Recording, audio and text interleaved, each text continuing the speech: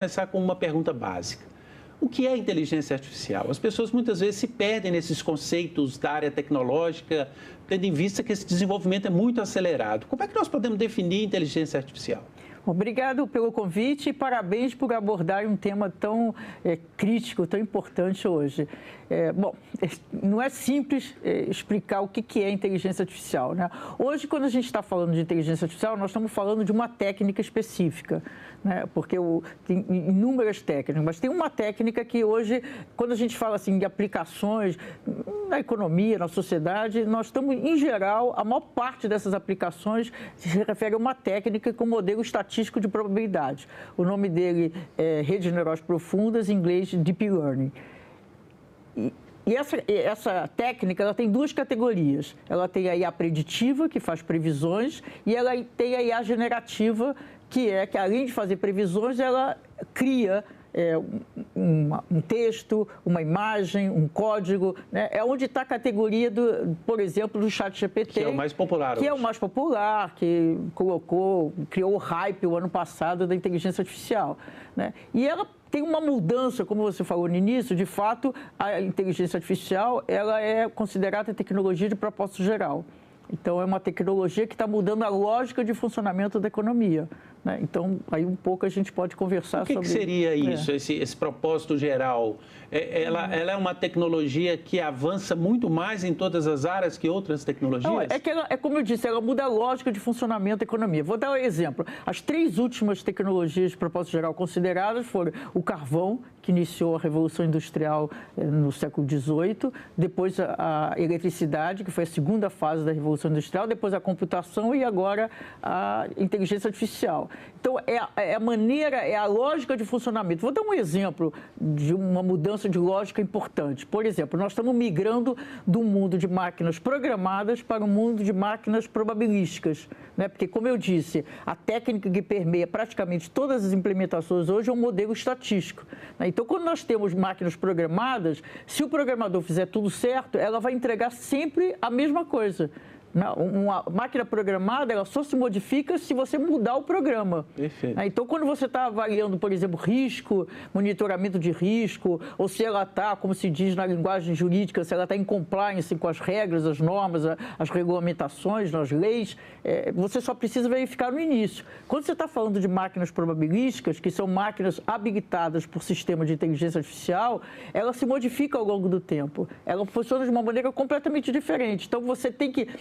À medida que vão entrando mais dados, ela vai se modificando e tem outros fatores que fazem com que ela se modifique. Então, a avaliação de risco, que é muito importante para as organizações que estão usando a inteligência artificial, você precisa monitorar ao longo de todo o tempo, não é só na partida, né? Então, você tem, além do que, quando a gente está falando de modelo estatístico de probabilidade, ela já tem o que se chama variável de incerteza intrínseca, né?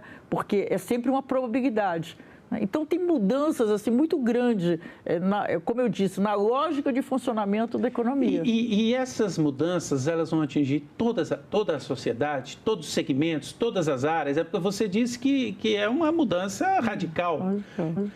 Vai atingir tudo? Vai ser possível a gente viver à margem desse desenvolvimento tecnológico da inteligência artificial? Eu acho que já não é. Já não é. Eu acho que assim, hoje eu não identifico nenhum ramo de atividade, nenhum setor de atividade que não esteja usando a inteligência artificial. Isso não quer dizer que hoje ela prevalece nas organizações, seja públicas, privadas, também não é verdade, né? O uso, a gente verifica assim nas organizações em geral, que ainda é um uso muito pontual para uma determinada função.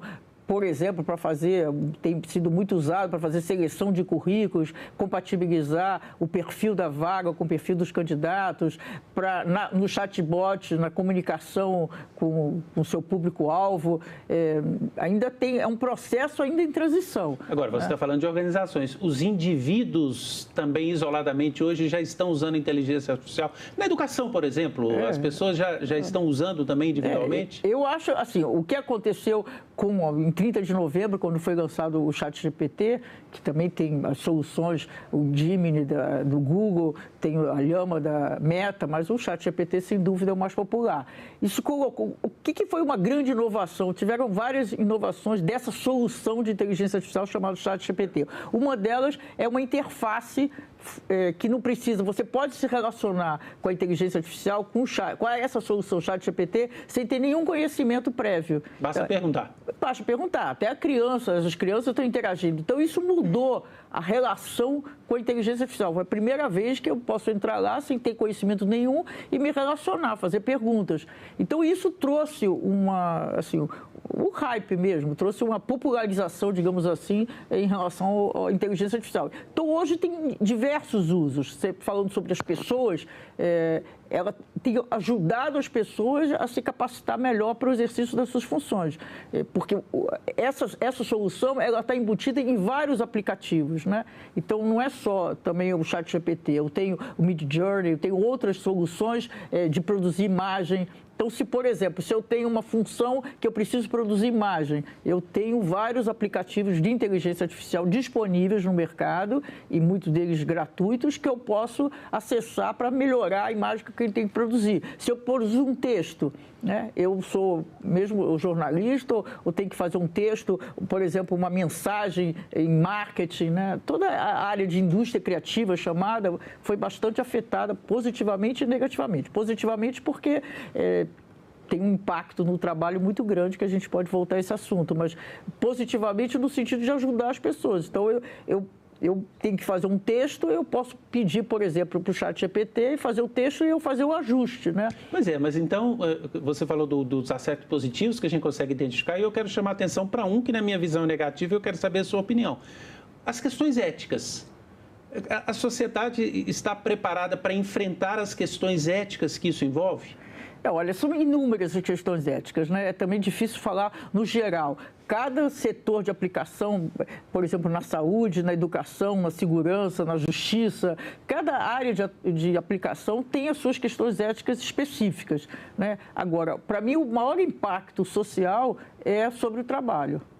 Então, tem uma mudança, de fato, nós estamos vivendo um processo de expansão de um processo já em curso desde meados do século passado em relação à automação, né? Então, você vê, por exemplo, a indústria automobilística ela é considerada no Brasil um dos setores de maior empregabilidade, que mais empregava pessoas. Hoje é só entrar no YouTube e você vai ver como é que faz carro. Robôs, né? São máquinas fazendo máquinas, tem muito poucas pessoas numa montadora. Então, isso já é um processo de automação programado. O que está acontecendo? A inteligência artificial está expandindo esse processo, o que se chama automação inteligente, porque ela está entrando em funções que a automação programada não entrava. Então, tem uma expansão. Isso está substituindo efetivamente, cada vez mais, pessoas que faziam aquelas funções. Eu não vejo nenhum indício de substituição de profissões, mas eu vejo claramente substituições de tarefas, de funções dentro das profissões. Qual que é o futuro do emprego, então nesse contexto? Mas só complementar, pelo outro lado, tem um outro lado que é importante, o fato de que capacita pessoas até com pouca qualificação a se qualificar melhor, a se preparar melhor para o exercício daquelas funções. Então, qual é o resultado, que é a sua pergunta, o futuro, não se sabe ainda, né? Eu acho que é tudo muito novo para a gente prever o que vai acontecer. Qual é o resultado final desse positivo e desse negativo? O quanto vai capacitar as pessoas, empoderar as pessoas para exercer melhor suas funções, ou quanto vai, de fato, substituí-las. São dois processos, dois fenômenos que estão acontecendo simultaneamente. Inclusive, nós podemos imaginar que surgirão até novas funções. Já estão surgindo novas funções, mas as novas funções que estão surgindo, elas precisam de qualificação, né? Então, não são... Primeiro, em termos de numérico, aparentemente, elas são muito menores do que as funções que estão sendo automatizadas. E, além disso, elas precisam de qualificação, né? Em geral, as pessoas que exerciam... Vamos pegar vários exemplos. Pegar o chatbot, né? Então, vamos pegar o telemarketing, né? Então, sem lá o telemarketing, não sei se todo mundo sabe, mas você tem sempre um curador, né? Você telefona para fazer uma reclamação, alguma coisa, o operador ele tem na tela dele uma série de possibilidades script, né? de respostas em relação àquela pergunta. Isso é curadoria. Em geral, quem fazia curadoria do telemarketing, de um data center, de um atendimento automático através de pessoas, não consegue migrar para fazer a curadoria do chat bot habilitado por inteligência artificial, porque requer tipos de conhecimento diferentes. A interface, pessoas e máquinas, muda, né? Então, precisa de qualificação. Então, esse é um dos grandes desafios. Por isso que eu acho que é imprescindível que tenha política pública, né? A política pública é fundamental. Se a gente vê, por exemplo, as estratégias, hoje mais de 60 e poucos países têm estratégia de inteligência artificial. Eu fiz um estudo das 8 principais, que eu julguei principais. Todas elas incluem a questão da reeducação das pessoas, o que fazer, como apoiar, do ponto de vista do Estado, da política pública, as pessoas que estão sendo deslocadas e como capacitá-las para atuar nesse novo ambiente de trabalho. E as próprias pessoas? Qual que deveria ser, na sua opinião, a postura delas diante dessa nova fronteira tecnológica, diante desses novos desafios? Aqueles profissionais que já estão hoje no mercado, já estão inseridos no mercado, como eles devem se colocar diante dessa nova tecnologia? Olha, eu acho que primeiro tem que tentar superar o medo, né? Tem no imaginário nosso, acaba ficando um medo em relação à inteligência artificial, porque são os que os filmes de ficção científica retratam, né? Então, esquece isso. Pensa que é um modelo estatístico de probabilidade e que tem inúmeras limitações, né? Além de ser, como eu já disse, sempre uma probabilidade, mas ela tem inúmeras limitações. Essa técnica ela foi reconhecida em 2012 e ela começou a ser usada em larga escala em 2016, 2017. Então, é muito recente. Ela ainda está em muita experimentação. Então, eu acho que o que as pessoas têm que fazer, quer dizer, o que eu sugiro que as pessoas façam é, primeiro, tentar se desvincular do medo e se capacitar, né? Entender a lógica de funcionamento. Eu não acho que... Eu vou fazer um paralelo que não é muito bom, mas serve. No carro, né? Você dirige? Sim. Então, eu também dirijo. Você sabe fazer um carro? Consertar um carro? Nem eu. Mas o que a gente sabe? A gente sabe o funcionamento de um carro. Sim. Então, quando você tem um obstáculo, você sabe que você tem que desviar. Sim. Quando você está de frente de um sinal ou farol, depende de onde, da onde está, você sabe que você tem que frear e não acelerar. Então, esses fundamentos, né? O que é essa tecnologia, como é que ela funciona? Então, por exemplo, se eu estou interagindo com o ChatGPT para melhorar as minhas funções, eu tenho que saber que é limitado, que vão ter informações que não são verdadeiras. Não é só a questão da alucinação, quando ele responde o que não tem nada a ver, mas mesmo o responde... Porque ele apresenta, por exemplo, o resultado, sintaticamente, o texto é muito bem feito, que dá uma ilusão de que ele está correto, mas não está. Então, se eu for interagir com qualquer um desses aplicativos de inteligência artificial, eu tenho que conhecer o que eu estou fazendo, né? Então, eu estou pedindo para algum desse aplicativo para me auxiliar, mas eu tenho que ter um certo domínio do tema do que eu estou pedindo. Não vou confiar plenamente nele. Não posso confiar nem plenamente, nem nada. Eu tenho que saber, porque aí ele me auxilia, né? Então, por exemplo, se eu tenho que fazer um texto, eu posso fazer várias perguntas e ele me dá, digamos, 4, 5 textos. E aí eu pego, eu tenho um ponto de partida, né? Eu não preciso começar do zero. Aí eu pego aqueles textos que ele produziu e produzo o meu texto, mas eu tenho que entender do assunto, minimamente. Senão eu vou colocar questões erradas. Tem vários exemplos que estão acontecendo no mundo das pessoas reproduzirem exatamente o que um aplicativo desse oferece e está equivocado, tem erros, né? É um pouco também, olha, o ChatGPT, a tecnologia por trás dele foi pensada para o Google Tradutor, né? Então, a gente tem essa experiência. Pega lá todo mundo sabe, ou pelo menos deveria saber, que quando a gente pega para traduzir, vamos supor, do português para o inglês, né, no Google, a gente sabe que a gente tem que fazer ajustes, porque é a mesma coisa, é a mesma lógica. Vamos pegar o Netflix. Desculpa, mas muita gente usa Netflix, né? O que acontece? O Netflix tem 2 sistemas de inteligência artificial. Um que classifica o perfil das séries e dos filmes e o outro que classifica o perfil das pessoas, dos assinantes. E aí entra um outro sistema de inteligência artificial que faz a recomendação. O YouTube também, não só Netflix. Não, qualquer desses sistemas de streaming, eles fazem a recomendação. Aí o que acontece? Se você assiste 4, 5 séries coreanas no Netflix, só entra coreano. Né? Se a gente enjoou de coreano, ele não para de assistir. Só entra coreano. Então, isso é para a gente lembrar as limitações, né? Então, se ele fosse, de fato, tão sofisticado quando alguns querem ver, o que ele deveria identificar? O que tem de comum das séries que eu gostei, independente da origem do país, mas ele não faz isso, ele faz uma correlação muito básica. Né? Se eu assistir 4 coreanos, quer dizer que eu só gosto de filme coreano. Ou então, se você assistir um vídeo com um anúncio de algum produto no Instagram, em qualquer rede, ele fica te oferecendo aquilo ali. Aí não é inteligência artificial, aí é um outro sistema, né? Dentro da internet, dentro do ambiente digital, tem várias tecnologias, tem várias técnicas diferentes funcionando. Mas eu dou esse exemplo do Netflix e do tradutor, é só como aviso assim, olha, é a mesma técnica, é a mesma tecnologia. Se no Netflix ou qualquer outro stream, como você lembrou, no YouTube, qualquer um deles, é limitado a correlação e como no tradutor tem muitos erros, é isso que a gente tem que estar atento. Então, no que a gente está pedindo para o nosso trabalho, a chance de ter erros é muito grande. Então, nós temos que conhecer o que a gente quer e ele vai nos auxiliar. Hoje, a inteligência artificial é um parceiro do especialista, do profissional especialista. Você não pode considerar como soberano o que ele está indicando.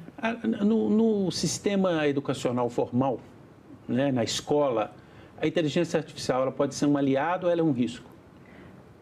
Olha, tudo depende de como você usar.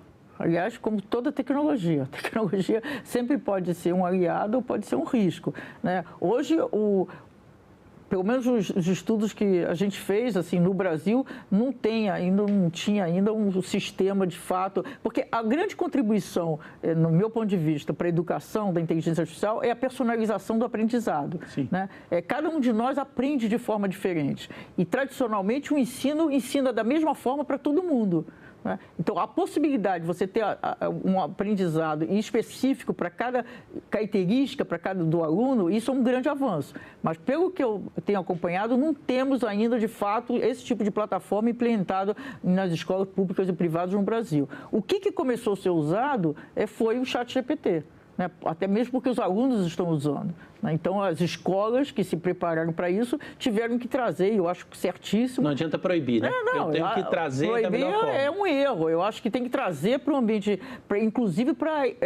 educar os alunos em relação aos riscos, a como usar melhor essa tecnologia. Né? Então, o ChatGPT, pelo que eu acompanho, também está já incorporado, mas ainda é tudo muito no início. Né? A gente tem que mudar a metodologia, não é trazer uma tecnologia simplesmente. Né? Da mesma forma que todas as tecnologias digitais, não é trazer a tecnologia, você tem que mudar a metodologia, por isso que é um processo mais demorado. Como é que você incorpora, de fato, na dinâmica da educação, aquelas novas tecnologias. Nós temos visto a inteligência artificial ser usada na chamada deepfake, né? Por exemplo, na política já se vê muito isso. É você produzir um vídeo com voz parecendo de um político, de uma pessoa, de uma personalidade. Você acha que isso é um risco para o nosso ambiente democrático? Como nós podemos evitar que esse risco se extrapole para dentro das instituições? Olha, esse é um assunto muito importante. Esse ano, nunca na história da humanidade tiveram tantas eleições quanto temos em 2024. Né? Mais de 50% da população adulta vai votar esse ano e eleições importantes. Tem eleição dos Estados Unidos, para presidente dos Estados Unidos, em novembro, tem eleição do Parlamento Europeu. Tem eleições importantes no mundo inteiro e tem aqui a nossa eleição para o municipal, para os vereadores e prefeitos. Né? Então, várias partes do mundo, esse tema da inteligência artificial no uso durante a campanha eleitoral é um tema que está colocado. Recentemente, o TSE, que é o Tribunal Superior Eleitoral, baixou uma norma, né? Não, baixou uma norma e inclui vários procedimentos em relação ao uso da inteligência artificial. Eu até escrevi isso no jornal O Globo, eu sou colunista da Época Negócios sobre inteligência artificial, mas eu colaboro às vezes para o Globo, para o Valor, e eu escrevi um artigo que eu defendia e que continuo achando isso, que deveria ser proibido o uso de inteligência artificial para fazer peças de campanha, de campanha, né? Então você vai produzir, porque a alternativa que o TSE introduziu na resolução é você colocar um label, né? um rótulo dizendo que é inteligência artificial. Eu acho isso pouco eficiente, porque porque eu acho que a maior parte das pessoas nem entende o que é isso e aí a peça vai circular, né? Mas é tudo uma discussão. E também a gente tem que levar em conta que qualquer regulamentação, inclusive do TSE, é em relação à campanha oficial. Mas como é que você impede, digamos, os apoiadores? Aquela campanha que acontece sempre, os apoiadores, e mesmo apoiadores criados pela campanha oficial, né? Então, é uma questão. Uma das minhas sugestões também que eu acho que é o caminho para tudo, é você conscientizar as pessoas, né? Eu gostaria muito que o TSE fizesse uma campanha até a eleição de campanha intensa, para alertar as pessoas, para conscientizar as pessoas o que é deepfake, como é que ela se produz, como é que você percebe, como é que você evita passar adiante uma peça de campanha que seja fake, né?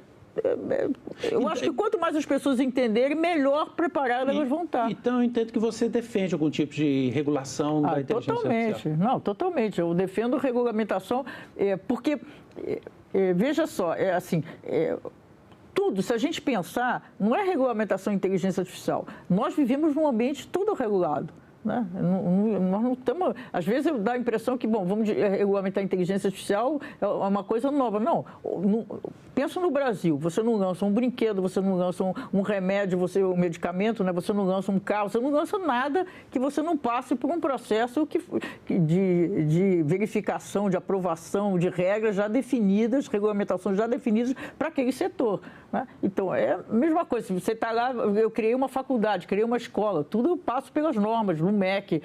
Então, sempre eu tenho as normas, né, em qualquer. Então, o que a gente tem que fazer, hoje, eu acho que é a única atividade, ou a única que não está regulamentada é a inteligência artificial. E tem um impacto muito grande sobre as pessoas. Então, tem que ser regulamentado. O Estado tem o papel de proteger a sociedade, né? Então, isso é fundamental, é o papel do Estado. Os órgãos dos estados, as agências regulatórias setoriais, o Congresso, tem vários órgãos dentro da gestão pública responsável por regulamentação. Então, eu acho que tem. Agora, não é fácil a regulamentação, né? É uma longa conversa, mas agora, em 13 de fevereiro, o Parlamento Europeu votou a proposta europeia, que é muito extensa, muito complexa, é o primeiro arcabouço regulatório para a inteligência artificial, mas eu tenho muitas questões de como é que implementa uma regulamentação tão complexa, né? Então, tudo, está em discussão. Para a gente encerrar, eu quero fazer uma pergunta que é título de um livro seu. Você escreveu um livro cujo título é A Inteligência Artificial vai suplantar a inteligência humana? E aí, vai ou não vai? Olha, primeiro que eu acho que hoje o que tem de inteligência artificial não é criativo, né? Essa técnica que eu me referi, redes neurais profundas, em inglês Deep Learning, ela busca padrões em grandes conjuntos de dados. É como se ela fizesse um resumão do que já foi produzido, né? Então, se você faz um resumão de tudo que já foi produzido, que estão nos dados que nós, seres humanos, geramos, significa que não tem nada novo, né? Porque é o que já foi feito. Então, essa parte de criação, as peças, por exemplo, que o ChatGPT põe um texto, o Midjourney tem uma imagem, são inéditas, porque nunca foram feitas antes, mas não são criativas. São baseadas em outras... Em tudo que já foi feito. Então, eu acho que o espaço da criação, da inovação, está absolutamente, hoje, no momento, está reservado por seres humanos. Então, é isso que é uma reserva de mercado para a gente. Que assim continue, né? Bom, o futuro eu não sei, mas hoje, sem dúvida, é isso. Tudo que a gente pensa de diferente... Eu fiz alguns testes, né? Pedi para o ChatGPT, por exemplo, eu tenho que escrever muitos artigos. Para escrever um artigo, eu não usei nada. Por quê? Porque quando eu acabei de ler, eu não me lembrava nem o que eu tinha lido, porque era o óbvio. Ele trouxe um artigo óbvio. E tudo que eu tento escrever nos meus artigos é ter um argumento diferente, é uma pergunta diferente, uma questão diferente, né? Eu articulo as informações de uma forma diferente, né? Para levantar, para participar do debate, para participar da produção de conhecimento. E ele me trouxe assim, o resumão óbvio, básico, de tudo que já foi falado sobre aquele assunto que eu estava perguntando. Então, não me servia para nada, né? Então, é um pouco isso. Mas tudo, a minha recomendação principal é a experimentação. Eu acho que é muito difícil ter regras, assim, roteiro como usar a inteligência artificial. Eu acho que as pessoas têm que experimentar. À medida que você vai experimentando, eu acho, por exemplo, em relação ao ChatGPT, eu pelo menos percebo na interação com as pessoas que aquele deslumbramento de janeiro, fevereiro, do início do ano passado, né, não tem mais. À medida que as pessoas vão experimentando, elas vão vendo as limitações e elas vão descobrindo como é que ajuda, mas como é que são as limitações. Então, é isso que eu acho que tem que fazer. Eu tenho lá a minha função, eu entro e procuro, bom, quais são os aplicativos, aí me informo para saber se quem produziu aquele aplicativo tem reputação ou não, se alguém recomendou e eu testo, né, eu tenho que verificar para até começar a usar mesmo profissionalmente. E aí depois eu vou interagindo e aí vou percebendo como é que me ajuda e quais são os limites. Dora, muito obrigado pela entrevista. Agradecemos também a sua audiência. Você pode já acessar essa entrevista na nossa página na internet, senado.leg.br/TV, ou lá no nosso canal no YouTube. Se inscreva, acione lá o sininho para receber as notificações. Obrigado pela companhia e até o próximo Cidadania.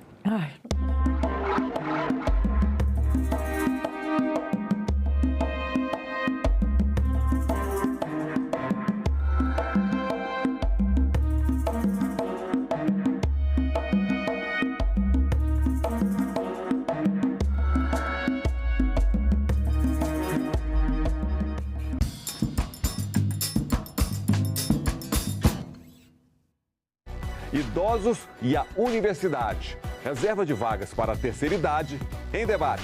Não tem que ser 70 mais, tem que ser 60 mais. Eu sou completamente contra a questão de colocar como cota. Tem que ter algum critério de seleção, né? Mínimo conhecimento. Nós entendemos que os critérios eles são muito amplos e vagos. Em discussão, nesta quinta, 20h, aqui na TV Senado. Agora é lei. A fita com desenhos de girassóis passa a ser oficialmente o símbolo de identificação das pessoas com deficiências ocultas. As deficiências ocultas são aquelas que podem não ser percebidas de imediato, como a surdez, o autismo e as deficiências cognitivas, entre outras. O Senado votou, agora é lei.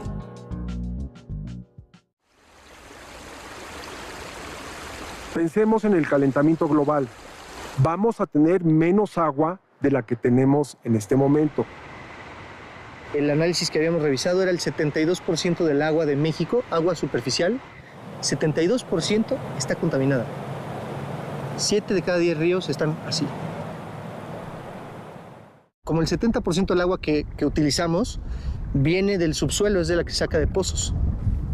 No se toma de acá, ni de lagunas, ni nada. Casi toda se rasca. Pero pues esta agua se filtra ahí. Entonces, lo que estamos haciendo es sacamos el agua que está en el subsuelo limpia, la ensuciamos y la echamos acá. Entonces, lo que estamos haciendo es que nos la acabamos, ¿no? Estamos ensuciando toda el agua. Eso hacemos. Estamos en guerra contra el medio ambiente y la tierra. Y si ganamos, perdemos.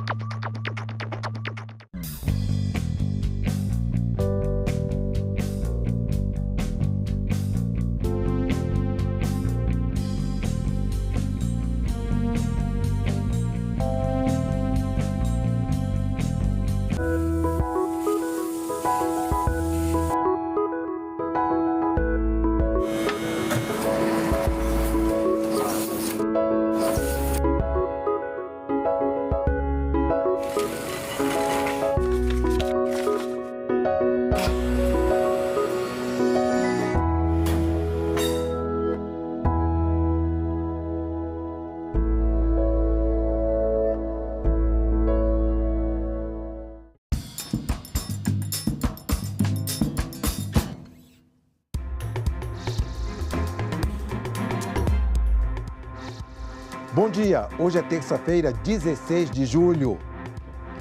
Há 90 anos, o Brasil ganhava sua terceira Constituição, sendo a segunda da República. A Carta Magna de 1934 inovou ao criar a Justiça Eleitoral e a Justiça do Trabalho e garantir a extensão do direito do voto às mulheres. Infelizmente, foi a Constituição mais breve que tivemos. Vigorou por apenas 1.213 dias, sendo substituída em 10 de novembro de 1937 pela Constituição outorgada pelo presidente Getúlio Vargas e que validava o regime autoritário conhecido como Estado Novo. Fique com a gente, o Senado Notícias está no ar. O Senado recebeu nesta segunda-feira a visita do presidente da Itália, Sérgio Mattarella. A visita acontece no ano em que se celebram os 150 anos da imigração italiana no Brasil. Mattarella foi recebido pelo presidente do Senado, Rodrigo Pacheco. O presidente da Itália, Sérgio Mattarella, chegou pela rampa do Congresso Nacional e foi recebido pelo presidente do Senado, Rodrigo Pacheco. Eles se reuniram em seguida no Salão Nobre do Senado Federal. Na reunião fechada, os dois presidentes falaram sobre relações comerciais e multilateralismo, além de pontos em comum entre os dois países, como a paz e o combate à fome. Falaram também sobre o momento especial em que o Brasil preside o G20, grupo das maiores economias do planeta, e a Itália o G7, grupo dos 7 países democráticos mais ricos. Rodrigo Pacheco fez um balanço da atuação do Congresso nos últimos 8 anos, com destaque para reformas como tributária e trabalhista e para temas como meio ambiente e inteligência artificial.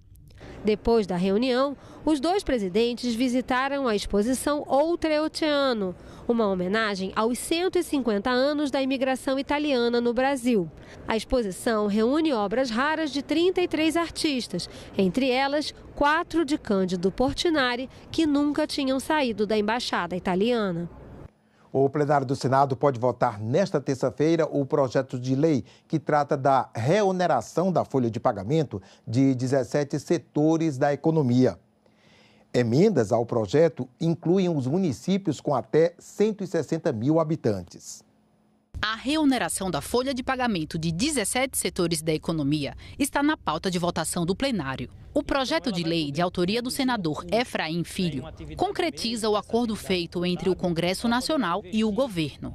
Pelo texto, a desoneração será mantida em 2024, mas a partir do próximo ano, a reoneração será gradual.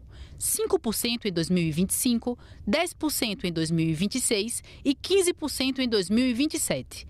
A alíquota original de 20% volta a valer a partir de 2028.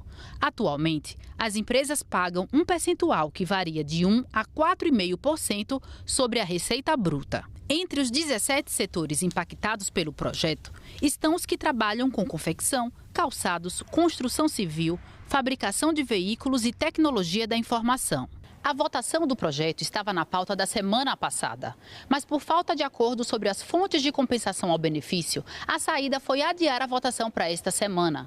Em um congresso de jornalistas, o presidente do Senado, Rodrigo Pacheco, falou sobre o assunto. São setores altamente empregadores e que tem que ter uma lógica de recolhimento para receita diferente e mais justa. Essa é a razão de ser. E no caso dos municípios, eles pagam 20% de alíquota. Houve uma redução de alíquota nesse projeto que agora gradativamente vai voltar até os 20%. Então isso está resolvido e já foi acordado. Não há porquê o governo federal, o Ministério da Fazenda, o Congresso Nacional estabelecerem qualquer tipo de conflito em relação a isso, porque isso já está definido. Agora nós precisamos encontrar uma fonte de compensação, porque o Supremo Tribunal Federal, provocado pelo Poder Executivo, que não aceitou a decisão política do Congresso Nacional, exigiu a apresentação da fonte de compensação. Todos os exames toxicológicos obrigatórios para motoristas profissionais podem vir a ser custeados pelos empregadores. É o que estabelece um projeto na pauta da Comissão de Assuntos Econômicos. Desde 2015, a lei exige que motoristas de transporte rodoviários, de cargas e transporte coletivo de passageiros façam exame toxicológico para aferir se consumiram substâncias psicoativas que comprometam a capacidade de direção. De acordo com dados da Confederação Nacional de Transportes, o número de acidentes com vítimas diminuiu depois da introdução do exame toxicológico obrigatório. Da obrigatoriedade da realização do exame, observou-se uma queda no uso de drogas pelos motoristas profissionais e, consequentemente, uma redução em acidentes envolvendo os caminhões nas rodovias federais. mas a realização do exame representa um alto custo para aqueles motoristas profissionais. Os exames toxicológicos feitos na admissão do motorista profissional são custeados pelo empregador. No entanto, a repetição obrigatória do teste, pelo menos uma vez a cada 2 anos e meio, vem sendo custeada pelos motoristas, mesmo quando tem vínculo de emprego. Um projeto na pauta da Comissão de Assuntos Econômicos estabelece que os empregadores devem assumir os custos de todos os exames toxicológicos dos motoristas profissionais a seu serviço. Se para cumprir a exigência do toxicológico de admissão da empresa já está previsto na CLT, por que também não será absorvido o exame toxicológico da renovação da CNH e o periódico a cada 2 anos e meio pelo empregador? Pois é muito justo a própria empresa também que arque com esses valores. No entanto, esse advogado alerta que os empregadores certamente vão repassar os custos. No fim da conta, transmitir esse ônus do empregado para o empregador encarece os produtos e os serviços que estão no fim dessa cadeia econômica e dessa relação entre patrões e empregados. É evidente que fica mais barato para o empregado, que não terá esse custo. Por outro lado, o custo do emprego sofre uma inegável e imediata oneração que será transmitida na cadeia de consumo para o destinatário final, o consumidor. Outro projeto na pauta da CAI aumenta em 0,04% os recursos das loterias destinados ao esporte. Esse aumento na arrecadação será destinado aos esportes eletrônicos ou games. São milhões de pessoas no Brasil que praticam esse game e logo, também será um esporte olímpico, porque de fato são milhões. Inclusive, nós teremos agora o Mundial aqui no Brasil. Então, precisamos ter uma estrutura melhor para esses jogadores de games. 3 reuniões de comissões e sessão deliberativa no plenário do Senado. Confira a agenda prevista para esta terça-feira. Daqui a pouco, às 9 horas, a Comissão de Agricultura e Reforma Agrária tem reunião marcada. O primeiro item da pauta é o projeto que trata da regularização fundiária em áreas da União na Amazônia Legal, para criar o processo judicial de regularização fundiária. E como vimos, às 10 horas, a Comissão de Assuntos Econômicos também deve se reunir para examinar projetos. O primeiro deles é o que trata das custas judiciais na Justiça Federal.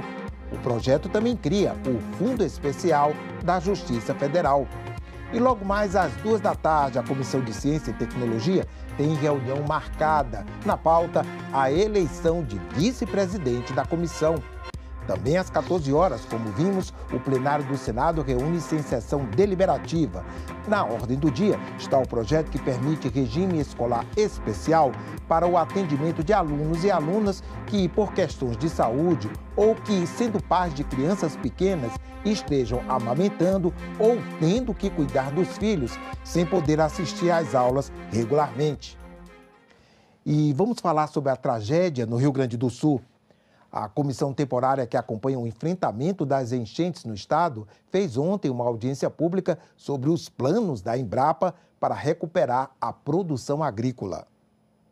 O presidente em exercício da Embrapa destacou as 2 principais vertentes de atuação da empresa brasileira de pesquisa agropecuária na recuperação das áreas afetadas. Colocarmos a ciência à disposição para a restauração ambiental, até porque tivemos muitas áreas de reserva legal, áreas de APP, encostas de morro que foram extremamente atingidas e áreas também, evidentemente, de produção de alimentos, de espécies animais, vegetais e florestais também que foram grandemente afetadas. Uma das preocupações, além desta, que foi apresentada agora com muita presteza, com muita clareza, a condição econômico-financeira, a condição de recursos, financiamentos com juros baixos a longo prazo para aqueles agricultores efetivamente afetados. As proporções da tragédia dão a dimensão do tamanho do desafio para recuperar as áreas mais atingidas. Segundo o levantamento do governo estadual, mais de 206 mil propriedades rurais foram afetadas com perda na produção e na infraestrutura. Foram prejudicados 48.674 produtores de grãos, grande parte de milho e soja. Terminando, no meio rural, 19.190 famílias tiveram perdas relativas às estruturas das propriedades. Mais de 14 mil casas afetadas, 738 silos, 15.661 produtores de soja que foram atingidos, 1.581 produtores de arroz, mais de 8.381 produtores de frutas, 8.049 produtores de hortaliças que foram afetados por essas cheias, algo sem precedente justamente na história do Estado do Rio Grande do Sul. A importância de uma atuação conjunta nas diversas esferas de poder foi destacada da Secretaria de Agricultura do Rio Grande do Sul. Há necessidade de uma transversalidade fundamental entre os três poderes: o poder federal, o poder estadual, o poder municipal, e juntos estabelecermos um planejamento estratégico que possa envolver todos os atores que atuam nesse setor. Né? É a Emater, é a própria Embrapa, é o Sistema S, as cooperativas, todos têm que estar envolvidos num propósito único. A ação da Embrapa precisa ser complementada por esforços conjuntos de governo, setor privado e sociedade civil. Precisamos de políticas públicas que incentivem a adoção de tecnologias sustentáveis, investimentos em pesquisa e desenvolvimento e campanhas de conscientização sobre a importância da sustentabilidade. Senadores repercutiram o ataque ao ex-presidente dos Estados Unidos, Donald Trump, candidato nas eleições presidenciais deste ano, durante um comício na Pensilvânia. Em nota, o presidente do Senado, Rodrigo Pacheco, manifestou repúdio ao atentado. Disse que atos extremistas e violentos vêm se repetindo em todo o mundo e é preciso uma reflexão urgente sobre esse estado permanente de ódio. Ou ampliamos a busca pela convivência pacífica e democrática, ou veremos outras tragédias acontecerem, finalizou ele. Pelas redes sociais, o senador Marcos Rogério disse que esse é um episódio de violência política grave e demonstra mais uma tentativa de silenciar a direita.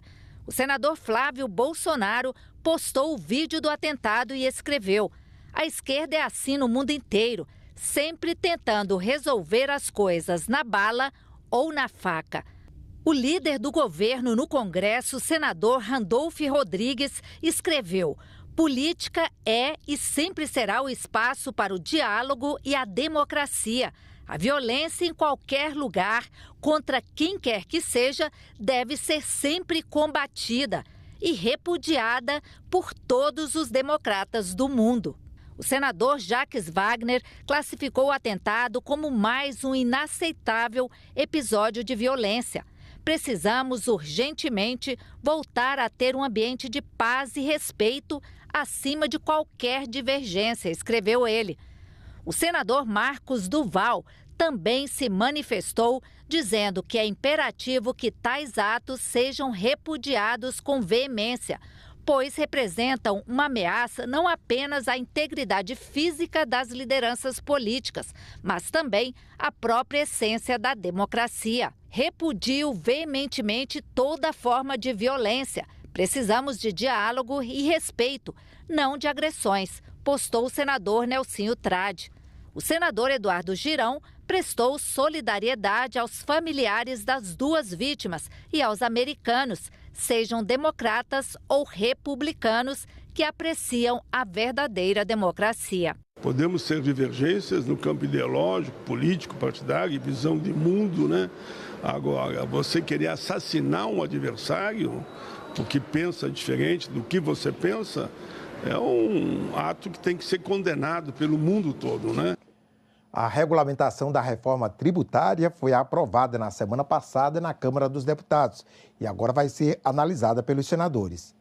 As novas regras dessa reforma começam a valer em 2026 e serão aplicadas gradativamente até 2033. O novo sistema, que simplifica impostos e traz algumas inovações, ainda precisa passar pelo Senado. Veja o que pode mudar a partir do texto aprovado na Câmara. O projeto que regulamenta a reforma tributária estabelece regras para cobranças do imposto e da contribuição social sobre bens e serviços e ainda do imposto seletivo. Eles substituem o PIS, COFINS, ICMS, ISS e parcialmente o Imposto sobre Produtos Industrializados, o IPI. As alterações serão implementadas de forma gradativa até 2033. O objetivo é simplificar impostos e zerar a cobrança de diversos itens. É na hora das compras do supermercado que a população poderá sentir no bolso o impacto das mudanças nos tributos. 22 itens da Cesta Básica Nacional terão alíquota zero, como arroz, feijão e café. A novidade foi a inclusão da carne nessa lista. Outros produtos como queijo, tapioca e mel, que fazem parte de uma cesta estendida, terão desconto de 60% sobre a alíquota dos novos impostos. Na farmácia, a conta também pode ficar mais barata. O projeto prevê uma lista de 383 remédios com imposto zero, assim como absorventes e coletores menstruais. Outros medicamentos registrados na Anvisa ou produzidos por farmácias de manipulação e os produtos de higiene, como escova de dente e papel higiênico, terão redução de 60% na alíquota. A reforma tributária também inclui devolução de imposto para consumidores de baixa renda, uma espécie de cashback. Criação da categoria de nanoempreendedor, que será isento do pagamento de imposto, desde que não tenha aderido ao MEI. Redução de 60% na tributação sobre consumo de medicamentos populares, vacinas e soros de uso veterinário. Redução de 40% em operações com bens imóveis. Devolução de tributos em produtos comprados no Brasil por turistas estrangeiros. E redução ou alíquota zero para prestadores de serviço em setores como cultura, reabilitação urbana, Instituto de Tecnologia, educação e profissionais liberais. Os benefícios da Zona Franca de Manaus não foram contemplados no texto aprovado na Câmara. O texto da reforma tributária aprovada na Câmara Federal não é nada bom para a Zona Franca, não. E prejudicando a Zona Franca, prejudica o Amazonas. E defender o Amazonas é o nosso papel aqui no Senado. No Senado, o projeto vai tramitar na Comissão de Constituição e Justiça, com relatoria do senador Eduardo Braga, que prometeu ampliar a discussão. Este PL vai tramitar pela Comissão de Constituição e Justiça, portanto, lá terá a designação do relator, terá um plano de trabalho que será apresentado, terá, portanto, a participação de todos os senadores da República, membros e não membros da Comissão de Constituição e Justiça, e lá na Comissão de Constituição e Justiça, então, vamos apresentar o relatório sobre a reforma, a regulamentação da reforma. Ficamos por aqui. Você pode rever as reportagens desta edição na nossa página na internet, senado.leg.br/TV.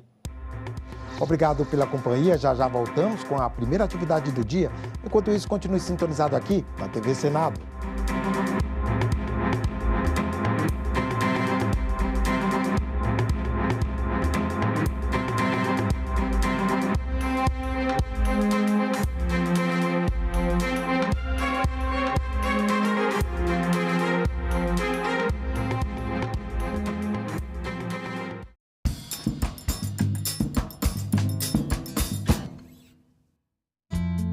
Alexandre Neri, como podemos reduzir o risco do roubo de dados pessoais na internet?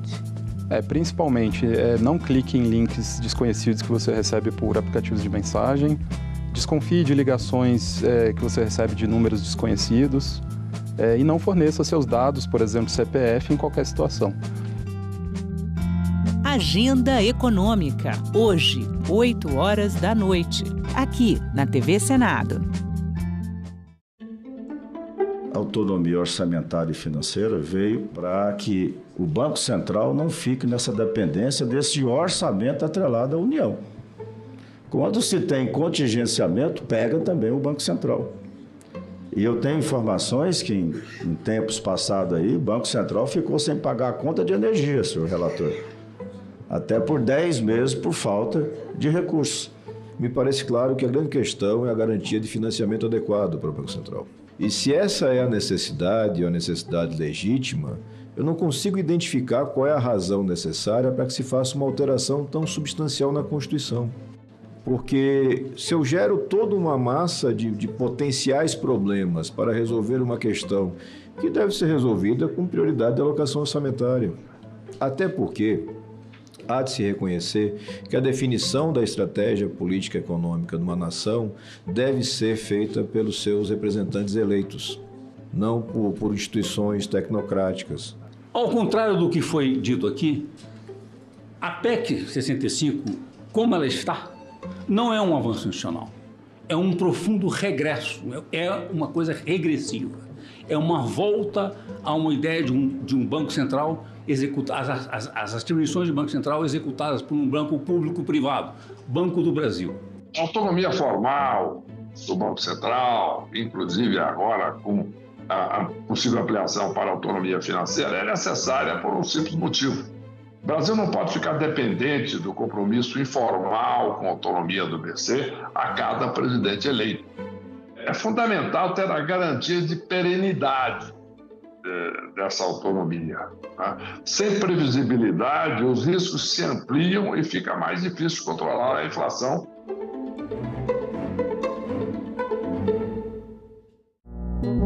Agora é lei. Os agentes comunitários de saúde e os agentes de combate às endemias passam a ser considerados profissionais de saúde. Com a nova lei, os profissionais das duas categorias poderão acumular cargos públicos, o que é permitido pela Constituição apenas aos profissionais de saúde e professores. O Senado votou, agora é lei. As vítimas, elas não tinham muita alternativa. O relatório aponta que Maceió é vítima do maior crime ambiental em área urbana do mundo. Hoje já está comprovado de que a responsabilidade sobre o afundamento é da atuação da Braskem. Nobre, nesta quarta, 8 horas da noite, aqui na TV Senado. Os brechós deixaram de ser uma raridade no Brasil nos anos 90, viraram tendência nos anos 2000 e hoje são um ramo consolidado do comércio de moda.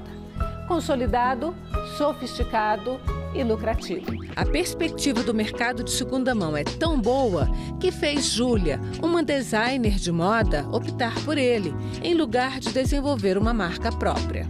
Visto que existe muitas marcas já e muitas peças surgindo a tempo todo. E aí eu vi realmente como uma opção de trabalho, como uma área mesmo que eu queria seguir para uma coisa que eu acredito muito. A avaliação de Júlia encontra lastro nos dados levantados pelo Sebrae. Pesquisa da instituição mostra que entre 2020 e 2021, o mercado de segunda mão cresceu cerca de 48% no país. E a economia circular agora faz parte da estratégia oficial do Ministério da Fazenda para aumentar a geração de empregos. Lei de Diretrizes e Bases da Educação Nacional. O nome é grande, mas a importância dessa lei é maior ainda. Ela define todo o processo de organização da nossa educação brasileira, do ensino infantil ao ensino superior.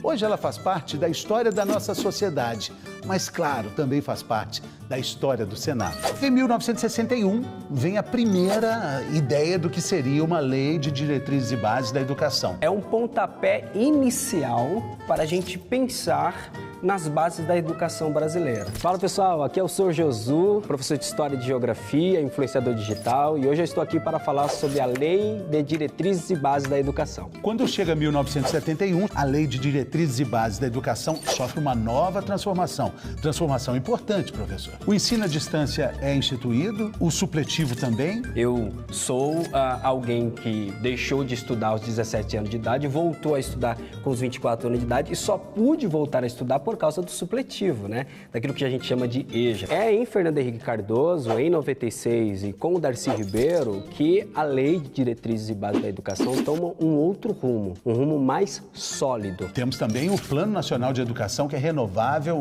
estudado a cada 10 anos. Outra conquista da lei de Diretrizes e Bases, né, professor? Perfeito. Olha só como foi importante essa lei, porque a partir da lei a gente pensa na educação brasileira de forma sólida. Uma lei nacional de regras gerais sobre a educação. Na verdade, uma carta magna da educação no Brasil. Conquistas muito importantes para quem aprende, muito importantes também para quem ensina. Uma trajetória que também passou por aqui. Senado, 200 anos.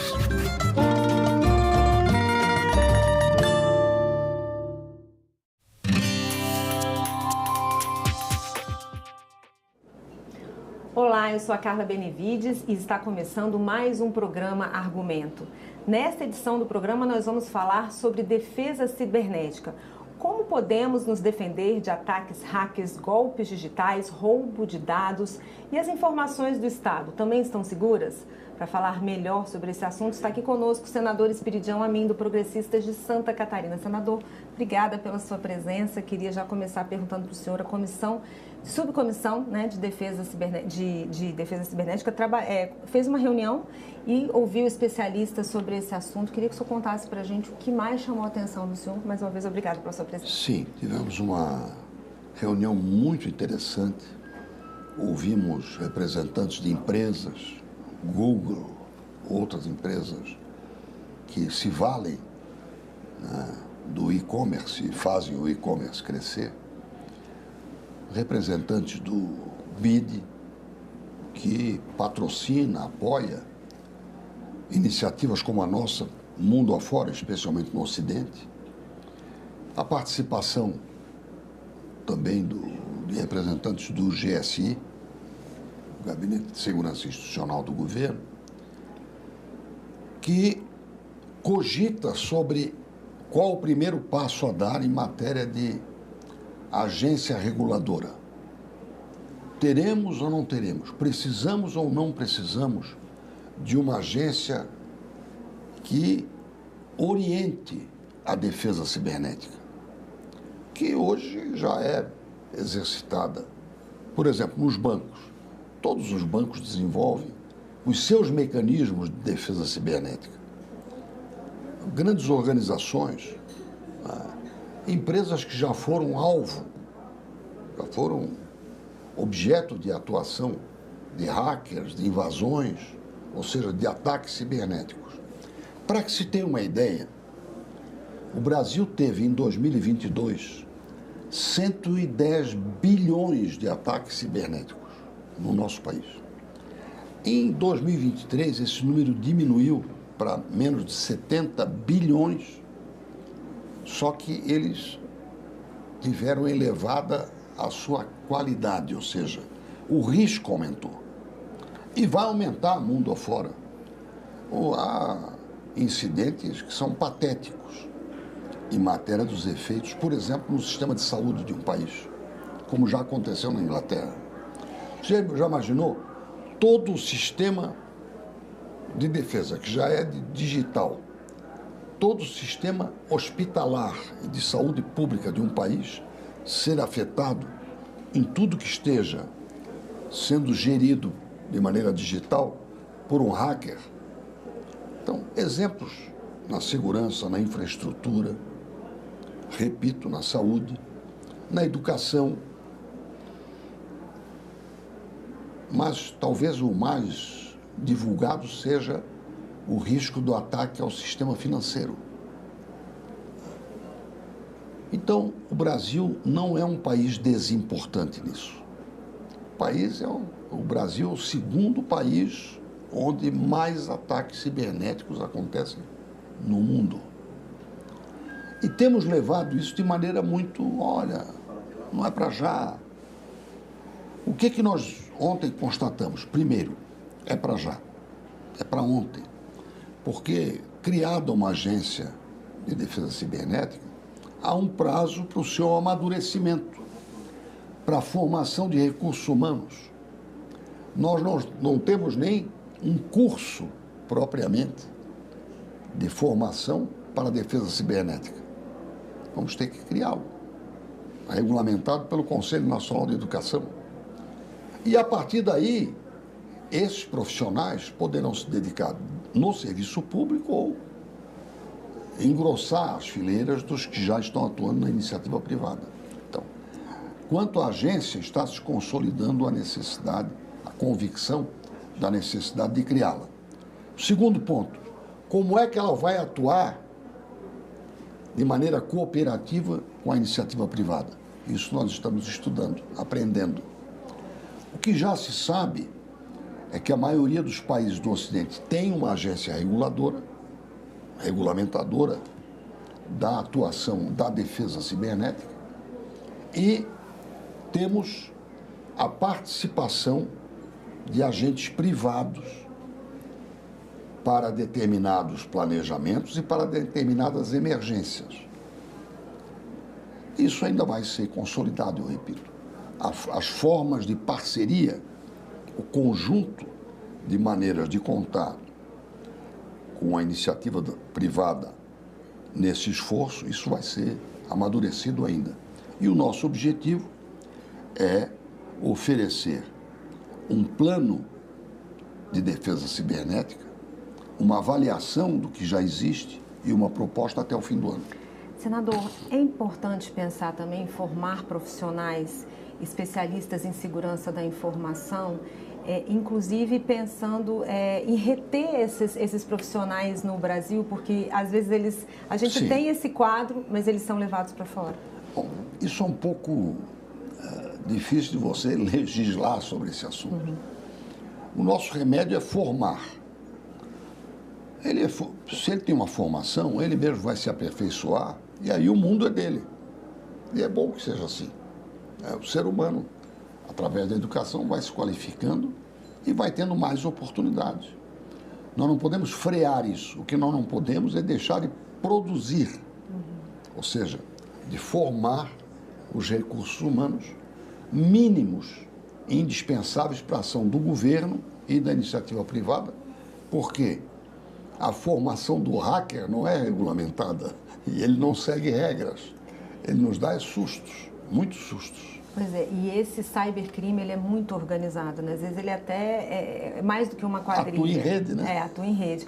A gente tem um dado aqui na verdade é uma frase do presidente da Albânia que disse que se o cybercrime fosse um Estado, ele seria o terceiro do mundo, perdia apenas para Estados Unidos e China, com um capitão PIB, seria de 10 trilhões de dólares, que é o volume que o cybercrime consegue movimentar. Ou seja, 5,5 vezes o Brasil.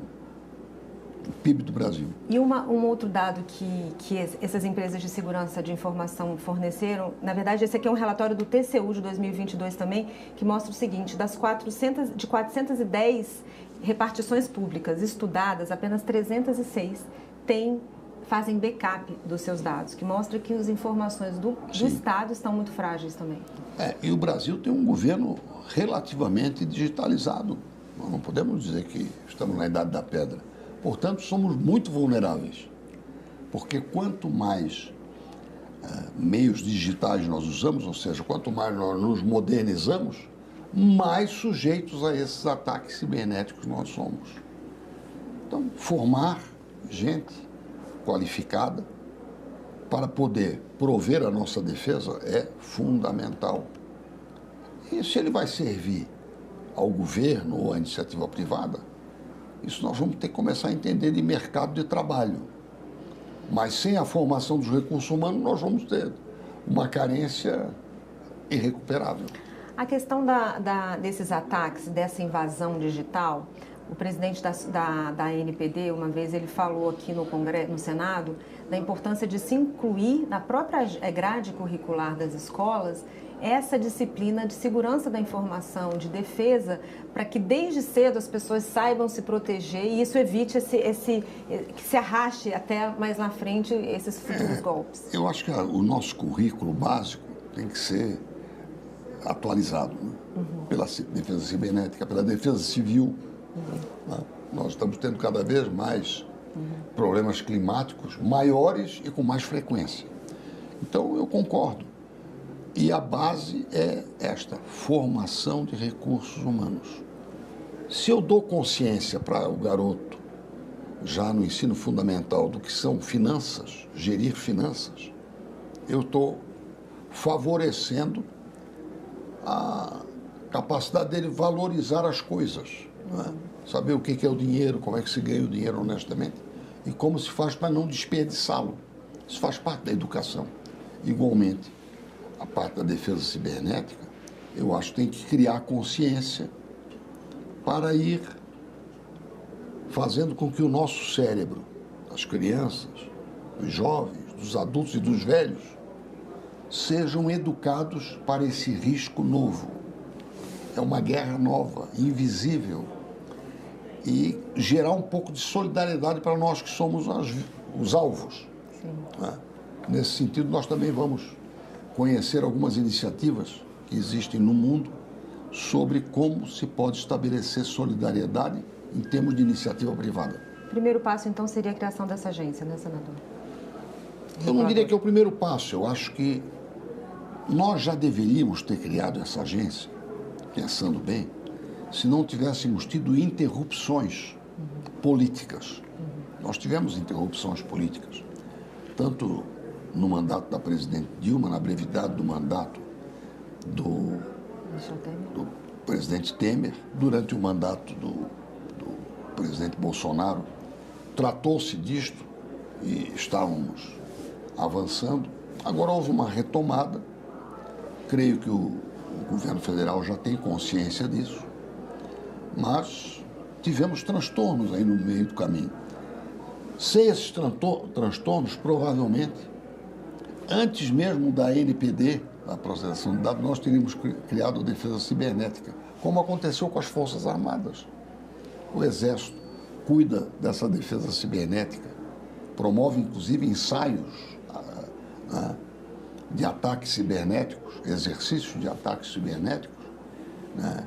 A Marinha cuida do que diga respeito à energia nuclear, que também é um setor vulnerável e com efeitos que podem ser desastrosos, e em termos espaciais é a aeronáutica que desenvolve essa pesquisa e esse conhecimento para fins de defesa cibernética. Você já imaginou um ataque num aeroporto? Sim. Não, um ataque cibernético. Sim, né? Em termos de controle de voo, a tragédia que isso pode representar. Então, nós já temos o aprendizado. O que nós não temos é a organização, Estado e iniciativa privada, para participarmos sabendo de onde é que está vindo o tapa, né, a ofensa pelo mundo afora. Senador, obrigada pelos seus esclarecimentos. Eu que agradeço, acho que é um tema fascinante que até rejuvenesce as pessoas. Com certeza. Obrigada, senador. E eu agradeço a você também que nos assistiu.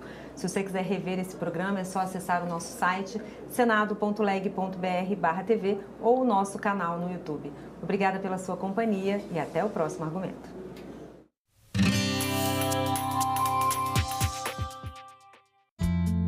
Alexandre Neri, como podemos reduzir o risco do roubo de dados pessoais na internet?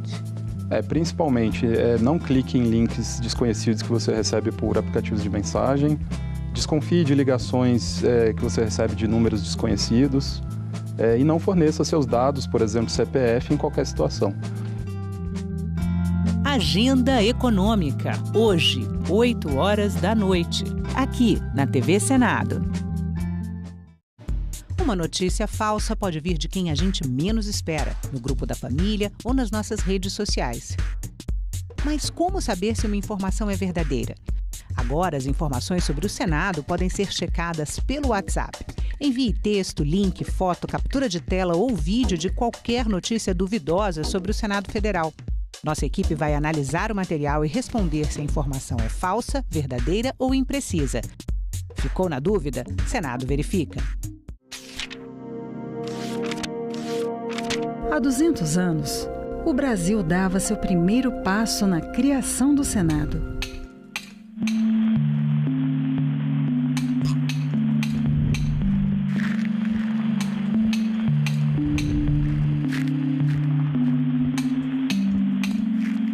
E começava a pavimentar o caminho para uma democracia representativa.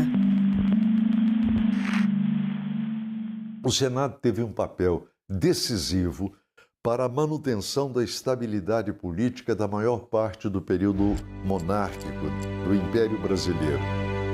O maior desafio do Brasil era a manutenção da integridade territorial do país. Ao longo de 2 séculos, em 3 endereços diferentes, o Senado foi palco de discussões que definiram os rumos do país. O Senado está presente em todas as decisões que culminam com a aprovação de leis que vão ser decisivas para o andamento da vida brasileira ao longo do século XIX. O Senado participou dos debates e da votação das chamadas leis abolicionistas. E o Senado teve muita importância na resolução de conflitos. Ao longo de toda a República, todas as grandes crises políticas que aconteceram no Brasil foram resolvidas no Parlamento. E quando o Parlamento não conseguiu resolvê-las, houve a ruptura.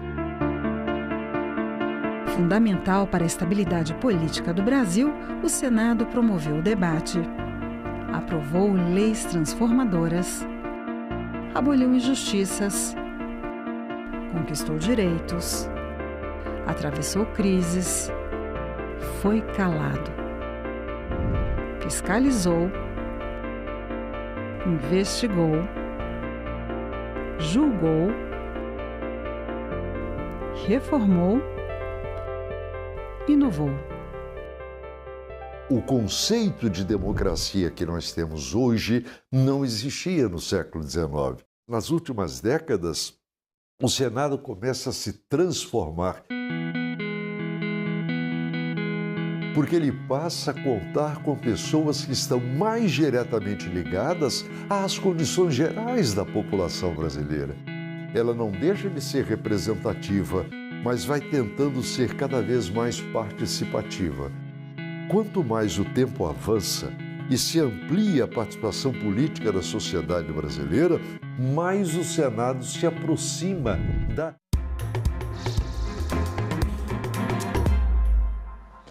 Olá, estamos de volta, são 9h13. Começou agora há pouco a reunião na Comissão de Agricultura e Reforma Agrária. Os senadores examinam projetos, um deles é o que trata da regularização fundiária em áreas da União na Amazônia Legal e cria o processo judicial de regularização fundiária. Acompanhe. Essa presidência comunica o recebimento dos seguintes expedientes. O ofício número 82 de 2024 da 4ª Câmara de Coordenação e Revisão Meio Ambiente e Patrimônio Cultural do Ministério Público com manifestações acerca do PL 2159 de 2021. Ofício 716 de 2024 do Presidente do Senado Federal informando a conclusão da CPI da Braskem e a disponibilização de seu relatório final, que contém sugestões ao PL 2159 de 2021. A presente reunião está destinada à deliberação de itens não terminativos e requerimentos de informação, conforme pauta previamente divulgada. Item 2. Concede a remissão e posterga o pagamento das parcelas vencidas e vincendas de 2024, relativas, respectivamente, a financiamentos de custeio agropecuário e ao financiamento de comercialização e de investimentos rural contratados por produtores rurais que desenvolvem suas atividades em áreas efetivamente atingidas pelos eventos climáticos extremos ocorridos no município do estado do Rio Grande do Sul, com estado de calamidade pública ou situação de emergência reconhecidos pelo Poder Executivo Federal. Autoria: deputado federal Zuco, Republicanos do Rio Grande do Sul. Relatoria: senador Irineu Ortiz, PP, Rio Grande do Sul.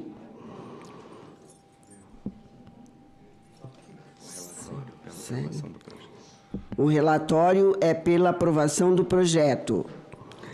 Observações: a matéria vai à Comissão de Assuntos Econômicos para prosseguimento da tramitação e votação simbólica. Concedo a palavra ao senador Irineu Ortiz para proferir a leitura do seu relatório.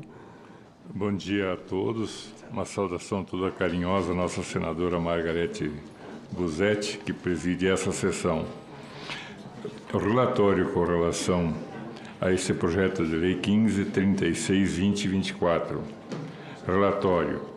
Vem análise da Comissão de Agricultura e Reforma Agrária, CRA, o projeto de lei PL número 1536 de 2024, de autoria da Câmara dos Deputados, que consegue remissão e posterga o pagamento das parcelas vencidas e vincendas em 2024, relativos respectivamente a financiamentos de custeio agropecuário e a financiamentos de comercialização e de investimento rural, contratados por produtores rurais que desenvolvem atividades em áreas efetivamente atingidas pelos eventos climáticos extremos ocorridos nos municípios do Estado do Rio Grande do Sul, com estado de calamidade pública ou situação de emergência reconhecidos pelo Poder Executivo Federal.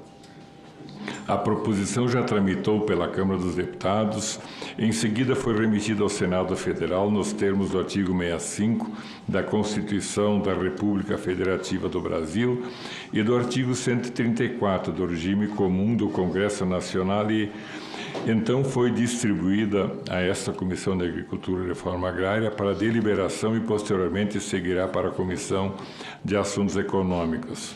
O PL em análise contém 7 artigos. O artigo 1º, nos termos do artigo 7º da Lei Complementar número 95, de 26 de fevereiro de 98, apenas indica o objeto da lei e o respectivo âmbito de aplicação. O caput do artigo 2º detalha as condições para a remissão das parcelas vincendas e vencidas em 24, de dívidas contraídas no âmbito do crédito rural cuja finalidade seja custeio agropecuário.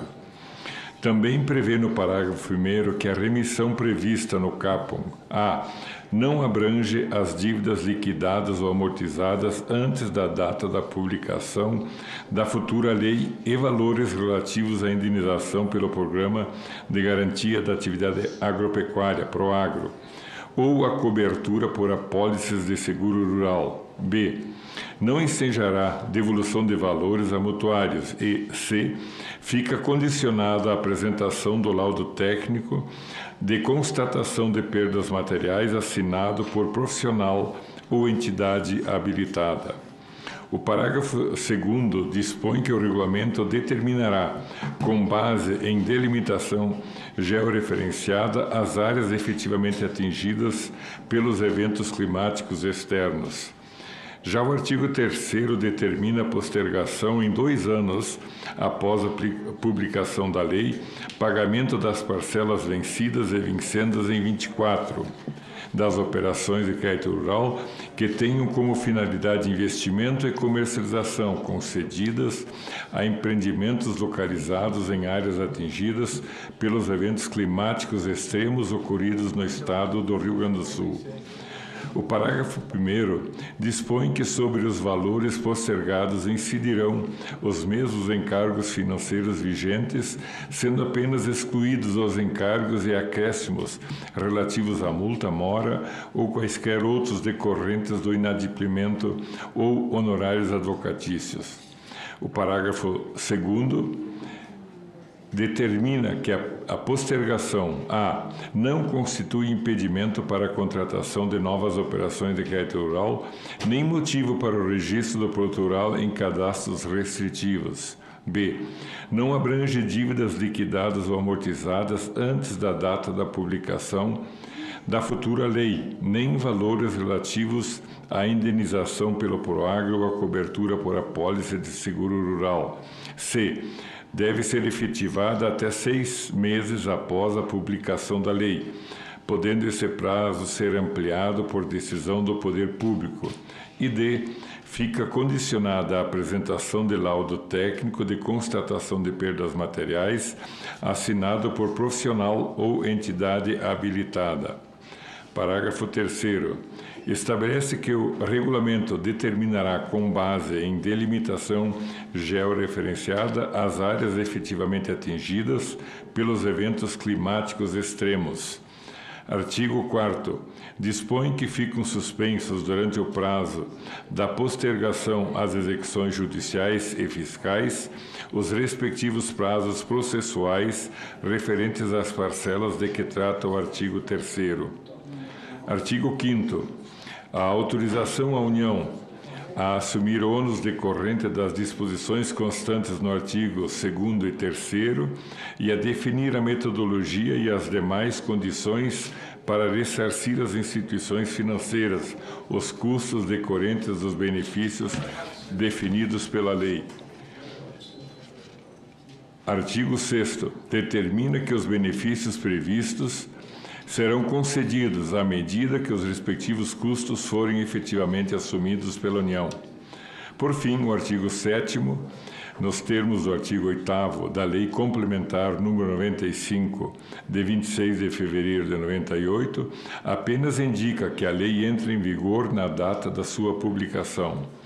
Os autores do PL em análise expõem que os eventos climáticos extremos, como secas e enchentes, têm causado prejuízos significativos à produção agropecuária do Estado do Rio Grande do Sul, impactando negativamente a economia local e a subsistência dos produtores rurais. Assim, a medida prevista nesta proposição se torna urgente para proporcionar alívio financeiro aos produtores e garantir a continuidade das atividades agropecuárias. Análise. Nos termos do artigo 22, inciso 7º do CRFB, competência da União legislar sobre a política de crédito, matéria contida na proposição em tela. Ademais, não há qualquer previsão de reserva de iniciativa de lei conferida ao Presidente da República para o presente projeto nos termos do artigo 37, inciso 10º, artigo 40, parágrafo 15, artigo 61, parágrafo 1º e artigo 165 da CRFB. Quanto à constitucionalidade material da PL 1536 de 2024, está em consonância com os comandos constitucionais, envidando esforços para proteger os direitos sociais. Artigo 6º captum da CRFB dos agricultores gaúchos impactados pelos eventos climáticos extremos ocorridos em 2024. Da mesma maneira, quanto à juridicidade em sentido estrito, a proposição dispõe de novidade, abstratividade, generalidade, imperatividade e coercibilidade, e ainda não viola qualquer princípio geral do direito. Ainda, a proposição cumpre a disposição de técnica legislativa constante da Lei Complementar número 95, de 26 de fevereiro de 98, que disciplina a elaboração, a redação, a alteração e a consolidação das leis. Por fim, quanto à regimentalidade, a CRA tem competência para se pronunciar sobre matérias relacionadas a financiamentos agropecuários e endividamento rural, em razão do disposto do artigo 104b, inciso 10º do Regimento Interno do Senado Federal. Exauridas as questões formais e constatada a competência desta comissão para a exame da proposição, podemos passar para a análise do mérito. A concessão de remissão e a postergação do pagamento das parcelas de financiamentos são medidas que amenizam a grave situação, evitando a insolvência dos produtores e possibilitando a continuidade das atividades agropecuárias. A suspensão das execuções judiciais e fiscais e a definição da metodologia para ressarcimento às instituições financeiras garantem a eficácia da proposta sem sobrecarregar o sistema financeiro. Quanto ao exame de compatibilidade e adequação orçamentária e financeira, entende-se que a proposta faz parte do conjunto de medidas emergenciais adotadas para mitigar o estado de calamidade pública decorrente dos eventos climáticos extremos ocorridos no estado do Rio Grande do Sul, reconhecido pelo Decreto número 36 de 2024. Sendo assim, dispensa-se o atingimento dos resultados fiscais e a obrigatoriedade de apontar medidas compensatórias nos termos do artigo 65 da Lei de Responsabilidade Fiscal, LRF.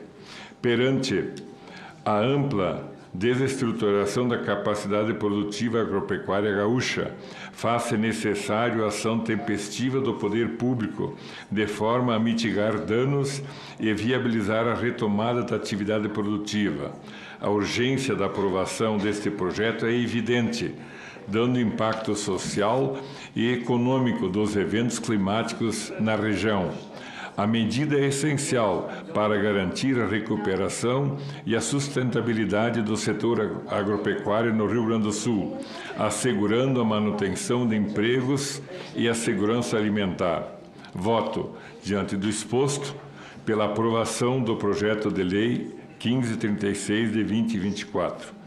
Senador Alain Henrique, presidente, hoje representado pela senadora Margarete, e Irineu Hort, relator. Obrigada, senador Ortiz. O senador Beto Faro pediu a palavra. Isso. Presidenta, demais membros, essa é uma situação difícil, mas eu queria expor aqui uma posição, inclusive, dialogando com o governo. O governo tem se preocupado com todas as questões que nós vivemos no Rio Grande do Sul e tem feito um esforço grande, não só de um ministério, mas de todos, para poder atender as demandas que são gigantescas diante dessa tragédia que o Rio Grande do Sul viveu. Esse projeto, ele foi muito rapidamente analisado na Câmara. Nós estamos, e o Congresso tem pressionado o próprio governo pela manutenção da lei de responsabilidade fiscal, de garantir isso, e nós estamos dialogando sobre fontes que possam garantir esse desembolso. Então, não é uma situação simples. E, na nossa avaliação, nós temos agora esses 2 semanas aí de recesso. Voltaremos. Como é uma situação de renegociação, inclusive, das dívidas e não há uma questão que em 15 dias a gente não possa tratar do ponto de vista do governo com o Congresso para poder achar um meio termo, achar um bom termo para poder resolver essa situação dos agricultores gaúchos, que nós sabemos as perdas todas que tiveram. Por conta de tudo isso, pelo diálogo que eu estou fazendo, nós estamos pedindo vista nesse projeto, e na forma regimental, e vamos estar fazendo um processo de conversas, inclusive com os membros daqui da comissão, mas com o presidente do Senado, para que o Ministério da Fazenda, inclusive já com o Gilson Bittencourt, com outras pessoas se colocando à disposição, para que a gente possa achar um termo e possa aprovar e garantir os recursos que são necessários para aquele estado e para aquela região. Mas hoje aqui nós estamos pedindo vista de uma forma do regimento desse projeto, senhor. O senador senador, não, mas não tem como discutir, se concede vista, não tem como discutir. Concedido vistas pelo regimento, e aí eu passo a palavra para o senador Hamilton Mourão. Bom dia, senadora Margarete, bom dia aos senadores que estão nos acompanhando aqui presentemente, aos outros semipresencial. Entendo a razão do governo aí, representado aqui pelo nosso colega senador Beto Faro, mas o Rio Grande do Sul precisa de urgência. No último dia 4 de julho, nós tivemos uma reunião lá em Cachoeira do Sul, 6.000 produtores rurais estavam presentes, o senador Irineu estava lá. Vamos ter agora, no dia 19, na próxima sexta-feira, ali no interior do município de Rio Pardo, outra enorme manifestação dos nossos produtores. O tempo urge. E aí, senador Beto Faro, eu quero lembrar o seguinte: quem tem capacidade para fazer expansão fiscal para socorrer o Rio Grande do Sul é a União. E isso fica fora de arcabouço. Então, o governo federal ele tem que entender a urgência para os produtores rurais do Rio Grande do Sul, sob pena de ter prejuízo para o próprio produto interno bruto do Brasil e para a própria arrecadação do governo federal. E o governo, vou lembrar o senhor, senador Beto Faro, não teve a mínima dificuldade em alocar 7 bilhões de reais, quero lembrar aqui, 7 bilhões de reais para uma malfadada compra de arroz que não era necessária. Esses 7 bilhões estão aí voando. Eles podem ser utilizados e devem ser utilizados para socorrer o Rio Grande do Sul. É isso que eu quero deixar claro aqui. Entendo a razão do pedido de vista, mas precisamos de urgência. Tá? E a vista é coletiva, né? Obrigada, senador. Concedido vistas coletivas. Item 3 é um requerimento da Comissão de Agricultura e Reforma Agrária, número 19 de 2024.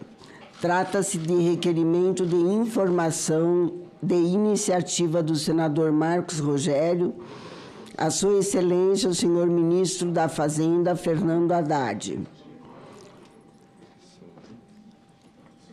sobre as resoluções do Conselho Monetário Nacional, número 5.081 de 2023 e Banco Central Brasileiro, número 140 de 2021, que tem gerado consideráveis prejuízos ao setor produtivo na forma de seus textos publicados.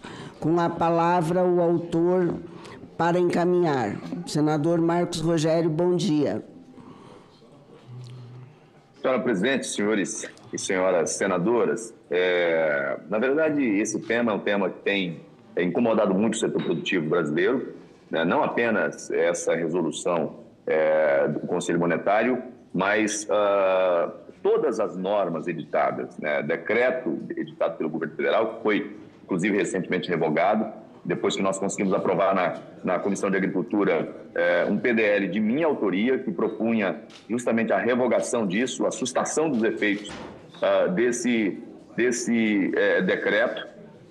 O governo voltou atrás. Agora, ainda tem essa resolução do Conselho e temos ainda instruções normativas, né, do IBAMA, que trava o processo de financiamento de quem está no campo.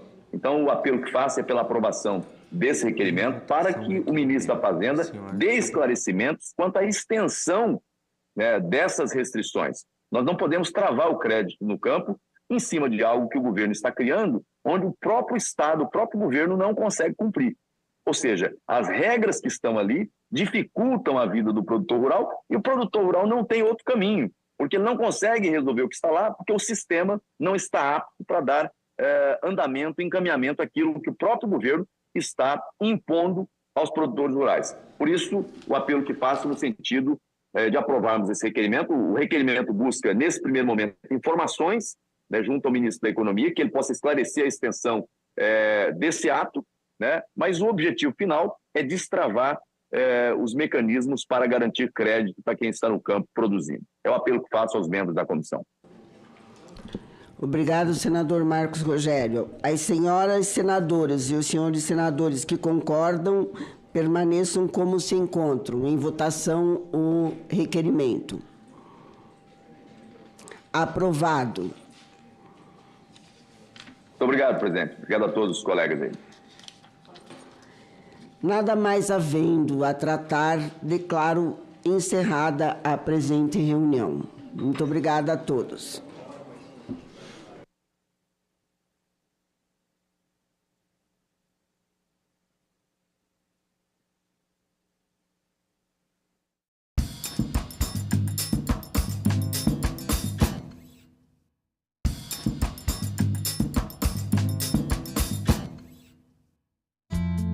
Alexandre Neri, como podemos reduzir o risco do roubo de dados pessoais na internet? Principalmente, não clique em links desconhecidos que você recebe por aplicativos de mensagem, desconfie de ligações que você recebe de números desconhecidos e não forneça seus dados, por exemplo, CPF, em qualquer situação. Agenda Econômica, hoje, 8 horas da noite, aqui na TV Senado. A autonomia orçamentária e financeira veio para que o Banco Central não fique nessa dependência desse orçamento atrelado à União. Quando se tem contingenciamento, pega também o Banco Central. E eu tenho informações que em tempos passados aí, o Banco Central ficou sem pagar a conta de energia, senhor relator. Até por 10 meses por falta de recursos. Me parece claro que a grande questão é a garantia de financiamento adequado para o Banco Central. E se essa é a necessidade, ou a necessidade legítima, eu não consigo identificar qual é a razão necessária para que se faça uma alteração tão substancial na Constituição. Porque se eu gero toda uma massa de potenciais problemas para resolver uma questão que deve ser resolvida com prioridade de alocação orçamentária. Até porque há de se reconhecer que a definição da estratégia política econômica de uma nação deve ser feita pelos seus representantes eleitos, não por instituições tecnocráticas. Ao contrário do que foi dito aqui, a PEC 65, como ela está, não é um avanço institucional. É um profundo regresso, é uma coisa regressiva. É uma volta a uma ideia de um Banco Central executar as atribuições do Banco Central executadas por um banco público-privado, Banco do Brasil. A autonomia formal do Banco Central, inclusive agora com a possível ampliação para a autonomia financeira, é necessária por um simples motivo. O Brasil não pode ficar dependente do compromisso informal com a autonomia do BC a cada presidente eleito. É fundamental ter a garantia de perenidade dessa autonomia. Né? Sem previsibilidade, os riscos se ampliam e fica mais difícil controlar a inflação.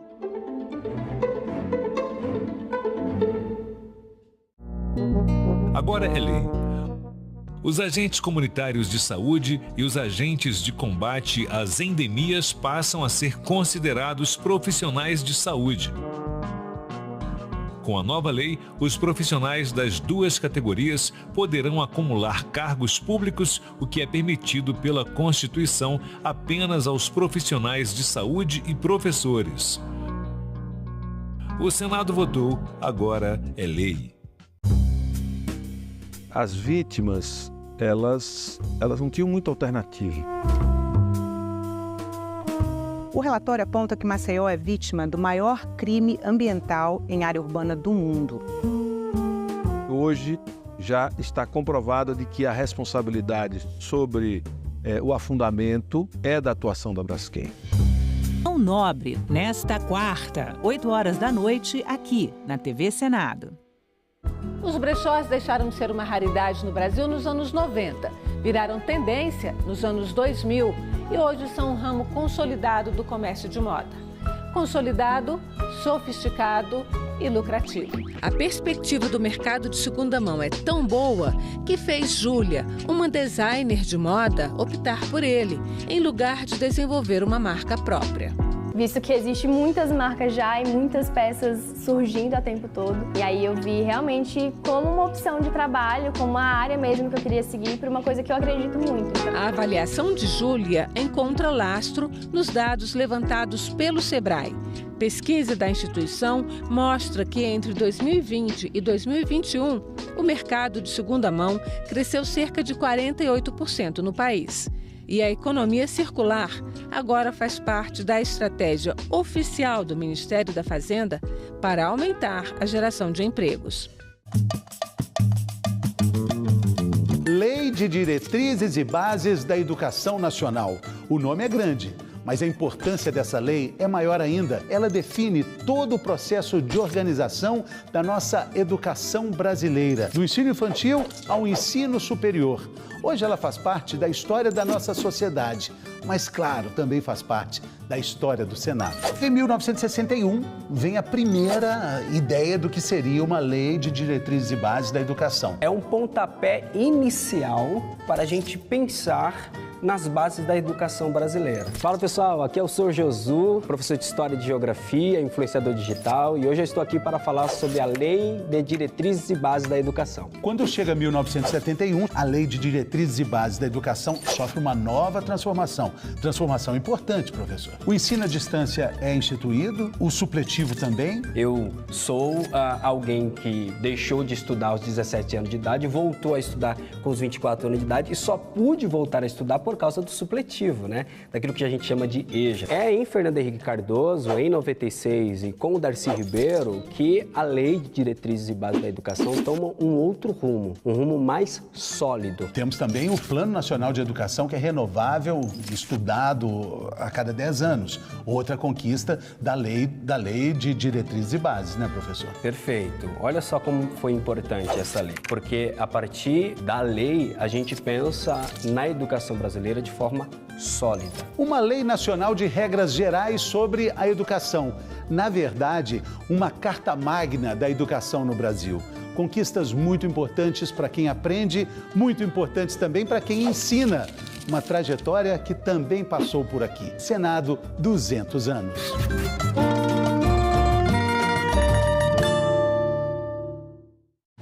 Uma notícia falsa pode vir de quem a gente menos espera, no grupo da família ou nas nossas redes sociais. Mas como saber se uma informação é verdadeira? Agora, as informações sobre o Senado podem ser checadas pelo WhatsApp. Envie texto, link, foto, captura de tela ou vídeo de qualquer notícia duvidosa sobre o Senado Federal. Nossa equipe vai analisar o material e responder se a informação é falsa, verdadeira ou imprecisa. Ficou na dúvida? Senado verifica. Idosos e a universidade. Reserva de vagas para a terceira idade em debate. Não tem que ser 70 mais, tem que ser 60 mais. Eu sou completamente contra a questão de colocar como cota. Tem que ter algum critério de seleção, né? Mínimo conhecimento. Nós entendemos que os critérios eles são muito amplos e vagos. Em discussão, nesta quinta, 8 horas da noite, aqui na TV Senado. O Senado brasileiro foi criado pela Constituição de 1824, mas havia um problema. Em que lugar os senadores iriam se reunir? Pensando nisso, Dom Pedro I decide comprar o Palácio Conde dos Arcos e reformá-lo para abrigar o poder legislativo. Só 2 anos depois, em 1826, aconteceria a primeira sessão oficial do Senado.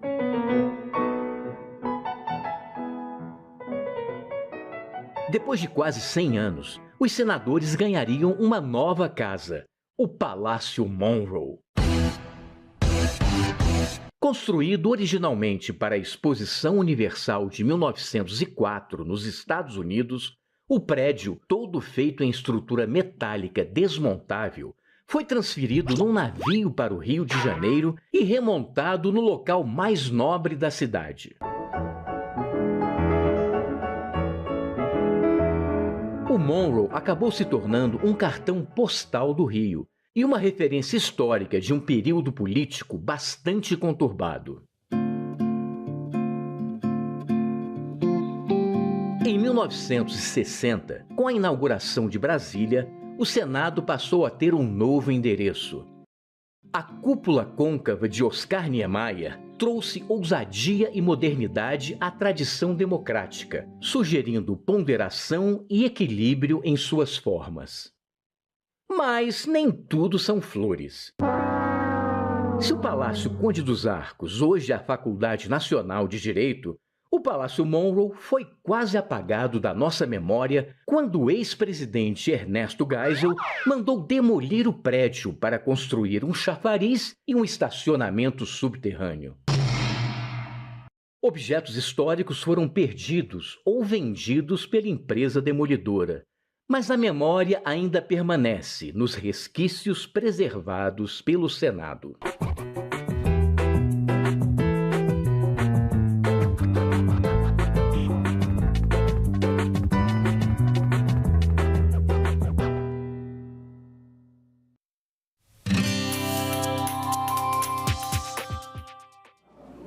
Olá, eu sou a Carla Benevides e este é o programa Argumento.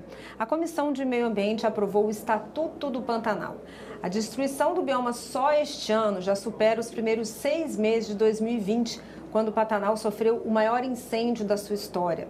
O Estatuto cria regras de conservação e de restauração do bioma do Pantanal. Mas para explicar melhor esse assunto, está aqui conosco o senador Jaime Campos, do União Brasil de Mato Grosso, que foi o relator da proposta na Comissão de Meio Ambiente. Senador, obrigada pela sua presença aqui no programa. Eu que agradeço você, Carla. De fato, tivemos o privilégio.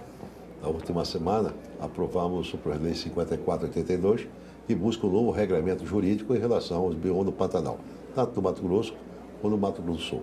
Era uma lei que, lamentavelmente, diante da Constituição de 1988, não tinha feito ainda seu regramento, ou seja, o seu ordenamento jurídico. Feito isso, passado 36 anos, até para a própria exigência do Supremo Tribunal Federal, nós aprovamos agora. E esse Estatuto do Pantanal foi construído por várias mãos. Na verdade, houve a participação efetiva tanto das audiências públicas de vários segmentos da sociedade, mas particularmente também dos segmentos tanto da FAMATO como da Farmasul, e sobretudo, que é o mais importante, chamamos a atenção, que nós demos a oportunidade para que não só os povos originários, os ribeirinhos, os quilombolas, todos tiveram voz, para que pudesse construir este texto aqui, que certamente é um texto de forma zelosa, sobretudo responsável, para que nós podemos atingir os objetivos que propõe, com certeza, aqui o Estatuto do Pantanal. Feito isso aí, eu espero que ele possa prevalecer, na medida que nós podemos, através dessas leis 5482, usamos também as leis dos estados, tanto do Mato Grosso como do Mato Grosso do Sul, e fazemos com que dali possamos executar aquilo que, propriamente dito, posso repetir aqui, o homem pantaneiro quer e, sobretudo, o meio ambiente quer. Nós temos que construir uma sociedade de forma sustentável, principalmente criando instrumentos para o homem pantaneiro, seja através da bioeconomia, através do turismo e assim por diante. O que nós não podemos permitir, cara, que acontece o que aconteceu em 2020. Isso tem sido recorrente, na verdade, na medida em que, lamentavelmente, não tem uma política de prevenção em relação aos grandes incêndios que tem havido nos últimos anos. E a tragédia já estava anunciada este ano mesmo, você tem acompanhado, antecipou, né, os fogos localizados e pontuais, mas, lamentavelmente, queimou alguns milhares de hectares e quase nada tem assim, a participação efetiva dos governos. Particularmente em Mato Grosso, nós estamos muito preocupados, o governador já criou uma brigada lá no Pantanal, e no Mato Grosso estão acompanhando através da imprensa, né, as próprias forças de segurança, as instituições, seja da pública, privada, não está dando, né, o combate necessário que precisa dar. Todavia, nós temos que ter a consciência absoluta de que este é um bioma fragilizado. Na fragilizada, na medida que ali nós temos que ter as queimadas seletivas. A conservação ela depende exclusivamente do homem. E quem é o conhecedor desse assunto, dessa matéria, é o pantaneiro. E esse cidadão não tem tido acesso. Para você ter noção, um dos materiais mais combustível, ou seja, de combustão que existe, é no Pantanal, através das macegas que ali produz, né? E, infelizmente, tem que ser feito de forma organizada, de forma seletiva, as queimadas para nós evitarmos, com certeza, essas tragédias que têm acontecido quase todos os anos. De forma que aqui eu espero que, através dessa modificação que houve no Estatuto do Pantanal, podemos regulamentar, através do artigo 225, do parágrafo 4, uma lei que certamente representa um novo momento para o Pantanal de ambos os estados. E quais são os principais pontos desse estatuto, senador? Olha, aqui tem vários componentes que eu acho que é fundamental. Primeiro, o combate ao desmatamento. Vamos ser bem honestos, né? Nós temos que evitar o desmatamento. Segundo, ele chama-se o manejo integrado do fogo e o combate aos incêndios florestais, que está acontecendo com quase todos os anos. Incentivo ao turismo, que é fundamental, ao bioma Pantanal. Apoio e incentivo à preservação e recuperação do Pantanal. Ampliação da infraestrutura regional, que lamentavelmente nós temos quase um pouco nada, respeitando o regulamento, claro, ambientais dos estados, né? A criação de um selo sustentável, que eu acho que esse aqui é o focal da importância que ele representa, com o objetivo de distinguir pessoas jurídicas e físicas que realizam ações e contribuem para o desenvolvimento sustentável desse bioma. De forma, eu acho que basicamente é isso aqui. E com isso, nós evitamos com certeza a questão também da contaminação da bacia hidrográfica no Alto Paraguai, que também nós temos que ter, com certeza, um novo ZE, ou seja, um novo zoneamento ecológico para essa região que permanentemente também tem sido afetado para a destruição da questão do meio ambiente. Em que casos o uso do fogo vai ser permitido, senador?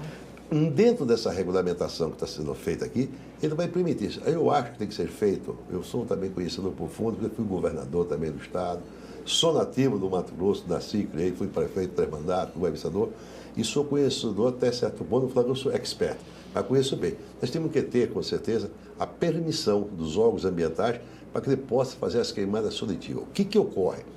Lá tem alguns anos, já não é permitido. O que ocorre? Quando chama-se macega, para dar o termo mais correto, dessa graminha que tem lá, ele fica algo em termos de 1 metro quase. Aquilo é verdadeiro combustão, uma composição de pólvora, com óleo diesel, com gasolina. E os órgãos ambientais não autorizam, com certeza, os pantaneiros. Digo pantaneiro de uma maneira geral, seja o pequeno, médio, proprietário, fazer aquelas queimadas seletivas. E a limpeza também. Lá tem uma vegetação diferenciada, não sei se você conhece o Pantanal. A vegetação do Pantanal não é mesmo que nós temos, seja a floresta amazônica, seja o cerrado, é isso? Seja as caatingas do Nordeste, seja a Mata Atlântica. Ele é uma vegetação totalmente diferenciada e, sobretudo, assim, que ela traz o fogo. Qualquer pituca de cigarro que você joga, não precisa botar fogo, joga uma pituca de cigarro, aquilo surge uma labareda.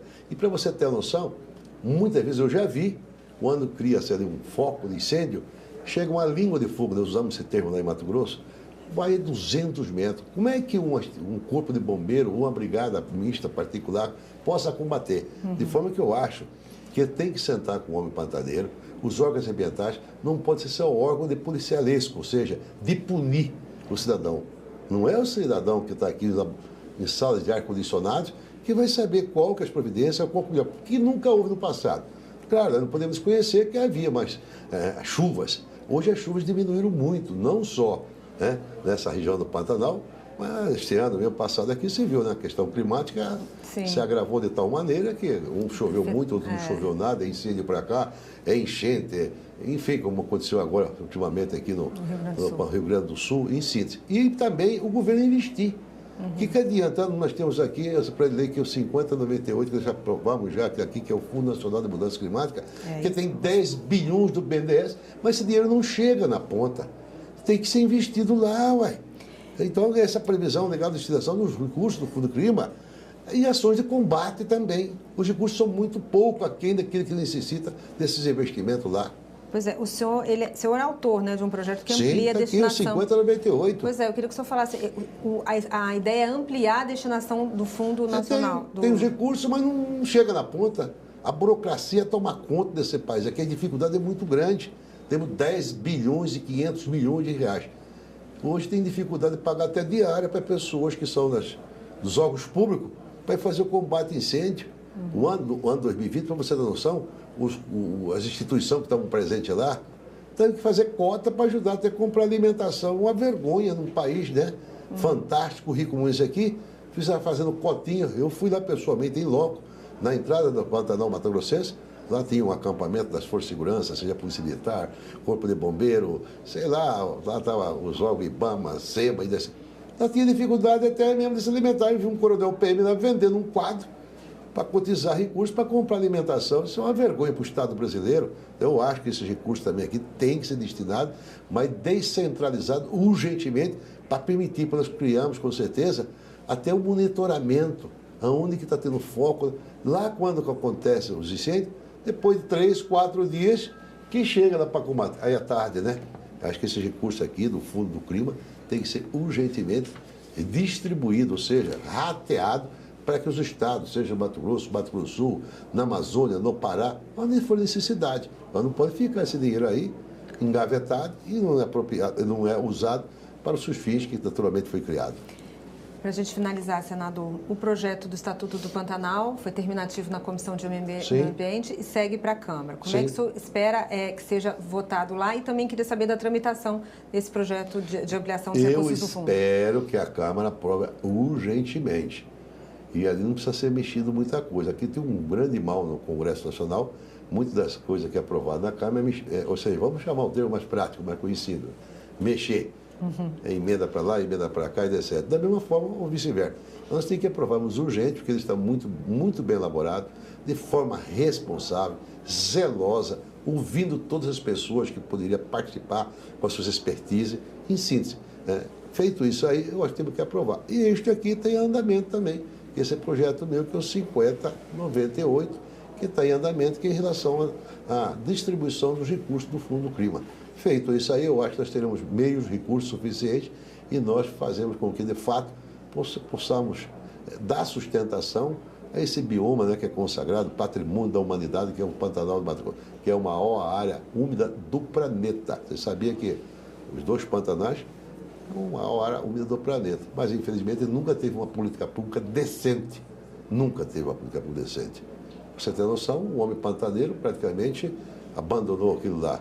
Certo? Segundo, para você ter noção, Carla, você sabia que o cavalo pantaneiro, ele é um cavalo diferenciado do cavalo normal, que é do cerrado, da caatinga, parece? Porque quando chovia muito, criaram essa genética, fizeram uma genética diferenciada, que até o casco do cavalo que fica no Pantanal, ele é um casco diferenciado. Caso contrário, quando chovia muito, ficava muita água, o cavalo pulando, o casco amolece. Então o cavalo pantaneiro, ele aguenta a época das águas todinha pisando em água, ou seja, em grandes banhados. E tudo isso aí é uma coisa que só o pantaneiro sabe distinguir. Não é eu, não é você, não é os grandes cientistas ou pseudo-cientistas, dos falsos defensores do biomas, que vão, com certeza, ter essa criatividade, essa expertise, que é uma expertise que só é dada que Deus deu para aquele cidadão que nasceu lá, para construirmos, com certeza, projetos e, sobretudo, dar a eles meio de garantia que ele possa produzir de forma sustentável. Esse selo que estou dizendo aqui é uma maravilha. Vamos distinguir que o privado, né, e também a pessoa física e pessoa jurídica. É uma forma de nós valorizar aquele que produz também no território do Pantanal de ambos os estados, Mato Grosso e Mato Grosso do Sul.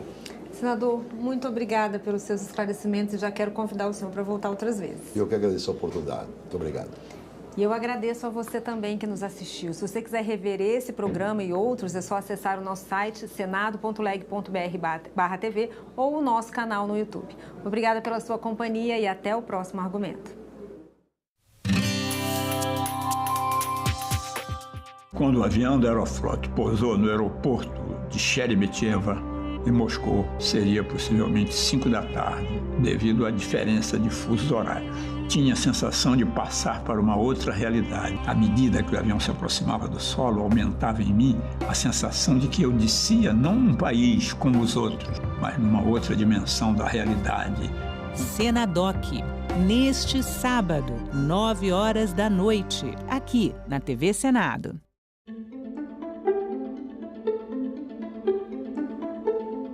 Nós organizamos um texto que fortalece o ensino médio. Ele amplia a carga horária da formação geral básica, as disciplinas obrigatórias, mas mais do que isso, os itinerários formativos passam a ter uma orientação que deve ser definida pelo Conselho Nacional de Educação, ouvir os estados, ouvir os conselhos específicos. Não tem jeito, não tem mais reprovação, não pode fazer isso, não pode fazer aquilo.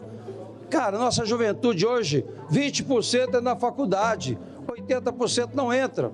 E fica essa geração nem. com todo respeito, a gente precisa pegar e trabalhar essa matéria técnica de uma forma assim, não só com a lei, mas com recurso definido, com ações, com metas definidas. O ensino médio é a conclusão, é a fase final da educação básica e, ao mesmo tempo, é um passaporte para quem quer fazer ou pode fazer um ensino superior. E destaco também uma questão que para nós é muito cara, que é tirar o ensino médio do isolamento a que ele se colocou ao longo dos anos.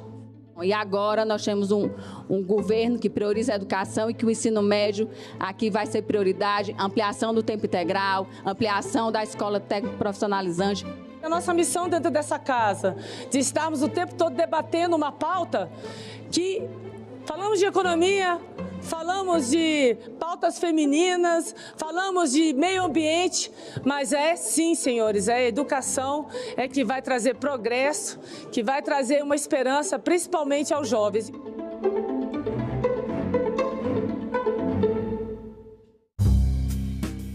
As vítimas, elas não tinham muita alternativa. O relatório aponta que Maceió é vítima do maior crime ambiental em área urbana do mundo. Hoje já está comprovado de que a responsabilidade sobre o afundamento é da atuação da Braskem. Nobre, nesta quarta, 8 horas da noite, aqui na TV Senado.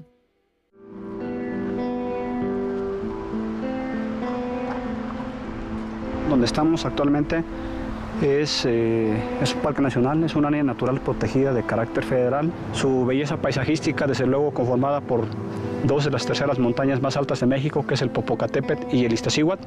Tenemos 85 años protegiendo esta importantísima zona, que además de toda la biodiversidad que se encuentra dentro del polígono de esta área, pues provee de importantes servicios ecosistémicos.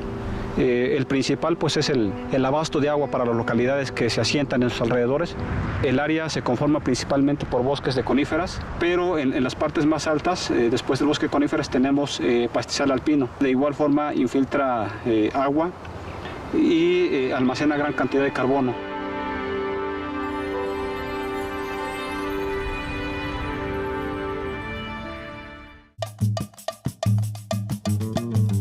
O Brasil tem cerca de 6 milhões de trabalhadores domésticos. Desse total, 92% são mulheres e a maioria absoluta mulheres negras.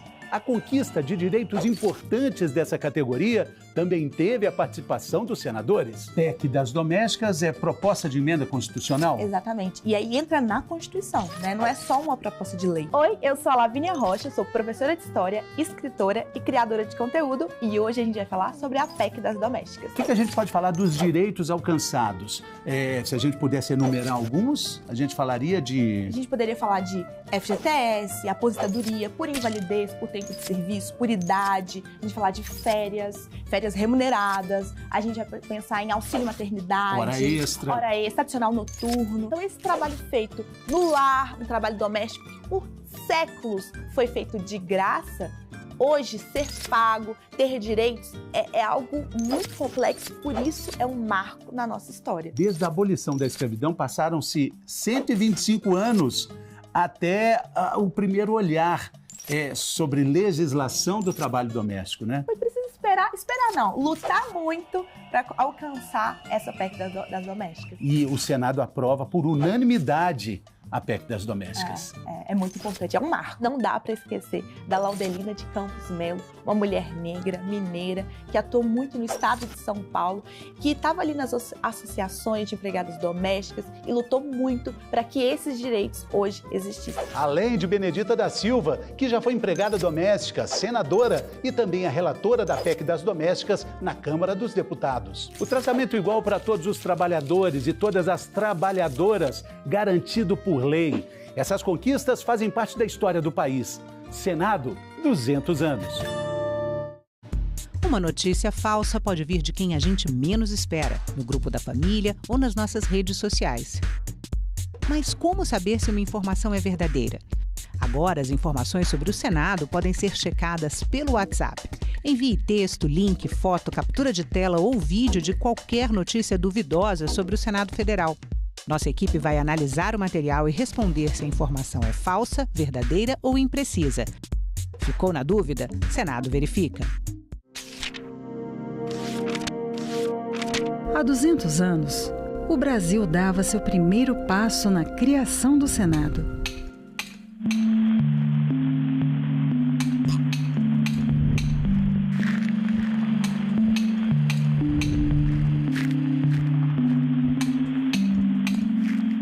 E começava a pavimentar o caminho para uma democracia representativa.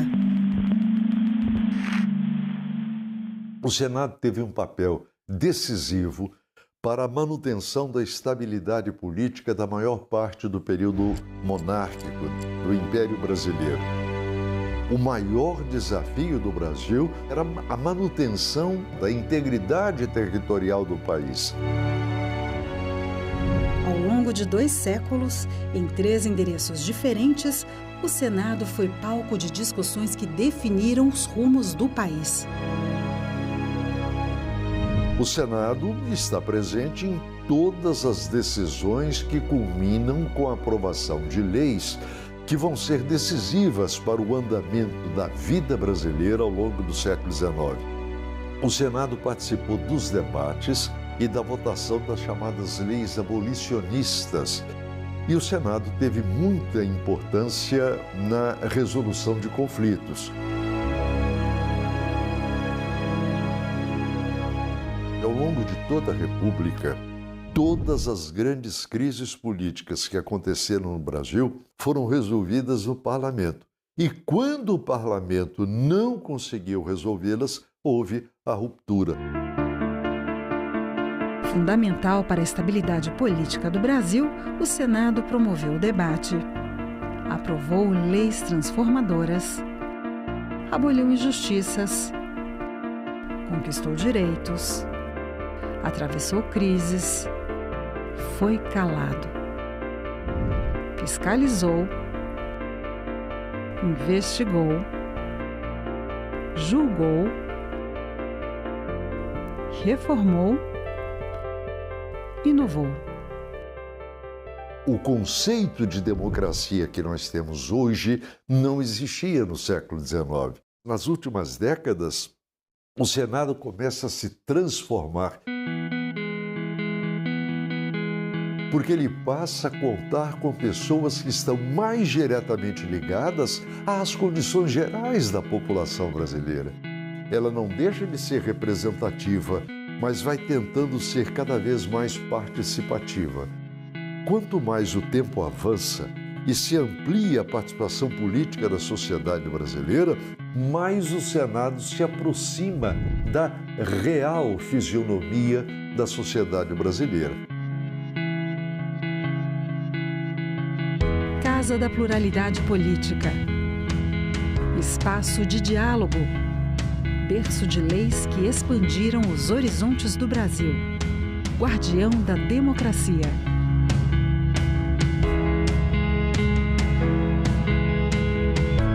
Senado Federal. 200 anos de história.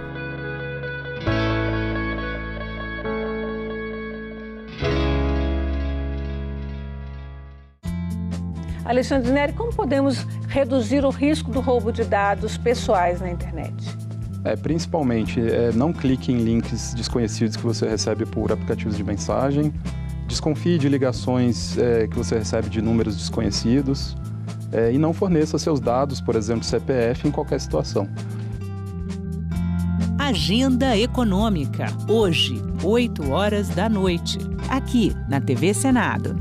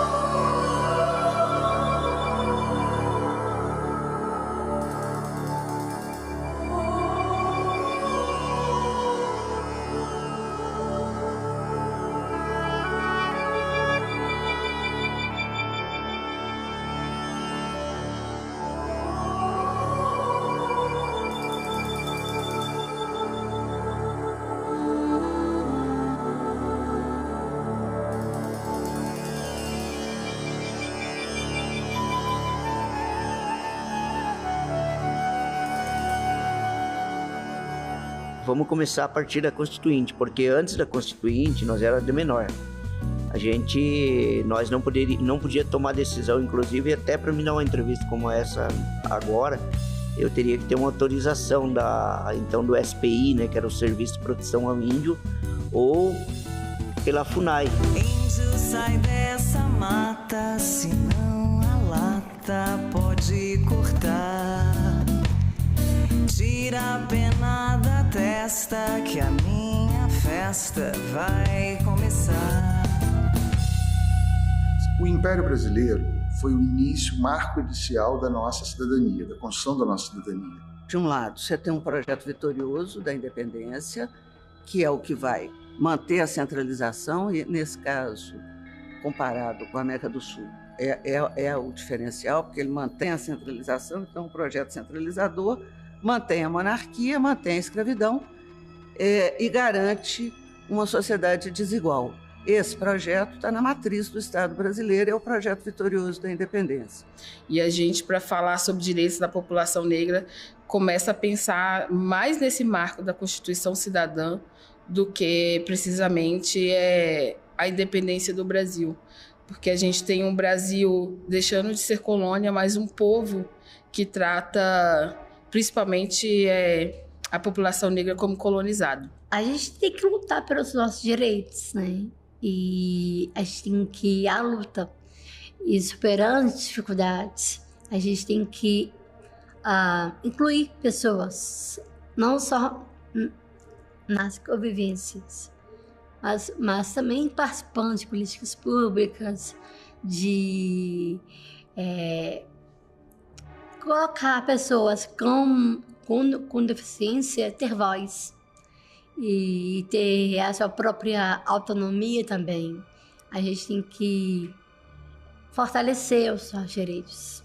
Porque a gente nunca teve paz. Eu não posso assim falar que governo A, ou B ou C deu alguma trégua para a gente assim, ou tivemos alguma paz. Mesmo as próprias políticas ou programas que foram construídos para nós nos governos, sempre houve muita luta para garantir e cobrar que o Estado criasse um programa, criasse uma política que fosse importante, fosse bom para nós, povos indígenas. Porque ninguém é igual a ninguém. A gente só se juntou porque são pessoas que sofrem estigma, discriminação e preconceito. Então, foi uma estratégia. A gente inventou uma bandeira, a gente inventou uma plataforma e foi assim que a gente conseguiu os direitos. Então, a gente teve que inventar todos esses rótulos, eles são totalmente arbitrários. A gente pode mudar. Eu espero que a gente elimine. Eu não quero morrer sem a gente eliminar todas essas letrinhas e que as pessoas sejam elas mesmas e não precisa desse rótulo político. E que a igualdade não se resume aos que são iguais, mas aos que são também diferentes. Iemanjá, Iemanjá, Obalua, Iemanjá, Oxu. Obalua, Iemanjá, Oxu. Oxu. Os quilombos são a primeira forma de resistência, porque tanto se questionava o poder escravocrata, mas como havia um espaço de resistência cultural. Era onde a gente podia, né, a gente fala, os meus ancestrais podiam de fato serem o que eram, né? Então podiam cultuar os seus cultos, podiam se organizar enquanto comunidade e podiam de fato tomar suas próprias decisões. Tentando sintetizar esses 200 anos dessa busca por uma cidadania mais plena, mais inclusiva, a gente pode dizer que é uma estrada lenta, tortuosa, não linear, marcada por avanços e retrocessos e com um movimento que muitas vezes parte da sociedade civil, parte do conjunto de homens, mulheres, trabalhadores e que encontra eco no Legislativo, na Câmara dos Deputados e Senado, mas muitas vezes a Câmara dos Deputados e o Senado não tem força suficiente para aplicá-los, então também é uma relação contraditória. Eu sei de alguns momentos em que o parlamento vai retroceder, talvez o pior deles da história do Brasil seja 64, né? No momento em que é o parlamento que consuma o golpe de Estado quando ele declara vaga a presidência da República com João Goulart presente no território nacional. Em 1999 começa a surgir os movimentos contra nossos direitos. 2001 é formada uma frente de religiosos e nós também, fazendo contraponto, fundamos aqui a Frente Parlamentar pela Cidadania LGBTI+. E aí, de repente, você começa a olhar, eita, os negros não se vacinam. Eita, a mortalidade infantil é maior na população negra. Eita, as mulheres que estão sendo esterilizadas são quase todas negras. Opa, peraí, tem um problema. Então, o problema da miscigenação foi ter escondido a exclusão da população negra. Mas, infelizmente, existe ainda preconceito, rejeição também.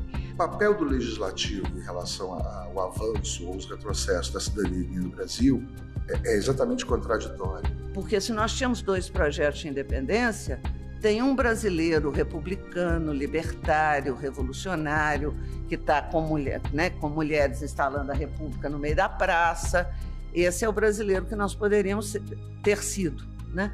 E tem o brasileiro que nós fomos, e que também se mobilizou, e que enfrentou a guerra de independência, e que montou um projeto de uma monarquia constitucional, pensou uma constituição. Então, se você juntar as duas coisas, tem algumas perguntas. Então, esse brasileiro que nós fomos e que nós poderíamos ter sido, trazem para nós as questões centrais que estão lá. O Dom Pedro dizendo que democracia no Brasil nem pensar, e o jornal, né, saindo no dia seguinte, o jornal dizendo só a santa democracia poderá nos salvar. A questão das riquezas que tem nos territórios indígenas, eles para nós, ele não é o que interessa para nós, o que tiver abaixo das terras indígenas. O que interessa para nós é o que está em cima, é a terra que tem em cima, é a floresta, é os animais, é os encantados que a gente chama, os invisíveis que estão lá dentro, e nós, os povos indígenas que estamos ali também.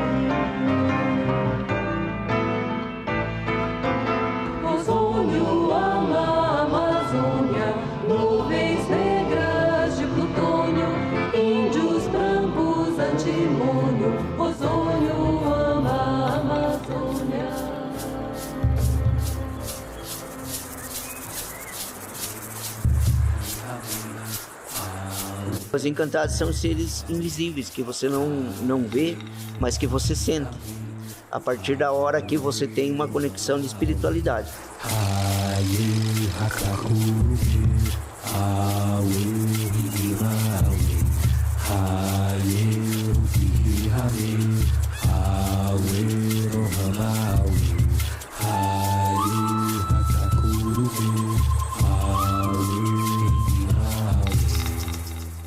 Que as pessoas com deficiência possam ter voz em todos os espaços, não só nas políticas públicas também, né?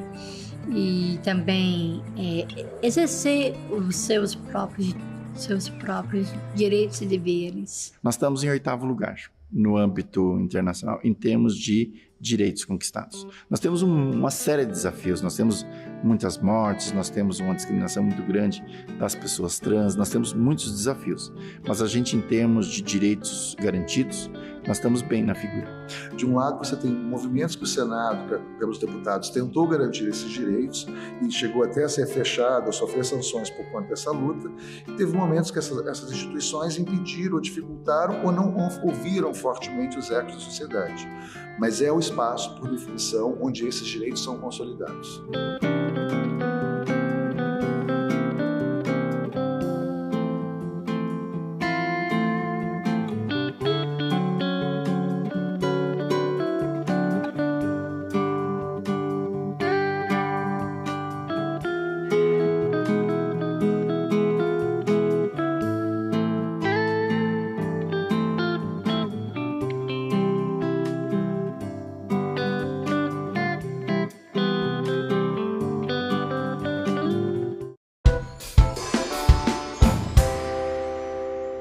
Nessa data, 16 de julho de 2024. João, pede o deputado para sentar. Como? O deputado.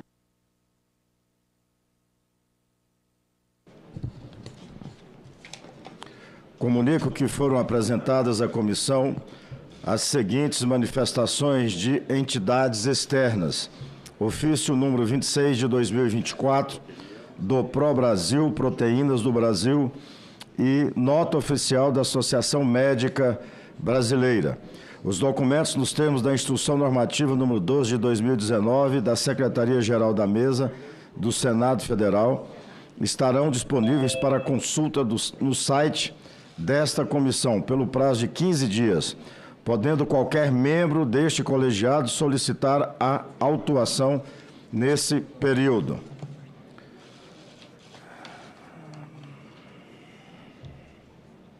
Antes de iniciarmos os nossos trabalhos, submeto à deliberação do plenário a dispensa da leitura e aprovação da ata da 28ª reunião, realizada em 9 de julho.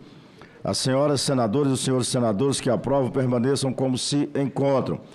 Aprovado a ata e será publicada no Diário do Senado Federal.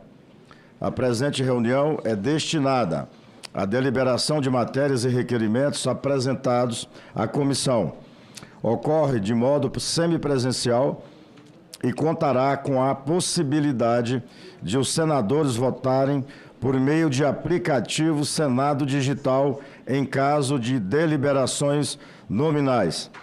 Aqueles que não conseguirem, senador Plínio, senador Espiridião Amin, senador Messias, senadora Zenaide, que está presente virtualmente.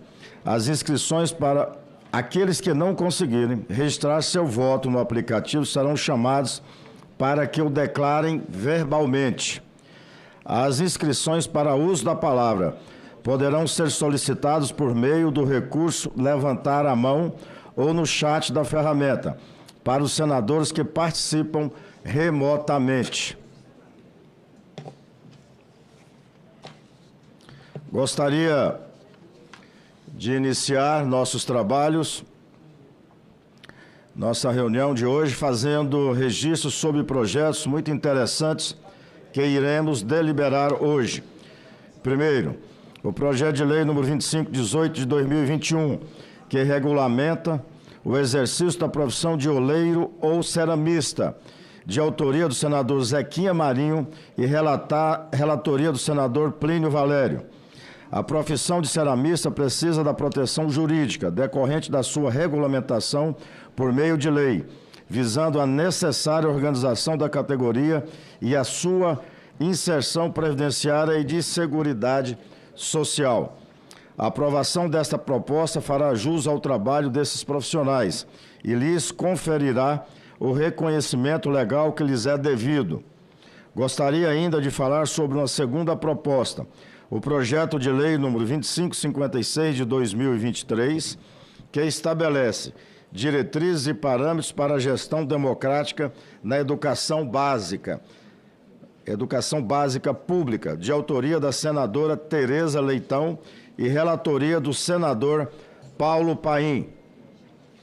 Projeto que pretende estabelecer diretrizes para a normatização da gestão democrática no Brasil, como a democratização das relações pedagógicas e de trabalho com respeito à pluralidade, à diversidade e os direitos humanos, o fortalecimento das decisões colegiadas e dos processos de interação cooperativa entre os diversos segmentos da comunidade educacional, a valorização das contribuições e da capacidade associativa dos estudantes e a avaliação dialógica e participativa, a autonomia das escolas e transparência e o controle social na formulação e execução da política educacional e da proposta pedagógica.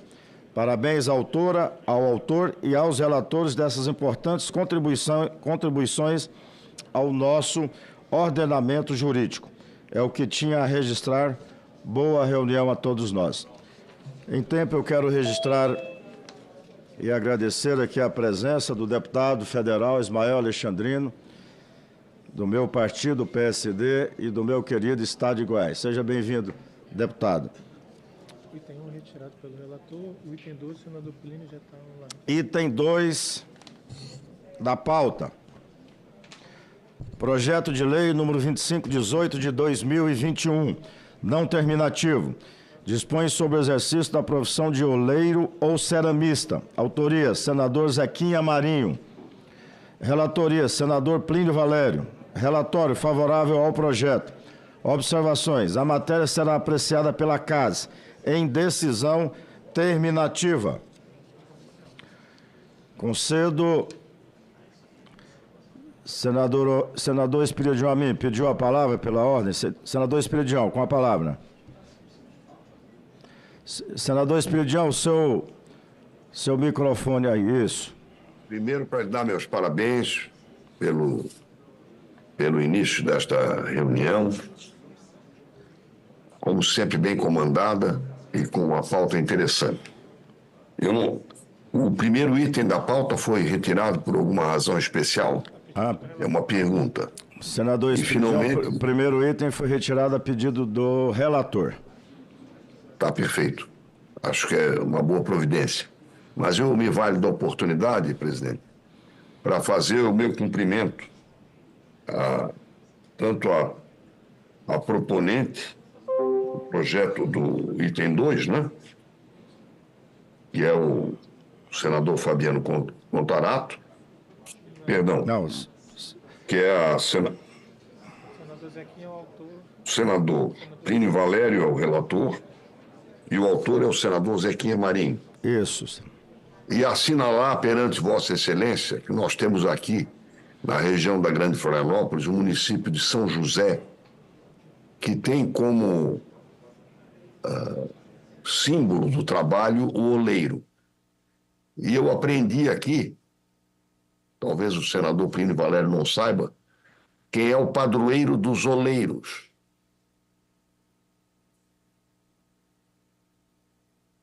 Nem faz ideia. O padroeiro dos oleiros é o Santo Esperidião, bispo da ilha de Chipre, que é celebrado no nosso calendário cristão no dia 14 de dezembro, entre os católicos, e 12 de dezembro entre os ortodoxos. Portanto, sempre que o senhor enxergar, senador Plínio Valério, uma peça, uma cerâmica elaborada por oleiro, que é uma figura bíblica, saiba que ele tem um padroeiro, que é seu amigo. Grande abraço. Pela participação. Concedo a palavra ao senador Plínio Valério para a leitura do seu relatório. Senador Plínio, com a palavra.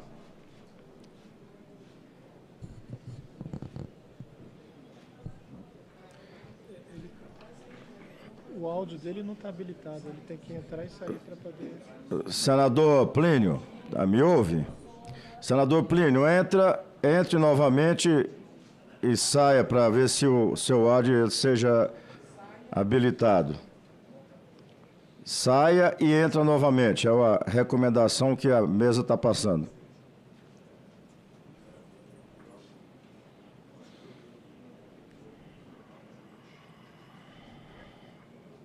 O que está acontecendo?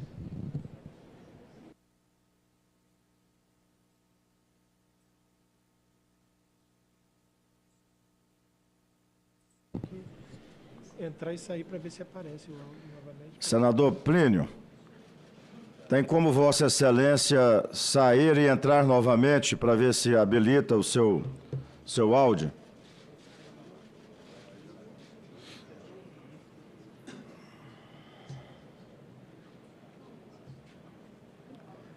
Ainda não estamos ouvindo ainda, senador Plínio. Acho que ele saiu, agora vai entrar novamente.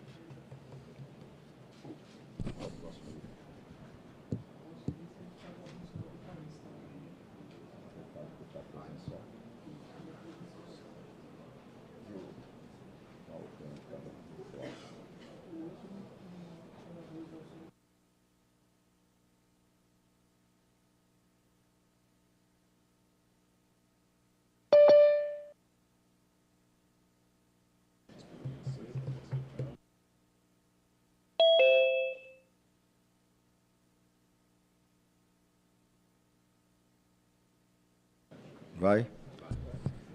Tá me ouvindo agora? Sim. Até demais, senador. Muito bom. Com a palavra, senador. Eu não estou vendo. Habilita a sua câmera, por favor, senador. Cara, é muito complicado. Já estou habilitando, já aparece. Assim, muito bem. Eu acho que foi a surpresa causada pelo santo protetor dos oleiros. Nós estamos de olho nesse tucunaré que está aí no fundo aí dessa imagem, senador. Esse aí é uma escultura que fizemos de um tucunaré, de uma foto mesmo real. Eu acho que o Santo Esperidião, que está aí observando Vossa Excelência, ficou com muita vontade aí de pegar um tucunaré desses, viu? Eu vejo a senadora Margarete aí, um abraço. Eu estou indo hoje, tá, Van? Nós temos ainda amanhã aquela história do Banco Central. Eu estou chegando às 8 horas da noite em Brasília hoje. Vamos lá, então, relatório. Ok. Em exame desta comissão, os assuntos econômicos, o senhor já disse, e é de autorização do Zequinha Marinho, que pretende estabelecer alguns parâmetros e orientações para o exercício da atividade de oleiro e ceramista. São 4 os artigos. O primeiro estabelece a liberdade profissional em todo o território nacional para o trabalho em olarias e cerâmicas. O segundo artigo garante que essas funções sejam exercidas sem prejuízo da competência de outros profissionais e, em 4 incisos, revela em que consistem essas atividades. O artigo 3º, o exercício da profissão é facultado aos portadores de diploma e aos que efetivamente exercem a atividade de forma regular, com algum aprendizado, ainda que informal. O artigo 4º é a cláusula de vigência. Segundo o autor, o estabelecimento em norma legal de regras para a atividade de oleiro e ceramista é necessária para produzir efeitos importantes no tocante à organização da categoria, à inserção previdenciária e à seguridade social em sentido mais amplo.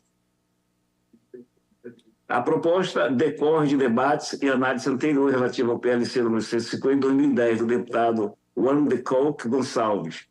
Foram sanados os excessos e os problemas apontados em relação ao texto original e suprimidas disposições que poderiam conduzir ao entendimento da existência de alguma reserva de mercado.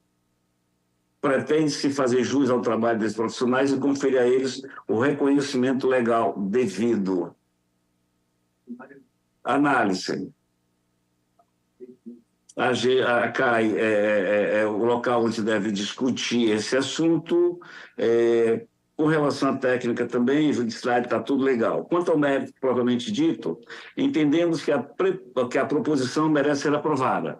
Ceramistas e oleiros, embora classificados na Classificação Brasileira de Ocupações, CBO, como 7523-05, ceramistas, e 8281-05, fabricante de telhas, e 8281-10, fabricante de tijolos, além de outros que exerçam atividades relacionadas ou associadas aos produtos do nosso solo ou natureza, merecem um suporte legal e regulamentar para o exercício dessas modalidades industriais ou artesanais.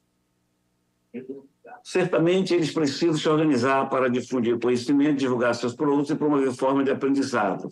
Só para exemplificar, a lei número 9.279, de 14 de maio de 96, que é a Lei de Produção Industrial, permite a concessão de selos para identificar denominações de origem para diversos produtos, cujas origens também podem ser controladas. Há também normas ambientais minuciosas que precisam ser observadas para a exploração sustentável dessas fontes naturais. E o senador Zequinha, sendo do Pará, cita a cerâmica marajoara, que é amplamente conhecida e associada ao turismo, assim como os cristais de Murano, vendidos em Veneza, na Itália. Num mundo cada vez mais prático e não reciclável, há que se oferecer alternativas para a construção imobiliária, preferencialmente artesanais, das residências e estabelecimentos comerciais e industriais. Até os arquitetos e engenheiros precisam de tijolos e telhas de alta qualidade para montar de obras de alto padrão. Não se trata apenas de buscar materiais mais baratos para casas populares. Até o cidadão de baixa renda precisa de durabilidade, permanência e conforto. Estamos falando aqui, quando se dá essa profissão, a legalidade melhora o produto. E, finalmente, presidente, os oleiros e ceramistas precisam ser valorizados e reconhecidos, criando mercado, divulgando arte e beleza e atraindo turistas. Eles acabarão por gerar mais empregos, que é uma busca incansável de todos nós. Dificilmente um viajante deixará de levar um exemplar dos objetos oferecidos. em tempos de empregos precários, mal remunerados, insalubres e com efeito negativo sobre a sanidade mental dos trabalhadores, o trabalho com cerâmica e olaria pode unir as famílias, garantir a transmissão de conhecimento de pai para filho e de novas abordagens e ideias de filho para pais. Vou ao voto, presidente. Por todas as razões, opinamos pela aprovação do PL 2518 de 2021, de autoria do nosso amigo Zequinha, na integralidade do seu texto, que decorre de estudos anteriores e faz jus aos profissionais desse ramo. É o nosso voto, presidente, favorável ao projeto. Senador Plínio, parabéns pelo seu relatório. A matéria está em discussão. Não havendo mais quem queira discutir, encerro a discussão. A votação será simbólica. Em votação, o relatório apresentado. Os senadores que concordam com o relatório permaneçam como se encontram. Aprovado o relatório, que passa a constituir o parecer da comissão favorável ao projeto. A matéria vai à Comissão de Assuntos Sociais. Item 4. Projeto de lei número 2556 de 2023, não terminativo. Estabelece diretrizes e parâmetros para a gestão democrática na educação base pública. Autoria da senadora Tereza Leitão. Relatoria, senador Paulo Paim. Relatório, favorável ao projeto com 8 emendas apresentadas. Observações. A matéria será apreciada pela CCJ em decisão terminativa pela CE. Concedo a palavra ao senador Paulo Paim para a leitura do seu relatório. Com a palavra, senador Paulo Paim. Bom dia. Presidente Vanderlan, se Vossa Excelência permitir, eu vou direto à análise, porque o relatório é longo. Está permitido, entrando senador. Na análise, eu vou da metade para frente. Análise. Cabe a essa comissão, nos termos do inciso 1º, artigo 99 do Regimento Interno, opinar sobre o aspecto econômico e financeiro de qualquer matéria que lhe seja submetido. Destaca-se que o artigo 205 da Carta Magna estipula que a educação é direito de todos e dever do Estado e da família. Ademais, como salientado pela própria proponente, no artigo 206, inciso 6º, requer que o ensino público seja gerido democraticamente na forma da lei. Segundo o Instituto Nacional de Estudo e Pesquisa Educacionais, Anísio Teixeira, a educação básica pública contava em 2022 com 38,4 milhões de discentes, assim distribuídos, 23,2 milhões nas redes municipais, 14,8 milhões nas redes estaduais e o restante na rede federal. Esses alunos estavam matriculados em 137 mil estabelecimentos, 78% municipais e 21,5% estaduais e 0,5% federal. No que tange ao corpo docente, as redes públicas e privadas contavam com 2,3 milhões de profissionais, a sua ampla maioria vinculada ao setor público. Ademais, a rede pública contava com 124 mil gestores, entendidos como os responsáveis legais pela instituição aos seus cuidados, na condição de dirigentes e administrador escolar. Em termos do vínculo empregatício, 78,2% dos diretores são concursados, efetivos ou estáveis. 20,1% possuem contratos temporários, 1,4% são seletistas, 0,3% são terceirizados. O INEP também detalha as formas de acesso ao cargo de diretor nas redes públicas e privadas.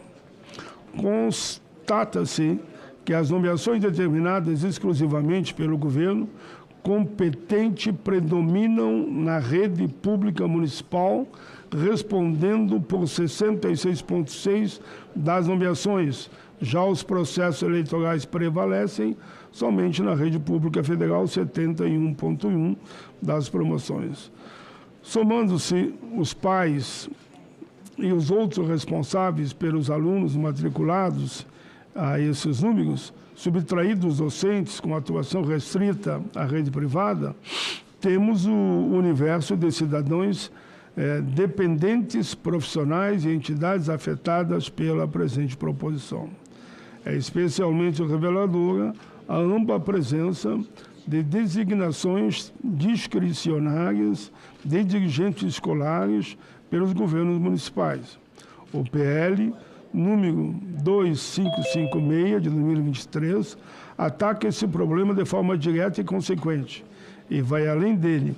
A sua aprovação permitirá uma melhor qualificação dos processos de escolha e de supervisão dos gestores das nossas escolas e, de forma articulada, fortalece e orienta nacionalmente com maior detalhamento a regulamentação da gestão democrática a partir de diretrizes e parâmetros comuns, nacionalmente válidos, fundamentais em um sistema nacional de educação. Vai longe, presidente. Posso ir lendo? Pode. Por favor, senador. Que, se quiser que eu resumo também. Vossa Excelência, está a cargo de Vossa Excelência. Se quiser resumir, tem autorização. Eu sempre tenho esse cuidado, presidente, quando o relatório é muito longo, eu tenho aqui um resumo do relatório. Onde é que está o resumo do relatório? Esse é do outro. Ainda tem aqui umas 10 páginas.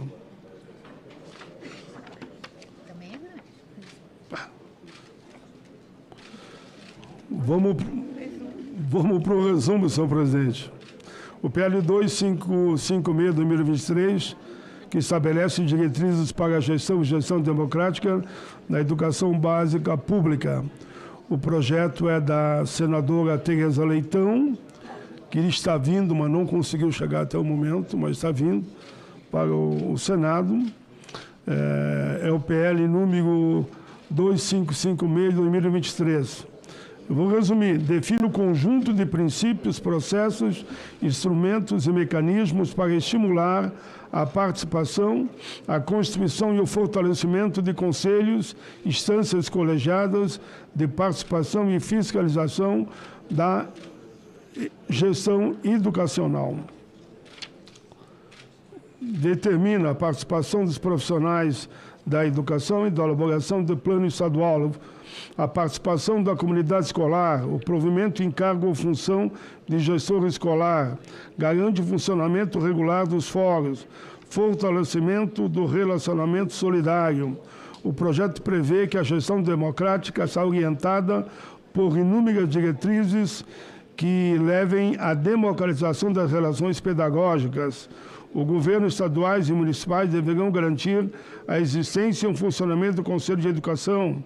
Compete aos conselhos escolares acompanhar, exercer e controle social dos atos praticados pelos gestores. Os entes federados manterão fóruns. O PL estabelece que as despesas decorrentes da implantação dos fóruns e conferências deverão constar nas leis orçamentárias. Prevê a edição de lei específica disciplinando a gestão democrática.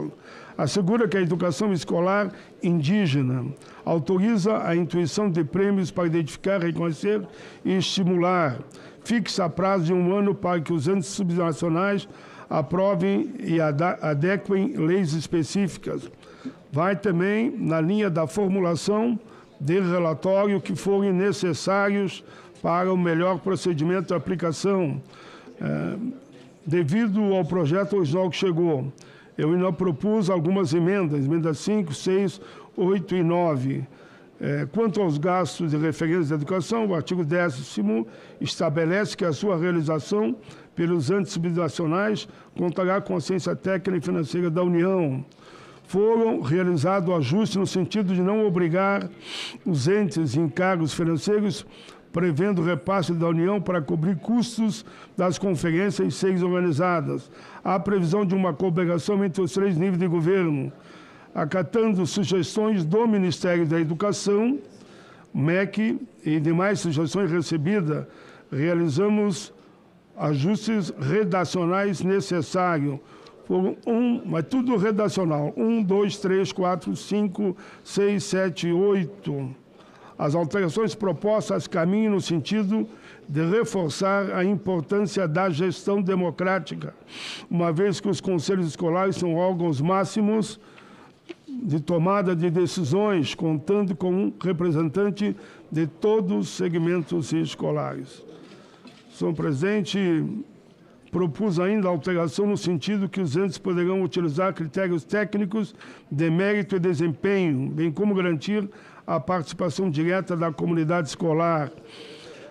Em relação ao artigo 7º, identifiquei uma ambiguidade redacional. Assim, para aclaramento do texto, somente desdobrei o item do caput e parágrafo único. Acrescentamos também o parágrafo único ao artigo 10º, de modo a assegurar a necessária pluralidade e representatividade mínima dos colegiados.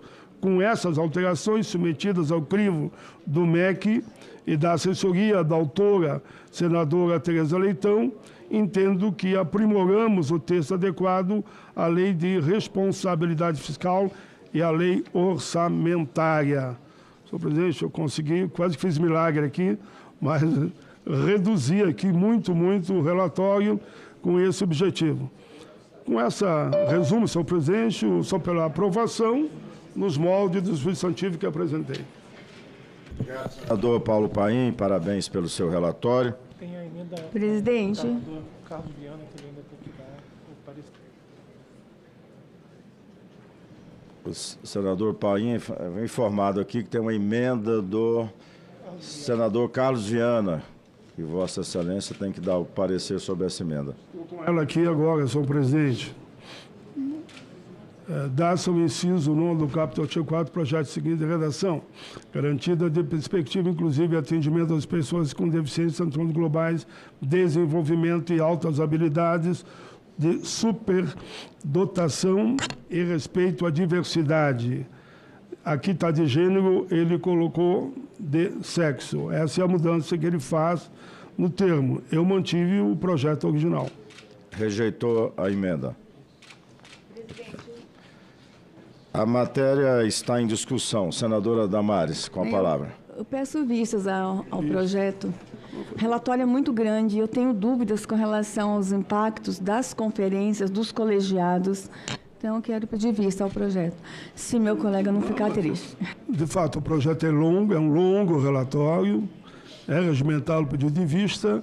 Eu só peço que seja coletivo, porque na outra reunião, a senadora Tereza Leitão, que é a grande mentora desse projeto, vai estar presente. Então, acho que eu quase que diria, estou junto no pedido de vista, para que a autora esteja presente. A matéria continua em discussão. Algum senador e senadora para discutir a matéria.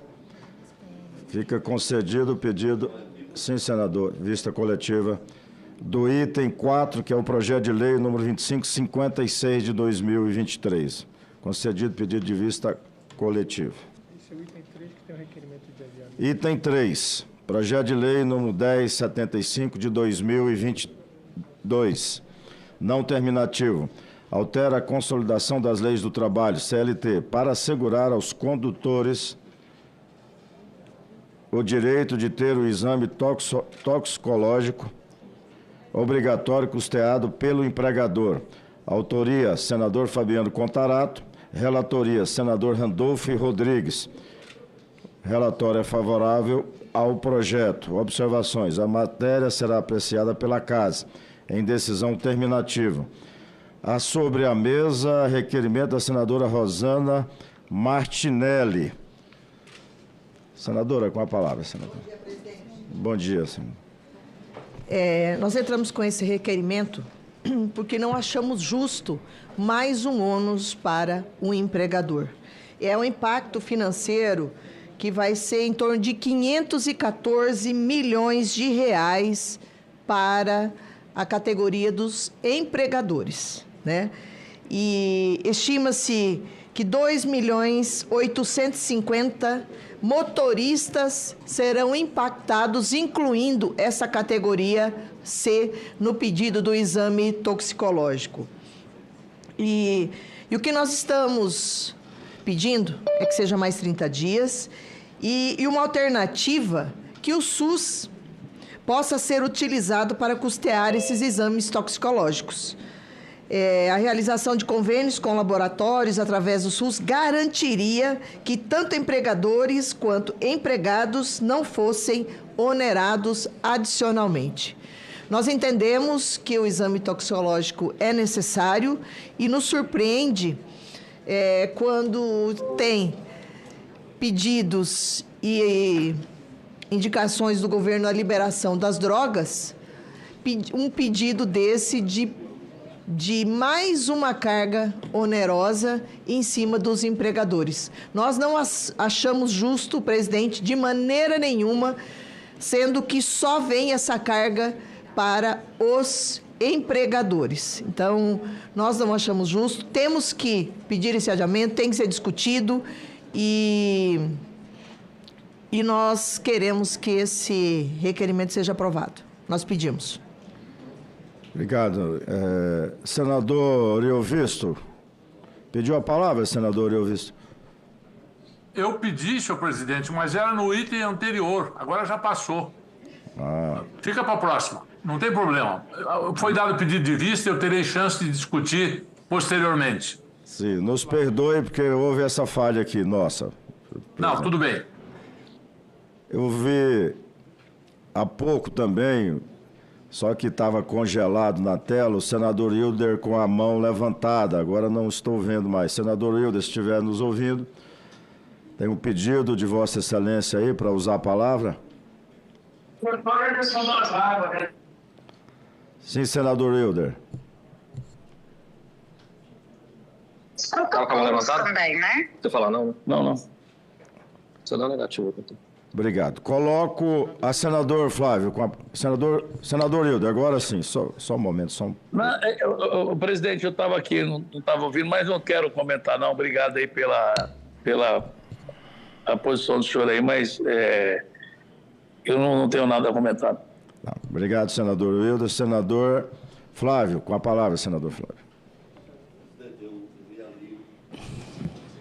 Eu me alio aos argumentos da nossa senadora e fica uma grande questão no ar.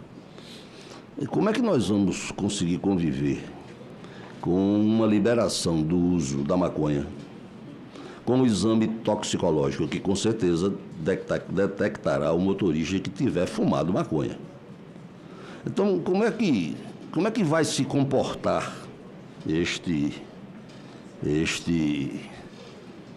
caminhamento, né, legal? Né? Segundo, é um impacto muito forte. Então, mais de 500 milhões de reais, né, para mais uma vez o empresário assumir um ônus onde ele pode fazer prova contra si mesmo.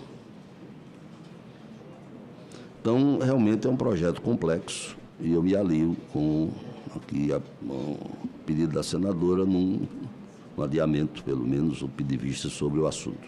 Obrigado. Margarete, com a palavra, senadora Margarete, para discutir. Obrigada, presidente. Na realidade, eu falei até com a senadora Rosana e o senador aqui, já existe uma portaria do MTE obrigando o empregador a fazer esse exame. Isso é de abril de 2024. Mas é uma situação assim que realmente, se ele fumar maconha, por exemplo, as 40 gramas permitidas, é isso. É essa que está em questão agora.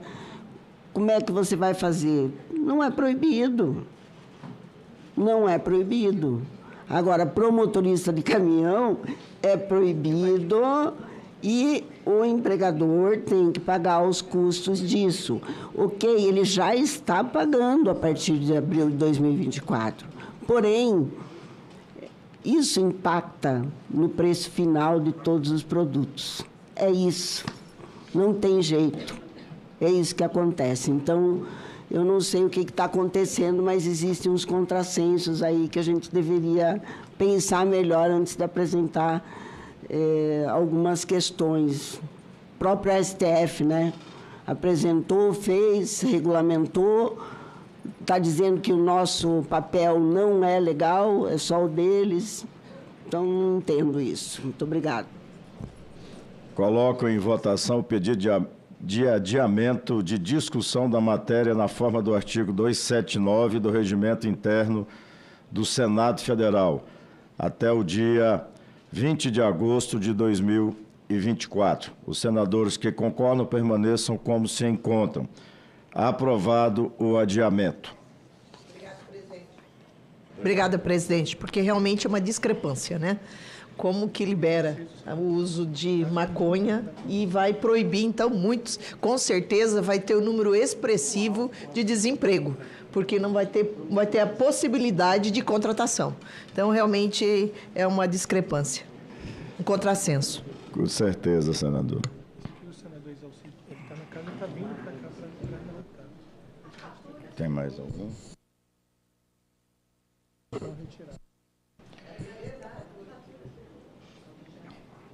Esse projeto ele deve ter sido apresentado antes dessa decisão do STF, porque não tem cabimento nenhum.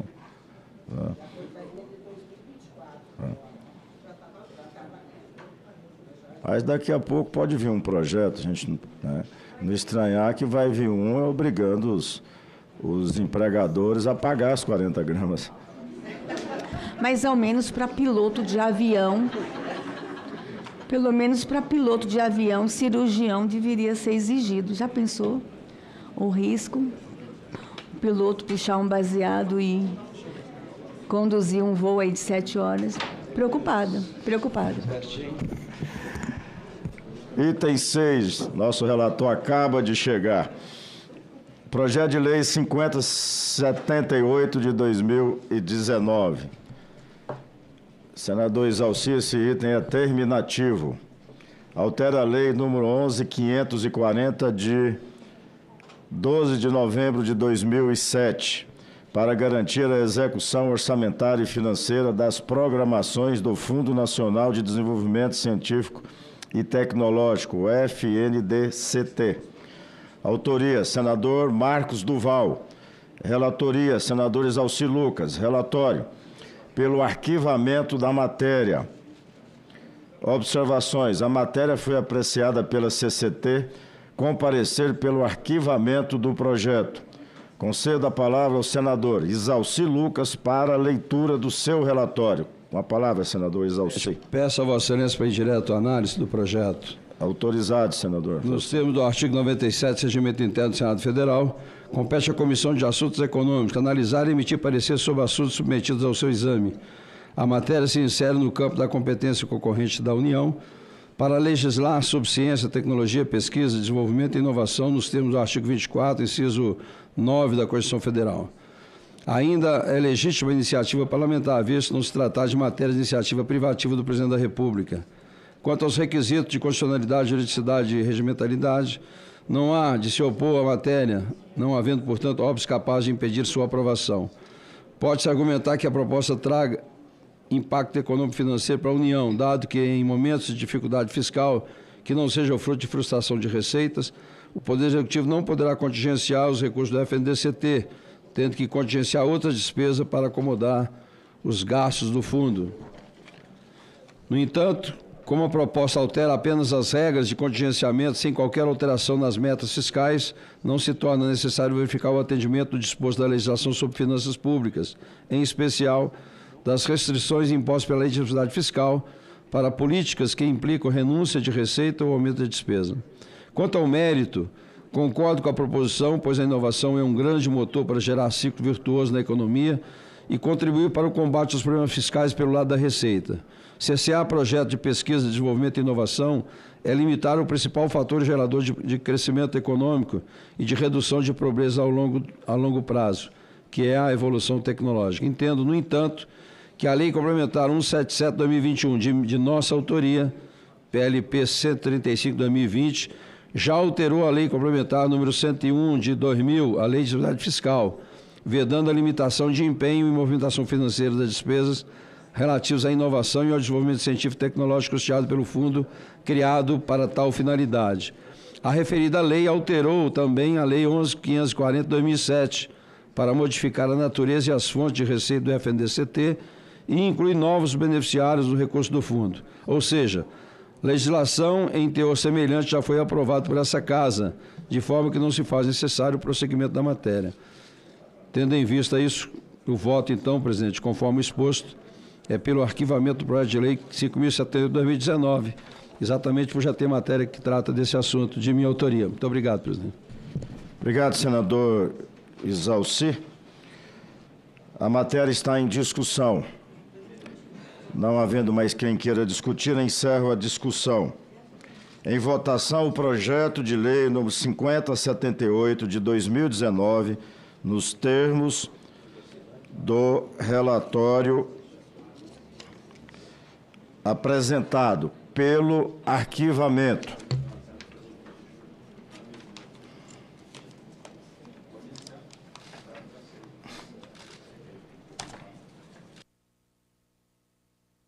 Esclareço que a votação em pauta neste momento é terminativa. Desta forma, estamos votando a matéria e não o relatório. E como o arquivamento tem o efeito de não dar seguimento ao projeto, os senadores que votam com o relator votam não. Os senhores senadores, peço que abra o painel, por favor.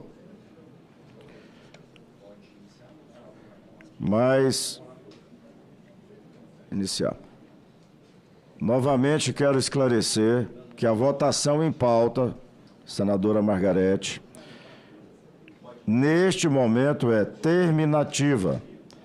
Dessa forma, estamos votando, senador Paim, a matéria e não o relatório.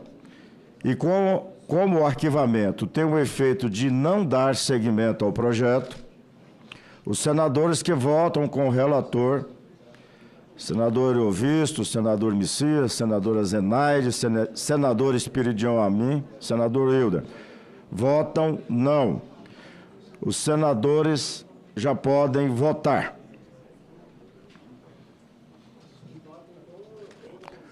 Com o relator, ou seja, pelo arquivamento, votam não.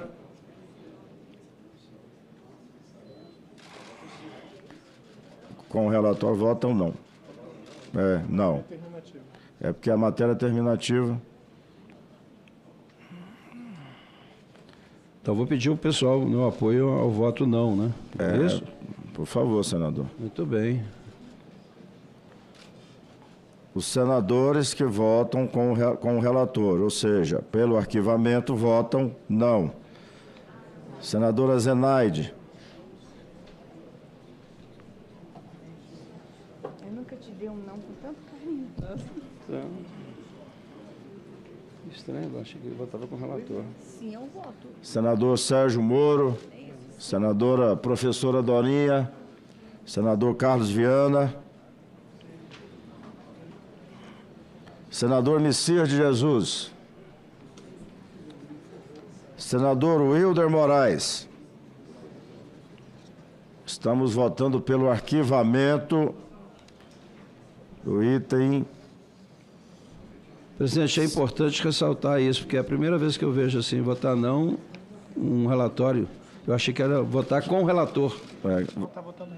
Nós não estamos votando o relatório, nós estamos votando a matéria pelo arquivamento. É importante, né, porque o pessoal pode confundir. Então já estou fazendo a chamada e já... E o não... Senadora Zenaide, quem vota pelo arquivamento, ou seja, com o relator, vota não. Senadora Zenaide. E o não é exatamente porque já existe, a lei já foi aprovada, então... Isso.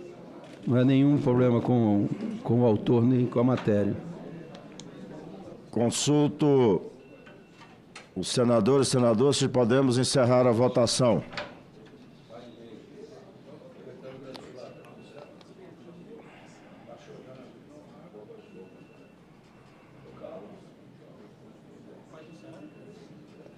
A votação está encerrada. O resultado, não 13, sim 1, está rejeitado. O relatório. Esse aqui é o relatório de atividades desse semestre, né? Número de reuniões.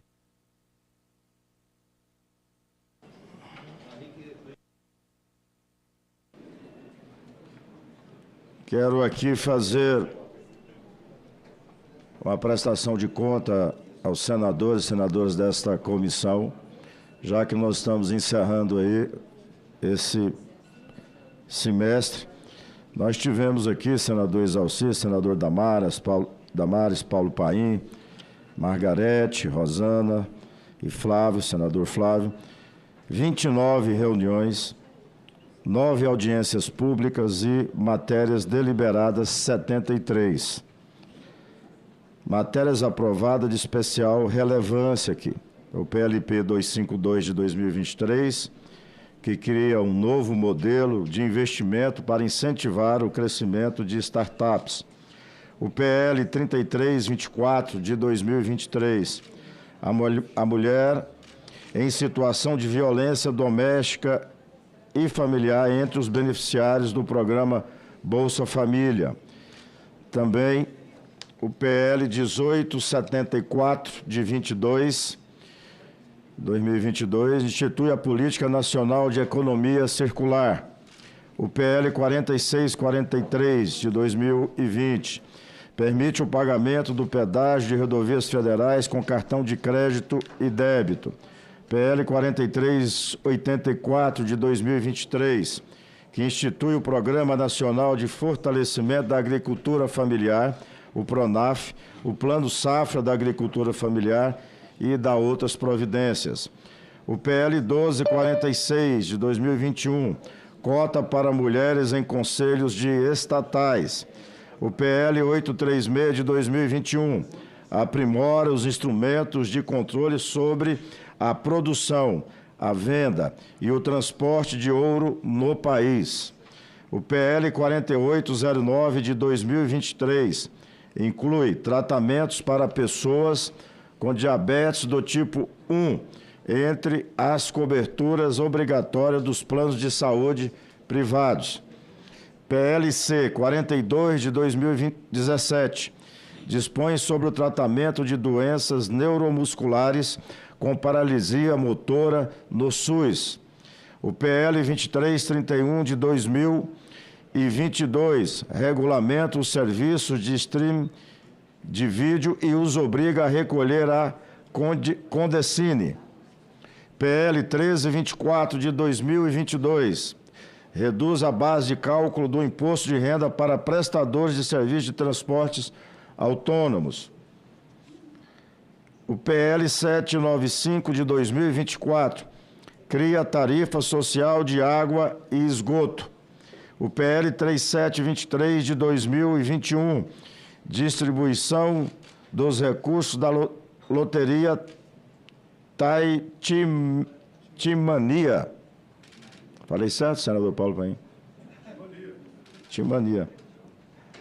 PL 2620 de 2019 institui o Programa Nacional de Atenção ao Paciente Cardiológico, o Procárdio. PL 5002 de 2023 determina a Política Nacional de Gestão Integral de Risco de Desastre, PNGIRD. PL 5395 cria a Política Nacional de Assistência Estudantil. PL 4538 de 2020 cria o Programa Nacional de Inclusão Digital para a Educação Básica.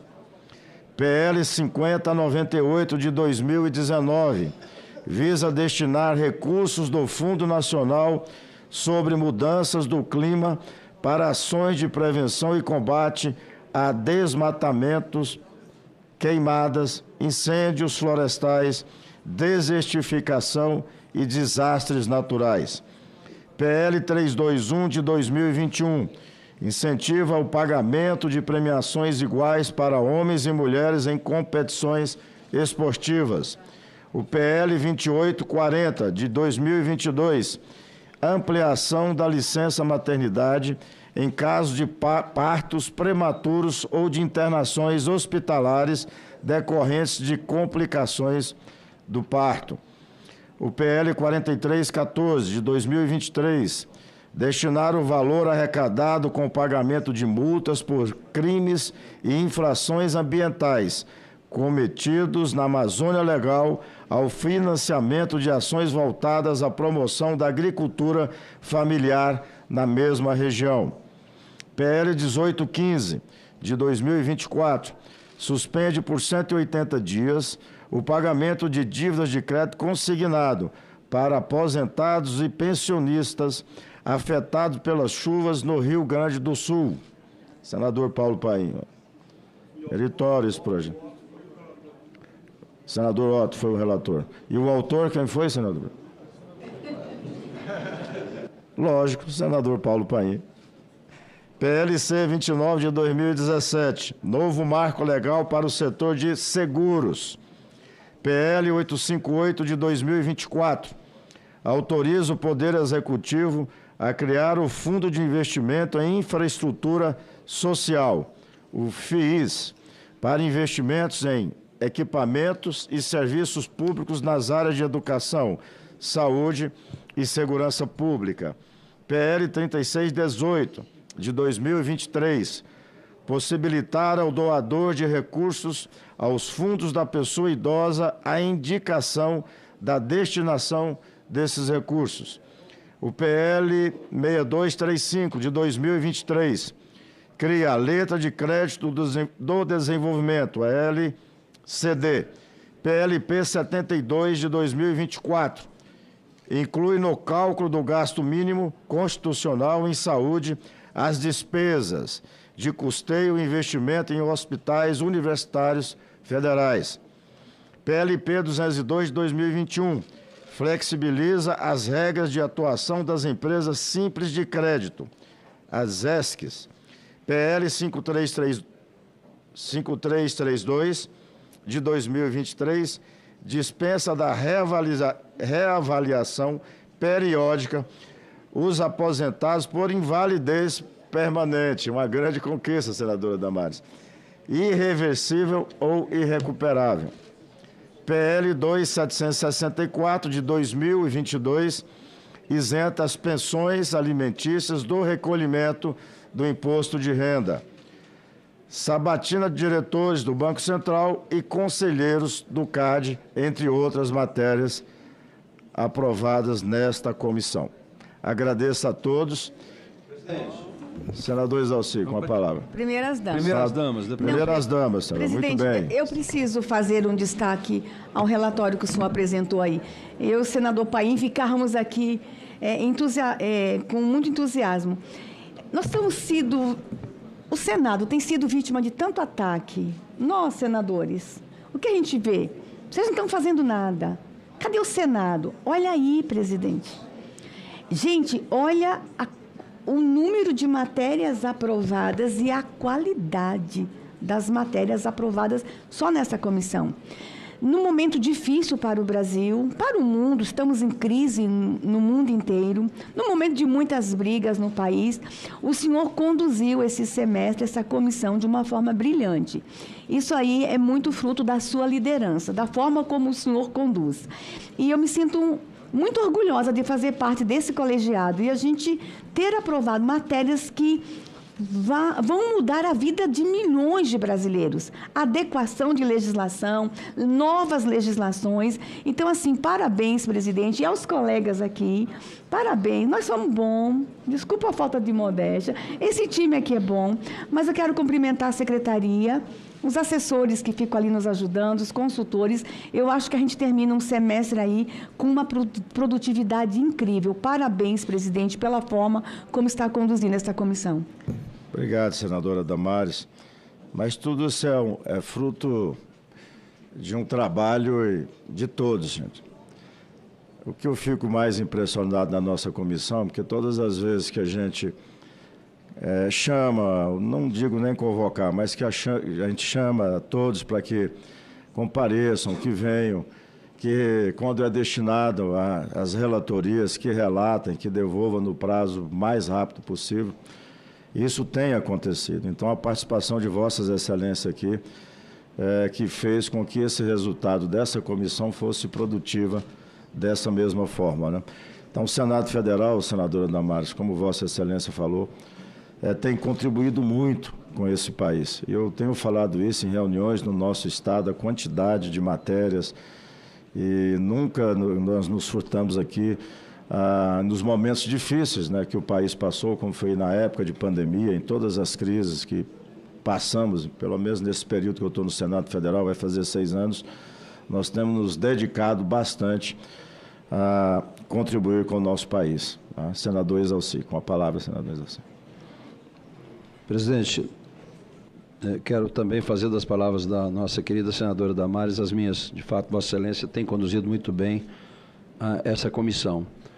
Mas eu queria reforçar, presidente, para que a gente não abrisse mão de discutir a reforma tributária na CAI. Há muitas conversas de que só passaria na CCJ e a forma como foi aprovado na Câmara foi muito ruim. Não é um relatório que foi apresentado num dia com 700 emendas e sequer foram discutidas. Tem ainda muitas questões a serem discutidas na reforma tributária. Está aí a questão da construção civil, Vossa Excelência sabe, né, o aumento muito grande vai inviabilizar, inclusive, programas sociais mesmo, né, de moradia. Tem questão também do imposto seletivo, tem uma série de outros problemas. Nas reuniões que fizemos aqui, Vossa Excelência participou de todas elas, ficou muito claro aqui, né, a promessa de um sistema moderno, né, de arrecadação, de controle da reforma, um sistema que não existe. E agora vem as consequências, né? Foi vendido aqui um produto que não existe e agora aproveitamento de crédito que era exigido das empresas que fiscalizem o fornecedor se ele pagou o imposto ou não. Quer dizer, isso não é papel de nenhuma empresa. Então, eu sei que Vossa Excelência estava formando o grupo, eu inclusive pedi que, Vossa Excelência me convidou e eu também pedi que colocasse meu nome, mas acho que essa discussão da reforma aqui nessa comissão, ela é de suma importância, né? Então, é o apelo que faço a Vossa Excelência para que a gente possa, né, conversar com o presidente e com quem mais, para que a gente possa discutir muito essa matéria aqui na CAI. Obrigado. Senador Paulo Paim, com a palavra. Presidente Vanderlan, permita que um outro foco, que eu concordo na íntegra com tudo que foi dito, foi da forma como Vossa Excelência indica os relatores. Porque como eu estou aqui há quase 40 anos, muitas vezes o presidente de uma comissão, de Câmara e Senado, né, ele indica o relator e conforme a sua matriz ideológica. Não é o seu caso. Vossa Excelência não faz essa distinção. E dou esse exemplo a questão do Rio Grande do Sul. O deputado Zucco é autor de um projeto que é de interesse do Rio Grande do Sul, né? O deputado Zucco e o deputado Rodolfo Nogueira. Já foi indicado como relator na CRAS o senador Igneu, que está fazendo um belo trabalho, e eu solicitei a Vossa Excelência que eu relatasse aqui. Vossa Excelência poderia ter dito, vamos ver, quem sabe, mas de pronto, Espanha, eu sei que tu vai defender o Rio Grande, não tem nenhuma dúvida, e o Brasil está solidário com o Rio Grande, e já assegurou que eu também relatasse aqui. É um projeto que veio da Câmara dos Deputados, Vossa Excelência sabe que eu defendo os interesses do Rio Grande, foi pedido vista agora, viria para cá, se não hoje já, lá na outra comissão, e esperamos que nesse período aí, desse intervalo que deu, a gente construa um entendimento, ou no projeto, ou até numa medida provisória, mas que tem que atender o Rio Grande, tem que atender. E Vossa Excelência é parceiro nessa luta, não só do Rio Grande, mas de todos os estados. Então, parabéns, é um orgulho ser liderado por Vossa Excelência aqui numa das comissões mais importantes da Casa, que trata da questão da economia. Parabéns a Vossa Excelência. Obrigado, senador Paulo Paim. Mas Vossa Excelência aqui tem, como todos os senadores, um respeito muito grande por nós, senador Paulo Paim. Todas as matérias que Vossa Excelência é autor ou relator, nós sabemos que quando é de autoria, é justo o projeto. E quando é relatado, é muito bem relatado, porque Vossa Excelência aprofunda bem nas matérias. E eu tenho o maior orgulho de estar liderando aqui, por esse período, Vossa Excelência, pode ter certeza. Viu? Senadora Margarete Busetti, com a palavra, senadora.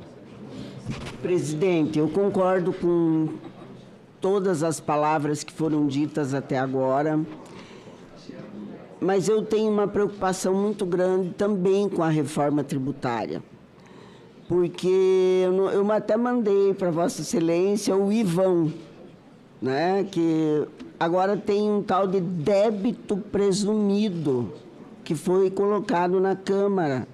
Você já imaginou o débito presumido? O que será isso? Então, assim, são questões que a gente fica muito preocupada. Para onde nós iremos? Para onde o Brasil quer ir?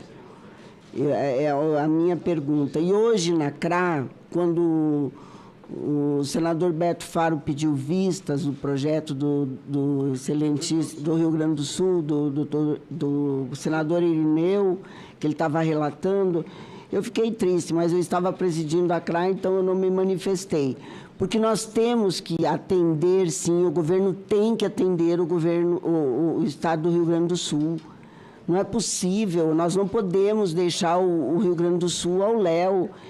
Eu apresentei projetos aqui que seriam simples, poderia ser resolvido até com uma medida provisória, mas não foi resolvido.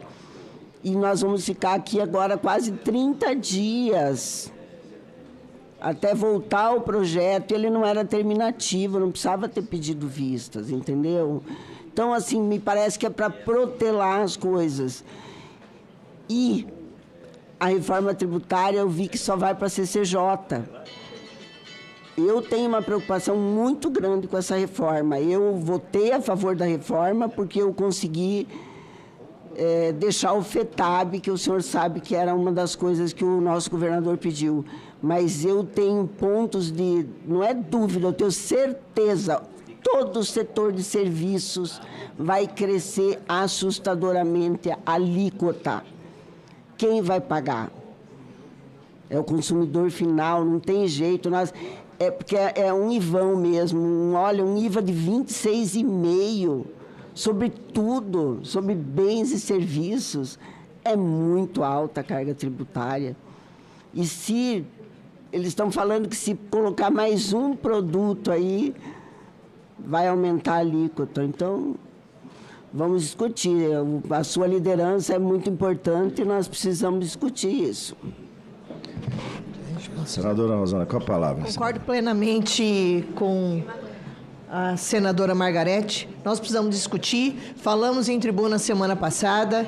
Precisa ser revisto esse prazo. Não podemos, tanto que foi discutido na reunião de líderes semana passada, que aqui no Senado tem que ser discutido melhor, porque nós temos que ver se tem jabutis escondidos aí, né, presidente? Nós não podemos deixar... E é uma responsabilidade muito grande, que nós vamos estar definindo o destino ao longo dos anos. Claro que ela vai ser implementada, mas é muito séria. E nós não podemos, de maneira nenhuma...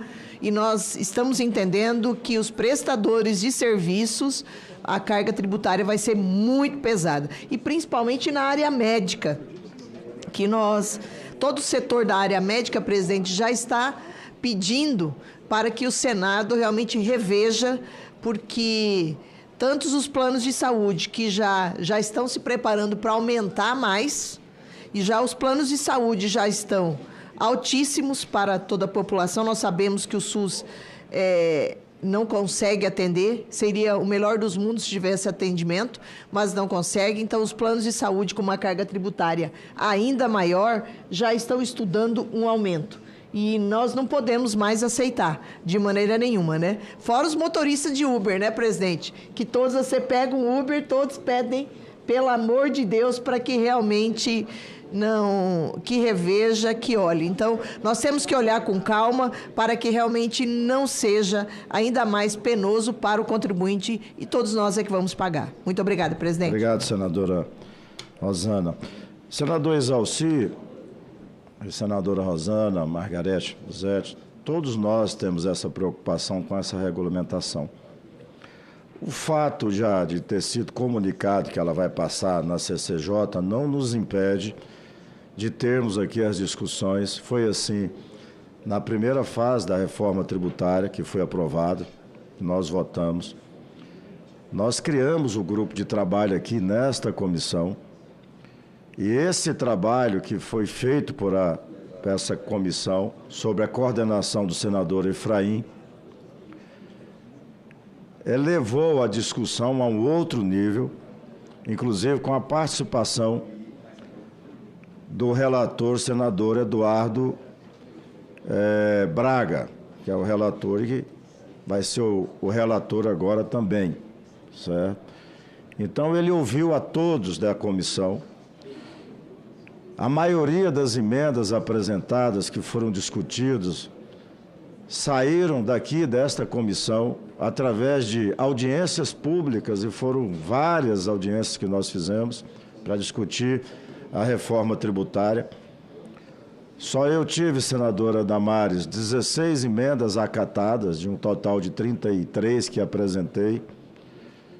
E agora não vai ser diferente. Nós já aprovamos aqui, senador Exalci, um requerimento de minha autoria para a criação desse grupo de trabalho, que Vossa Excelência já colocou o nome, e coloquei à disposição para toda a comissão. Para mim, seria interessante que todos os senadores e senadoras participassem desse grupo de trabalho contribuindo. Na primeira etapa da reforma tributária, também foi aprovado na Câmara numa semana. Não sei se houve discussão, se deu tempo para haver discussão, mas aqui no Senado foram meses que nós debatemos, que nós discutimos. E tem alguns pontos, não conheço todo o relatório ainda, tudo que foi apresentado, mas tem muitos pontos que nos preocupam, como preocupa a mim, preocupa a Vossas Excelências. E nós temos que discutir aqui, ou em audiência pública, como achar melhor o grupo de trabalho, como achar melhor, como é que a gente vai conduzir esses trabalhos, e nós vamos levar o relator, que faz parte desta comissão. O senador Eduardo Braga faz parte desta comissão, né? E, com certeza, nós vamos poder colaborar. De que forma? Aperfeiçoando o que veio da Câmara. Aperfeiçoando uma discussão madura, com profundidade, já que isso vai impactar aí, né, as nossas vidas, né? Para frente vai ser todos, né? Principalmente aqueles que geram emprego, geram renda, os trabalhadores. E tem muitos setores muito preocupados, como que foi falado aqui da construção civil, né, que vai à área de serviço. O que eu tenho recebido, senador Flávio, de setores, com as contas, já apresentando as contas, o que vai ter de aumento, se caso permanecer como foi apresentado.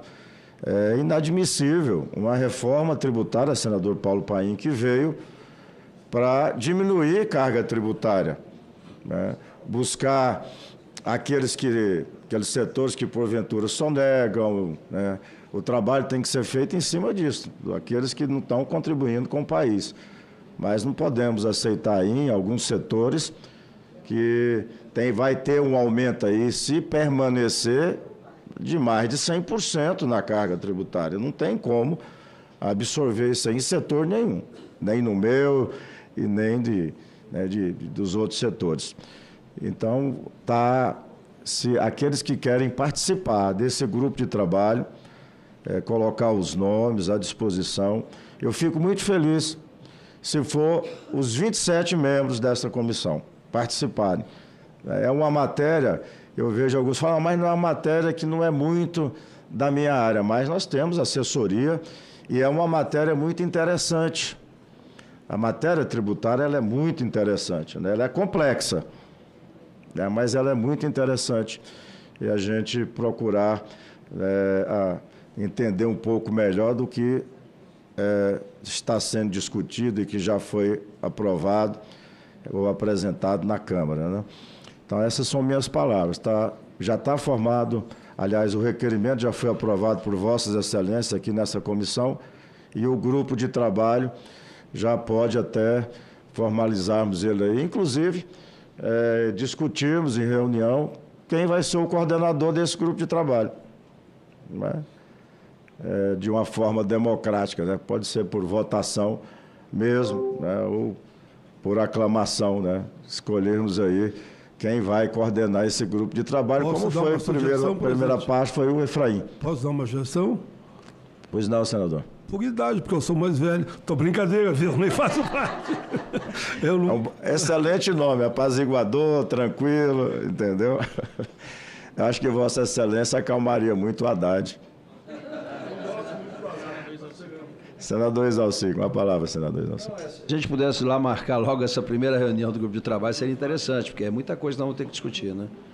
Não sei se... Já podemos marcar, se Vossas Excelências quiserem marcar tão logo volto do recesso, já fica marcado para primeira semana, né?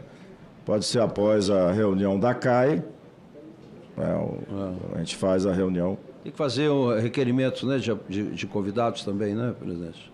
Para fazer o dia. Nós decidimos nessa primeira reunião. A gente faz o grupo de trabalho para a gente fazer o plano de trabalho, né? Até lá já deu tempo também da gente conhecer melhor o que foi apresentado, né? Tá bom. Foi aprovado na Câmara. Senador Flávio, com a palavra. Pelo menos os pontos mais polêmicos, né? Que a gente vai ter que discutir. Desculpa, senador.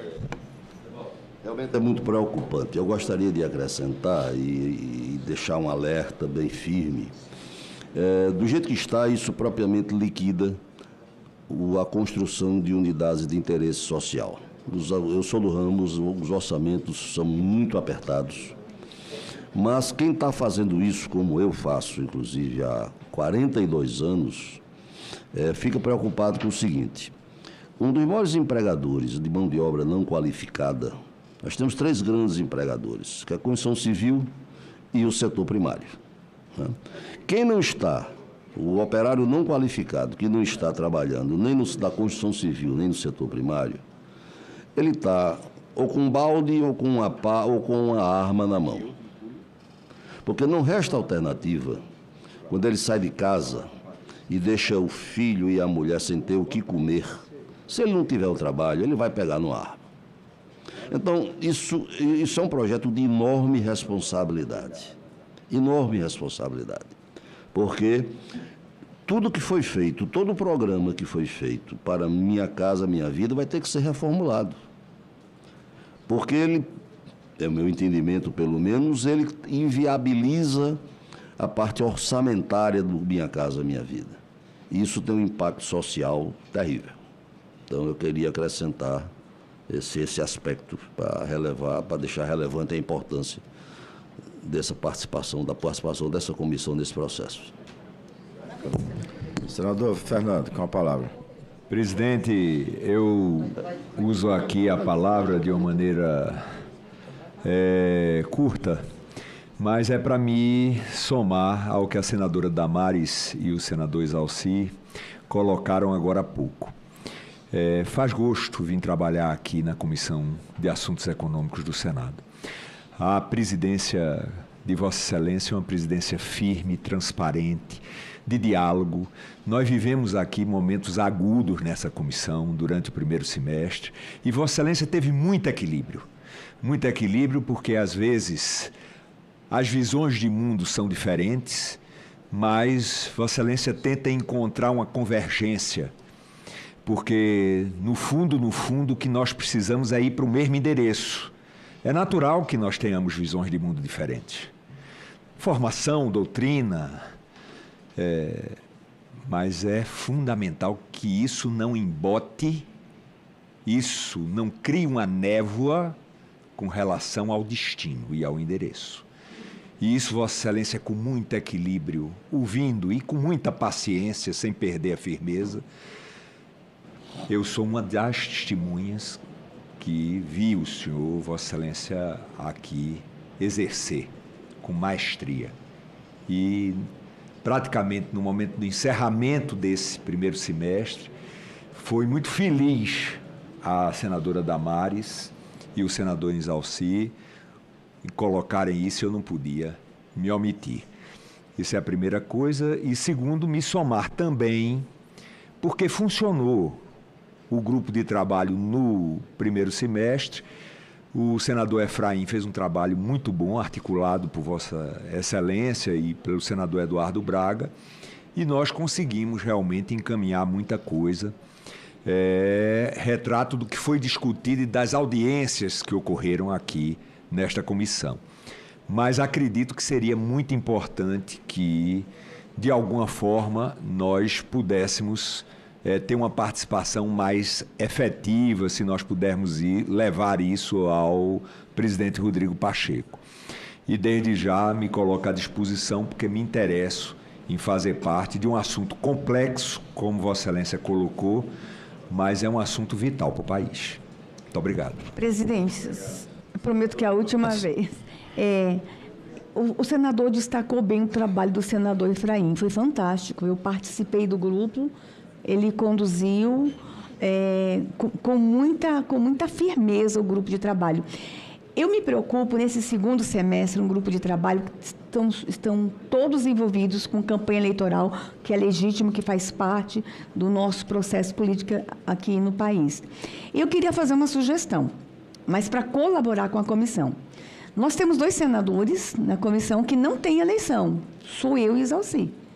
E eu quero me colocar inteira à disposição para até secretariar, fazer ata, se for preciso, para que os colegas participem dentro da possibilidade de todos eles. Mas eu queria sugerir o nome do Insalci nessa coordenação, porque ele não vai ter a preocupação com a eleição municipal. E Insalci é contador, entende economia, bom do diálogo. Tu é bom, né, Insalci? Então, assim, fica aí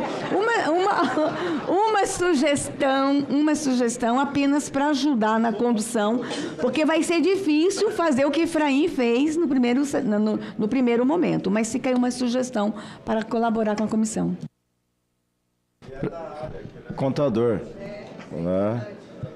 Então, se Vossas Excelências concordarem, eu acredito que a gente já pode sair daqui com o coordenador desse grupo de trabalho. Então, se Vossas Excelências concordam. E o senador Insalci também, né? Senador Insalci. Acaba de ser indicado como coordenador desse grupo de trabalho. Está ótimo, é um privilégio. Matéria importante. Obrigado, presidente. Secretariado aqui pela nossa querida Damares. Né? Então, olha o trabalho. Já vou preparar, já vou propor um plano de trabalho já, presidente. Senador Esperidião Amin, com a palavra, senador Esperidião. Falar aqui. Presidente, eu vou muito rapidamente. Muito rapidamente eu quero complementar e fazer minhas as palavras de todos aqueles que se manifestaram. Em primeiro lugar, nesta celebração muito modesta, mas verdadeira, deste primeiro semestre. E segundo, quero me congratular com a iniciativa de fazer com que a Comissão de Assuntos Econômicos faça parte do esforço do Senado para cumprir a nossa tarefa de casa revisora, num assunto cuja importância já foi aqui assinalada e eu subscrevo. Quanto à designação do nosso senador Insalci para coordenar, eu subscrevo, assim como subscrevo a palavra de todos aqueles que se me precederam. Muito obrigado. Santo Esperidião, senador Insalci, Vossa Excelência já quer na próxima reunião já apresentar um plano de trabalho. E eu tô notando aqui que já está surgindo também um acordo, não para essa eleição, mas para 2026. Com certeza, presidente. Eu quero já, antes de terminar, agradecer aqui ao João, a toda essa comissão aqui, as pessoas que fazem com que as coisas de fato aconteçam. Então, muito obrigado a todos vocês. João, obrigado. São os orientadores aqui, aqueles que não deixam o presidente aqui cometer erros, né? Então, obrigado a todos vocês. Quero agradecer aqui a tempo também, registrar a presença da Emily Bank, da CNN, que está participando aqui, divulgando os nossos trabalhos. É muito importante vocês da imprensa. A Gabriela Soares, do Congresso em Foco, obrigado pela presença. Elis Barreto, da Arco Advice, obrigado aqui pela presença de vocês. Eu não sei se tem mais alguém da imprensa, são os que me passaram aqui. Obrigado pela cobertura dos nossos trabalhos aqui. Nada mais havendo a tratar, agradeço a presença de todos e declaro encerrada a presente reunião. Obrigado a todos.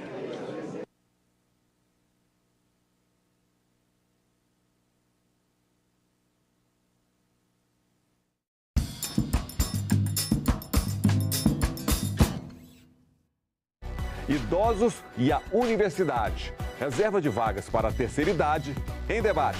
Não tem que ser 70 mais, tem que ser 60 mais. Eu sou completamente contra a questão de colocar como cota. Tem que ter algum critério de seleção, né? Mínimo conhecimento. Nós entendemos que os critérios eles são muito amplos e vagos. Em discussão, nesta quinta, 20h, aqui na TV Senado.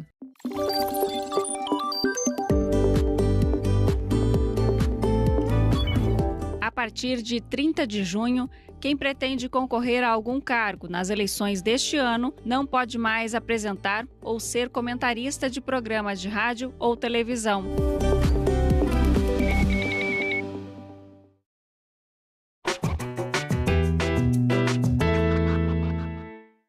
O que você faria se fosse convidado para conhecer as florestas tropicais brasileiras? A bordo de uma simples canoa, em um rio desconhecido, cheio de corredeiras, e passando pelas terras de povos indígenas que se defendiam dos invasores com flechas envenenadas. Sem falar na malária, é claro. Pode parecer loucura, mas em 1914, o então ex-presidente dos Estados Unidos, Theodore Roosevelt, aceitou este inusitado convite feito pelo coronel brasileiro Cândido Mariano da Silva Rondon. Naquela época, Rondon já era o mais famoso explorador brasileiro. Descendente de indígenas, ele era literalmente um desbravador que havia construído milhares de quilômetros de linhas telegráficas e conhecia profundamente o interior do país. Mas a sua grande habilidade era estabelecer uma convivência pacífica com os indígenas, lutando pela demarcação de suas terras e os protegendo dos ataques de fazendeiros e seringueiros.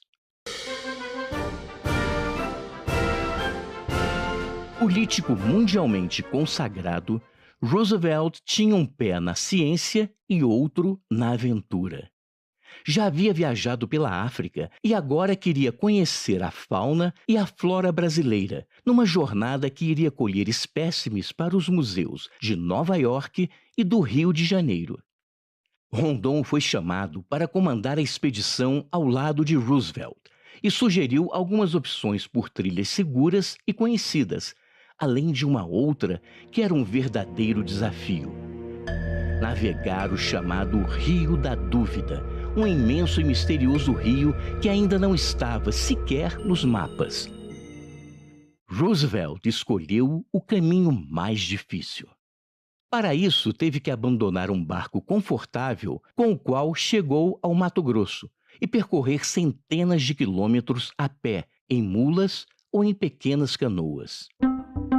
Durante o trajeto, Roosevelt ficou maravilhado com a forma amistosa pela qual Rondon se relacionava com os indígenas locais, os Parecis e os Nambiquaras.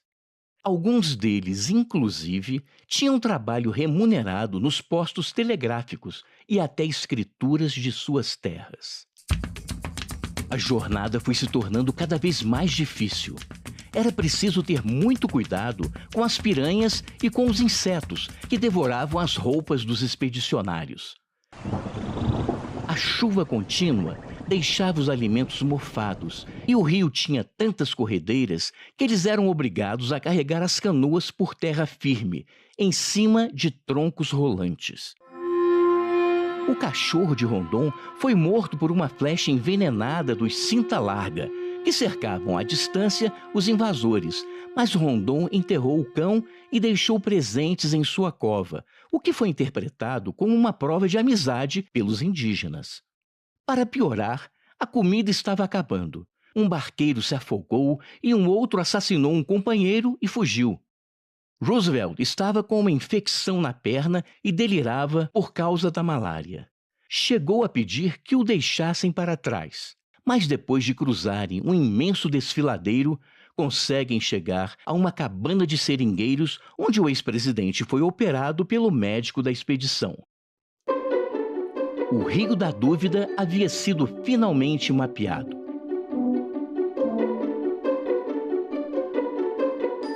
Os relatos e as imagens da expedição apresentariam ao mundo o explorador Rondon e o Brasil daquela época.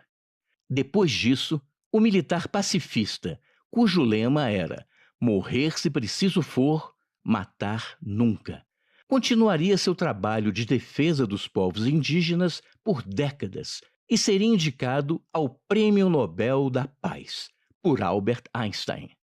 Mas, assim como Mahatma Gandhi, nunca ganharia. Sinal de que muita coisa ainda precisa ser feita.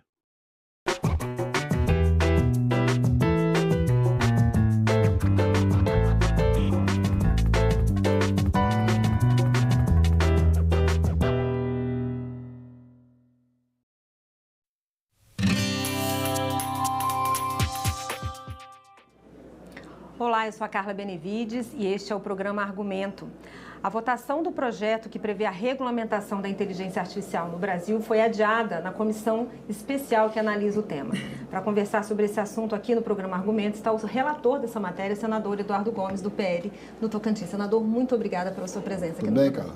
Bom. Senador, a proposta, a previsão era votar na comissão essa semana e tentar aprovar ainda em plenário antes do recesso. Como é que vai ficar essa tramitação, já que a proposta não foi votada na comissão? Bom, primeiro é importante frisar que essa matéria é uma matéria super importante, é uma matéria complexa. Há mais de 2 anos de discussões entre o início da tramitação na Câmara dos Deputados até a comissão de juristas, depois a comissão especial. Portanto, foram centenas de exposições de especialistas, um seminário internacional, uma sessão de debate no plenário, mais de 20 audiências nas 2 comissões. Então, é uma matéria muito complexa no plano mundial.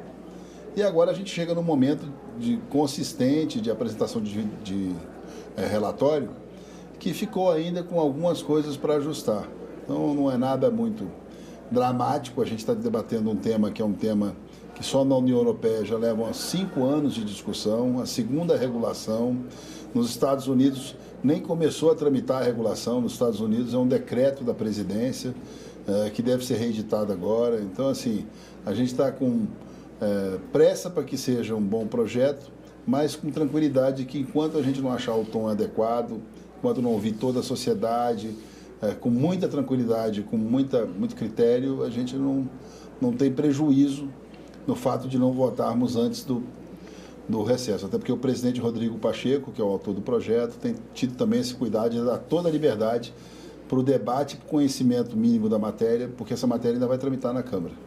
Senador, o senhor foi muito elogiado durante a sessão temática aqui no plenário do Senado, por todos os setores envolvidos, exatamente por ter esse poder de tentar conciliar todas as propostas que foram encaminhadas. O senhor recebeu sugestões de vários setores, né, da sociedade civil também. Como que foi construir essa proposta e num tema que é tão dinâmico e não pode ser engessado? Primeiro, com respeito à sociedade, né? Não é um assunto partidário, não é um assunto do tema que está sendo muito ressaltado agora, que é a polarização política, esquerda, direita. Inteligência artificial é a regulação de uma tecnologia que vive e convive agora com todos nós no dia a dia e que tem consequências na área do trabalho, da saúde, do investimento, da competitividade no trabalho.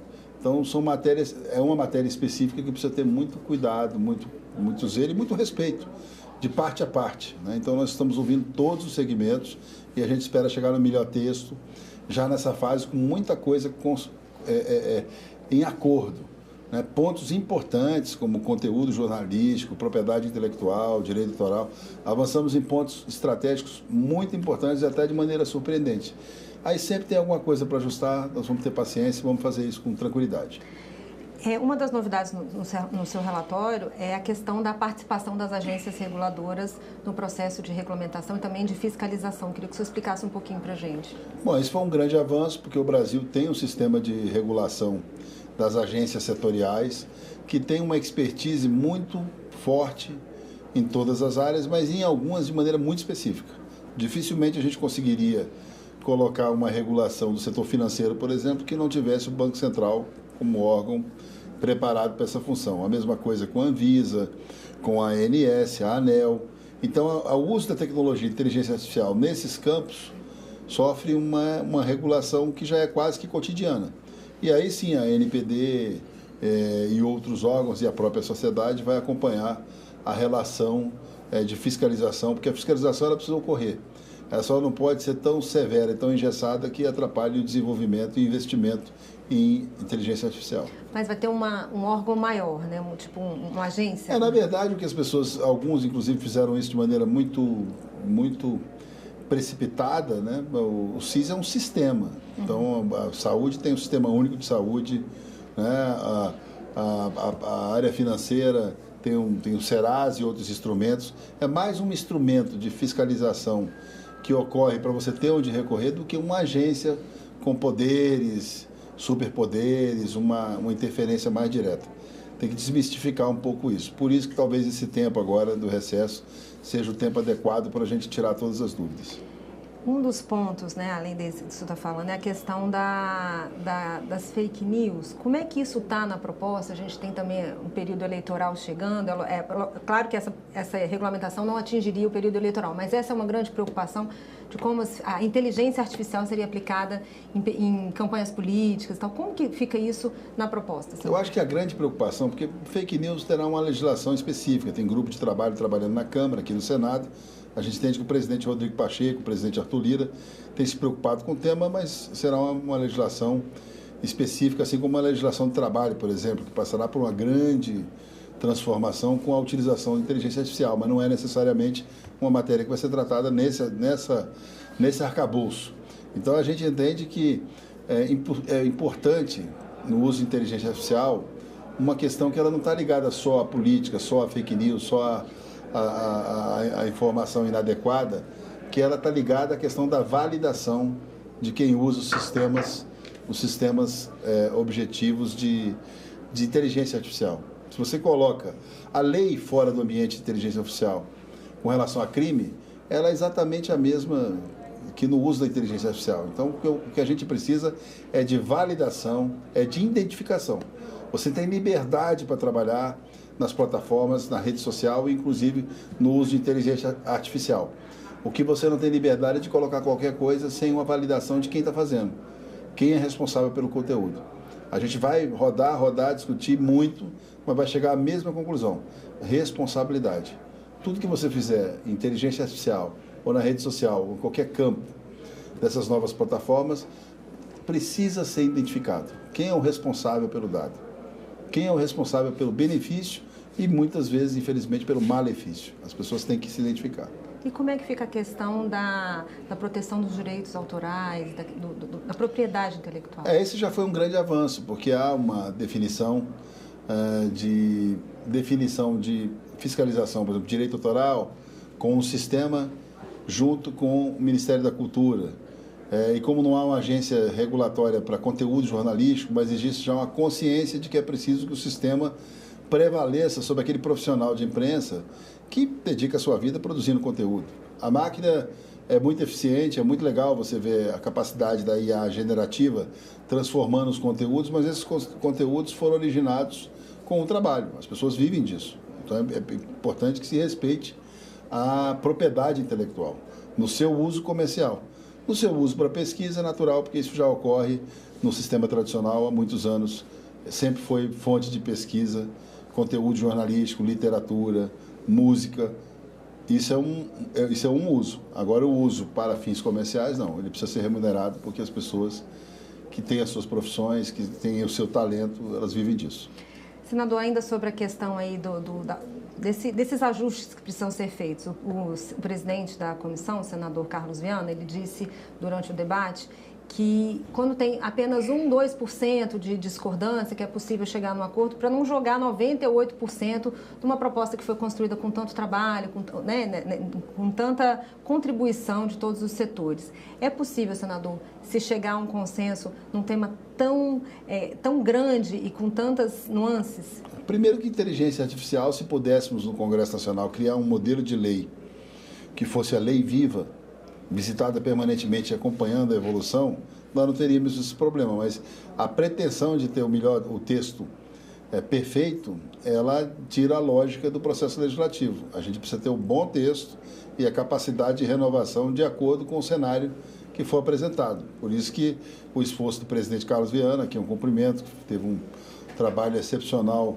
como condutor desse processo até agora, e é o presidente Rodrigo Pacheco que tem estimulado a abertura desse debate, nunca cobrou um prazo definido a qualquer custo. Você sabe que a gente precisa chegar num entendimento mínimo. Senador, obrigada. Sucesso aí na tramitação da proposta. Obrigado, muito obrigado. Eu que agradeço. E eu agradeço a você também que nos assistiu. Se você quiser rever esse e outros programas, é só acessar o nosso site senado.leg.br/tv ou o nosso canal no YouTube. Obrigada pela sua audiência e até o próximo argumento. Quando o avião da Aeroflot pousou no aeroporto de Sheremetyevo, em Moscou, seria possivelmente 5 da tarde, devido à diferença de fusos horários. Tinha a sensação de passar para uma outra realidade. À medida que o avião se aproximava do solo, aumentava em mim a sensação de que eu descia não num país como os outros, mas numa outra dimensão da realidade. Senadoc, neste sábado, 21h, aqui na TV Senado.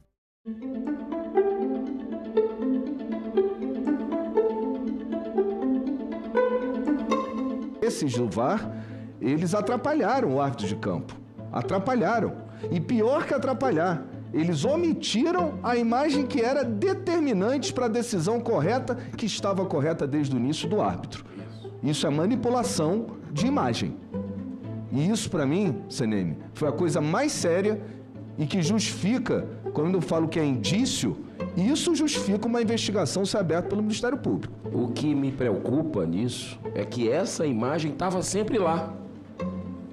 Isso é que é escandaloso no meu modo de entender. Protocolarmente, pelos roles de função, um árbitro de vídeo não está obrigado a mostrar para o árbitro de campo todos os ângulos que estão na cabine, nem todos os ângulos que ele visualizou. Então ele pode escolher o que ele manda para o árbitro do campo? Ele pode escolher. Mas isso é muito grave, CNM. Mas é um protocolo. Assim é o protocolo FIFA. As imagens que o árbitro de vídeo proporciona a ele não são últimas e nem definitivas. Você dizer que a cabine do VAR não é obrigada a mandar todos os lances para elucidação do árbitro do campo, isso é seríssimo. Transformar erro de arbitragem, né, em denúncia para manipulação de resultado, na minha visão, é uma ação irresponsável. O árbitro, ele não ouve a discussão que há entre aqueles que estão ali na cabine, perfeito? Eles discutem entre eles e apenas um que faz a comunicação, não por celular, para o árbitro.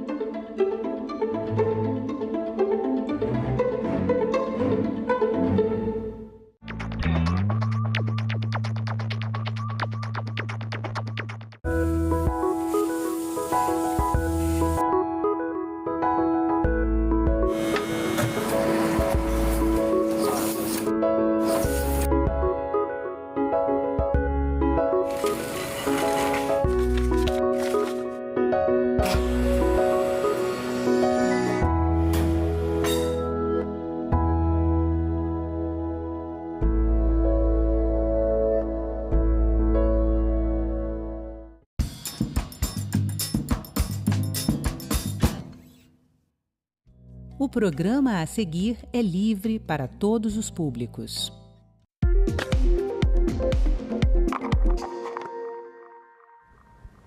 Olá, começa agora mais um Assunto de Estado. E hoje a gente vai falar aqui no programa sobre saúde, segurança pública, Instituto Federal de Educação, entre outros temas. E para conversar comigo, o nosso convidado é o senador Everton Rocha, do PDT do Maranhão. Bem-vindo, senador. Eu que agradeço, cumprimento aqui todos os telespectadores do programa Assunto de Estado, aqui da TV Senado. Senador, para a gente começar, o senhor tem tido destaque no apoio ao tratamento e à prevenção de câncer no Maranhão, mais especificamente apoiando 3 hospitais, Aldenor Abelo, Hospital do Amor, Imperatriz, e também o Dr. Antônio Dino. Qual que é a expectativa para o avanço no cuidado oncológico no Maranhão? Segundo a Organização Mundial da Saúde, a cada 2 mortes, a partir de 2030, uma poderá ser por conta do câncer. E hoje essa doença ela está aí, independente de classe social, ela chega e não adoece apenas o paciente, adoece toda a família, os amigos, o tratamento, além de caro, dolorido, ele é incerto. Então, segundo os especialistas, quanto mais cedo você identifica essa doença, mais chances você tem de cura. As mulheres, ao identificarem um câncer de mama, por exemplo, logo no início, mais de 97% de chance de elas terem sucesso no seu tratamento. Então, o Hospital de Amor, que é uma realidade, foi uma das conquistas do meu mandato. Eu viabilizei os recursos e conversei com o Henrique Prata, na época, para viabilizar essa unidade de prevenção em Imperatriz, que é a minha terra natal. De lá, hoje se tornou uma realidade. Além do Hospital Dia que nós temos em Imperatriz, ele tem 2 carretas do Amor, que faz o exame de mamografia, Papa Nicolau, e faz esse trabalho de prevenção em várias cidades no entorno de, não só de Imperatriz, mas várias regiões do Maranhão. O Hospital Aldenor Abelo de São Luís, que é mantido pela Fundação Antônio Dino, ele já tem um trabalho fantástico e são de pessoas de ilustres maranhenses que têm já essa bandeira de luta no combate ao câncer. É um hospital super avançado, a bancada federal tem ajudado muito e eu ainda como deputado federal sempre mandei recursos para o Aldenor Abelo. Tivemos agora essa conquista importante de conseguir uma unidade do Aldenor Abelo, que é da Fundação Antônio Dino, na cidade de Pinheiro, que é a maior região do Maranhão e uma das mais pobres, a Baixada Maranhense. Inaugurado já agora no início do ano, essa unidade ela já está funcionando e em breve estará em pleno vapor, com tratamento de quimioterapia e ambulatorial já está funcionando, a parte ambulatorial e várias outras áreas, como por exemplo de consultas e também de tratamentos mais simples. Mas também lá terá uma carreta para que se possa visitar os municípios e fazer esses exames preventivos. Dia 21 agora de junho, nós teremos o lançamento da pedra fundamental de mais uma unidade do Hospital Aldenor Abelo, da Fundação Antônio Dino, na cidade de Santa Inês.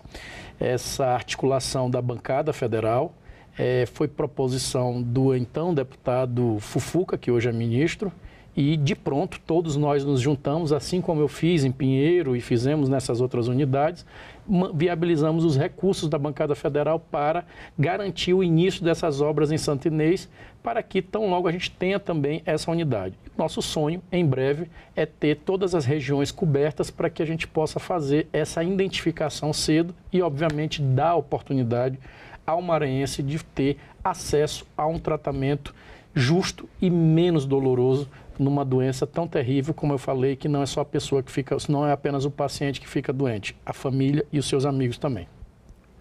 Interessante que o senhor falou sobre o acesso a outros municípios via carretas de saúde, né? Com equipamentos de saúde. Agora, falando de uma forma mais ampla, que medidas adicionais o senhor consideraria para facilitar o acesso a toda a saúde, todos os tratamentos para o público do Maranhão? Primeiro, os centros de imagens. Além das carretas, eu tenho apoiado muito os municípios do Maranhão para que tenham seus próprios centros de imagens modernos, porque o grande desafio hoje não é apenas o exame, e sim o bom profissional que possa laudar ele e fazer um bom exame com um laudo positivo, um laudo que tenha 100% de assertividade.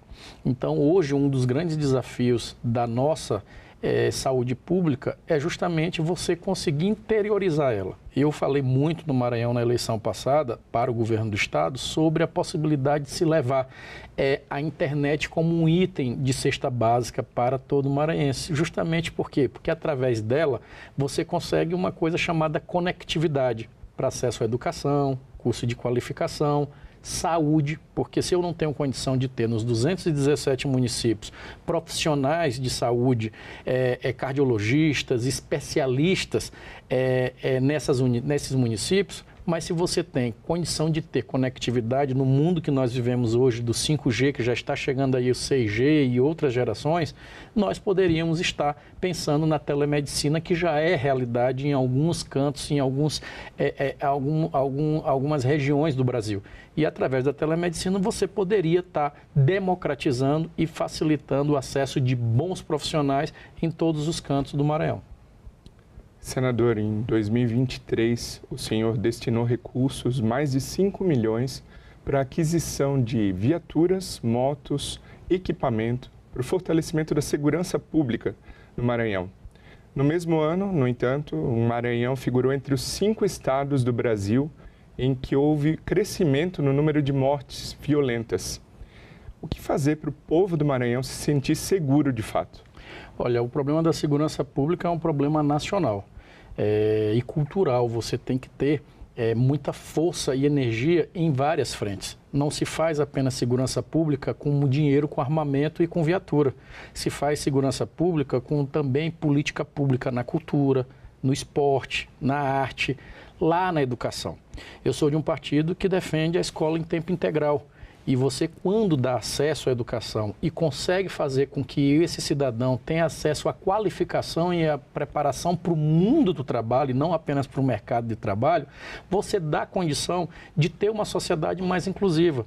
Então, eu não sou da bancada que acredita que com arma se vai resolver o problema da violência. Eu sou da bancada e de uma bancada que defende a educação como uma arma importante para enfrentá-la. Obviamente, você tem as questões mais urgentes. Além de você fazer esse trabalho que é geracional, ele não é de uma eleição, e já dizia, né, mais fácil você educar uma criança do que transformar um homem. Então, hoje você tem que ter também as ações repressivas, e uma delas é você dar as condições para o sistema de segurança poder fazer um bom trabalho. Eu já sou amigo da segurança pública do meu estado já há muito tempo. Como deputado federal, eu fui o autor da lei que ajudou a anistia dos policiais militares que naquela época participaram das greves, que desencadearam em vários estados do Brasil e tiveram que ter leis específicas para cada estado para anistiar aqueles militares que iam ser punidos, inclusive com a perca da sua função pública. Logo depois disso, ano 2023, eu destinei quase 8 milhões de reais para a segurança pública. É a primeira vez na história da Polícia Militar do Maranhão que a Polícia Militar do Maranhão tem viaturas blindadas para fazer policiamento ostensivo. E isso é importante porque você está falando ali não é apenas com o policial militar, você está falando com um pai de família.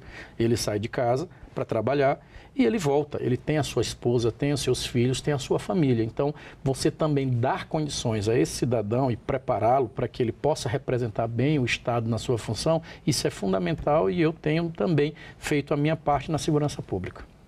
E outra área que o senhor colaborou recentemente com o envio de recursos de emenda parlamentar foi a educação técnica.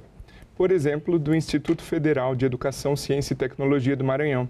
A gente preparou aqui uma arte para falar mais a respeito. Então, foi anunciada a construção de 4 novos campi, nos municípios aqui, Chapadinha, Colinas, Balsas e Amarante do Maranhão. Isso vai impactar na construção civil e também na geração de emprego. Um investimento total de 100 milhões aproximadamente e 5.600 novas vagas para alunos interessados. O que o povo pode esperar dessas melhorias do Instituto? Olha, eu tenho assim uma satisfação grande de ser um dos parlamentares que individualmente mais ajuda o IFMA do Maranhão.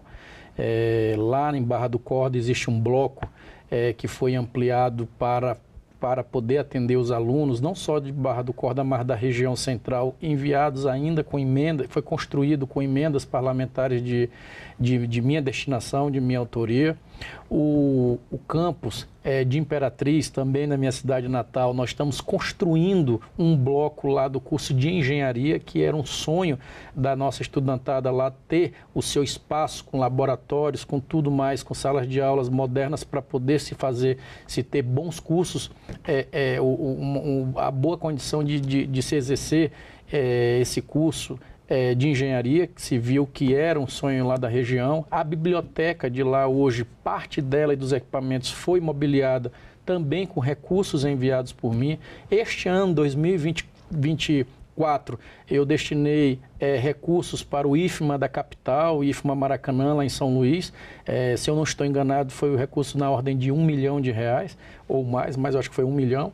E vários outros institutos tiveram essa colaboração individual, além do apoio que nós damos na bancada, via emendas de bancada, para ajudar a instituição como um todo. Então, eu tenho, assim, essa tranquilidade também de dizer que, assim como a bancada envia recursos para as universidades do nosso estado, nós temos um Instituto Federal, que é um curso técnico, são estudantes do antigo ali, 2º grau, que estão lá se preparando para o mercado, para o mundo do trabalho, e que precisam do nosso total apoio, e eu tenho tido esse cuidado para poder apoiar essa juventude, essa estudantada que está lá na ponta, em várias regiões do Maranhão, que podem estar aí prontas já para entrar no mercado de trabalho. E como você falou, esse atendimento aqui que o presidente Lula fez a pedido da nossa bancada, meu pedido também, dos campos, e não só dos campos, mas também das condições que nós estamos permanentemente lutando para ajudar a viabilizar, até porque foram alguns anos no governo anterior que se ficaram sem condições, as universidades, os institutos, sem condições mesmo, inclusive financeiras, de poder construir políticas públicas e avançar nesse trabalho que é permanente. Agora, recente, caiu um muro da universidade que próximo tem um curso de medicina na Universidade Federal, né? Então, emergencialmente, o reitor correu aqui em Brasília, eu ajudei a viabilizar, levar no Palácio, conversar com os ministros, enfim, viabilizar os recursos emergenciais para que fizesse a obra de contenção que vai começar nos próximos dias, para que nós evitássemos um mal maior no futuro, que é essa erosão poder chegar a um prédio importante, que é o prédio do curso de medicina da UFMA na nossa capital. Então, eu tenho tido esse cuidado, sou filho de professora, então está dentro do meu partido a bandeira da educação, né, o Brizola, todos que lutaram por ela, o Jackson Lago. Então, tenha certeza que eu vou no mandato também continuar fortalecendo essa pauta importante. E isso vai absolutamente ao encontro do que o senhor falava na resposta anterior sobre capacitar e também investir em educação das pessoas para diminuir a criminalidade. Diminuir a criminalidade. Eu, por exemplo, sobre o combate à segurança, por exemplo, uma vai puxando a outra. Eu sou um dos parlamentares, ou o parlamentar do Maranhão, que mais enviou equipamentos para os conselhos tutelares do Estado. Hoje são mais de 70 municípios que têm um carro e um kit de conselho tutelar para que esse conselheiro esteja lá na ponta. O que tem a ver, Everton, com segurança pública e com educação isso? Para quem não sabe, o conselheiro tutelar, ele é ali o para-choque, é o que está lá na ponta para atender uma denúncia anônima, para fazer uma diligência, para proteger as crianças e adolescentes vulneráveis nas comunidades.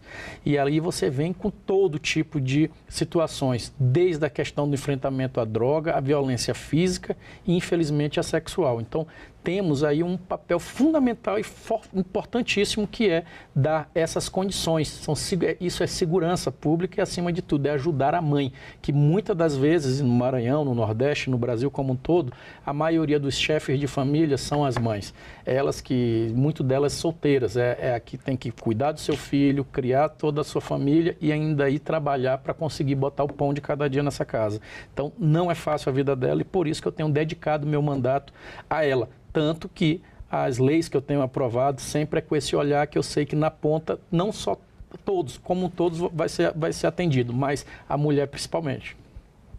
Agora, senador, segundo o IBGE, o Maranhão tem o pior índice de desenvolvimento humano no país. quais ações o senhor consideraria prioritárias para reverter essa situação?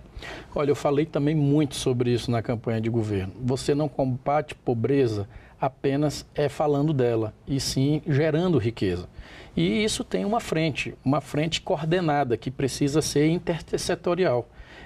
A primeira coisa que eu acredito que poderia ser feito para enfrentar a pobreza do Maranhão é nós tratarmos de forma séria a questão da regularização fundiária. A pessoa que tem ali o seu pequeno barraco, a sua casa, ali o seu canto, a sua vida toda ali dentro, a pessoa quando recebe o documento da sua casa, ela começa a gerar riqueza, né? Ela começa a ter um patrimônio concreto, porque se aquilo ali vale 20, 15, 30 mil reais, imediatamente já dobra a partir do momento que ela tem um papel, uma segurança para dizer que tem um patrimônio. A partir daí vem a questão da geração de oportunidade de emprego. E como é que você gera oportunidade de emprego? Com uma visão desenvolvimentista, sustentável. O Maranhão ele tem incríveis potenciais que precisam ser de verdade explorados. E isso vai acontecer um momento. Você tem do turismo, que aqui a gente costuma falar que é a indústria sem chaminé, até o porto do Itaqui, né, que é um dos maiores portos do mundo, com maior profundidade do mundo, o segundo maior, né, e estrategicamente, de forma geográfica, muito estratégico. Então, assim, você tem lá o gás natural, você tem lá a base de Alcântara, você tem um povo trabalhador, ordeiro. Então, assim, você tem condição de abrir várias frentes para que você possa fazer com que se gere oportunidade de trabalho e, consequentemente, se enfrente à pobreza. E eu acredito muito nesse potencial do Estado e por isso que tenho feito a minha atuação muito nessa luta de, primeiro, ajudar nas políticas sociais, que precisa-se dessa proteção social a quem mais precisa, ao mesmo tempo de defender que é preciso também se dar a oportunidade e se dar a condição para que as pessoas possam amanhã trabalhar e possam ter condição de colocar a sua comida dentro de casa com o seu próprio suor. O senhor comentou sobre o turismo e o Maranhão tem uma posição geográfica privilegiada até para isso. O senhor considera que o potencial turístico do Estado é suficientemente explorado? Não, jamais. Muito pouco. O Brasil não explora muito pouco. Eu tenho conversado muito com o ministro que tem se esforçado demais, o Celso Sabino, ministro do Turismo, e com vários outros ministros e lideranças aqui políticas e empresariais do nosso Brasil, falando justamente sobre essa potencialidade que o país tem. Você pega ali a rota do Potiguar, a rota das emoções, a rota das falésias, que vem de João Pessoa, na Paraíba, até aqui no Maranhão. Então, você passa aí por João Pessoa pela Paraíba, você passa pelo Rio Grande do Norte, passa pelo Ceará, passa por um pedacinho do litoral do Piauí. Tem muita gente que nem sabia que o Piauí tem praia, né? É pequeno litoral, mas bonito. E os Lençóis Maranhenses, por exemplo. Então, assim, você tem ali uma condição enorme de gerar condição de fazer com que isso possa, de verdade, fazer virar a chave. Você pega a República Dominicana, ela recebe a quantidade de turismo, a mesma quantidade que eles têm de habitantes, quase 8 milhões de habitantes você tem de turistas. Você pega aí a cidade de Barcelona, ela recebe por mês mais de 4 milhões de turistas. Você pega ali o Louvre, um museu na Europa tem condição de receber e hoje recebe mais de 7 milhões e meio de turistas. Aí você pega o Brasil, a gente não consegue receber 8 milhões de turistas no ano. O Brasil. Juntando Rio de Janeiro, juntando as belezas que tem a Bahia, as belezas que tem o Maranhão, as belezas que tem o Nordeste. Alguma coisa está errada. Precisamos, primeiro, criar infraestrutura, fazer com que a iniciativa privada ela tenha essa segurança jurídica para ela poder fazer os seus investimentos e melhorar a sua mão de obra para dar bons serviços, ao tempo também que ir lá fora buscar esse turista que depois da pandemia está querendo conhecer lugares abertos, lugares belos como nós temos para oferecer. E isso eles vão vir se tiverem, que eu falei, infraestrutura, desde a segurança até bons serviços. Senador, o senhor é autor do projeto de lei que prevê a redução da jornada semanal de trabalho sem prejuízo do salário do empregado. De janeiro para cá, 22 empresas no Brasil aderiram ao chamado programa 4-Day Week Brasil, que prevê 4 dias semanais de jornada de trabalho. E dessas 22 empresas que eu mencionei, nenhuma é do Maranhão. Então, conta para a nossa audiência, principalmente para o empresário, do Maranhão, qual o potencial de benefício desse projeto? Primeiro que não são todos os tipos de serviços que as empresas oferecem que teriam condição de aderir a esse tipo de projeto, mas tem muitas outras que podem. E isso você faz dentro de uma visão onde o mundo começou a acordar, para que entender que a peça principal da sua empresa, que é o seu empregado, ele ter qualidade de vida.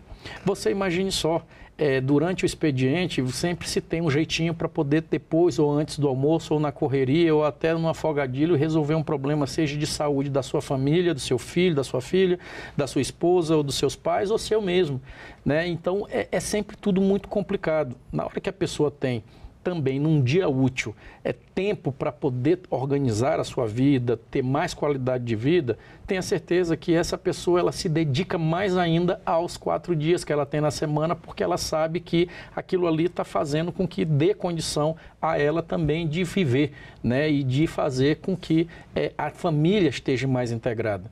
E pelo menos os números e as informações que nos têm chegado, que as empresas que estão fazendo isso estão saindo, estão começando a ter bons êxitos, bons resultados. Seja também no enxugamento, porque quando você está com a empresa ou com um determinado local a menos naquele momento, mas com a tarefa cumprida, né, seja da carga horária ou da sua tarefa, você está ali economizando no vale de transporte, na alimentação, na energia, no custo que é a operação para se manter, o custeio para se manter aquela unidade, aquele espaço de trabalho funcionando. Então, claro que ainda é o início, ninguém aqui está dizendo, vai ficar todo mundo em casa, está todo mundo tranquilo e tal, não é, porque se fosse assim, meu gabinete estava morto de feliz comigo, porque ia começar a me pedir também os 4 dias, mas aos poucos você vai começando, repito, pós-pandemia, começando a trazer essa reflexão de que as empresas só existem se existir o empregador. E o empregador entender que eles só existem se existir o empregador. Então, para me defender o trabalhador, eu tenho que ter o empregador. E para o empregador também ter êxito, ele tem que entender que ele tem que crescer mais junto com o seu trabalhador. Então, é uma junção que eu tenho certeza que é o caminho para você enfrentar a pobreza, de você começar a gerar de verdade riqueza e também distribuir de forma justa a vida, né? A qualidade de vida para todos que merecem. Senador, esse ano o Senado celebra 200 anos da sua existência. Eu gostaria que o senhor comentasse com a nossa audiência, na sua opinião, quais foram os fatos mais relevantes para o Maranhão que passaram aqui pela casa e também como o Senado pode continuar atuando para atender as demandas do Estado. Olha, eu tenho 2 frentes. A minha do mandato, né? Durante o mandato de senador, eu tenho a honra de dizer que eu tenho 2 leis aprovadas de minha autoria já nesse mandato. A primeira que proíbe o corte de energia elétrica dia de sexta, sábado, domingo e véspera de feriado. E isso não é apenas para o Maranhão, é para todo o Brasil. E a lei que garante a mulher pobre que não tem plano de saúde, não tem dinheiro para fazer o seu exame, a ter o acesso ao ecocardiograma fetal durante a sua gestação, no mínimo 3 vezes. E isso hoje já está valendo também a autoria da lei do senador Everton. Esse trabalho que nós estamos fazendo no combate ao câncer, enviando recursos parlamentares para ajudar na saúde dos municípios, para ajudar na questão da infraestrutura dos municípios, seja no bloquete, no asfalto, seja na estrada vicinal, na oportunidade que nós estamos criando de geração de emprego nessas cidades, essa é uma linha de atuação minha. Mas a principal é a linha de atuação que eu tenho tido aqui no Senado, com responsabilidade ao lado do presidente Lula de ajudar o país e ajudar o nosso Estado, seja na valorização real do salário mínimo, na volta de programas importantes como Minha Casa Minha Vida, o fortalecimento do programa Bolsa Família e as ações concretas que nós estamos fazendo na área do empreendedorismo. Eu tenho tido essa sintonia, não só com o nosso também pequeno produtor, com o homem do campo, como também com o agro, para entender que dá para se conviver, dá para se fazer com que cada um cumpra bem a sua função e com isso a gente possa ajudar a fazer com que a roda gire. Essa casa, a Casa do Rui Barbosa, que foi a primeira a fazer com que um parlamento no momento onde o mundo estava em lockdown, fechado, todo mundo sem saber o que fazer com a pandemia, foi a casa que fez a sua primeira sessão remota. E daqui nós decidimos muito pelo Brasil e demos como referência e viremos referência no mundo, com as sessões remotas que iniciaram no Senado Federal e depois se espalhou pelos parlamentos afora. E eu tive a oportunidade naquele momento de, como membro da mesa do Congresso Nacional, ao lado do presidente Davi Alcolumbre, do momento também, ajudar nos primeiros 4 meses mais difíceis da nossa vida brasileira recente a estar aqui presencialmente ao lado dele e o restante do Senado todo remotamente, tomando muitas decisões que ajudaram a garantir o emprego, também a manter o recurso dos municípios e dos estados e, acima de tudo, a dizer que não poderíamos perder a esperança, ajudando os profissionais de saúde, como a valorização que se teve, não só aos enfermeiros, mas aos profissionais de saúde, ajudando de verdade a garantir com que as categorias pudessem ter o mínimo de reconhecimento e de apoio daqui do Congresso Nacional. Esse Senado dos 200 anos do Rui Barbosa é o Senado que, apesar de estar aí dividido ideologicamente falando, mas ele se une quando se trata de pauta que trate o Brasil. E nós temos votado muitas pautas que trate o Brasil justamente por essa visão grande de líder que o presidente Rodrigo Pacheco tem tido. Então, eu tenho hoje muito orgulho de fazer parte dessa história dos 200 anos e dizer que, como membro hoje também da mesa do Senado Federal, nós não vamos fugir jamais às nossas responsabilidades e continuaremos aqui aprovando leis e ajudando o Estado do Maranhão e ajudando o Brasil, porque no final nós somos um só. Veja aí o Rio Grande do Sul. Outro dia eu conversava com um parente que mora lá. O Rio Grande do Sul passa por um momento e tem toda a nossa solidariedade, estamos todos aqui lutando. O Maranhão mesmo, a bancada se reuniu e destinou alguns milhões de reais para lá, quase 20 milhões de reais na saúde para ajudar o Estado. Assim como cada um está fazendo a sua parte, seja uma fralda até um lençol. O mais pobre lá do Nordeste, que muitas das vezes é criticado, esse no momento da dor não lembrou da crítica. Fez a sua parte, está lá dando a sua contribuição. Isso mostra que o Brasil é um só. No momento difícil, é a hora de se unir. E é assim que a gente está fazendo e era assim que deveria se fazer também nas outras agendas e nas outras pautas para que a gente pudesse, de verdade, acabar com essa polarização que só tem feito mal ao Brasil. Senador Everton Rocha, muito obrigado pela sua participação aqui no Assunto de Estado. Eu que agradeço e quem quiser continuar ou tiver mais interesse de acompanhar o meu mandato, é só acompanhar minhas redes sociais, o Everton Senador. E o meu muito obrigado a você que nos prestigia com a sua audiência. Essa entrevista já está disponível para você rever ou compartilhar no nosso site senado.leg.br/tv ou no nosso canal no YouTube. Aproveita e se inscreve lá. Até o próximo Assunto de Estado.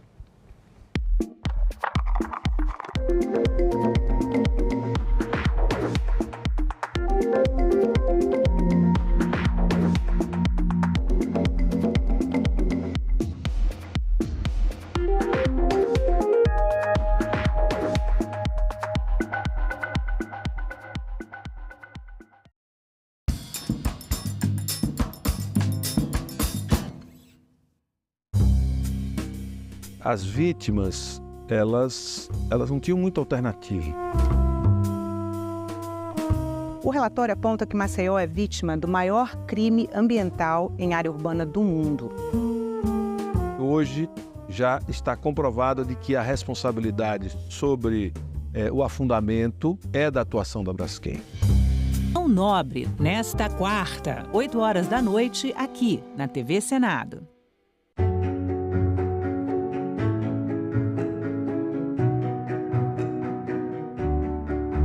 A lei de diretrizes e bases, ela devolve aos secretários de Educação dos Estados e aos professores o direito de fazer experiências.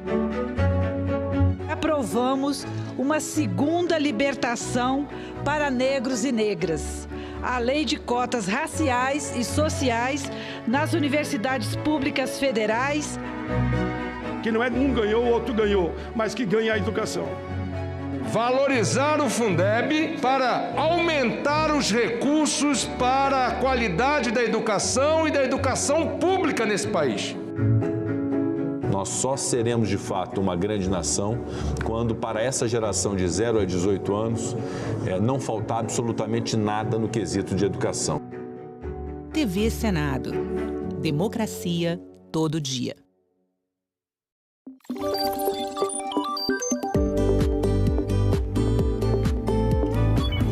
A partir de 30 de junho, quem pretende concorrer a algum cargo nas eleições deste ano não pode mais apresentar ou ser comentarista de programas de rádio ou televisão.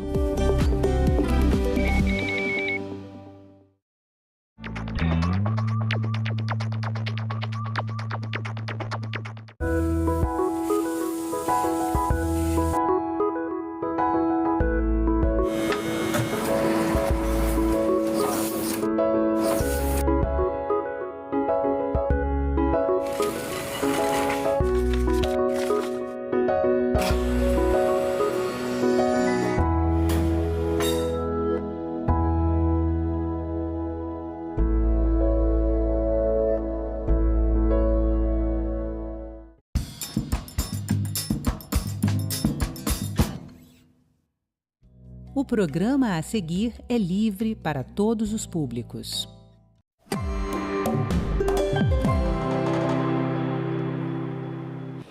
Olá, é possível aliar desenvolvimento econômico e desenvolvimento social? Este é o tema desta agenda econômica. Nos últimos 15 anos, a economia e a imprensa comercial brasileiras vêm sendo dominadas pela corrente neoliberal, que prega a redução das políticas sociais do Estado, o controle estrito do déficit público e a subordinação das políticas de governo aos humores do mercado financeiro.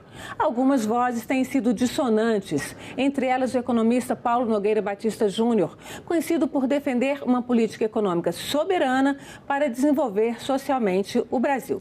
E é o Paulo Nogueira que eu recebo aqui na Agenda Econômica. Muito obrigada pela sua presença aqui com a gente, Paulo. Um prazer. É um prazer estar aqui, Antônio. Essa pergunta, ela tem sido, de certa forma, ela tem percorrido a economia brasileira há décadas, né? A gente esteve lá nos anos 70 o milagre, vamos crescer o bolo para depois dividir o bolo cresceu, mas não foi dividido.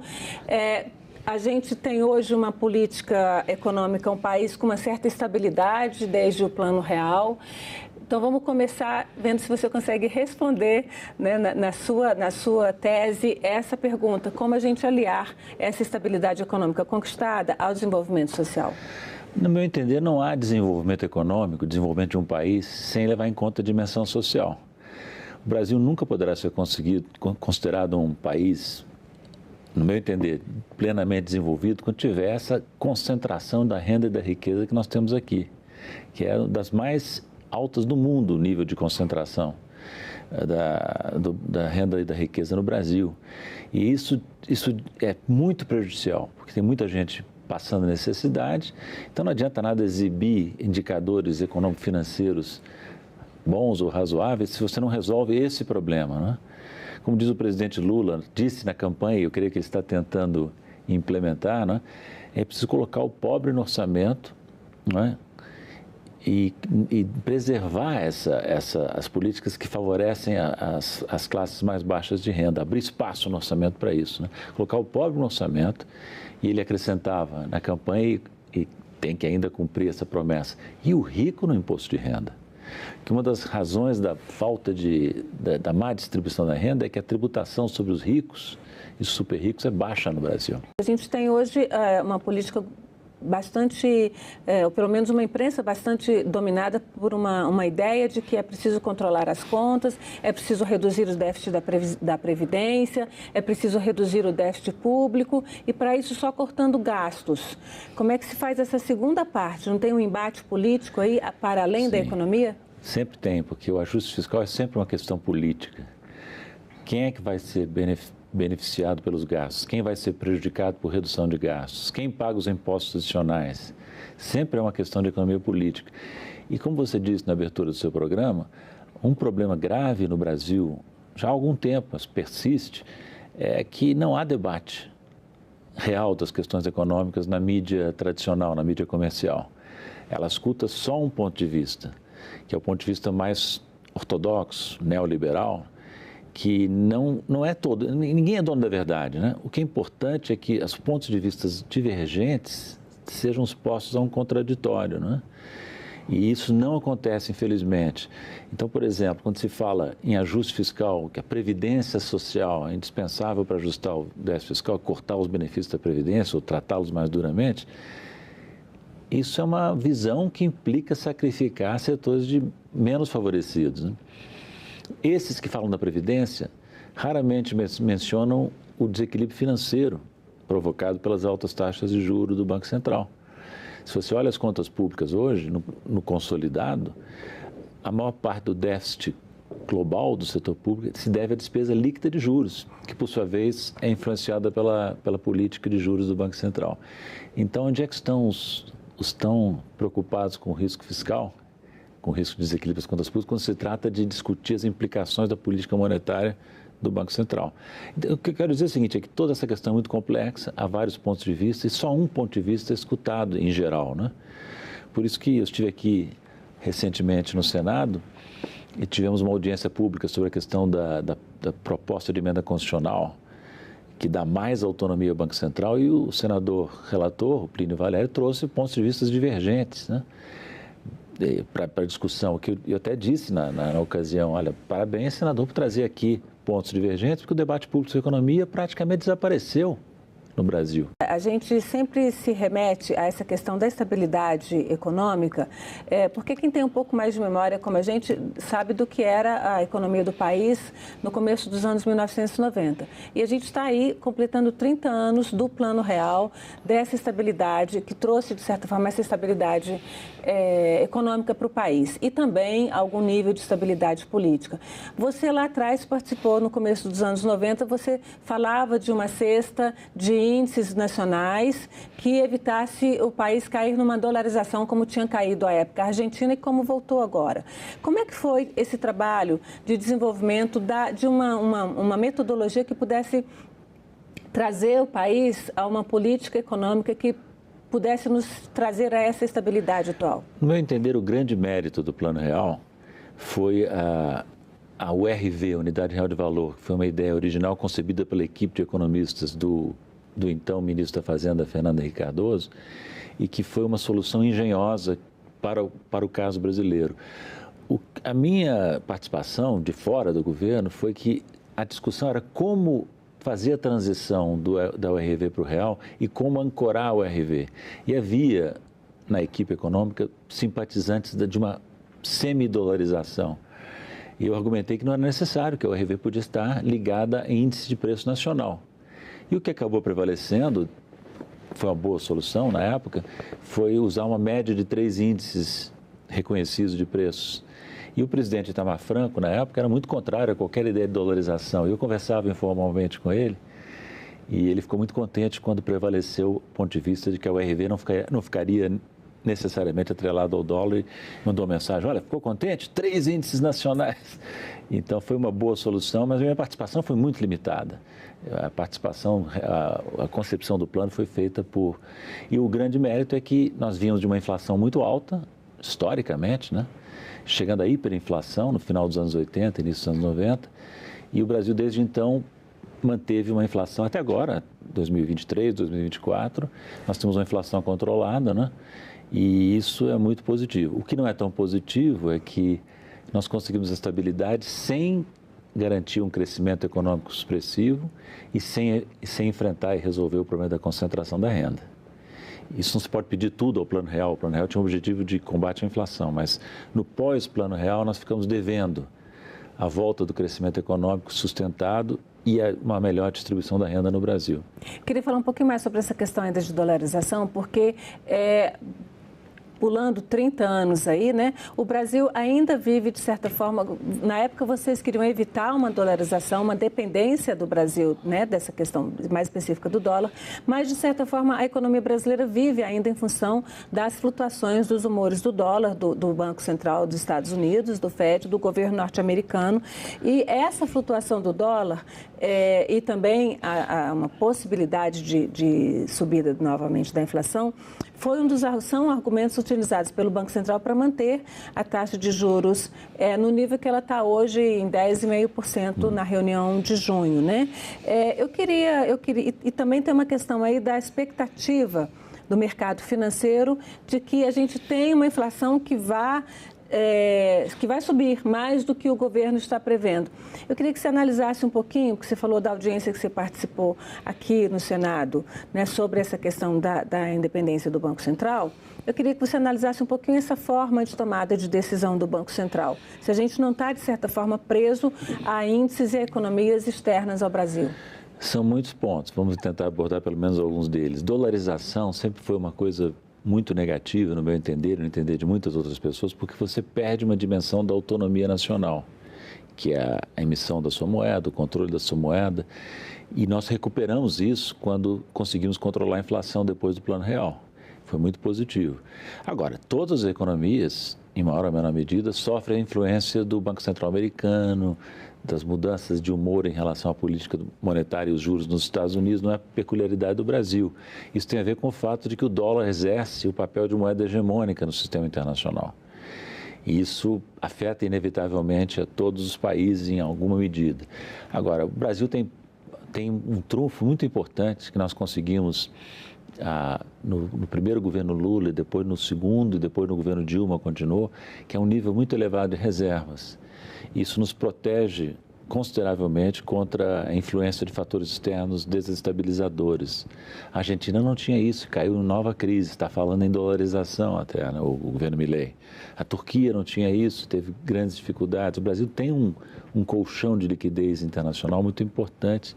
Agora, a taxa de juro. Eu não me convenço que o Brasil precisa continuar pagando juros reais que estão entre os mais altos do mundo, se não os mais altos do mundo, persistentemente. Não é uma questão de um mês, 2 meses, são anos de prática de juros reais extraordinariamente elevados. Isso ajuda a combater a inflação? Pode ajudar, mas a que preço? Deprime o investimento. Quem é que vai investir quando pode obter facilmente rendimentos financeiros sem risco e com liquidez? O Brasil é o paraíso dos rentistas, é o paraíso fiscal dos super ricos e é o paraíso dos rentistas com a taxa de juros. E depois, o efeito sobre o emprego, né? Se a economia não cresce sustentadamente, como é que você vai fazer? Agora, você fala nesse crescimento da economia e um outro argumento utilizado pelo Copom atualmente é que como a economia do país está dando bons sinais, né, está aquecida, isso pode gerar uma pressão inflacionária. Como é que é isso? Se a economia não estiver aquecida, não tem crescimento, mas se tiver crescimento, necessariamente tem inflação. Como é que isso não acontece em outros países? Isso é muito discutível, esse ponto de vista, porque não há clareza de que a inflação esteja sendo impulsionada por um excesso de aquecimento da economia. É um argumento muito discutível. É possível que esse problema exista? É. Mas o Brasil continua com capacidade ociosa, continua com taxa de desemprego elevada, especialmente se você considera definições mais amplas de desemprego, que incluem trabalho precário, desemprego por insuficiência de horas trabalhadas, desalento. É algo como tem flutuado em torno de 18% o desemprego nesse sentido amplo, desemprego da força de trabalho como um todo. Então, dizer que a economia está muito aquecida, a impressão que eu tenho é que toda vez que o Brasil bota a cabeça de fora e quer crescer um pouco mais, é que são uma espécie de coro no mercado, na mídia, no Banco Central, de pânico.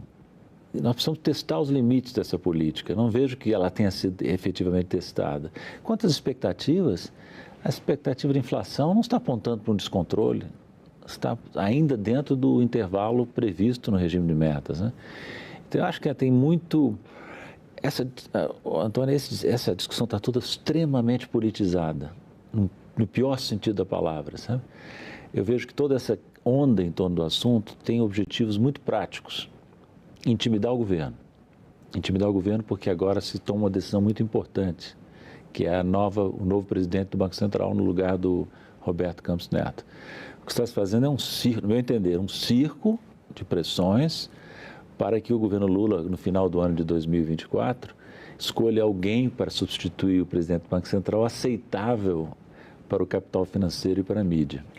Nessa audiência que você participou no Senado, algumas pessoas colocaram que o Banco Central, você foi uma delas, mas outros também, que o Banco Central, assim como outras instituições públicas, estão, de certa forma, capturadas pelo mercado financeiro.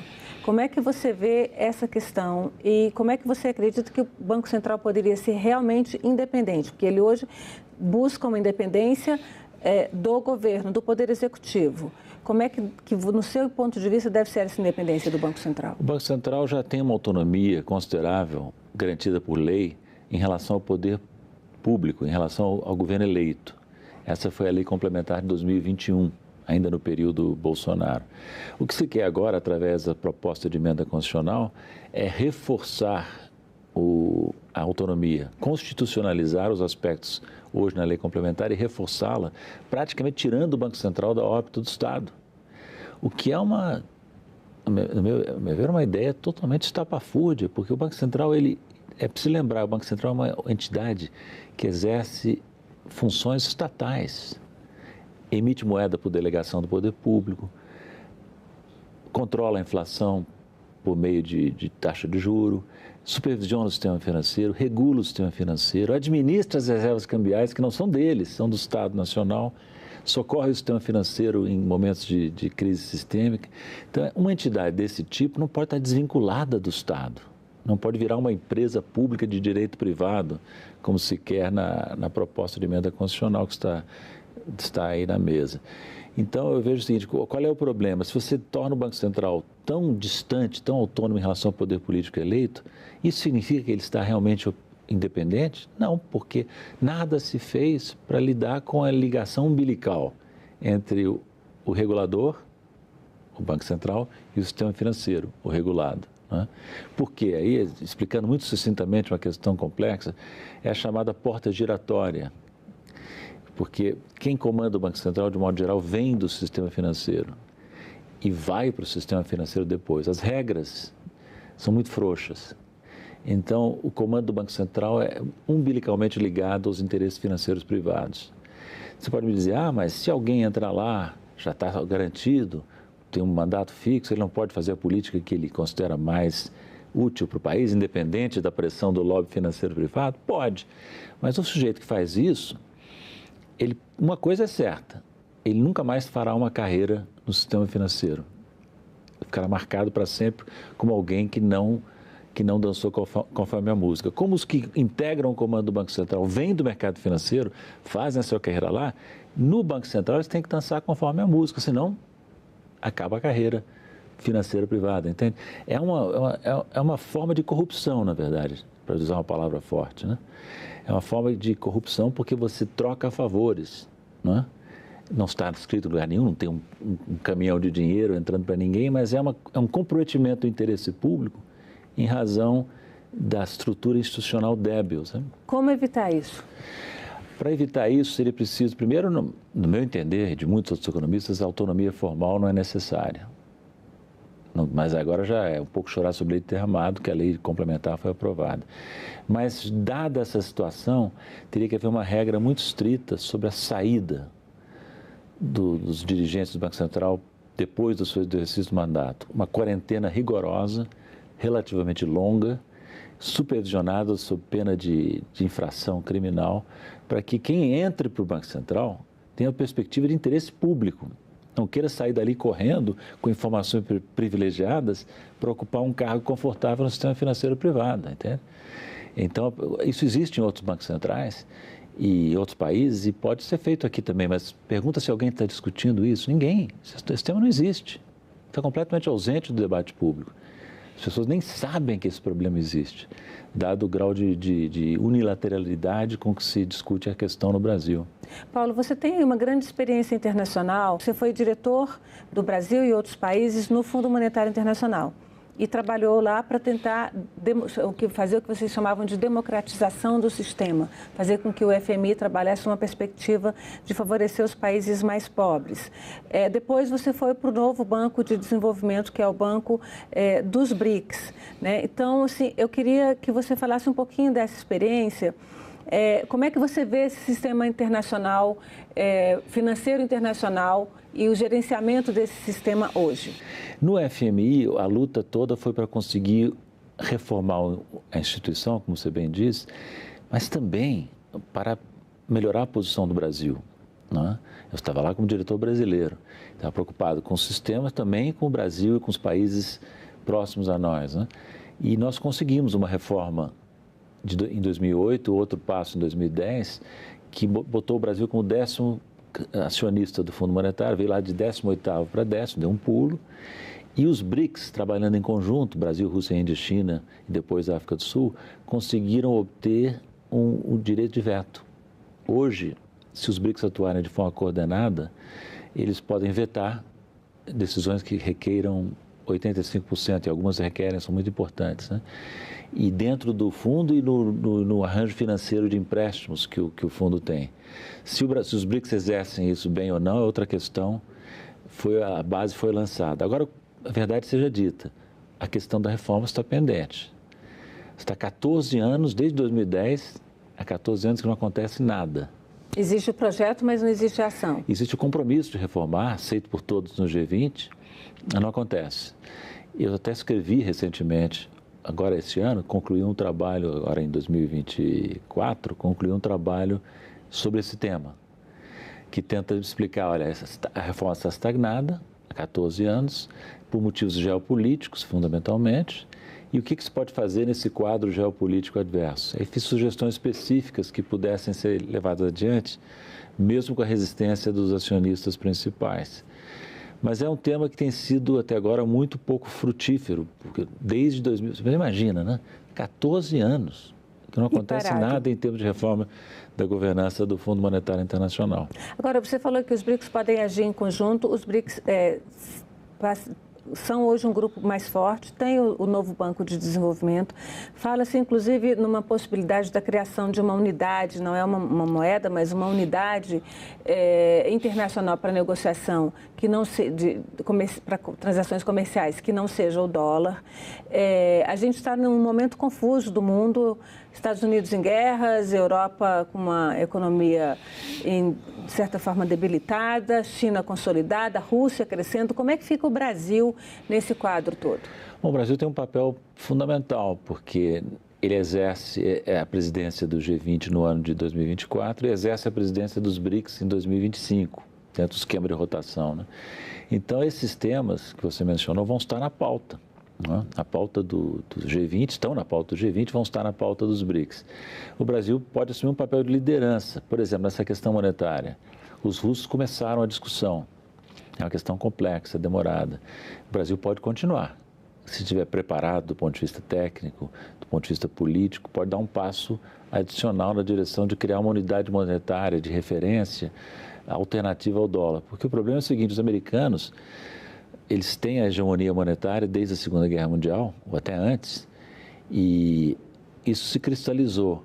Porém, tem um país que atrapalha muito esse sistema monetário centrado no dólar. Esse país são os Estados Unidos, que atuam constantemente para minar a confiança no dólar, na medida em que usam o dólar, o sistema financeiro internacional que eles controlam, como um mecanismo de sanções a países que eles consideram hostis, né? O que aconteceu com a Rússia, né? A Rússia é um exemplo mais recente e mais impressionante, porque cerca de 300 bilhões de dólares de reservas foram congeladas.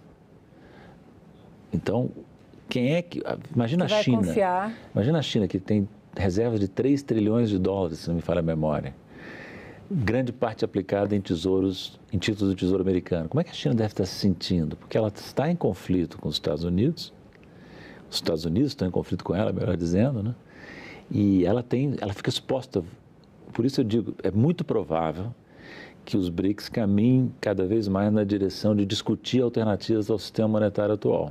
Eu queria falar um pouquinho sobre esse papel do Brasil, que sempre foi muito aliado aos Estados Unidos, agora está com os BRICS, está se aliando, e aí eu queria trazer o livro que você escreveu, que é de 2021, mas tem uma edição mais recente, vou pedir a Bruna para colocar aqui, que eu achei o título muito curioso, que é O Brasil não cabe no quintal de ninguém, porque na década de 60 e 70 se falava que o Brasil era quintal dos Estados Unidos, né?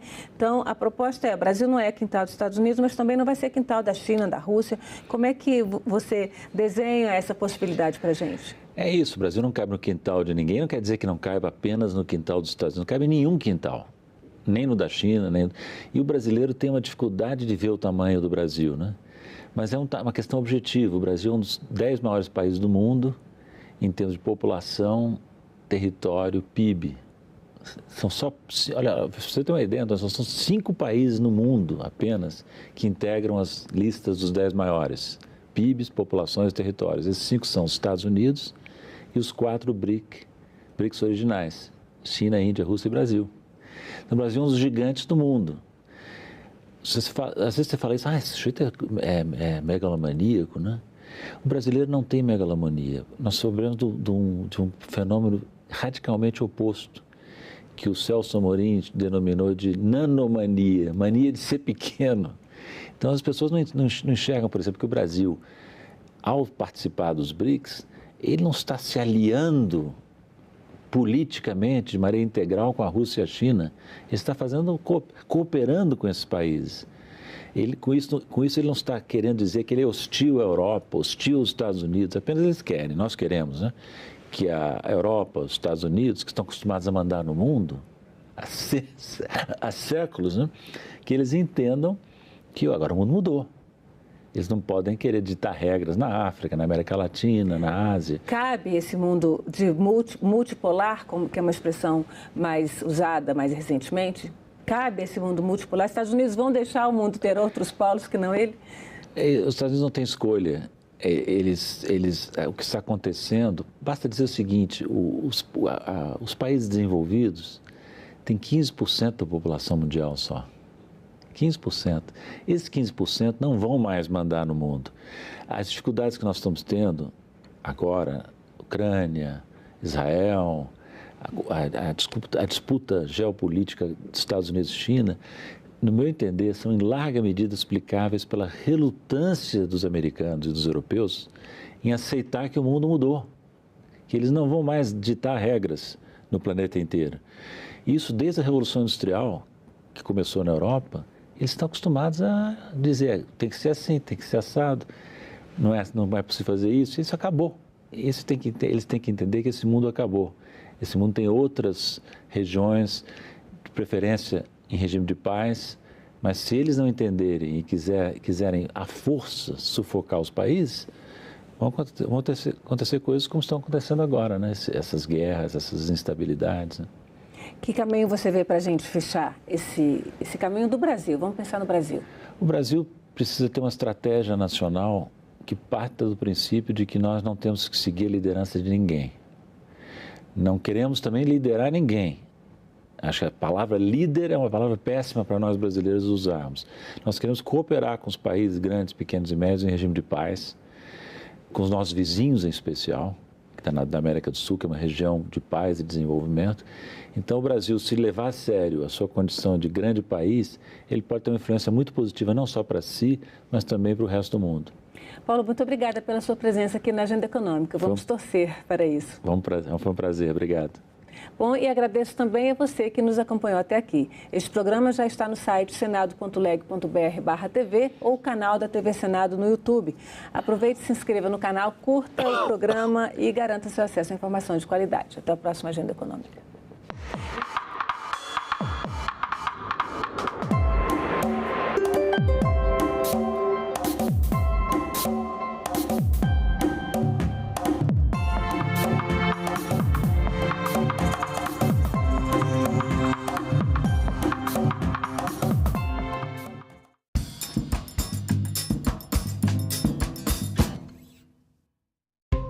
Propõe o projeto que busca regularizar os jogos de azar? A medida pode ajudar na economia? E como fica a questão do vício em jogos? O coordenador-geral do Movimento Brasil Sem Azar, Roberto Lasser, e o presidente do Instituto Brasileiro Jogo Legal, Maguinho José, respondem a essas e outras perguntas. TV Senado Live, nesta sexta, 8h30 da noite. Agora é lei. A fita com desenhos de girassóis passa a ser oficialmente o símbolo de identificação das pessoas com deficiências ocultas. As deficiências ocultas são aquelas que podem não ser percebidas de imediato, como a surdez, o autismo e as deficiências cognitivas, entre outras. O Senado votou, agora é lei.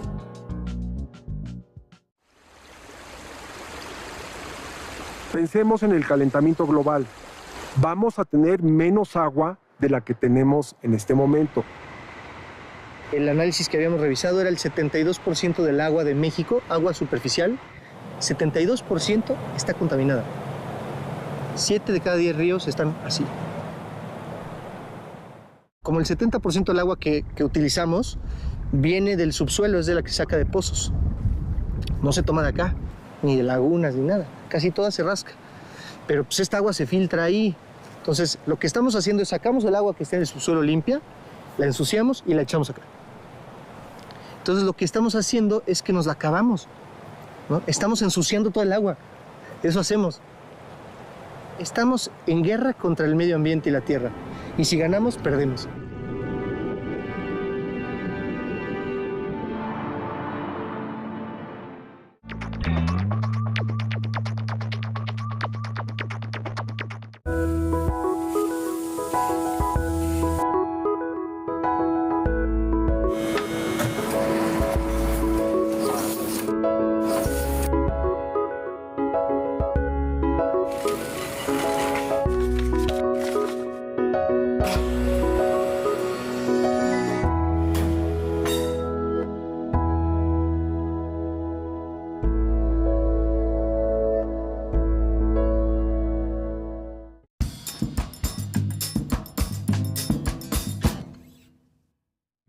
O programa a seguir é livre para todos os públicos.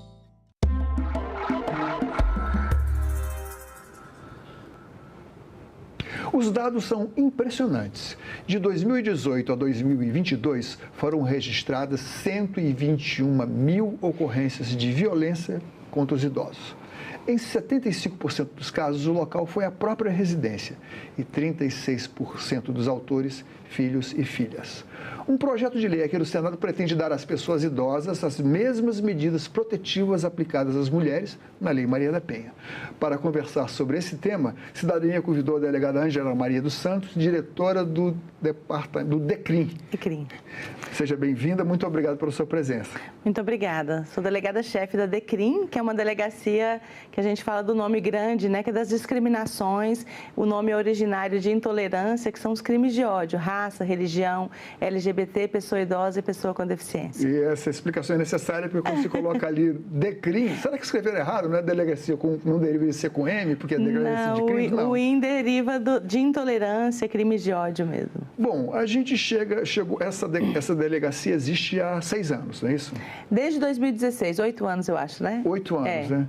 Como é que foi a organização desse tipo de delegacia? Porque, enfim, demanda tem de tudo que é lado, né? Essa delegacia, ela foi criada de uma demanda popular, e isso é bem interessante, né? A partir de um incêndio que teve num terreiro de candomblé aqui no DF, e aí houve uma grande manifestação, não só dos povos de terreiro, mas também de todos os outros grupos considerados vulnerabilizados, né? Que, envolvendo raça, religião, LGBT, as pessoas idosas e com deficiência. Então, a partir daí foi criada a delegacia para atender todos esses grupos considerados vulnerabilizados ou em situação de vulnerabilidade. Ou seja, esse crime é a delegacia de crime contra a intolerância. Contra a intolerância. O IN é de intolerância. Certo. Bom, e aí vocês mobilizaram toda uma equipe. Quem formava essa equipe? Na época era a doutora Gláucia, né, que foi a primeira titular da delegacia.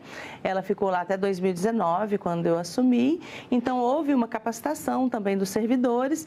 E a delegacia também foi crescendo conforme a demanda, conforme a necessidade, conforme a visibilidade também, né? Programas como esses, a mídia que tem trazido sempre, procurado para conversar, para informar como funciona, fizeram também com que a demanda aumentasse e que também nós cada vez mais nos capacitássemos mais para estar à frente da delegacia. Bom, vocês participaram da elaboração, da sugestão da lei que protege as pessoas idosas nos mesmos moldes, pretende proteger nos mesmos moldes que as mulheres na Lei Maria da Penha. Há diferenças, no entanto, né? E a principal delas, no meu entender, é quem pode fazer a denúncia, porque as mulheres já têm uma certa dificuldade, mas imagine que essa mulher seja uma mulher idosa, né? E dentro de casa, enfim. Conte aí, por favor, alguns casos da sua experiência. Então, Paulo, tem uma grande dificuldade porque, diferentemente dos crimes praticados contra as mulheres em situação de violência doméstica, onde o Estado, todo o trabalho que é feito de rede para empoderar essa mulher, até para que ela possa sair desse relacionamento tóxico, abusivo, onde ela é vítima de violência. Com as pessoas idosas, também temos, como você mesmo disse, a incidência maior é em casa, cujos autores são filhos e filhas, netos e netas. Então, assim, a gente vê uma grande dificuldade e uma diferença também, porque com o marido, com aquele homem violento dentro de casa, você até pode empoderar essa mulher e ela se separar dele e ela está livre dessa situação em tese, né? Mas com as pessoas idosas é mais complicado, porque não existe ex-filho, não existe ex-neto. Então, as pessoas idosas, pais, mães, avós, têm muita dificuldade de denunciar, tem muita dificuldade de falar que sofre uma violência praticada por seu ente querido. Então, a gente conta com várias ferramentas, como os disques de denúncia, pessoas, familiares que presenciam uma violência, que pode procurar a delegacia, pode fazer uma denúncia anônima, os vizinhos. Mas hoje a gente já tem uma grande informação que muitas pessoas idosas também não estão se sujeitando. Então, elas mesmas também têm procurado. E isso é importante, né? Empoderar as pessoas para que elas se sintam sujeitos de direito e não tolerem violência também. Bom, no caso das medidas protetivas, é possível, o que acontece com as mulheres é aquelas medidas restritivas de uma certa distância, não pode ver, fica sujeito a sanções, inclusive até a punições se o agressor, no caso o marido, se aproximar. Mas com as pessoas idosas, como é que você vai afastar se o agressor está dentro de casa? No caso das pessoas idosas, nós temos a medida protetiva de urgência, ela pode ser aplicada se for a vítima idosa, né? Se for mulher. Se for a pessoa idosa for um homem, não se aplica. Então, a gente tem, se o filho agrediu a mãe, a gente consegue, dentro do contexto doméstico, ser aplicada uma medida protetiva de urgência e tem se aplicado. O que a gente trouxe nesse projeto de lei, que a gente idealizou, apresentou na época, a senadora Simone Tebet, né? Que propôs, passou em primeiro por unanimidade aqui no Senado, foi para a Câmara e voltou para o Senado, com algumas alterações.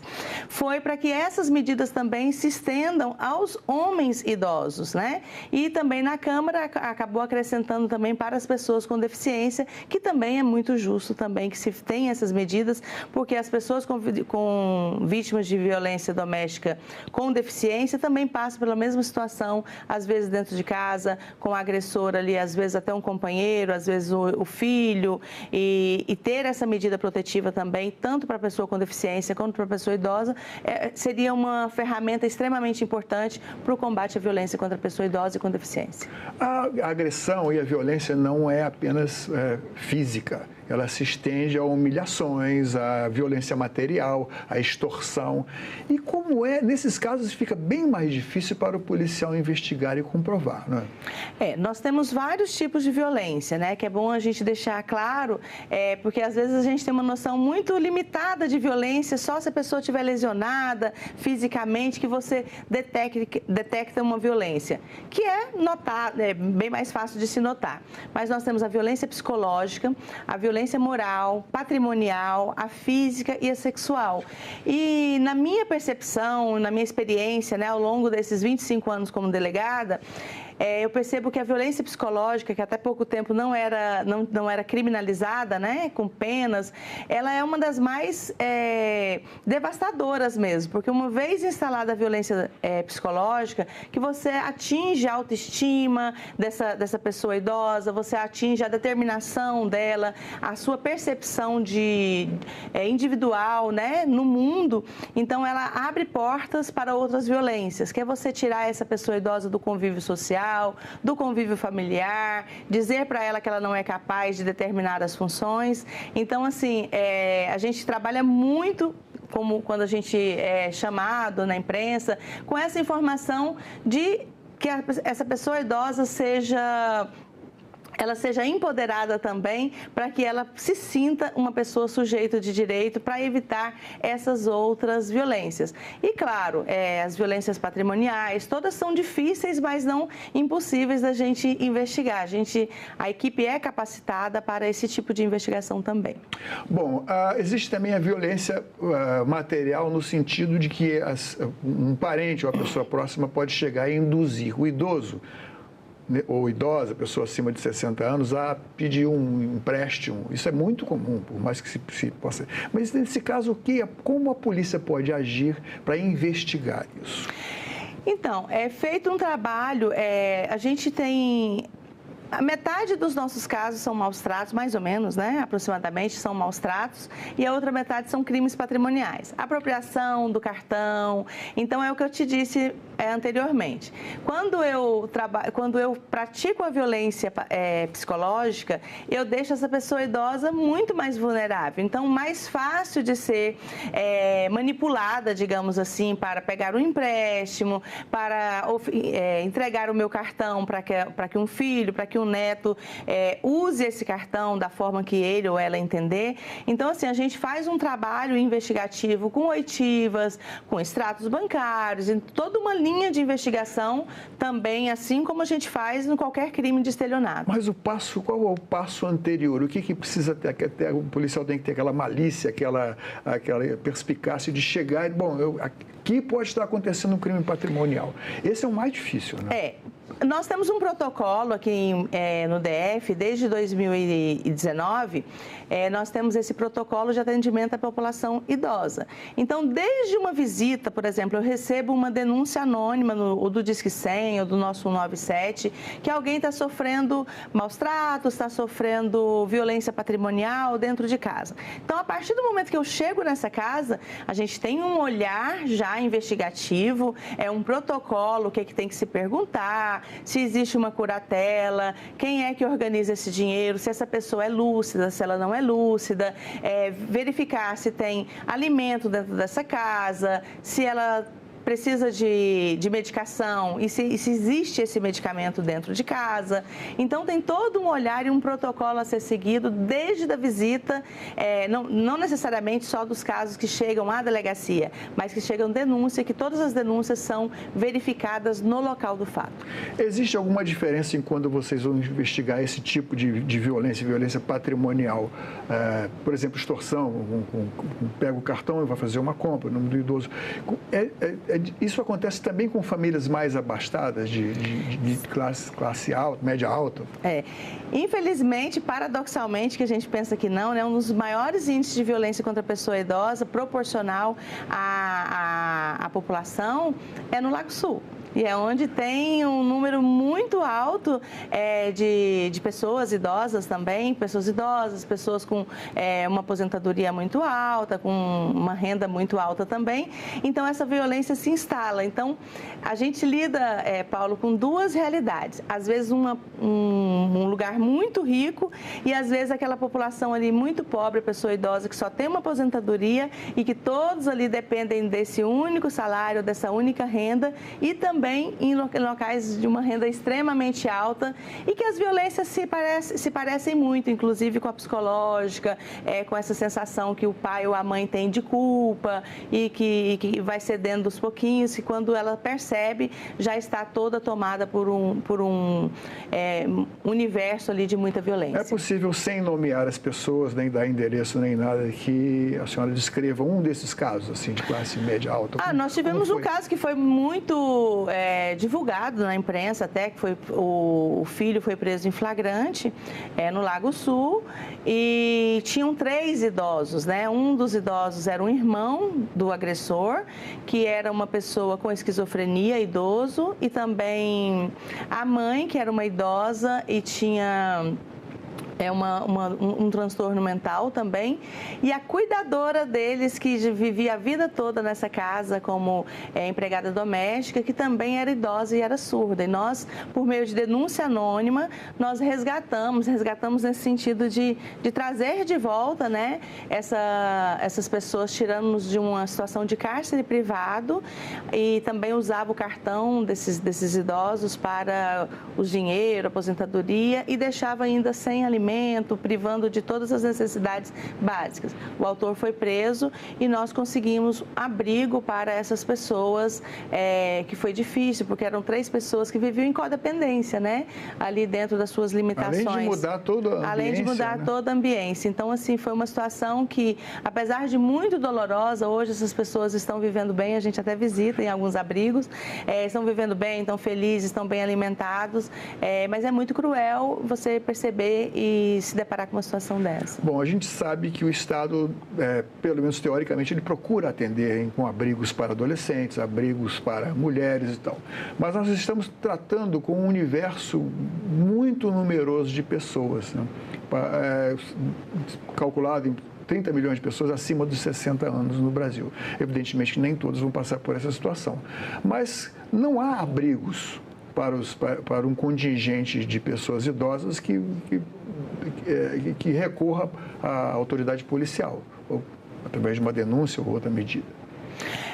Esse hoje em dia é um grande entrave, né, da gente, realmente o abrigamento de pessoas que às vezes não têm como pagar uma clínica, porque são muito caras as clínicas, que dependem de um respaldo financeiro para dar um suporte para a pessoa idosa, é muito alto. Então, hoje, esse abrigamento feito pelo Estado ainda precisa de ser repensado nos centros-dias, né, também, porque às vezes não necessariamente... Nos centros? Centro-dia, onde a pessoa idosa passa o dia ali e vai para casa, porque muitas vezes ela é abandonada porque o filho também tem que trabalhar, quem cuida não tem uma condição financeira para pagar um cuidador para estar o tempo todo integralmente, então deixa porque tem que trabalhar. A gente se depara também com muitas situações muito delicadas, que não existe um dolo ali direto de maltratar. Eu preciso trabalhar também, eu preciso cuidar da minha casa, que a gente chama hoje de uma geração sanduíche, né?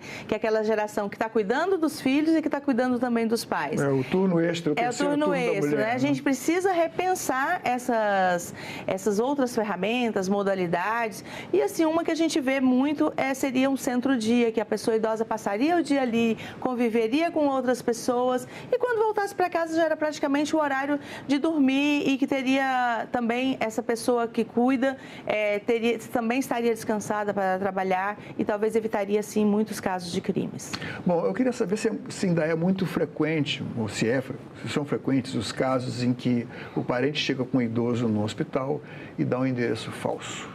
Um idoso de longa internação, e depois... A senhora já lidou com um tipo desse caso? Já, a gente tem vários casos desses. Às vezes nem se dão ao trabalho de dar um endereço falso mesmo. Quando é para buscar esse parente que teve alta, não busca, fala que não tem condição, e aí é difícil. Você não pode obrigar a pessoa a levar para casa, ele pode ser preso, né? Mas, assim, esse trabalho, mais do que fazer a prisão... Mas isso não é um abandono de É um abandono, é uma situação flagrancial. Você não pode obrigar a pessoa a levar para casa.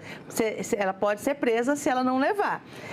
Mas o que a gente faz, mais do que só fazer a prisão, é fazer um trabalho ali de conscientização, ver o que está acontecendo, encaminhar para um CREAS, encaminhar para a Central Judicial do Idoso também, que tem uma mediação ali.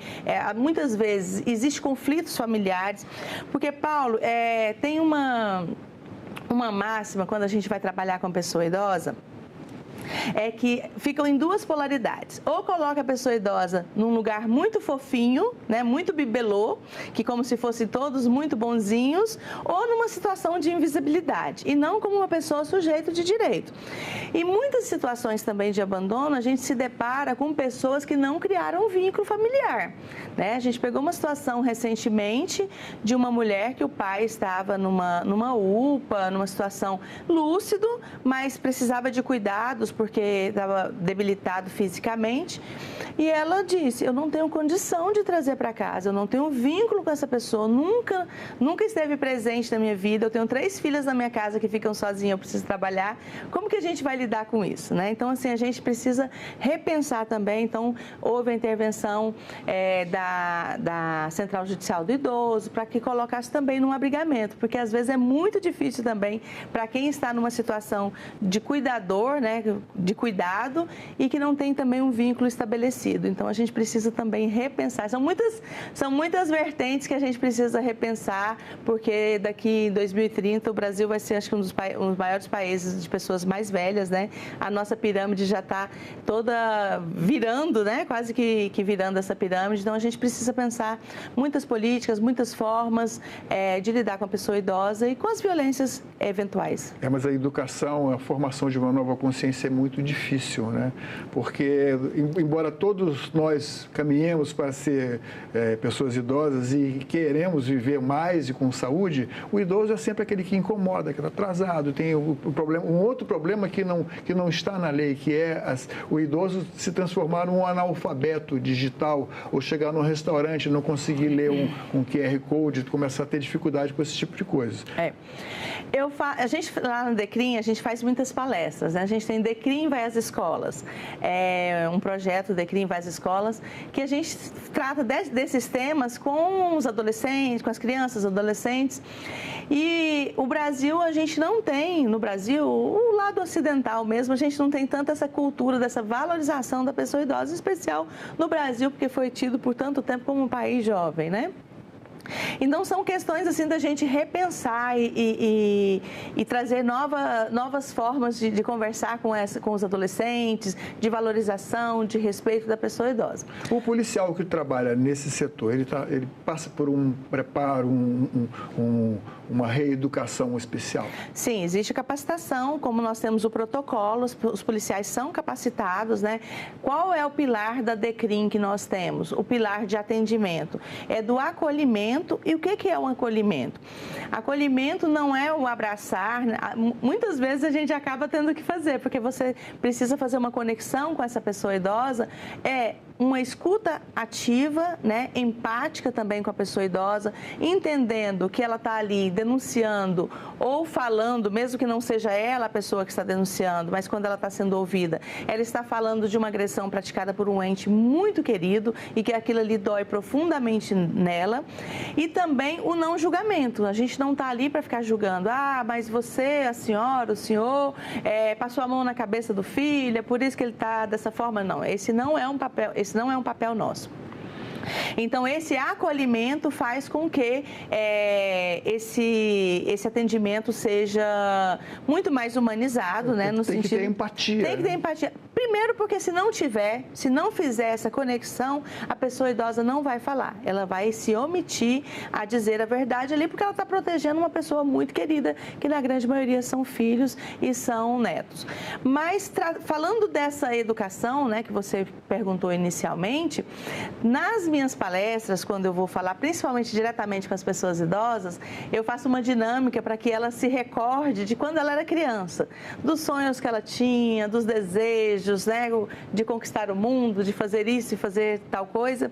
E eles ficam com os olhinhos brilhando assim, né? Então eu falo, a partir dessa energia ali da criança, que você tinha desejo, vontades, você vai trazer isso para o seu amor próprio, para você se colocar nesse lugar aqui de limites também, estabelecer limites limites, porque quando eu estou empoderado de mim mesmo, empoderada de mim mesma, eu sei que eu sou uma pessoa que eu mereço respeito e que as pessoas têm que me respeitar, e aí eu começo a aprender a pôr um pouco mais de limite. Então, a gente precisa, sim, trazer a pessoa idosa para as educações tecnológicas, né? Porque muitas vezes eu sou perguntada, as pessoas idosas são mais suscetíveis de serem vítimas de golpes? Não, não são.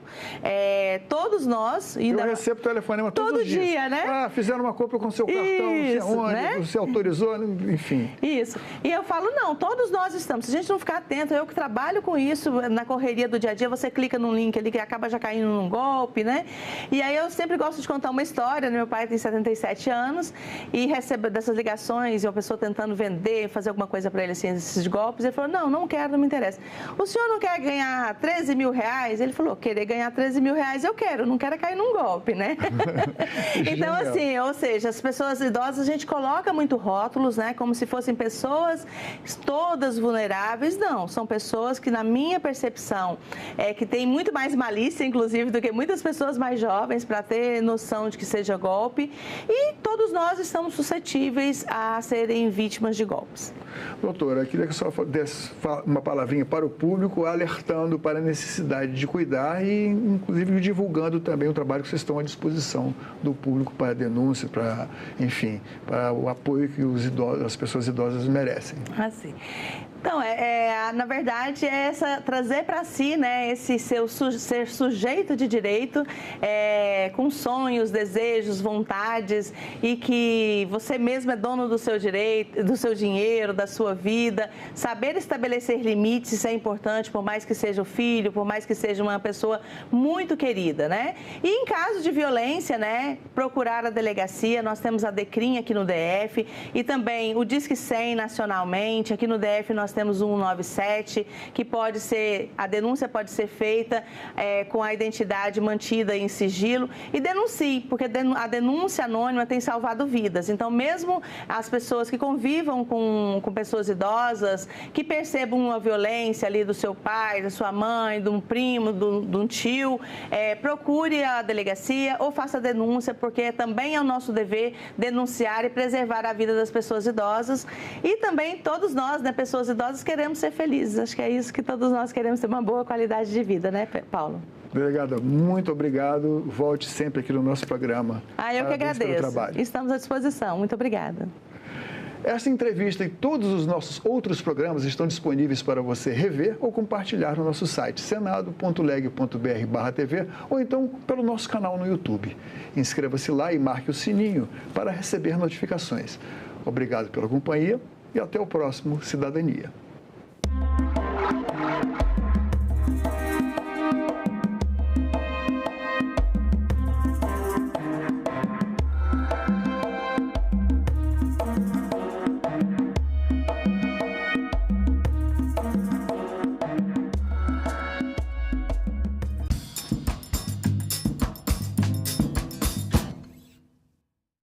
Idosos e a universidade. Reserva de vagas para a terceira idade em debate. Não tem que ser 70 mais, tem que ser 60 mais. Eu sou completamente contra a questão de colocar como cota. Tem que ter algum critério de seleção, né? Mínimo conhecimento. Nós entendemos que os critérios eles são muito amplos e vagos. Em discussão, nesta quinta, 8 horas da noite, aqui na TV Senado. O Brasil tem cerca de 6 milhões de trabalhadores domésticos. Desse total, 92% são mulheres e a maioria absoluta, mulheres negras. A conquista de direitos importantes dessa categoria também teve a participação dos senadores. PEC das domésticas é proposta de emenda constitucional? Exatamente. E aí entra na Constituição, né? Não é só uma proposta de lei. Oi, eu sou a Lavínia Rocha, sou professora de História, escritora e criadora de conteúdo. E hoje a gente vai falar sobre a PEC das domésticas. O que a gente pode falar dos direitos alcançados? Se a gente pudesse enumerar alguns, a gente falaria de... A gente poderia falar de FGTS, aposentadoria, por invalidez, por tempo de serviço, por idade. A gente falar de férias remuneradas, a gente vai pensar em auxílio maternidade, hora extra, adicional noturno. Então esse trabalho feito no lar, um trabalho doméstico que por séculos foi feito de graça, Hoje, ser pago, ter direitos é algo muito complexo, por isso é um marco na nossa história. Desde a abolição da escravidão passaram-se 125 anos até o primeiro olhar sobre legislação do trabalho doméstico, né? Foi preciso esperar não, lutar muito para alcançar essa PEC das domésticas. E o Senado aprova por unanimidade a PEC das domésticas. É muito importante, é um marco. Não dá para esquecer da Laudelina de Campos Melo, uma mulher negra, mineira, que atuou muito no estado de São Paulo, que estava ali nas associações de empregadas domésticas e lutou muito para que esses direitos hoje existissem. Além de Benedita da Silva, que já foi empregada doméstica, senadora e também a relatora da PEC das domésticas na Câmara dos Deputados. O tratamento igual para todos os trabalhadores e todas as trabalhadoras, garantido por lei. Essas conquistas fazem parte da história do país. Senado, 200 anos.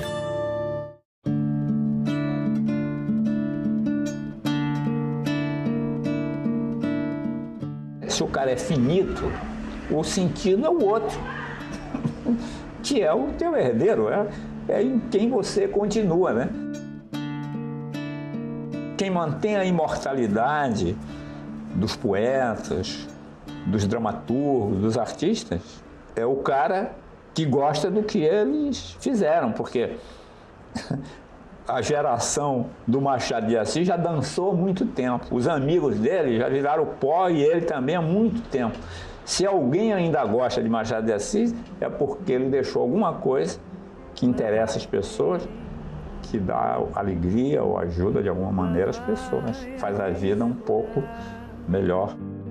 Lá vai ciranda e destino, cidade, noite a girar.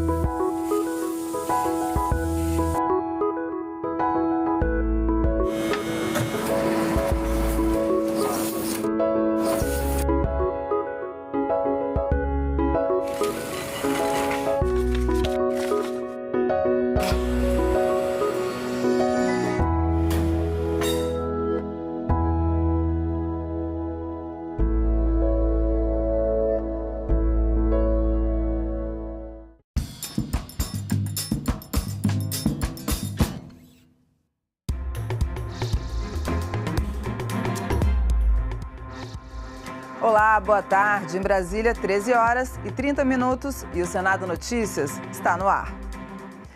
Você sabe o que um oleiro faz? É o artesão que fabrica objetos de cerâmica. E hoje, a Comissão de Assuntos Econômicos aprovou o projeto que regulamenta a profissão de oleiro ou ceramista.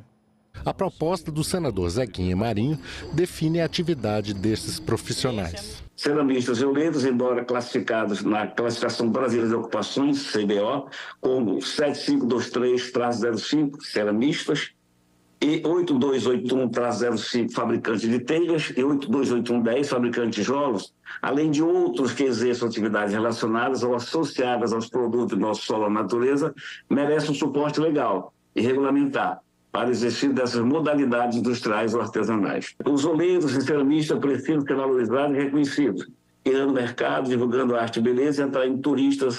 Eles acabarão por gerar mais empregos. O relator lembrou que os ceramistas também exercem atividades artesanais, que podem atingir padrões artísticos elevados. O senador Zequinha, sendo do Pará, cita a cerâmica marajoara, que é amplamente conhecida e associada ao turismo, assim como os cristais de Murano, vendidos em Veneza, na Itália. Num mundo cada vez mais prático e não reciclável, há que se oferecer alternativas para a construção imobiliária, preferencialmente artesanais, das residências e estabelecimentos comerciais e industriais. E o senador Esperidião Amin ensinou aos colegas o nome do padroeiro dos oleiros, segundo a tradição católica. Nós temos aqui, na região da Grande Florianópolis, o município de São José, que tem como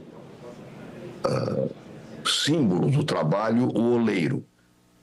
E eu aprendi aqui, talvez o senador Plínio Valério não saiba, quem é o padroeiro dos oleiros. O padroeiro dos oleiros é o Santo Esperidião, bispo da ilha de Chipre, que é celebrado no nosso calendário cristão no dia 14 de dezembro, entre os católicos, e 12 de dezembro entre os ortodoxos. Portanto, sempre que o senhor enxergar, senador Plínio Valério, uma peça, uma cerâmica elaborada por oleiro, que é uma figura bíblica, saiba que ele tem um padroeiro, que é seu amigo. O perdão das dívidas de financiamentos rurais tomados em municípios gaúchos atingidos pelo desastre climático está em análise na Comissão de Agricultura e Reforma Agrária. O relatório foi apresentado hoje, mas foi pedida vista coletiva. A votação deve acontecer no próximo encontro da comissão. Os produtores rurais atingidos pelos eventos climáticos extremos no Rio Grande do Sul podem ter as dívidas de financiamento perdoadas, desde que o estado de calamidade pública ou situação de emergência sejam reconhecidos pelo Poder Executivo Federal. É o que propõe o projeto relatado pelo senador Ireneu Hort, que é favorável à aprovação do texto. Perante a ampla desestruturação da capacidade produtiva agropecuária gaúcha, faz-se necessário a ação tempestiva do poder público, de forma a mitigar danos e viabilizar a retomada da atividade produtiva. A urgência da aprovação deste projeto é evidente. Mas o senador Beto Faro pediu vista para buscar um entendimento sobre as fontes dos recursos que garantam o equilíbrio das contas públicas. O Congresso tem pressionado o próprio governo pela manutenção da lei de responsabilidade fiscal, de garantir isso, e nós não estamos dialogando sobre fontes que possam garantir esse desembolso. Então, não é uma situação simples. O senador Hamilton Mourão afirmou que quem tem capacidade de socorrer o Rio Grande do Sul é a União e sugeriu que sejam usados os recursos previstos para importação de arroz. O governo, vou lembrar o senhor, senador Beto Faro, não teve a mínima dificuldade em alocar 7 bilhões de reais, quero lembrar aqui, 7 bilhões de reais para uma malfadada compra de arroz que não era necessária. Esses 7 bilhões estão aí voando. Eles podem ser utilizados e devem ser utilizados para socorrer o Rio Grande do Sul. Logo mais, às 14h, a Comissão de Ciência e Tecnologia tem reunião marcada. Na pauta, a eleição de vice-presidente da comissão. E o plenário do Senado também tem sessão marcada para as 14 horas. Os senadores podem votar nesta terça-feira o projeto de lei que trata da reoneração da folha de pagamento de 17 setores da economia. Emendas ao projeto incluem os municípios com até 160 mil habitantes. A reoneração da folha de pagamento de 17 setores da economia está na pauta de votação do plenário. O projeto de lei, de autoria do senador Efraim Filho, concretiza o acordo feito entre o Congresso Nacional e o governo. Pelo texto, a desoneração será mantida em 2024, mas a partir do próximo ano, a reoneração será gradual. 5% em 2025, 10% em 2026 e 15% em 2027. A alíquota original de 20% volta a valer a partir de 2028. Atualmente, as empresas pagam um percentual que varia de 1 a 4,5% sobre a receita bruta. Entre os 17 setores impactados pelo projeto estão os que trabalham com confecção, calçados, construção civil, fabricação de veículos e tecnologia da informação. A votação do projeto estava na pauta da semana passada, mas por falta de acordo sobre as fontes de compensação ao benefício, a saída foi adiar a votação para esta semana. Em um congresso de jornalistas, o presidente do Senado, Rodrigo Pacheco, falou sobre o assunto. São setores altamente empregadores e que tem que ter uma lógica de recolhimento para a Receita diferente e mais justa. Essa é a razão de ser. E no caso dos municípios, eles pagam 20% de alíquota. Houve uma redução de alíquota nesse projeto que agora gradativamente vai voltar até os 20%. Então isso está resolvido e já foi acordado. Não há porquê o governo federal, o Ministério da Fazenda, o Congresso Nacional estabelecerem qualquer tipo de conflito em relação a isso, porque isso já está definido. Agora nós precisamos encontrar uma fonte de compensação, porque o Supremo Tribunal Federal, provocado pelo Poder Executivo, que não aceitou a decisão política do Congresso Nacional, exigiu a apresentação da fonte de compensação. A autonomia financeira do Banco Central pode ser votada amanhã na Comissão de Constituição e Justiça do Senado. O tema entrou na pauta na semana passada, mas não houve acordo. O Banco Central é uma autarquia de natureza especial vinculada ao Ministério da Fazenda e é responsável pela execução das políticas definidas pelo Conselho Monetário Nacional para controlar a inflação. Em 2021, uma lei complementar garantiu autonomia operacional ao banco, fixando mandatos para os presidentes e diretores, além de regras mais rígidas para a admissão e demissão desses dirigentes. A PEC em debate no Senado propõe desvincular o orçamento do Banco Central dos repasses da União, transformando o banco em uma empresa pública sob supervisão do Congresso Nacional. Com isso, o banco utilizará receitas próprias para financiar as operações. Uma sugestão de mudança que tem provocado muita polêmica. A votação vem sendo adiada desde o início de julho. O governo não é favorável à forma do texto, pediu aí que se faça algumas modificações e nós vamos tentar agora chegar num acordo. A questão da autonomia do Banco Central não é uma questão entre direita e esquerda, Lula e Roberto Campos, é uma questão de Estado. Então a gente tem que discutir, o Senado tem que enfrentar essas coisas. A autonomia financeira administrativa do Bacen não há nenhum problema conosco, nenhum. A forma de atingi-la que nós não concordamos, de transformar o Bacen em uma empresa. O relatório atual, do ponto de vista de servidores, traz as garantias necessárias para que a gente desempenhe o nosso trabalho perante a sociedade e também do ponto de vista de instituição, de governança, de diretrizes do CMNE, de accountability para quando o Banco Central puder gerir seus próprios recursos, também do nosso ponto de vista está contemplado todas as questões. O Banco Central foi criado, o Sistema Financeiro Nacional, o próprio Conselho Monetário Nacional foram criados por lei complementar. Também foi criado por lei complementar a autonomia do Banco Central na Lei 179 de 2021. Ora, colocar agora uma emenda constitucional para complementar uma autonomia está colocando num instituto muito mais pesado, muito mais forte, aquilo que deveria ser acessório. Os senadores também podem votar nesta quarta-feira um projeto que torna crime invadir ou ocupar áreas de praia, impedindo ou restringindo o acesso e a circulação das pessoas. O projeto, apresentado pelo senador Esperidião Amin, estabelece pena de 6 meses a 2 anos de detenção e multa para esse novo tipo de crime. E para ajudar no combate aos focos de incêndio na região do Pantanal, o governo editou medida provisória que pode facilitar as operações aéreas, com participação e suporte de outros países. A ideia resultou de uma sugestão feita pelo senador Nelsinho Trade, em reunião com ministros do governo. A medida provisória 1240, editada no último dia 10 de julho, dispensa de acordo bilateral a utilização de tripulação estrangeira nos serviços aéreos em situações de emergência, inclusive ambiental e estado de calamidade pública, como é o caso que está acontecendo no Pantanal já há algumas semanas. O senador Nelsinho Trade comentou a oportunidade da medida. Nós tivemos uma reunião com o vice-presidente Geraldo Alckmin e mais 3 ministros para a gente fazer uma força-tarefa de ação na tentativa de minimizar os focos de incêndio do Pantanal. E foi dada lá uma ideia de um acordo com os países que queiram ajudar o Brasil nessa questão, no sentido de disponibilizar máquinas, aeronaves, conforme o Brasil fez quando teve incêndio no Canadá, no Chile e em Portugal. E foi editada uma medida provisória.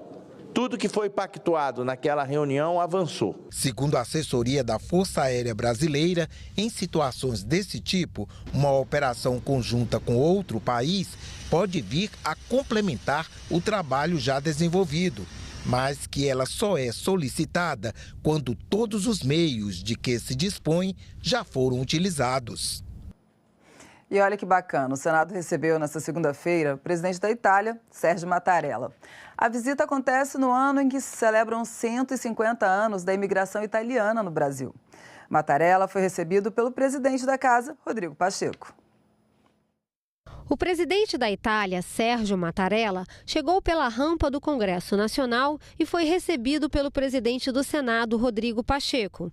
Eles se reuniram em seguida no Salão Nobre do Senado Federal. Na reunião fechada, os dois presidentes falaram sobre relações comerciais e multilateralismo, além de pontos em comum entre os dois países, como a paz e o combate à fome.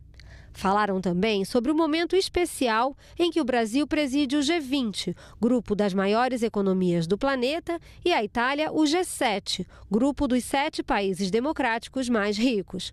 Rodrigo Pacheco fez um balanço da atuação do Congresso nos últimos 8 anos, com destaque para reformas como tributária e trabalhista e para temas como meio ambiente e inteligência artificial.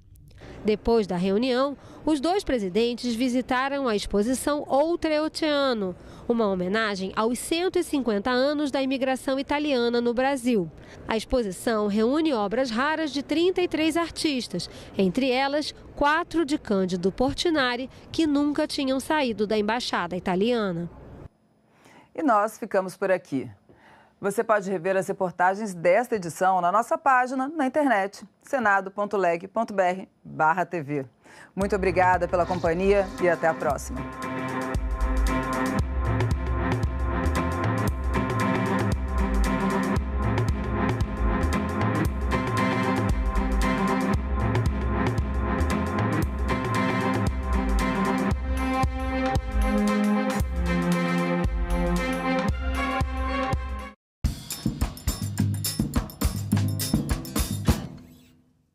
Quando o avião da Aeroflot pousou no aeroporto de Sheremetyevo, em Moscou, seria possivelmente 5 da tarde, devido à diferença de fusos horários.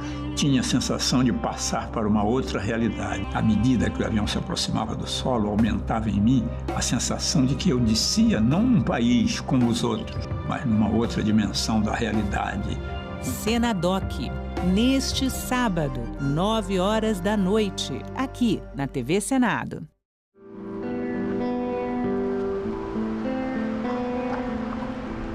Donde estamos actualmente es un parque nacional, es un área natural protegida de carácter federal. Su belleza paisajística, desde luego, conformada por 2 de las terceras montañas más altas de México, que es el Popocatépetl y el Iztaccíhuatl. Tenemos 85 años protegiendo esta importantísima zona, que además de toda la biodiversidad que se encuentra dentro del polígono de esta área, pues provee de importantes servicios ecosistémicos. El principal pues es el abasto de agua para las localidades que se asientan en sus alrededores. El área se conforma principalmente por bosques de coníferas, pero en las partes más altas, después del bosque de coníferas, tenemos pastizal alpino. De igual forma infiltra agua y almacena gran cantidad de carbono.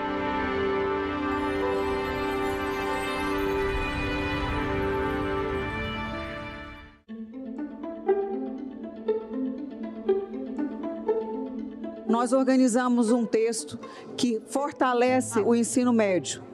Ele amplia a carga horária da formação geral básica, as disciplinas obrigatórias, mas mais do que isso, os itinerários formativos passam a ter uma orientação que deve ser definida pelo Conselho Nacional de Educação, ouvidos os estados, ouvidos os conselhos específicos. Não tem jeito, não tem mais reprovação, não pode fazer isso, não pode fazer aquilo. Cara, nossa juventude hoje, 20% é na faculdade, 80% não entra. E fica essa geração nem.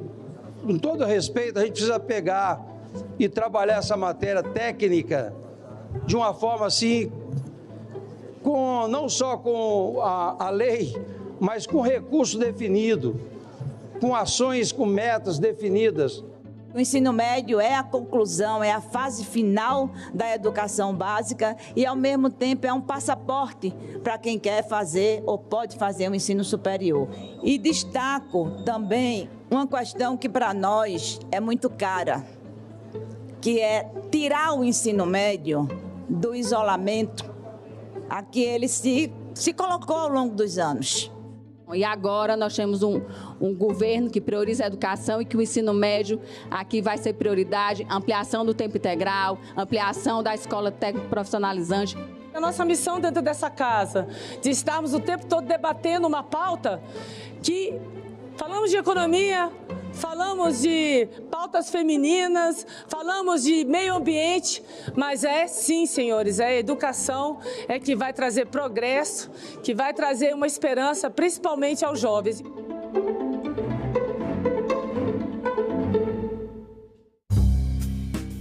As vítimas, elas não tinham muita alternativa. O relatório aponta que Maceió é vítima do maior crime ambiental em área urbana do mundo. Hoje já está comprovado de que a responsabilidade sobre o afundamento é da atuação da Braskem. Nobre, nesta quarta, 8 horas da noite, aqui na TV Senado.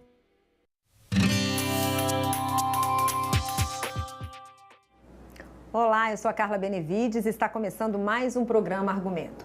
A Comissão de Relações Exteriores aprovou o projeto que cria a Lei Geral do Espaço.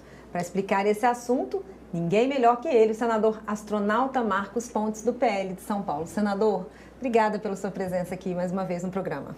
Olha, eu que agradeço, essa lei era muito esperada, então fiquei muito feliz, logicamente.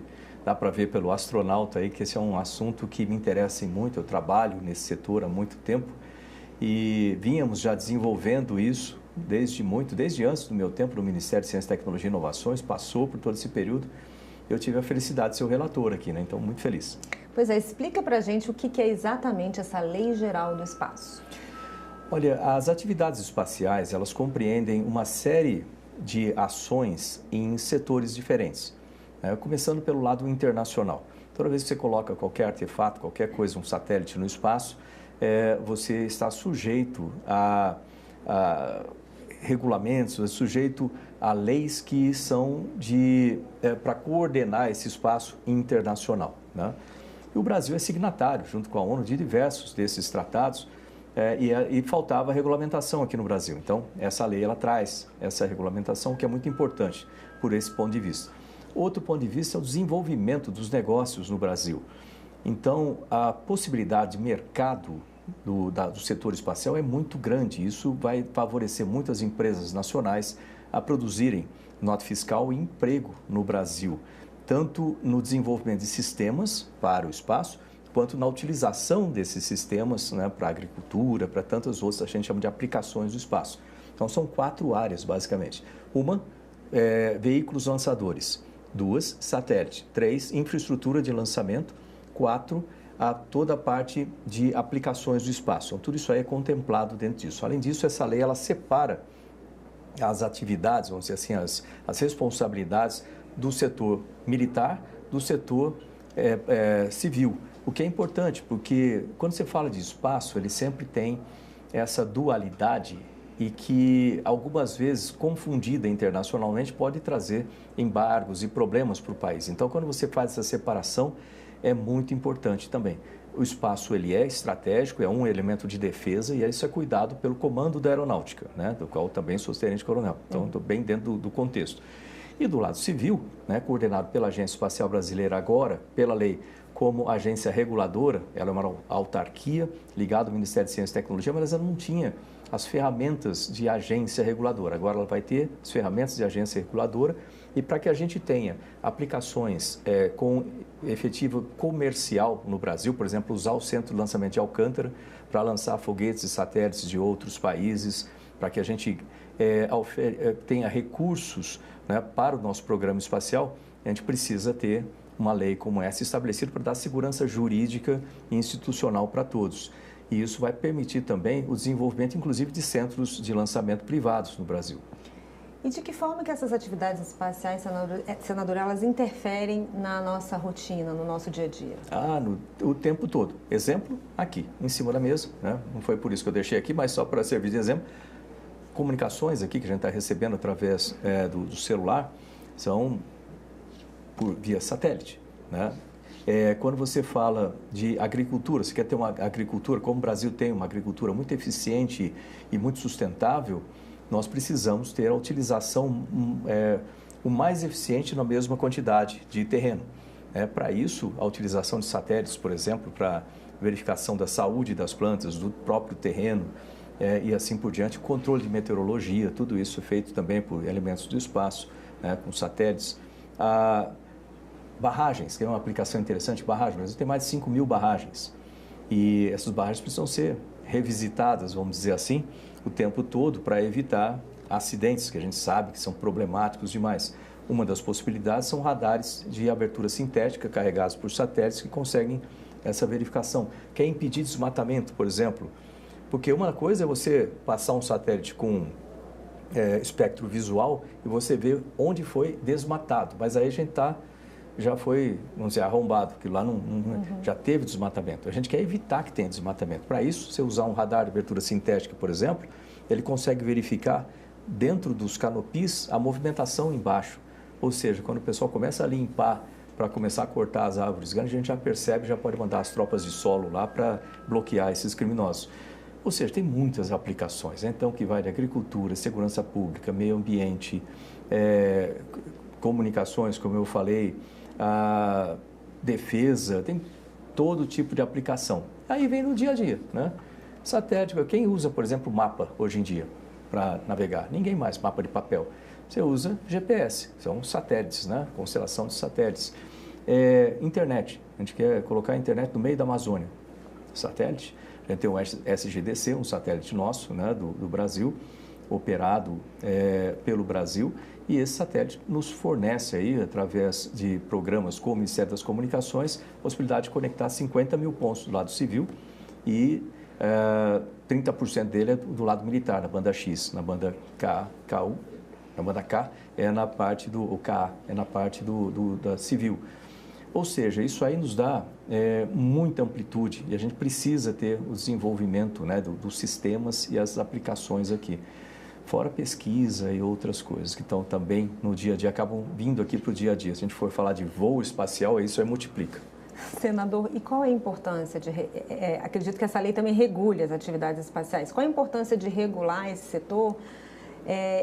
Assim como a IA, a gente pode fazer uma comparação que ela também pode ser usada para o bem e para o mal, a atividade espacial precisa ter um certo controle, como é que é isso? Precisa, é importante que se tenha esse controle, nós não podemos permitir, por exemplo, lançamentos aleatórios ou lançamentos não programados ou feitos de forma não conhecida, vamos dizer assim, tanto da Agência Espacial como do Comando Aeronáutico.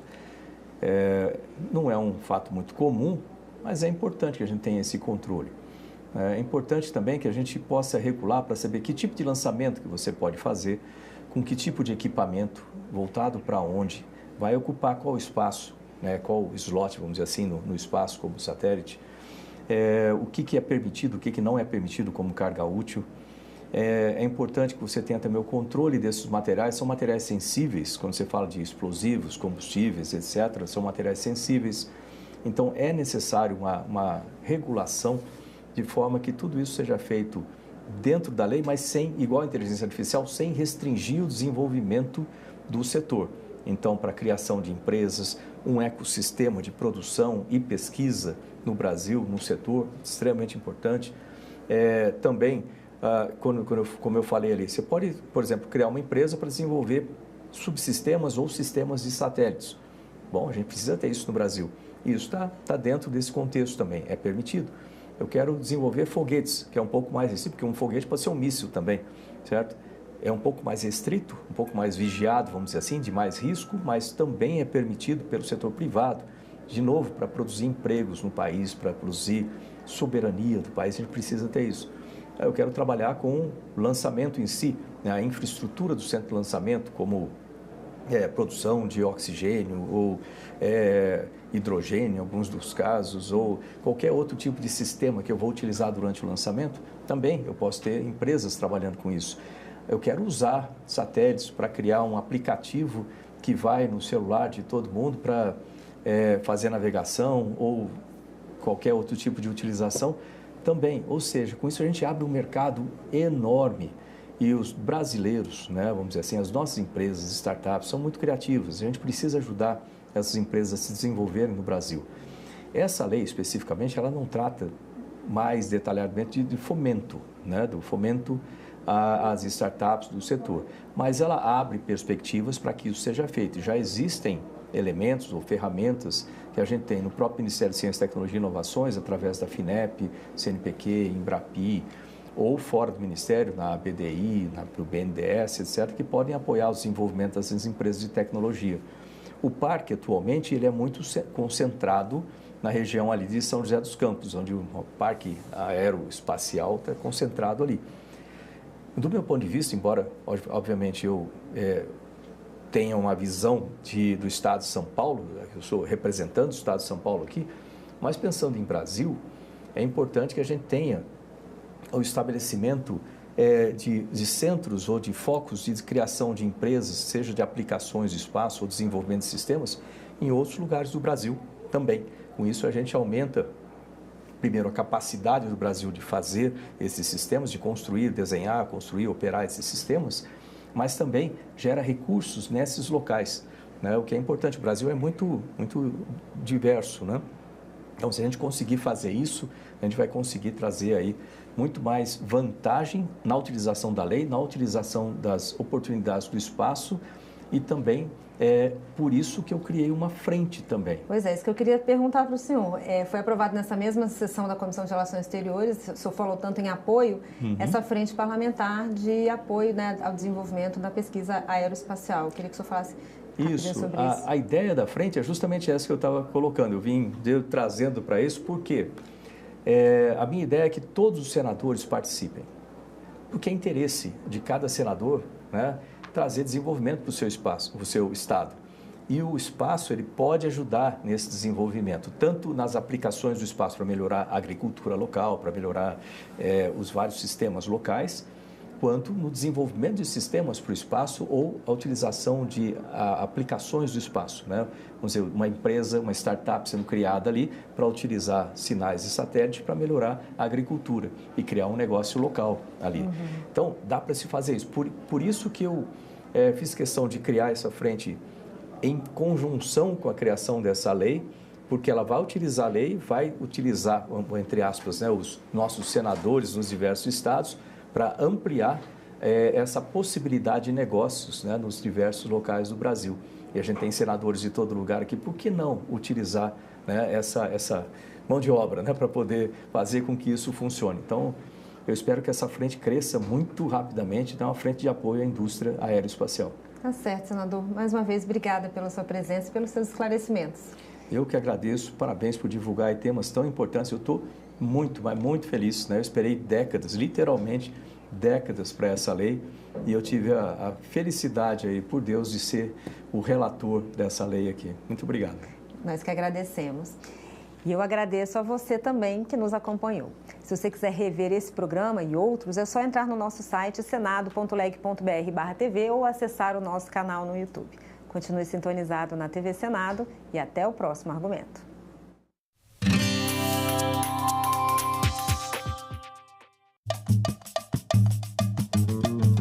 O Brasil tem cerca de 6 milhões de trabalhadores domésticos. Desse total, 92% são mulheres e a maioria absoluta, mulheres negras. A conquista de direitos importantes dessa categoria também teve a participação dos senadores. PEC das domésticas é proposta de emenda constitucional? Exatamente. E aí entra na Constituição, né? Não é só uma proposta de lei. Oi, eu sou a Lavínia Rocha, sou professora de História, escritora e criadora de conteúdo. E hoje a gente vai falar sobre a PEC das domésticas. O que a gente pode falar dos direitos alcançados?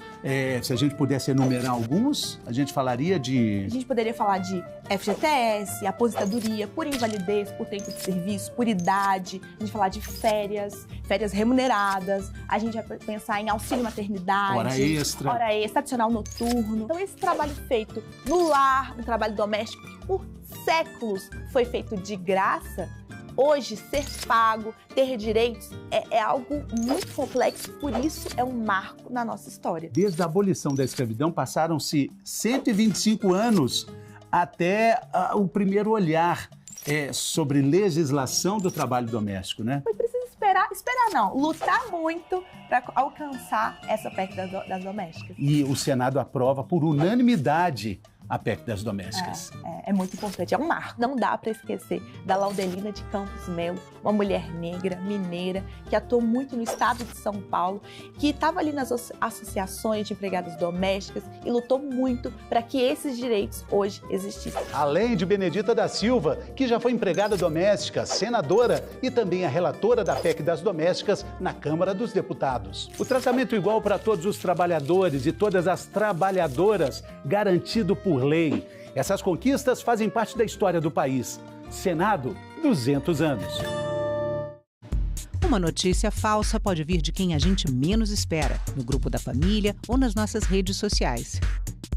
Mas como saber se uma informação é verdadeira? Agora, as informações sobre o Senado podem ser checadas pelo WhatsApp.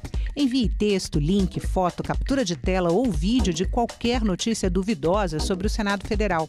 Nossa equipe vai analisar o material e responder se a informação é falsa, verdadeira ou imprecisa. Ficou na dúvida? Senado verifica. Há 200 anos, o Brasil dava seu primeiro passo na criação do Senado.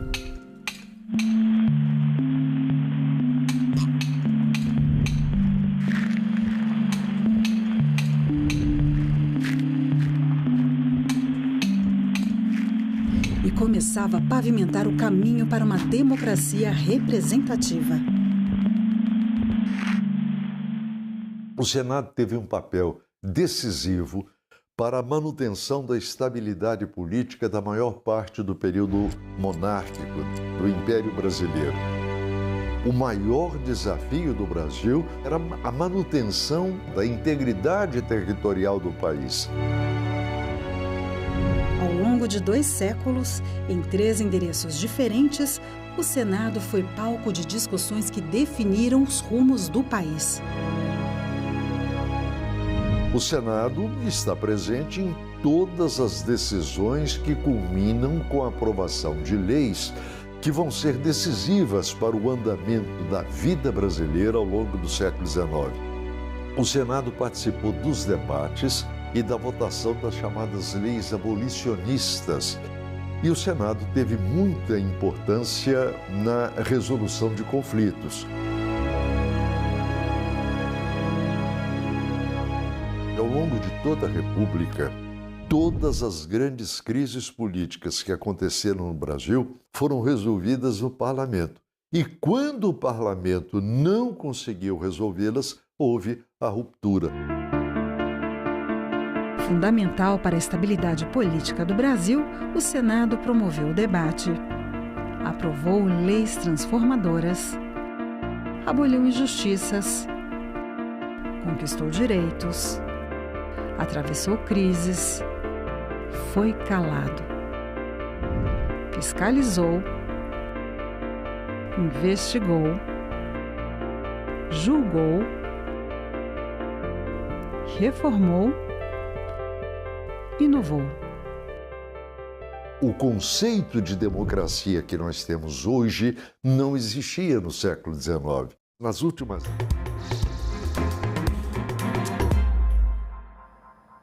Olá, estamos de volta e vamos transmitir agora o plenário do Senado, que acabou de iniciar. Acompanhe.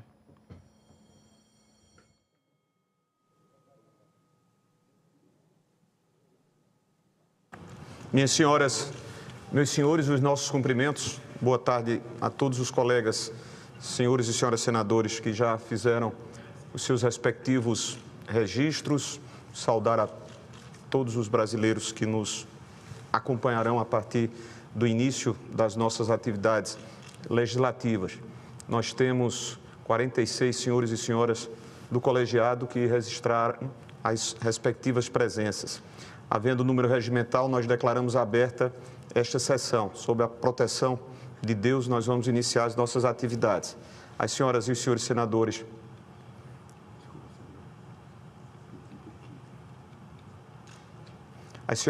senadores poderão fazer as suas inscrições, caso queiram, para uso da palavra por meio do nosso aplicativo Senado Digital, pela lista de inscrição, encontra-se sobre a mesa, ou por intermédio dos totens disponibilizados em vários ambientes da nossa casa. Os senadores presentes remotamente e inscritos para o uso da palavra poderão fazê-lo através do sistema de videoconferência.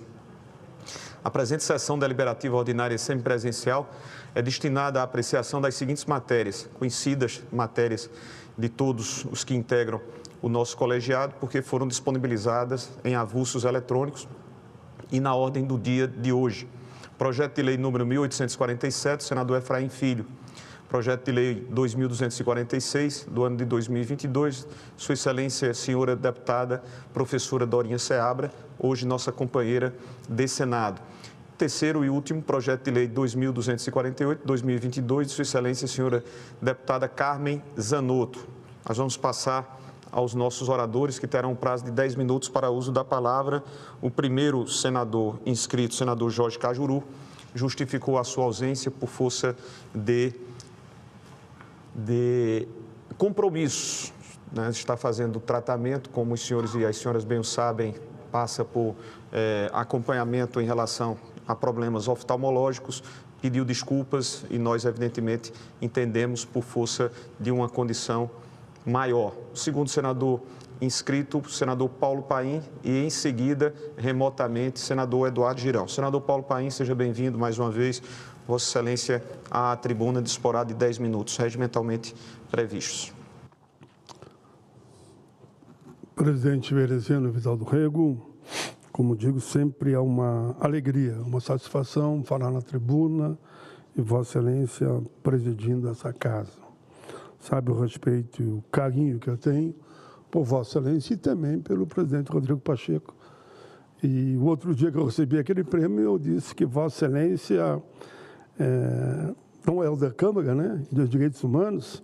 Fiz uma fala sobre a história, comentando a indicação de Vossa Excelência, mas disse também que tinha o aval também do presidente Rodrigo Pacheco. Então, fico muito lisonjeado de poder dizer que a indicação foi de Vossa Excelência.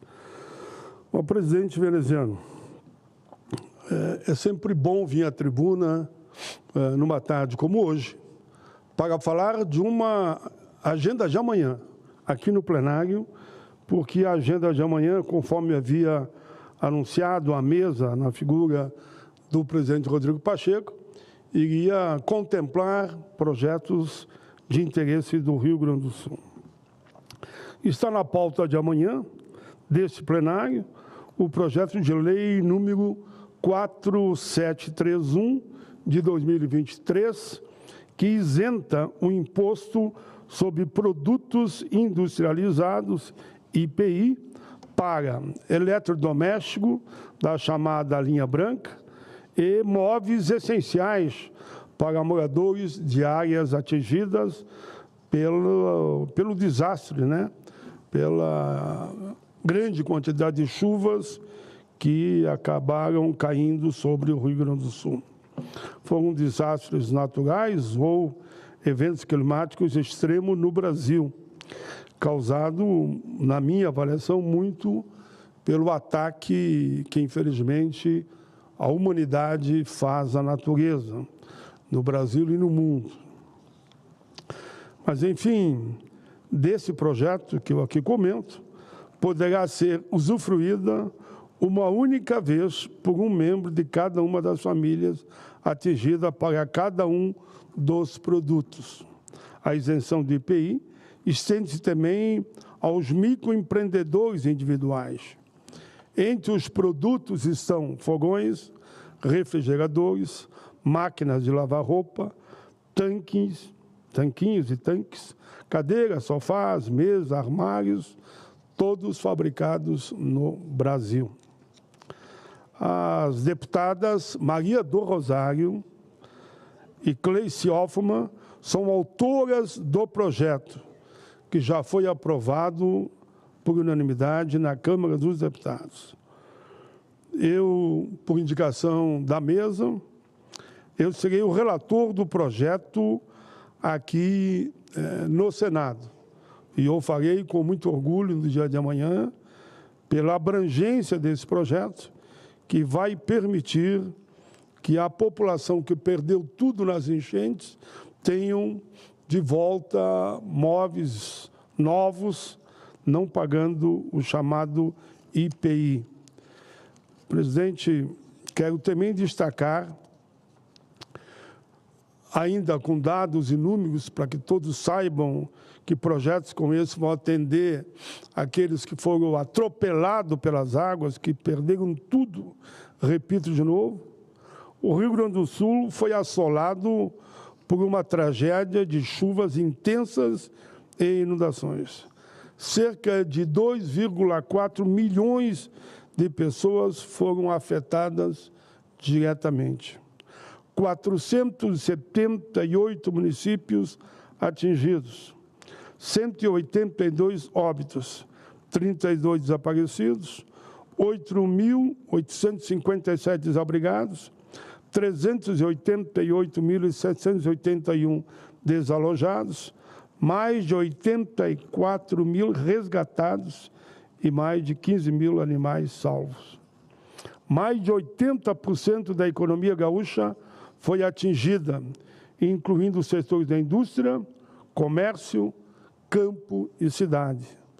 Desde já, solicito o apoio, e sei que teremos, dos senadores e senadoras, e fica aqui o meu agradecimento ao presidente Rodrigo Pacheco, que organizou a pauta de amanhã, e, naturalmente, aos líderes partidários, e também agradeço a Vossa Excelência, senador veneziano, sei da sua influência na casa. Outra proposta que vai beneficiar o Rio Grande, referente à tragédia climática, e também está na pauta de amanhã, é o projeto de lei 1536 de 2024, que concede remissão e posterga o pagamento das parcelas de financiamentos de custeio agropecuário adquiridos em 2024 pelos produtores rurais do Rio Grande do Sul. Os autores são os deputados Zuco e Rodolfo Nogueira. Na Câmara, ele foi aprovado com relatoria do deputado Afonso Mota. Aqui no Senado, o relator, também do Rio Grande do Sul, como eu fui do primeiro, o relator é o senador Irineu Hort. Eu queria também aproveitar para informar que a comissão composta de 8 senadores tinha tirado esses 2 projetos como preferência para a votação mais imediata. E é o que vai acontecer, tudo indica, a partir de amanhã. Amanhã. Continuando, presidente, mais de 206 mil propriedades rurais foram afetadas, por isso a importância desse projeto, com perdas na produção, na infraestrutura, e 34.519 famílias ficaram sem acesso à água potável. Esses dados constam no relatório de perdas referente à maior calamidade climática que atingiu o Rio Grande do Sul. Divulgada, inclusive, esse relatório no início de junho. Significa que os gastos, as mortes, o conjunto dos dados, né, a perda pode ser ainda maiores. Os dados são oriundos do sistema Cisperdas, abastecido com informações de todos os escritórios regionais e municipais da Emater. Foram prejudicados 48.674 produtores de grãos, em sua maioria de milho e soja. 19.190 famílias tiveram perda relativa à estrutura da propriedade. Perderam suas casas, galpão, máquinas, armazéns, silos, estufa, aviários e os próprios animais. Em relação à agroindústria, dados apontam prejuízos para cerca de 200 empreendimentos familiares. Esse setor da economia gaúcha foi muito atingido, seja com a agricultura familiar, seja com a agricultura empresarial, com médios e pequenos produtores. Registro ainda, senhor presidente, com essa preocupação de a forma como foi atingido a área rural, o campo, que eu só dei aqui alguns exemplos, registro que recebemos convite para o ato SOS Agro Rio Grande do Sul, que ocorrerá na próxima sexta-feira, dia 19, na Expo Agro de Rio Pardo. Senhores e senhoras, quero também destacar que está na pauta de amanhã o projeto de lei número 5.990 de 2019, que confere o título de capital nacional da pós-colheita de grãos ao município de Panambi, estado do Rio Grande do Sul. A relatoria desse projeto é do senador Hamilton Mourão e a autoria é do deputado Pompeu de Matos. Assim, de uma forma simples, mas singela e importante, os 3 senadores gaúchos estarão amanhã relatando projetos aqui, mas apoiando os 3 projetos. Não pode ninguém querer medir, não, mas esse projeto é mais importante do que aquele. Os 3 para nós são importantes. Claro, um de mais vulto, outro de médio vulto e outro de um menor vulto, né? Que pega mais uma cidade. Mas acontece que os 3 senadores trabalharam juntos. Não houve nem disputa que pode haver num momento como esse. Na comissão, todos os senadores trabalham juntos para o bem comum e olhando para o Rio Grande. E nesses projetos, todos os 3 senadores trabalharam juntos. Quero agradecer, senhor presidente, a todos os senadores e senadoras da Comissão Temporária Externa do Senado, que está acompanhando a tragédia climática do Rio Grande do Sul e vem se dedicando de forma permanente. Já realizamos de forma coletiva 2 diligências, fomos ali ao Vale do Taquari, fomos a Grande Porto Alegre, fomos à região metropolitana e também no Vale dos Sinos. E vamos fazer agora, está previsto, no dia 15 e 16 de agosto, uma outra visita à região da Serra Gaúcha. De muita terra naquela região, bloqueando as estradas ali na região de Caxias do Sul, minha cidade natal, e depois provavelmente poderemos passar em Bento Gonçalves e depois encerraríamos num evento em Porto Alegre. Informo também que realizamos 4 audiências públicas, 12 reuniões, uma sessão de debate temático, 21 requerimentos dos senadores e senadoras da comissão foram aprovados e 9 projetos, 2 desses serão votados amanhã, foram considerados prioritários pela comissão. E, claro, o terceiro também é importante, fica aqui de público a nossa gratidão pelo trabalho intenso dos senadores.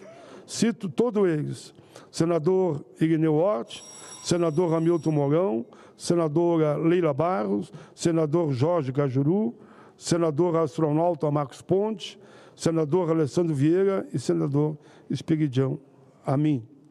O presidente, e aqui eu concluo dizendo que muitos desses projetos de interesse do Rio Grande poderão vir a plenário e outros poderão vir, inclusive, por medida provisória. O importante para nós é que a matéria seja aprovada e chegue ao Rio Grande. Então, muita iniciativa que a gente pode estar encaminhando aqui na comissão, o governo também está discutindo, está acompanhando esse debate. E quando me perguntaram se nós tínhamos preferência, digo, queremos que seja votado o mais rápido possível. Como percebo que vão votar amanhã, mas outros projetos poderão vir por medida provisória que tem efeito imediato, né?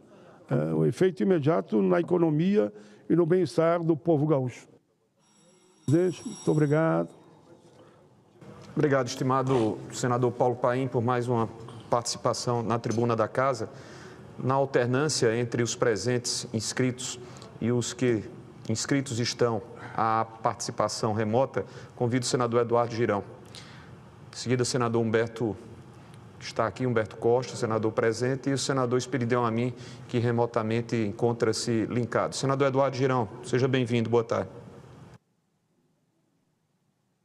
Paz e bem, presidente, meu querido amigo, senador veneziano Vital do Rego, senhoras senadoras, senhores senadores, funcionários da casa, assessores, brasileiro, que estão nos acompanhando, um trabalho fantástico da equipe da TV Senado, Rádio Senado e Agência Senado. Senhor presidente, eu não poderia deixar de começar essa sessão, até porque ontem, mais uma vez, eu já perdi as contas, saí frustrado, me preparei, fiz discurso. Aliás, tem vários pendentes por sessões que não ocorreram. Quero pedir ao senhor, que é vice-presidente, que eu tenho a maior consideração, que converse com o nosso presidente Pacheco. Não podemos terminar os 200 anos do Senado Federal com uma decisão que eu considero uma decisão infeliz de que só membros da mesa possam abrir sessão. Isso nunca ocorreu, já conversei com senadores que passaram por aí, muitos mandatos, isso nunca ocorreu no Senado e a gente não pode deixar isso prevalecer, porque a única coisa que sobra para a oposição, acredite, muitas vezes, é o parlar, e o parlamento é isso. Então, ontem eu tinha muitos assuntos do final de semana que ocorreram, né? Eu vou falar um pouco aqui, mas eu fui tirado de tempo, né? Acredito que outros colegas também. Então, faça esse desagravo e peço que se modifique isso. É uma assinatura numa resolução que não tem cabimento nos 200 anos do Senado. Senhor presidente, 13 de julho, sábado, aconteceu uma tentativa de assassinato do presidente dos Estados Unidos, né? E, mais uma vez, um milagre ocorreu, assim, por 2 milímetros, por um movimento de segundos, de fração de segundos, aconteceu aí um livramento da morte de um candidato a presidente dos Estados Unidos. Eu fico decepcionado com a mídia brasileira, uma grande parte da mídia, a gente não pode generalizar, mas assim, algo assustador como a militância tem tomado, em muitos casos, com raras exceções, uma torcida, né, assim, dentro da redação, uma manipulação de informações. Então, é triste isso, porque se fosse do outro lado, se fosse Deus nos livre de um candidato democrata, o mundo teria caído, né? Vamos combinar, era fascista, terrorista, a gente já viu esse filme, né? Então o ódio está tomando conta, inclusive, de profissionais que não têm, esses políticos, que eu não vou citar nome aqui para não deixar mais famoso, políticos fazendo chacota, né? Desacreditando de algo que todo mundo viu, né? Então, aquela velha história, nós podemos ser adversários no campo da política, mas jamais inimigos. Poxa, tá na hora de serenidade, gente. Tá na hora de responsabilidade. Nós somos irmãos, filhos do mesmo Deus. É surreal os comentários que a gente vê de pessoas incentivando esse tipo de situação, né? Nós não podemos compactuar com isso, nem de um lado nem de outro. Jamais a violência é um caminho para nada na vida, né? Então, assim, e também eu confesso que fiquei estranho, achei muito estranho a questão pouco tempo depois já foi dizendo que seria um lobo solitário, né? Enquanto as imagens mostram, é por isso que querem controlar as mídias sociais, tem projetos no Senado, na Câmara nesse sentido. O último agora está anexo ao marco da inteligência artificial, né, trechos do PL da censura, justamente para que a não democratização das informações não deixe acontecer o que a gente viu nesse final de semana, que foram dezenas de pessoas, minutos antes, vários minutos antes, dizendo, tem um cara subindo no telhado ali, avisando a polícia. E muito estranho isso ter acontecido e depois, rapidamente, as forças de segurança dizendo que, não, foi um lobo solitário e querendo já justificar alguma coisa. É muito estranho, espero que se encontre realmente o que é que está por trás disso tudo. E também solidariedade total às vítimas que perderam a vida, inclusive um bombeiro que estava protegendo a família e perdeu a sua vida. Então, o restabelecimento pronto aí do presidente, do candidato a presidente, Trump, que eu tenho discordâncias dele, confesso, tenho discordâncias, mas é legítima a sua candidatura e a gente tem que respeitar, né, as posições das pessoas. Isso é democracia, isso é tolerância. E é isso que a gente tem que fazer. Até porque, presidente, vai acontecer um impacto no Brasil, né? Essa eleição, a gente sabe que vai acontecer um impacto na nossa nação, forte, porque poderosos de plantão estão sabendo que o Brasil está... a ditadura da toga que a gente vive, com a anuência de outros poderes da República, ou alinhamento, como quer que seja, o sistema apodrecido, ele está sendo denunciado internacionalmente. Então, essa mudança, essa troca na presidência dos Estados Unidos, além de ser uma alternância de poder muito importante para qualquer democracia, eu quero dizer também, presidente, que a gente, essa mudança vai propiciar no Brasil também que muita coisa seja clareada, né? Quem está abusando da Constituição do Brasil, quem está abusando da democracia do nosso país, quem está desrespeitando os direitos individuais, coletivos, né, o ordenamento jurídico, os pactos que o Brasil assinou. Isso eu acredito que vai chegar a hora. Água mole em pedra dura, tanto bate até que fura, né? Então, muito importante que a gente tenha essa serenidade. Por falar nisso, no dia 14 de julho, no domingo, anteontem, eu fui para Paulista. Eu estive na Avenida Paulista, numa manifestação linda, de arrepiar.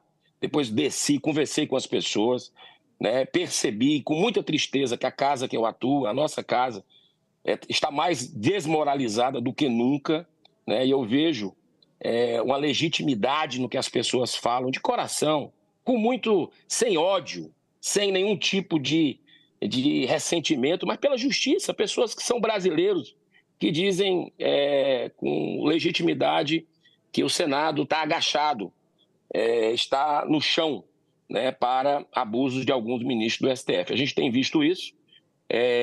Eu também alertei para as pessoas, na minha fala, que a Câmara dos Deputados também tem culpa no cartório, né? Inclusive, muitas pautas que nós aprovamos no Senado podem falar de tudo do Senado, mas algumas pautas, como a PEC do fim do foro privilegiado, a questão a PEC do fim das decisões monocráticas, a questão da PEC antidrogas, tantas medidas que nós tomamos no Senado estão paradas lá na Câmara dos Deputados. Então, a cobrança da população, que é legítima no Senado, e nós estamos trabalhando para conscientizar os colegas das barbaridades que estão acontecendo no país, mas a Câmara também, eu tenho alertado para a população e alertei que a Câmara precisa ser cobrada de forma ordeira, pacífica, respeitosa, né? Outra pauta muito forte que surgiu lá foi a questão da anistia, presidente. Anistia para as pessoas que estão com seus direitos desrespeitados. Inclusive, tem aqui a Débora,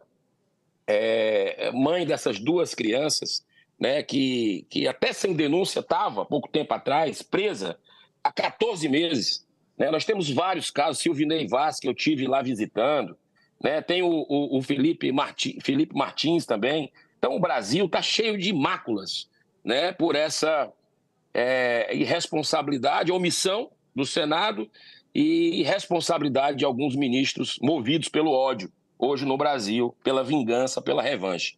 Então, senhor presidente, a anistia que se fala no Congresso brasileiro não é essa. A anistia que deveria ser feita de pessoas que estavam com bíblias, bandeiras na mão, que nem sequer entraram, muitas delas, dentro dos prédios públicos e estão aí com 15, 17 anos de condenação. É absurdo o que a gente está vendo, milhares de brasileiros presos políticos, mas a anistia que se fala no Congresso, para minha tristeza, é a anistia de partido político.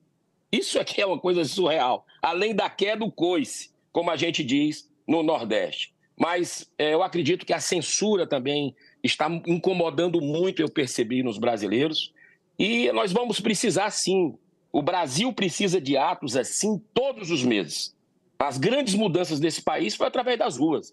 Então, parabéns aos brasileiros que foram num evento includente, um evento sem personalismo, sem idolatria a ninguém, um evento suprapartidário, e assim tem que continuar. Parabéns aos organizadores, Marco Antônio Costa, o Kevin do Space Liberdade, a Samantha, todos os que organizaram esse evento fantástico, senhor presidente. Eu quero desejar uma ótima semana a todos, né? Que Deus abençoe essa casa e que tenhamos cada vez mais uma tomada de consciência, né, entre todos nós, para que a gente possa colocar a cabeça no travesseiro, passar por esse tempo sombrio, esse tempo de trevas que a gente vive no Brasil, e que a gente possa fazer a nossa parte sobre a reforma tributária, um terror essa reforma tributária, né, assim, injusta completamente, cheia de privilégios, vai aumentar a carga tributária. Eu ouvi isso nas ruas, senhor presidente, as pessoas clamando contra essa reforma tributária também, e que a gente possa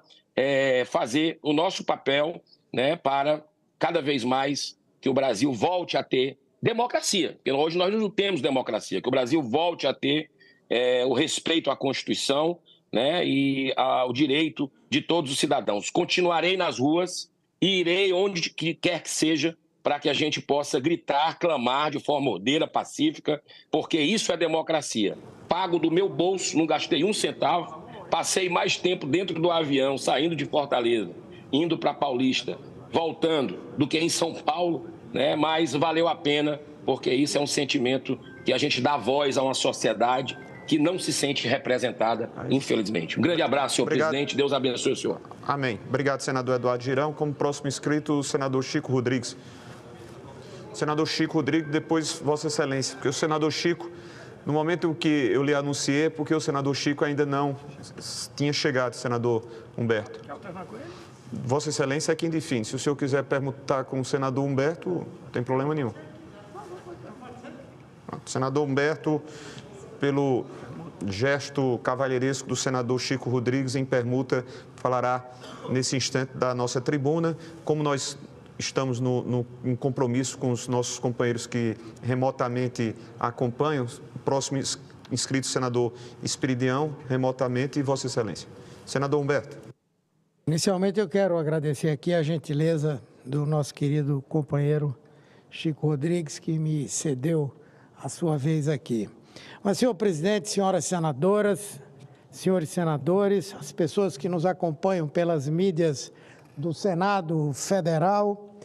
Senhor presidente, novos fatos de extrema gravidade estão sendo divulgados e demonstram interferências políticas em órgãos do Estado e que finalmente vieram a público. Isso do governo anterior, governo do senhor Bolsonaro.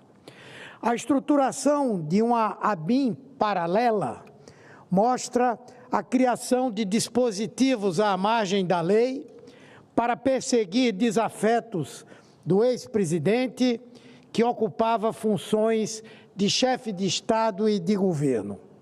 Ministros do Supremo, congressistas, governadores, jornalistas, servidores públicos, quem entrava na mira do então presidente da República e da sua família era monitorado ilegalmente com a ajuda até de software criminoso. Envolvidos sugeriram um tiro na cabeça do ministro Alexandre de Moraes, a quem investigações decorrentes do inquérito das fake news estão subordinadas. A Constituição foi trucidada, leis foram rasgadas, a estrutura estatal foi colocada a serviço de interesses privados. Recentemente, 5 pessoas foram presas na Operação Última Milha, deflagrada na quinta-feira da semana passada. Detalhes decorrentes do levantamento do sigilo expõem um rosário de crimes, a atuação de uma verdadeira organização criminosa, instalada no coração do poder, cuja sede era o gabinete presidencial no Palácio do Planalto.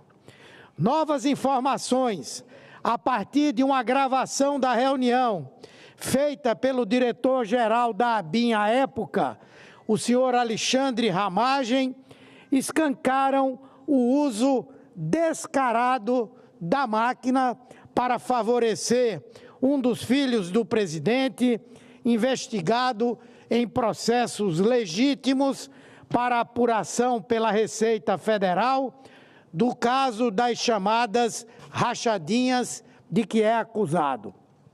Estão lá, falas gravadas mostram o ex-presidente, o ministro-chefe do GSI e o diretor-geral da ABIN discutindo com as advogadas do senhor Flávio Bolsonaro uma intervenção na Receita e no SERPRO.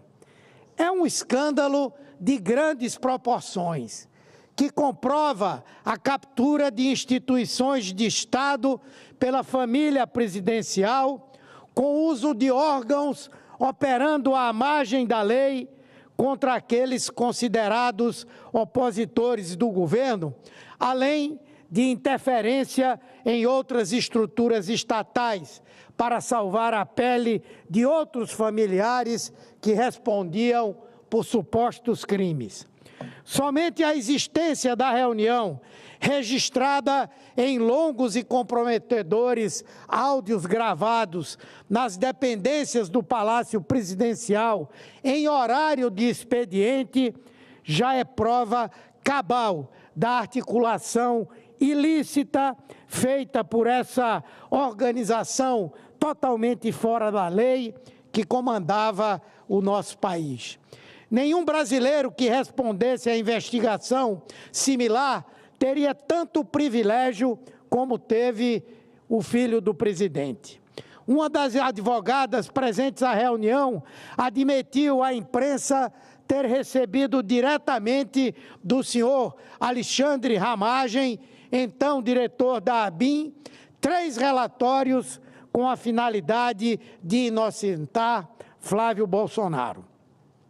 Consequência desse encontro criminoso foi a ação posterior da ABIN paralela para devassar a vida de auditores da Receita, comprometê-los e empastelar as investigações que estavam sendo realizadas nesse inquérito. Ou seja, da reunião criminosa redundaram ações criminosas decididas lá pelos envolvidos, entre eles o senhor Jair Bolsonaro. Ainda há outros nomes que foram ilegalmente espionados a partes do inquérito ainda sob sigilo, o que mostra que muita sujeira ainda virá à tona.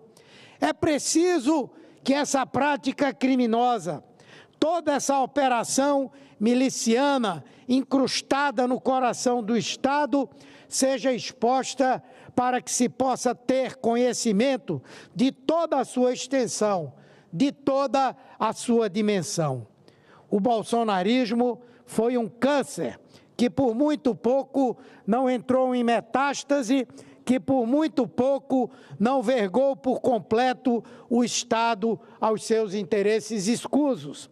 Felizmente, conseguimos quase extirpá-lo, por isso ainda estão vivos. Agora, os responsáveis por essa organização criminosa precisam responder na justiça pelo que cometeram e que, na forma da lei, sejam severamente punidos por todas as ilicitudes praticadas. Além desses temas a que me refiro hoje, é bom lembrar que existem mais 3 investigações que envolvem diretamente o ex-presidente da República e que criaram uma verdadeira estupefação na população brasileira. O primeiro é o da fraude em relação às vacinas, para que assim pudesse ele, sua família e assessores entrarem nos Estados Unidos sem que fossem impedidos de fazê-lo por falta da vacinação. Esse inquérito já está bastante avançado e há provas contundentes da participação do ex-presidente nesse processo. O segundo diz respeito à venda de joias, que faziam parte do patrimônio do Estado brasileiro. E aí também há provas em profusão, além da própria delação do ex-assessor direto, ajudante de ordens do presidente e de seu pai. Porém, as provas materiais são diversas, entre elas também mensagens encaminhadas pelos celulares em que o ex-presidente autoriza a venda de joias que foram dadas ao povo brasileiro, ao Estado brasileiro. Além desses dois processos, o processo que investiga o 8 de janeiro, onde também está patente a participação direta do ex-presidente da República. E o que todos nós esperamos é que essas pessoas sejam severamente punidas para que possamos afirmar aqui os princípios constitucionais da democracia no nosso país, da luta contra as ações criminosas realizadas por integrantes de um governo e pelo seu chefe principal.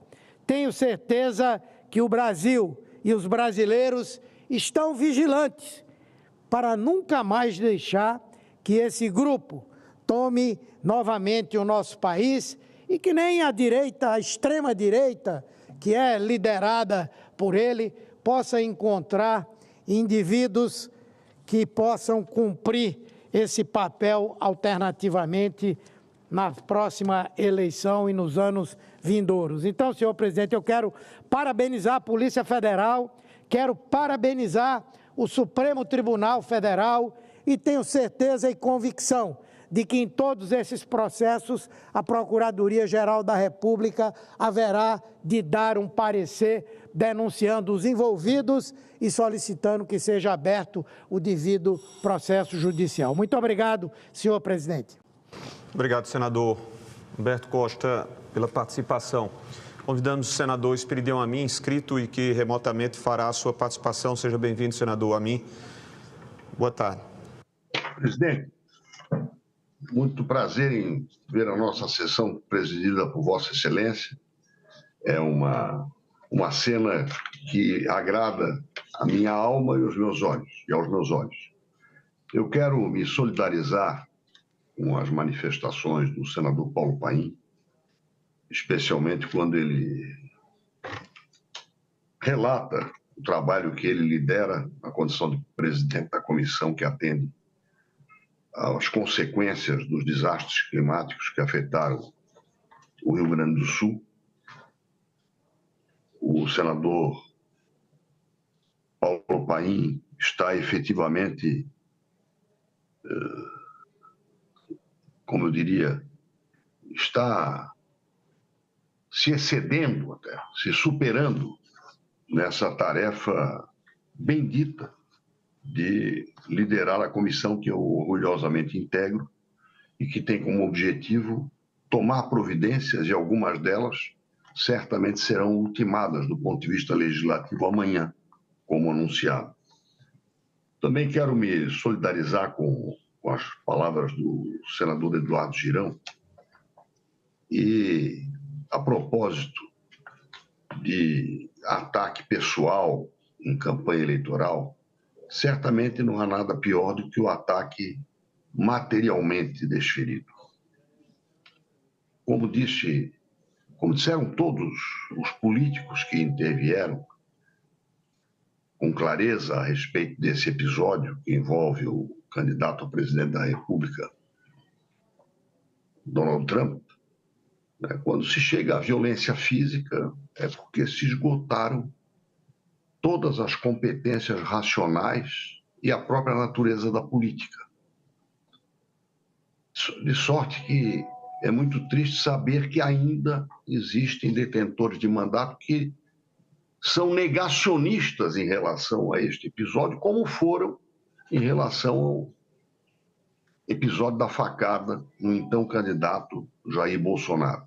Isso não constrói, e essa atitude até estimula esse tipo de formação de narrativa e estimula também atos que possam ser depois narrados dessa forma.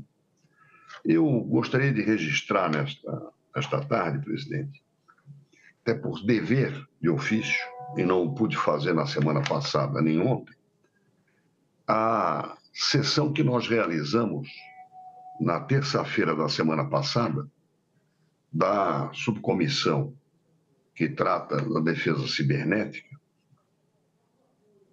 e que é vinculada à Comissão de Relações Exteriores e Defesa Nacional, que eu tenho a honra de presidir essa subcomissão.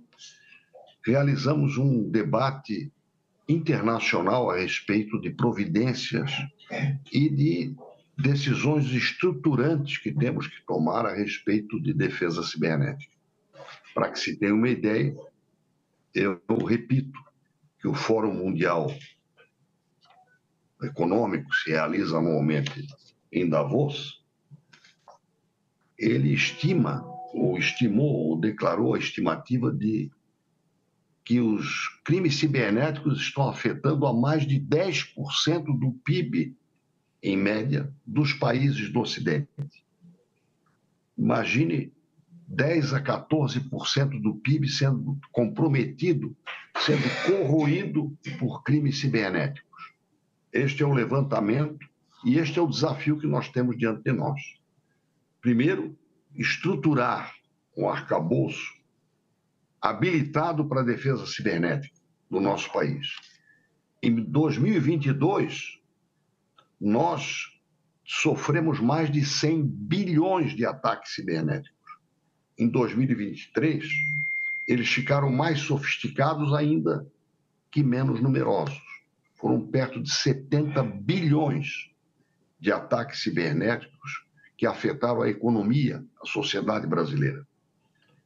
Portanto, o desafio não é pequeno, é vultoso e exige realmente uma equação que nós pretendemos ajudar a construir até o final deste ano. E quero, então, deixar registrada aqui a realização do seminário da semana passada, da reunião da semana passada, em que contamos com as presenças do senhor Santiago Paz, representando o Banco Interamericano de Desenvolvimento, de cuja instituição nós esperamos poder contar com apoio material e financeiro, do senhor Jorge Blanco, diretor de Segurança e Informação da Google, o senhor Rafael Gonçalves, estrategista e arquiteto de cibersegurança da empresa Trellix, assim como o senhor Belisário Contreiras, do grupo de advocacia especializada neste assunto, chamado Venable, o senhor Paulo Manzato, que é chefe da área de setor público para a América Latina da Cloudflare, e a senhora Patrícia Soller,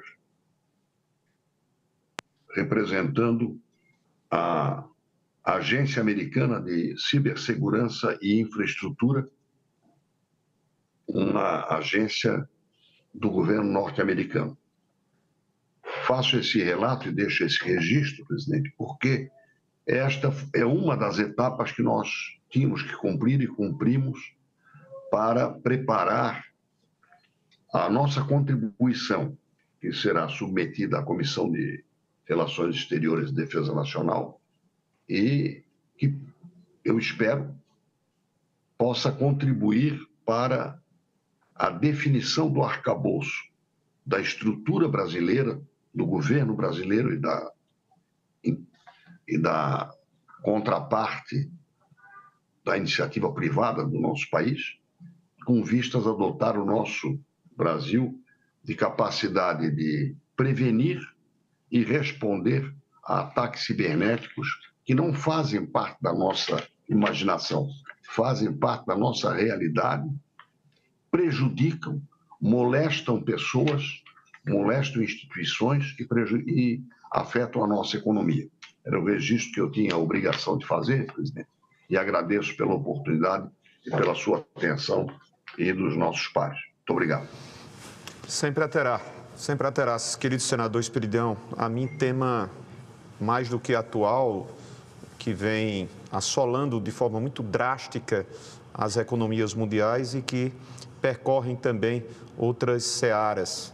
A oportunidade que Vossa Excelência traz-nos de fazer com que esse debate se aprimore é digno de todo o nosso respeito. E fico muito feliz ao vê-lo em um dos ambientes mais queridos de Vossa Excelência, que é exatamente ao lado dos seus livros, a afortunada biblioteca. Um grande abraço, senador Amin. Senador Chico Rodrigues.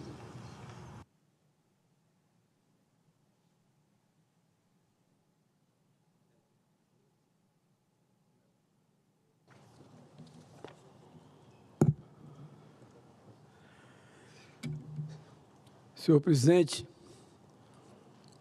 meu caro veneziano Vital do Rego, a quem tenho absoluta estima, até pela sua gênese, né? Seu pai, que foi meu colega querido na Câmara dos Deputados, Vossa Excelência que sempre se posta nesta condução dos trabalhos de uma forma cartesiana, solene e extremamente competente. Senhores e senhoras senadoras, minha querida senadora Damares, que acompanha o nosso pronunciamento, estamos iniciando um período de recesso parlamentar e muitas matérias foram votadas aqui nesse primeiro semestre, como o marco do hidrogênio verde. Agora vamos, na verdade, ter também a reforma tributária a ser discutida aqui no Senado, entre tantas matérias importantes para o país. E lógico que todos nós, parlamentares, eu acho que a grande maioria dos senhores parlamentares, vão aos seus estados, nas suas diversas atividades parlamentares, mas também políticas, compromissos também nos seus estados. E eu, obviamente, no meu estado de Roraima, estarei durante esse período de recesso, essas aproximadamente 3 semanas, até o dia 5 de agosto, quando retomaremos os trabalhos aqui no Senado, para acompanhar vários projetos que são, obviamente, da minha autoria, que são acompanhados em relação à demanda reprimida ou investimentos estratégicos que o Estado precisa. E lógico que eu gostaria aqui, e aqui vou reproduzir alguns deles, que são importantes para que não apenas a população do meu estado, dos municípios, tenham conhecimento, aqueles que ainda não têm, mas também do Brasil inteiro, para verem como é importante, além das questões legislativas que se trata neste Senado da República, na Câmara Alta do país, nós também temos responsabilidades enormes em atender às demandas do nosso Estado. Portanto, eu tenho certeza que todos esses projetos que foram aqui votados no primeiro semestre, e complementaria com o marco de fomento à cultura, a PEC das drogas, etc. Tudo isso faz parte do arcabouço dessa instituição que procura produzir mais e melhor para atender a população brasileira nas suas demandas. Agora, revendo o meu acervo de projetos apresentados e emendas executadas ou em execução, eu fico muito feliz, meu caro presidente, porque vejo que são investimentos de extremo alcance para a população do meu estado. Por exemplo, na área da agricultura familiar, nós temos conseguido viabilizar muitos recursos que estão sendo já executados. O fruto desse trabalho já está, na verdade, nos campos do nosso estado, com centenas, por que não dizer milhares de agricultores da agricultura familiar que são beneficiados por cooperativas, por sindicatos, por associações, etc. Já são mais de 40 tratores entregues para essas comunidades no estado inteiro. Já são 52 caminhões para atender exatamente o transporte, o apoio, a logística para a agricultura familiar. São implementos complementares como arados, grades, carretas, subsoladores, colheitadeiras, casas de farinha, que têm atendido, como já disse, a dezenas, centenas, milhares de agricultores da agricultura familiar e da agricultura familiar indígena também no meu estado. Até porque Roraima tem uma população indígena enorme, são quase 90 mil indígenas de uma população de 650 mil habitantes. Então, são investimentos que têm melhorado a vida das pessoas. Na nossa capital, nós estamos vendo o governo do estado, com emendas da minha autoria, com projeto da minha autoria, com iniciativa da nossa autoria, construindo o grande templo da educação de Roraima, que é o prédio da Secretaria de Educação. É um prédio magnífico que está na praça do Centro Cívico, ali onde está praticamente o centro administrativo do nosso estado, e é um prédio que vai abrigar toda a intelectualidade da educação do nosso estado, para que possam fazer o planejamento, a manutenção, o acompanhamento, a fiscalização e o controle de todas as atividades da educação no nosso estado.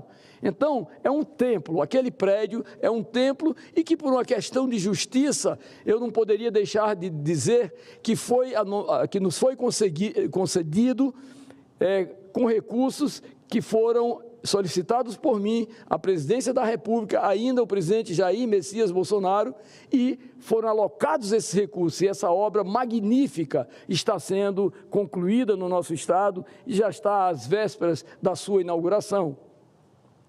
A iluminação, no sentido de tornar nossa capital um cartão postal, que hoje, na verdade, ainda tem as suas deficiências, tanto na saída internacional para a Guiana, quanto na saída internacional para a Venezuela, quanto na saída interna para o estado do Amazonas. Ou seja, nesses 3 eixos de saída da nossa capital, já existem recursos definidos, alocados, e inclusive uma delas, a obra para a saída de Manaus, na Avenida Brasil, já deverá estar sendo iniciada na próxima semana, tornando, portanto, a nossa cidade com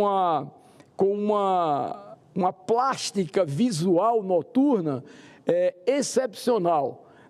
Então, Boa Vista, daqui a alguns meses, já deverá ter realmente a sua iluminação de LED em todo esse eixo, com em cada uma delas aproximadamente 6 a 7 quilômetros de extensão. Então, iniciativas de um ex-governador como fui, que tem uma visão em perspectiva, trazendo recursos para o estado para construírem obras estruturantes, e que eu pretendo, obviamente, agora no recesso parlamentar, ir em várias localidades, na capital, obras executadas pelo estado e por absolutamente todos os municípios do interior do nosso estado. Portanto, tenho certeza que obras que aqui cito, como também a integração de uma obra urbana, mas com conotação rodoviária, que é a ligação de um bairro chamado Cidade Satélite com a RR, a rodovia estadual 205, uma extensão de aproximadamente 6,5 quilômetros, duplicada, iluminada, com infraestrutura que, inclusive, além da comodidade, do conforto, da segurança para os que ali trafegam, tem também uma visão, né, de cidade extremamente elevada pela qualidade da obra e, acima de tudo, pela posição estratégica dessa obra para a nossa capital e o nosso estado, né? É outra iniciativa da nossa autoria que também está sendo executada, né? Nós temos vários bairros da nossa capital, Boa Vista, que estão sendo iluminados com lâmpada de LED. Aliás, o prefeito atual, o prefeito Arthur Henrique, está conseguindo, inclusive com investimentos de emendas, investimentos de recursos próprios do FPM da Prefeitura e aproximadamente 9 milhões de emendas da nossa autoria, conseguindo que Roraima seja a segunda capital do Brasil em ter 100% a sua iluminação de LED, presidente. Presidente Damares, que conhece, tanto quer bem ao nosso estado de Roraima, conhece a nossa capital, e o prefeito Arthur Henrique está exatamente conseguindo, pela sua gestão comprometida com o desenvolvimento, com o bem-estar das pessoas, tem conseguido realmente transformar a nossa capital na segunda capital do país com iluminação totalmente de LED. E eu tenho a minha parte dentro desse projeto, porque são aproximadamente, como já disse, 9 milhões de recursos para iluminação de LED na nossa capital. Na área da saúde, também temos alocado recursos vultosos para atender programas, por exemplo, um programa magnífico, Saúde da Mulher. São 2 carretas com estrutura fantástica, toda instalada para fazer todos os exames necessários para as mulheres, como o CA de mama, né, e outros exames complementares que têm servido de forma itinerante na nossa capital. Recursos provenientes das emendas do senador Chico Rodrigues. Presidente, se tivesse que me prolongar aqui com toda certeza e sem nenhuma vaidade, por mais 2 horas, citando um dos 256 convênios que eu tenho apresentado, já estão concluídos, em execução ou a serem iniciados. Desde 2019, na verdade, seria uma espécie de um cartão postal para como nós, parlamentares, devemos exercer nossos mandatos, não apenas na parte legislativa, fazendo aqui em comissões, em missões oficiais, etc., fazendo o nosso papel como representantes aqui na Câmara Alta do país, aqui no Senado, mas também como ações complementares, com recursos para atender os nossos municípios, os nossos estados, as nossas universidades, e ali na Universidade Federal tem recursos do senador Chico Rodrigues, no Instituto Federal de Educação, recursos do senador Chico Rodrigues, no Exército Brasileiro em Roraima, né, nos pelotões e na Brigada Militar, recursos do senador Chico Rodrigues, na Marinha do Brasil, na Capitania dos Portos em Caracaraí, recursos do senador Chico Rodrigues, na base aérea de Boa Vista, 2 milhões de reais para que possa, na verdade, ser construído o terminal de passageiros do CAN, Correio Aéreo Nacional, uma obra que vai ser, na verdade, o melhor terminal de passageiros da base aérea na Amazônia, né? E eu me orgulho disso, né? Então, obviamente que a gente sabe o valor de cada um dos senhores senadores, aqueles mais experientes, aqueles mais intelectualizados, aqueles, às vezes, até mais preparados, mas cada um tem o seu naco também de competência e de compromisso com esse país e com o povo da nossa terra. Cada um no seu tempo, cada um dentro do seu limite, tem, na verdade, muita coisa a contribuir para esse país. E muitos sabem o que eu estou falando aqui, né? Então, todos nós somos iguais, cada um tem um voto. Cada senador tem um voto pelos 27 estados do Distrito Federal. Então, eu diria que o meu papel como senador, eu tenho feito com absoluto rigor dos compromissos, na verdade, que eu tenho assumido. Até porque não poderia ser diferente, presidente Damares. Eu estou no 9º mandato parlamentar. No 9º mandato parlamentar. Eu fui vereador, eu fui 5 vezes deputado federal, fui vice-governador do Estado, fui governador do Estado e agora graças a Deus e à população de Roraima, sou senador da República. Então, me sinto orgulhoso e aqui, deste púlpito do Senado Federal, fazer, na verdade, esse breve resumo, até porque, como já disse, né, estamos iniciando o período do nosso recesso parlamentar e pretendo ir em cada uma dessas localidades, verificar cada um daqueles projetos que tem a mão abençoada do senador Chico Rodrigues fazendo mais e melhor pelo meu povo e minha gente de Roraima, minha gente. Então, quero agradecer a Vossa Excelência, me deu mais um tempo para que eu prorrogasse a minha apresentação, a sua generosidade de sempre e dizer à população de Roraima que o trabalho não para. Na verdade, é uma determinação, porque quando a gente se debruça sobre aquilo que a gente confia, a gente acredita e a gente sabe que leva o bem-estar para as pessoas, a gente é cada vez mais feliz, minha gente. Era isso que eu tinha a dizer, minha querida presidente Damares, e te agradeço pelo tempo que me concedeu.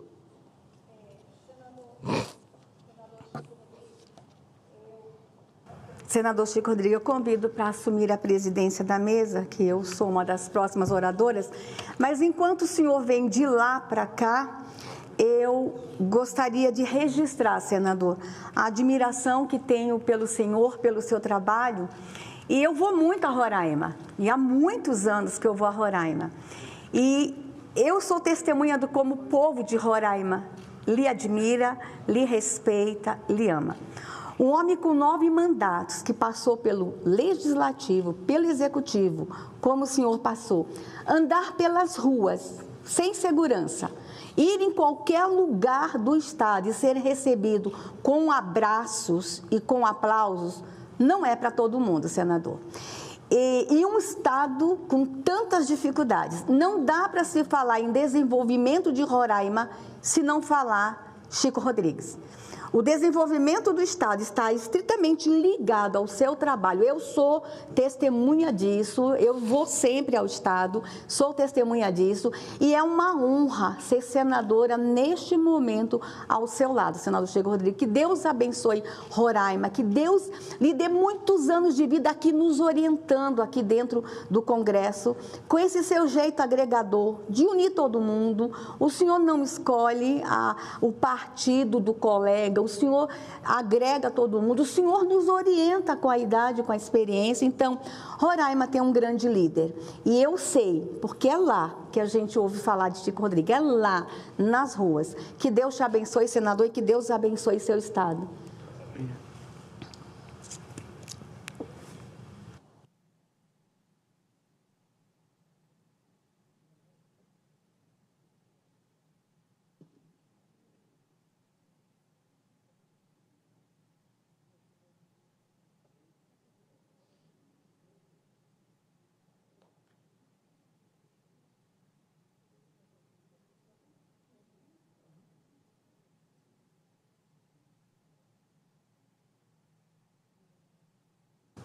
Já dei presença, depois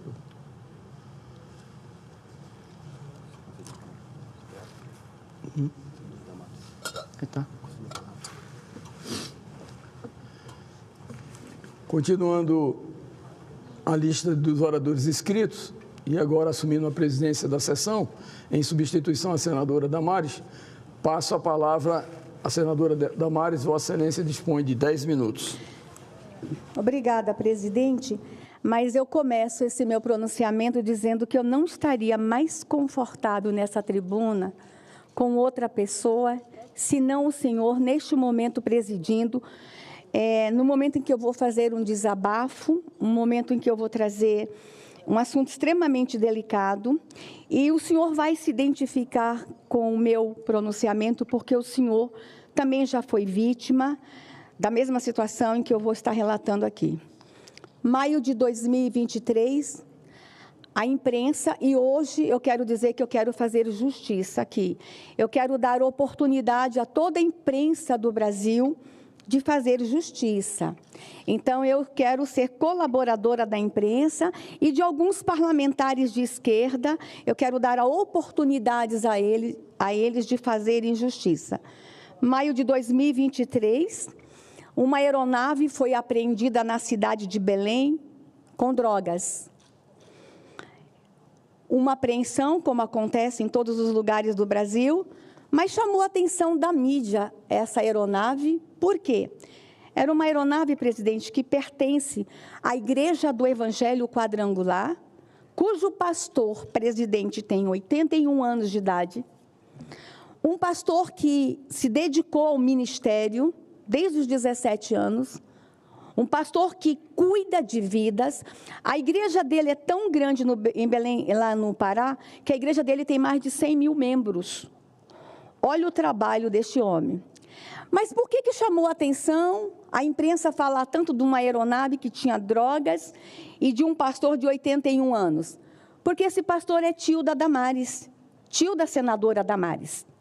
Então, chamou a atenção. Bora falar disso. Mas chamou a atenção também porque esse pastor de 81 anos de idade, um grande líder, um homem que lidera uma multidão, ele é de direita e se posicionou em 2022 contra o comunismo. Então, vamos falar deste homem, dessa dupla de direita, dessa dupla de pastores de direita, e vamos sangrá-los até onde a gente puder sangrá-los. Senador, a Polícia Federal recebeu uma ligação de manhã que a aeronave da igreja tinha drogas. E sabe quem ligou? A igreja. O piloto da igreja.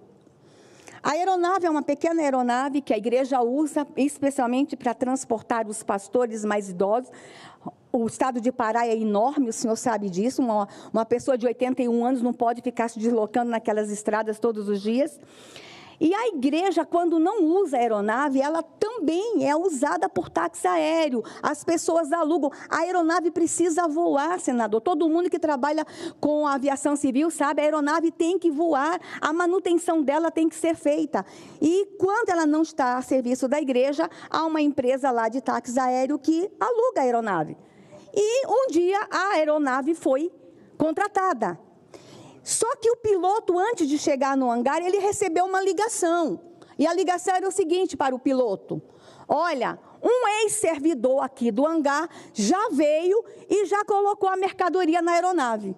O piloto não entendeu, porque o senhor sabe que não se abre a aeronave sem o piloto presente. O piloto desconfiou, chegou no hangar, olhou para dentro da aeronave, viu que tinha alguma coisa estranha, foi à delegacia, a mando da igreja, vai lá e fale com a Polícia Federal. O piloto encontrou um agente da Polícia Federal, o Peixoto, que estava de plantão, fez a ocorrência e a Polícia Federal foi para o hangar, junto com o piloto, e aguardaram quem fez o frete chegar para prender.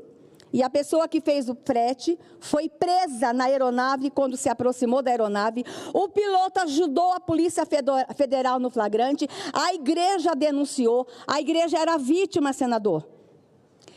Eu fico imaginando o que poderia ter acontecido com esse piloto se ele tivesse entrado na aeronave junto com um bandido que estava transportando drogas. A gente sabe que é comum sequestrarem aeronaves e matarem pilotos. A gente não sabe o que ia acontecer com o piloto. Mas o piloto denunciou a pedido da igreja, a igreja participou do flagrante, ajudando a Polícia Federal. Mas daí, ao invés da Polícia Federal fazer uma nota que a igreja era vítima, a Polícia Federal simplesmente disse: uma aeronave da igreja quadrangular foi apreendida. E aí virou toda a confusão, presidente. A igreja quadrangular virou a igreja dos traficantes. A senadora Damares virou traficante. Os pastores quadrangulares no Brasil viraram traficantes. Uma igreja que está há 73 anos no Brasil, presidente, que tem uma prestação de serviço para a sociedade brasileira. Os nossos templos no Brasil foram apedrejados. Um ano a igreja sangrando. Eu fui à Polícia Federal. Eu pedi à Polícia Federal dar uma nota que a igreja é vítima, que a igreja não tem nada a ver com o tráfico. A Polícia Federal não fez a nota. Sabe por quê? Porque talvez a Polícia Federal estivesse a serviço de alguém para sangrar uma senadora conservadora, para desqualificar o discurso da senadora todas as vezes que ela viesse à tribuna. Eu entrei em aeronaves agora, eu andei na rua e eu fui chamada de traficante, tudo porque a Polícia Federal não fez uma nota que a igreja era vítima, que a aeronave era da igreja e quem denunciou foi a igreja. Eu pedi à Polícia Federal, eu estive com o diretor da Polícia Federal, eu chamei a assessoria parlamentar da Polícia Federal, mas nenhuma nota foi dada. E a imprensa, os jornalistas investigativos, que vivem ganhando prêmios como jornalistas investigativos, não foram investigar o que estava acontecendo. Era todo dia uma matéria que Damares é sobrinha de traficantes e que a Igreja Quadrangular tem pastores traficantes. Tem ideia do peso disso para uma denominação, presidente? Tem ideia do peso para mim, que sou a fundadora do Movimento Nacional Brasil Sem Drogas? Tem ideia quantas vezes eu ocupei essa tribuna aqui para falar não à legalização da maconha? Mas justamente que a gente está no debate, eles precisam deixar a senadora Damares sangrando. A serviço de quem a Polícia Federal estava naquele momento? O delegado que conduziu, inclusive, é um grande delegado, nós não temos nada que falar dele, mas a instituição poderia ter evitado tudo isso, senador. Tem deputados lá na outra casa que sobem na tribuna para falar. Vocês conservadores são hipócritas. O avião do tio da senadora Damares está cheio de maconha, está cheio de drogas. Todas as vezes que o tema é falado drogas nessa casa, não vejo nenhum colega me criticando, mas na outra casa eles fazem questão de lembrar que a senadora Damares é traficante. Não suportando mais o que eu sofro nas redes sociais, o que a Igreja do Evangelho Quadrangular está sofrendo. Eu pedi uma certidão, aqui, gente, ó. Bastava um jornalista aí na Polícia Federal ou no fórum, tá aqui, ó. Uma certidão do Poder Judiciário, uma certidão emitida em 11 de julho, e eu vou mandar para a redação de todos os jornais que falaram disso. Eu quero que os jornais publiquem a certidão. Certidão do Poder Judiciário. Não pedi nem mais à Polícia Federal, porque era capaz que nem me desse. O que diz a certidão do Poder Judiciário? A aeronave do patrimônio da Igreja Quadrangular, onde estaria armazenada a carga ilícita quando da prisão em flagrante do Nacional, não vou citar o nome do traficante, não foi objeto de investigação em razão de ausência de vínculo com a traficância. Está aqui, ó, assinado pelo juiz de direito. Está aqui, presidente. Uma certidão dizendo que a igreja não tem nada a ver com aquele episódio, que a igreja foi vítima, que o piloto que denunciou, o piloto que foi à delegacia e participou, a Polícia Federal montou o flagrante, mas a Polícia Federal se silenciou. 2 ministros passaram, um já saiu, o outro está lá, e nenhum ministro fez com que a Polícia Federal esclarecesse o caso. Estou aqui, presidente, para dizer para o Brasil que a Igreja Quadrangular é uma igreja séria. Para dizer que o presidente da Igreja Quadrangular no Pará, um pastor de 81 anos, que eu tenho um orgulho de ser sobrinha dele. Ele é um homem sério. A Igreja Quadrangular do Pará é séria. Mas por que a Polícia Federal fez isso com um pastor que se autodeclara conservador, que em 22 se posicionou contra o comunismo? E por que esse silêncio da Polícia Federal quando a senadora alcançada diretamente com essa história é uma senadora conservadora, de direita, corajosa? E só vou dizer o seguinte, é o tempo todo querendo destruir a minha imagem, presidente. Eu sou fascista, golpista, eu sou assassina de Yanomami, o senhor sabe o que eu passei, o senhor é de Roraima, com essa história da morte das crianças Yanomamis. Depois eu sou mentirosa por causa do Marajó. Inventam tudo, mas não está colando, não cola. E acham que vão me silenciar, e acham que essa história, agora que eu sou traficante, vai me silenciar. Presidente, eu fiz uma opção no meu mandato. Eu vou trabalhar de forma técnica. E o senhor sabe como eu estou trabalhando aqui nos bastidores, respeitando todos os colegas, colaborando com as boas decisões. Eu estou trabalhando muito, senador, mas eu acho que eles estão pensando que o meu trabalho técnico é covardia. Não é. Eu não me acovardei. Eu não tenho medo, senador. Se quiserem briga, eu estou pronta para briga. Eu também sei brigar. Mas eu estou preferindo trabalhar pelo Brasil ao invés de brigar. Mas a minha estratégia de trabalho não quer dizer que eu estou com medo. Querem brigar? Aguentam o tamanho da briga? Vocês podem ter toda a estrutura, podem ter a Polícia Federal, os tribunais, os agentes secretos, juntando tudo, não é maior do que o que está em mim. Porque maior, presidente, é o que está em mim do que o que está neles. Eu sou serva de um Deus que não conhece derrota. E eu quero dizer que eu fui forjada. Eu passei por um exército. O exército por onde passou Davi, Josué, Daniel, Caleb. Eu passei pelo mesmo exército. O exército da verdade. Se querem briga, a gente vai brigar. Mas eu gostaria muito que quem está do outro lado entendesse, não é assim.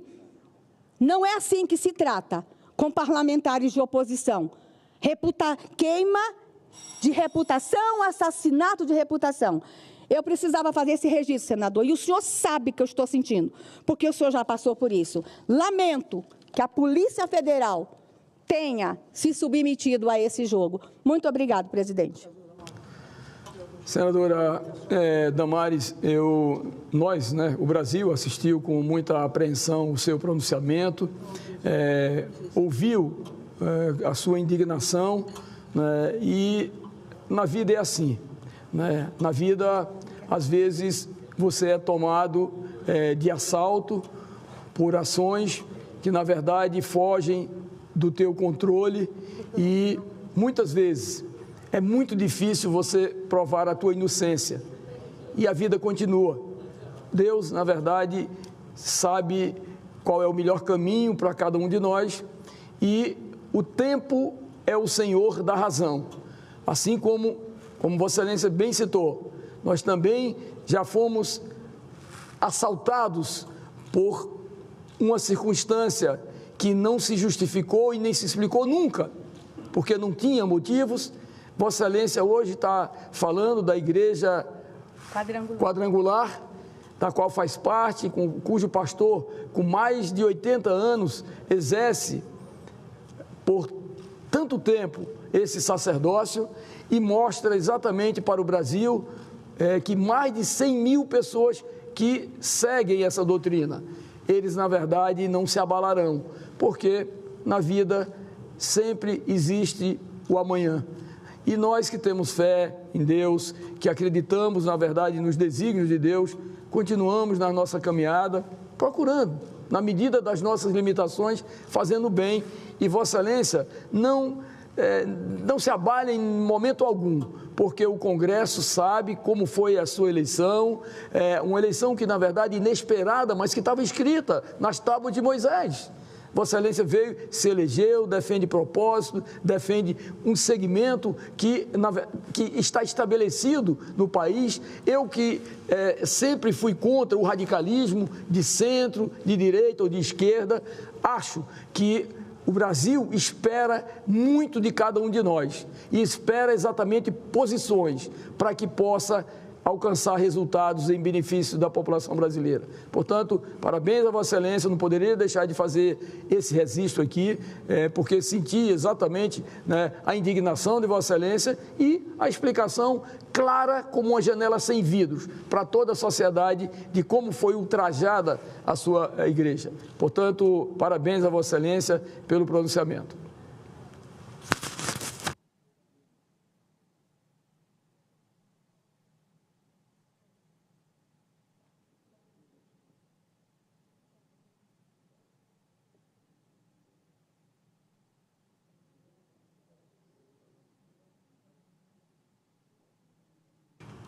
Dando sequência aos inscritos, com a palavra, senador André Amaral, nosso grande guerreiro da Paraíba.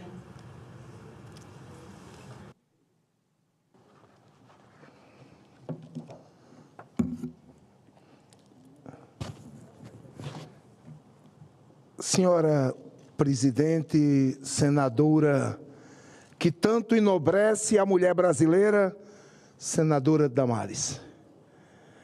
Me associo, senhores senadores, me associo à sua preciosa colocação da violência que a igreja sofre, a casa de Deus.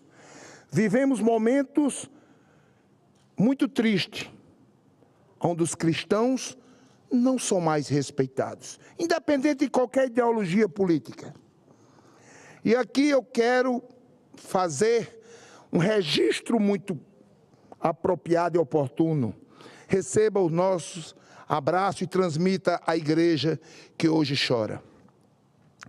Gostaria de registrar a presença do eterno deputado federal José Domiciano Cabral, casado com a grande líder Sara Cabral, da cidade de Bahia. Receba o nosso abraço. Também do nosso querido Zenildo Domiciano, o grande Zé, o nosso conselheiro. Mando um abraço na pessoa dos senhores. A cidade de São José de Sabugi, que eu estive esse final de semana lá, nos festejos, lá com o nosso prefeito segundo. Senhoras e senhores senadores, a democracia chora. Aqui estamos falando da democracia independente de qualquer posição política. Em tempo de comunicação instantânea, o mundo assistiu estarrecido ao momento em que o pré-candidato do Partido Republicano à Casa Branca, Donald Trump, discursava em um comício na Pensilvânia. De repente, foi alvejado e, pela mão de Deus, não foi abatido, que ainda passou e feriu sua orelha direita, atingindo de raspão por um tiro. Na sequência, o ex-presidente e candidato a presidente Trump foi retirado do local por agente de serviço secreto. Vejam que monstruosidade a democracia passa. Vejam que monstruosidade. Todos vimos que havia sangue em sua orelha. Em um atino de segundos, ali foi a mão de Deus. Senadora, presidente Damares, a senhora com a mulher de caminhada e de fé. Ali foi a mão de Deus. Houve uma troca de tiro entre o atirador e um cidadão que se encontrava no evento. Mais de 2 pessoas ficaram feridas, mortos. Em tempo de redes sociais, senadora Damares, olha a gravidade. As informações pela internet de primeira hora após o tiroteio eram ao mesmo tempo ricas em detalhes e a estranheza carente de fundamentação. Não seria exagero dizer que houve um alvoroço mundial e um sentimento de quê? De maneira reprovável, inacreditável e inadmissível. A tragédia ainda poderia ter sido maior, de proporções inimagináveis. Caso o atirador tivesse, senadora Damares, senhoras e senhores senadores, acertado, abatido Donald Trump, que teria tido morte instantânea. Líderes políticos de todo o mundo repudiaram o atentado. Muitos se disseram perplexos de que a maior nação da democracia do mundo estivesse resolvendo à bala as suas divergências políticas. De fato, não atinge mais a democracia do que o uso da arma de fogo para dirimir diferenças, atentando contra o Estado democrático de direito, ferindo os princípios da civilidade. Bárbaro, terrível, terrível. A democracia está abatida, está de luto, é um retrocesso. Segundo o FBI, o homem que atirou no ex-presidente dos Estados Unidos da América tinha 20 anos, trabalhava como auxiliar de cozinha e foi morto a tiros no local por um atirador do Serviço Secreto dos Estados Unidos. Especula-se E cabe às autoridades norte-americanas responder que o jovem era um lobo solitário. Era um lobo solitário. Ou seja, que agiu sozinho e por vontade própria. Naturalmente, crescem as teorias da conspiração, uma consequência previsível do comportamento humano quando há um evento de grandes proporções, mais potencializadas pelo uso indevido das redes sociais, por onde cada um posta o que quer, e por trás da sua telinha, quer seja computador, quer seja seu celular, é um herói naquele momento que não mede as consequências, às vezes colocando informações sem precisão. Daí faço um parêntese para ressaltar a importância visceral da imprensa profissional, a imprensa responsável, a imprensa que de maneira pontual dá informação ao mundo em tempo real. Comprometida a imprensa responsável com a apuração dos fatos, contra a propagação dos chamados, presidente, o famoso fake news, em um trabalho sério em prol da verdade. Aqui, aliás, fica meu reconhecimento ao papel da imprensa livre e dos brilhantes jornalistas sérios para a manutenção do contrato social, para a informação real e verdadeira. Os meus parabéns. Por fim, senhora presidente, senhores e senhoras senadores, para além de rechaçar a violência e lamentar sinceramente o atentado contra a vida de um cidadão, Donald Trump, um líder político, lembro do filósofo Aristóteles, em seu livro intitulado Política, afirma que a atividade política nada mais é do que um meio de alcançar a felicidade dos cidadãos. Para isso, o governo deve ser justo e as leis precisam e devem ser obedecidas. Finalizando, senhora presidente, fica um apelo para que a democracia nunca se renda à violência. Nunca. Receba meu abraço todo o povo norte-americano, toda a comunidade mundial, porque não é essa o poder de convencimento, a bala. O poder de convencimento é a democracia, é o diálogo, é o contraditório, é se opor, mas de maneira muito respeitável. Era o que eu tinha a dizer. Muito obrigado, senador, e aproveito, senadora, aproveito a brilhante presidência, e aqui eu não poderia deixar, hoje, a gloriosa Codevasp, que tem um relevante serviço prestado à República, principalmente no Nordeste. Hoje está em festa, meio século, 50 anos da Companhia de Desenvolvimento dos Vales do São Francisco e do Parnaíba, a nossa gloriosa Codevasp. Senhora presidente, senhores e senhores senadores, a data de hoje é muito especial para todos nós, porque comemoramos o aniversário de 50 anos da Companhia de Desenvolvimento dos Vales do São Francisco e do Parnaíba, a nossa Codevasp. Gostaria de cumprimentar o seu diretor-presidente, que com maestria, Dr. Marcelo Moreira, na pessoa de quem parabenizo todos os funcionários da tão importante companhia Codevasp, que tem levado infraestrutura básica e dignidade ao povo, em especial da Paraíba. A Codevasp é a grande protagonista da missão de afastar, de erradicar a pobreza e reduzir as desigualdades regionais ainda existentes no Brasil, principalmente no marco do saneamento, que ainda está por chegar. Há poucos dias tive uma audiência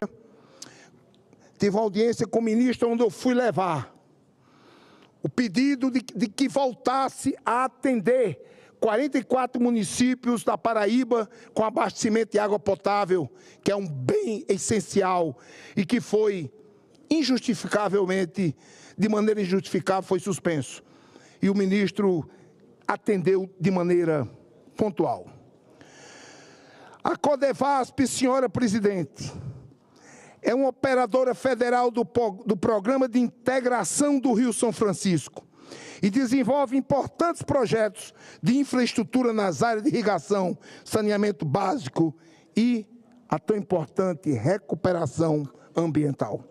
Suas áreas de atuação, por concluir, excelência, suas áreas de atuação abrangem 2.680 municípios, corrigindo, 2.688 municípios. Municípios brasileiros que a presença da Codevasp é indispensável.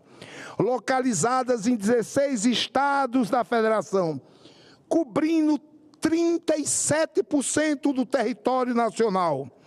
E na Paraíba contamos com a 13ª Superintendência Regional, instalada em João Pessoa, que hoje está sob a liderança do competente Dr. Irlen Guimarães Filho. A ele, muito obrigado. Os projetos da Codevasp levam água, saúde e desenvolvimento para as regiões atendidas. Sabemos que para cada R$1 aplicado em saneamento básico, economizamos R$4 em saúde pública, segundo dados da Organização Mundial de Saúde. Ademais, leva água para o semiárido brasileiro, permite o desenvolvimento de atividades agropecuárias e industriais, gerando emprego e renda para as regiões. Gostaria de cumprimentar o nosso querido, uma ausência que sempre está presente nessa casa, o nosso senador Davi Alcolumbre, pela nobre iniciativa de realizar a sessão especial que aconteceu há poucos dias em comemoração aos 50 anos da Codevasp, realizadas justamente no dia 8 de julho, neste plenário. A Codevasp é uma empresa pública que muito orgulha pela sua eficiência, pelos profissionais qualificados que possui. Seu trabalho merece ser valorizado e reconhecido publicamente. Era o que eu tinha a dizer. E eu que aproveito, ao encerrar, excelência,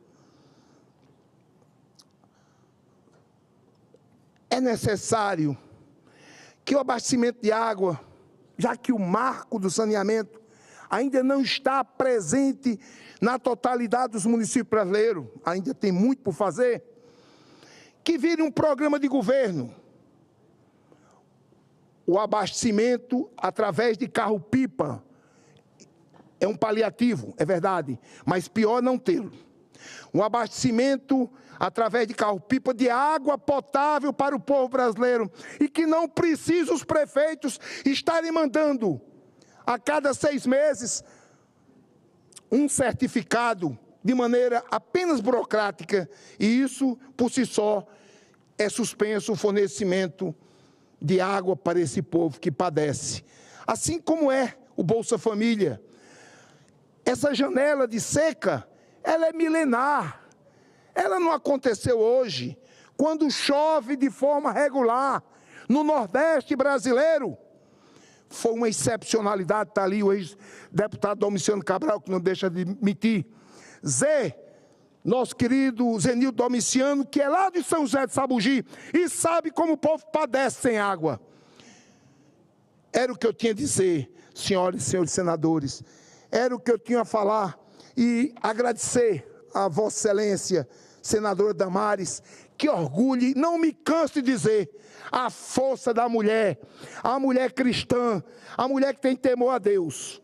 Muito obrigado, presidenta.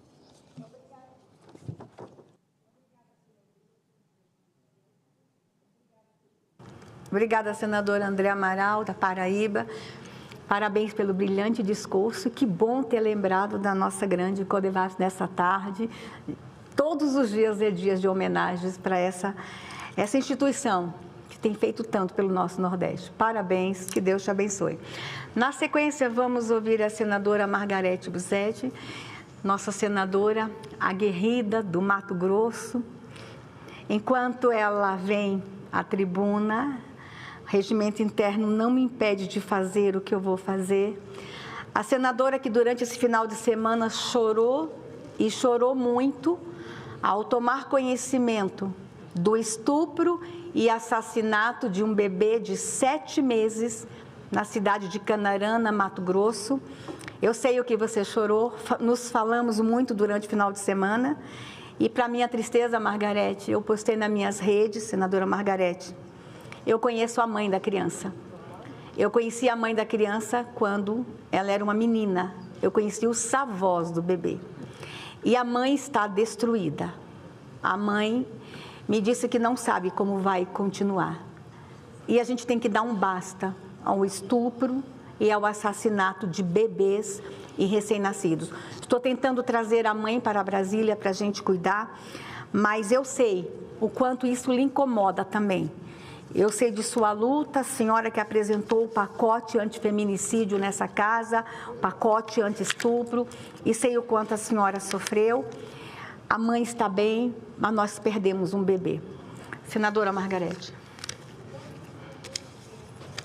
Obrigada, presidente. Olha, eu não consigo nem imaginar a dor desta mãe, a dor desta mulher, né, tendo seu filho de 7 meses estuprado e morto pelo próprio pai. Mas gostaria hoje de dizer uma boa tarde a todos os colegas senadores e senadoras e todos que nos acompanham Brasil afora pelos canais de comunicação do Senado e pelas redes sociais. Presidente, gostaria de estar aqui hoje comemorando aumento de segurança no Brasil. Gostaria de usar essa potência que é a TV Senado para dizer aos brasileiros: meus amigos, saiam na rua sem medo. Não se preocupe se seus filhos voltarem tarde da festa. Infelizmente, não é essa a realidade. Pesquisa divulgada pela Quest na semana passada revelou um aumento de 12, pasmem, de 12 para 21% de abril do ano passado para julho de 2024 entre os eleitores brasileiros. Abril do ano que se passou, né? E eu digo mais, não precisa de pesquisa. O sentimento de impotência do brasileiro já é de décadas.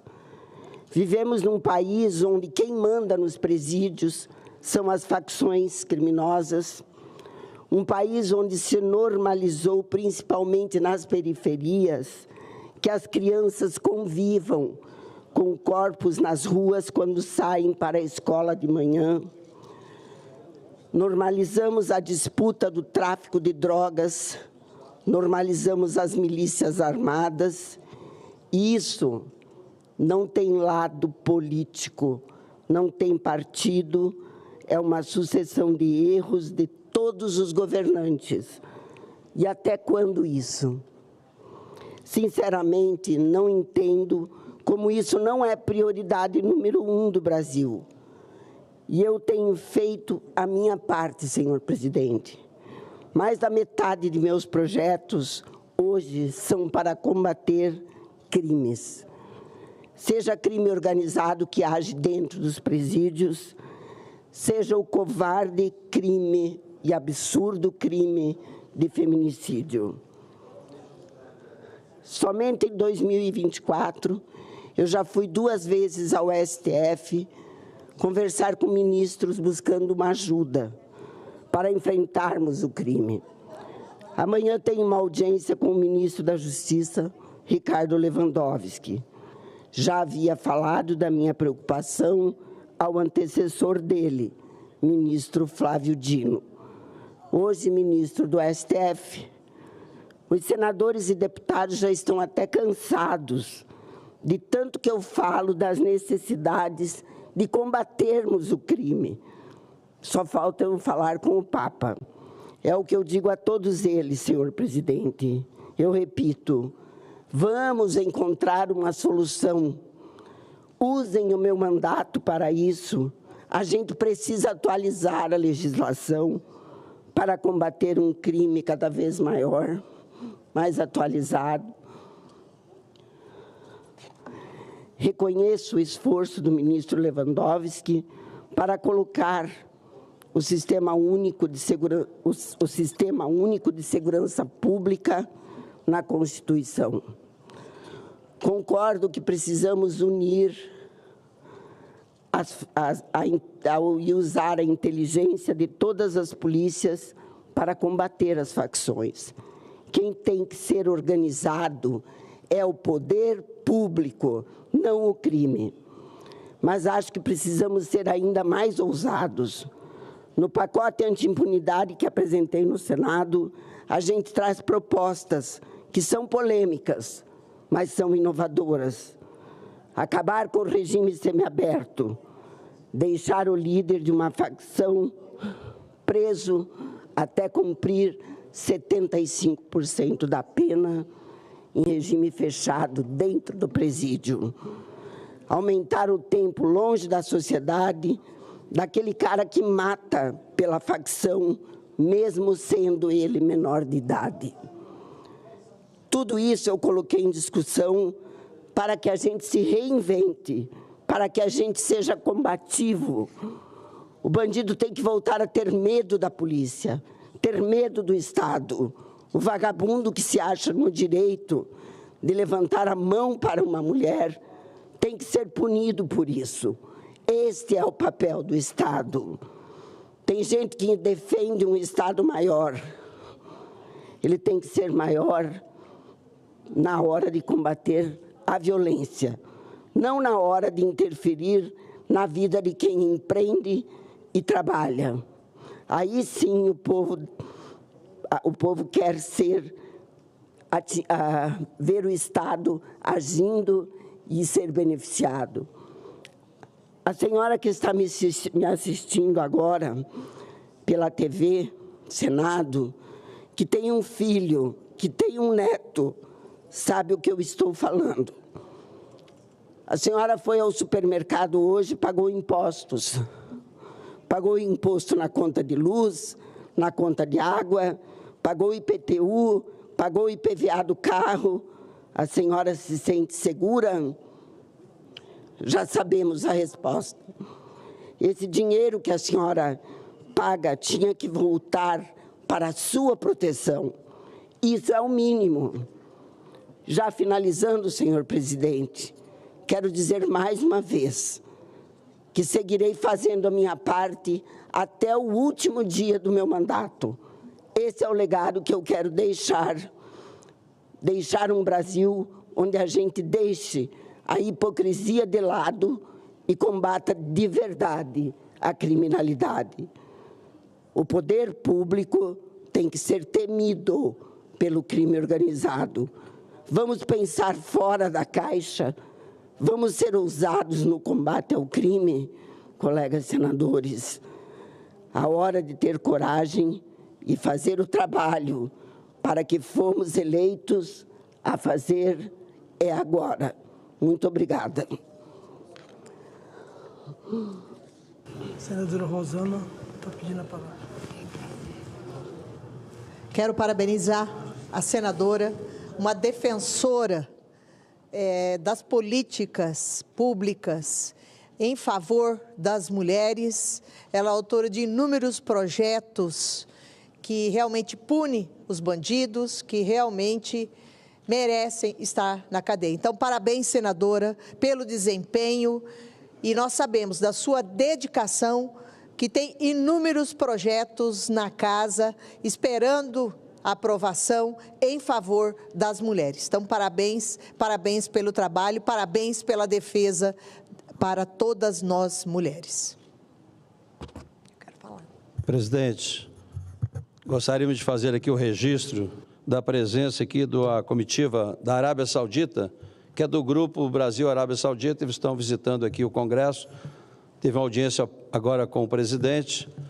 e vai conhecer um pouco as instalações aqui do Senado. Trouxe aqui no plenário para eles conhecerem o nosso plenário. Disse que hoje a presença é semipresencial, parte estão virtualmente e alguns presencialmente, que daqui a pouco a gente começa as votações. Então sejam bem-vindos aqui os nossos representantes da Arábia Saudita. De representantes da Arábia Saudita, é um prazer tê-los aqui e vocês não podiam ter melhor guia do que o senador Exauci. A casa fica honrada com a presença de Vossas Excelências e, senador Exauci, por favor, assuma o comando do processo dessa visita, que não tem ninguém melhor do que Vossa Excelência para fazê-lo.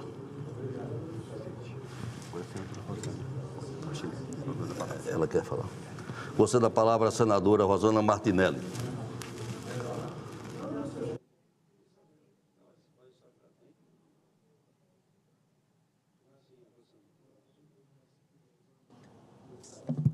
Obrigada, presidente.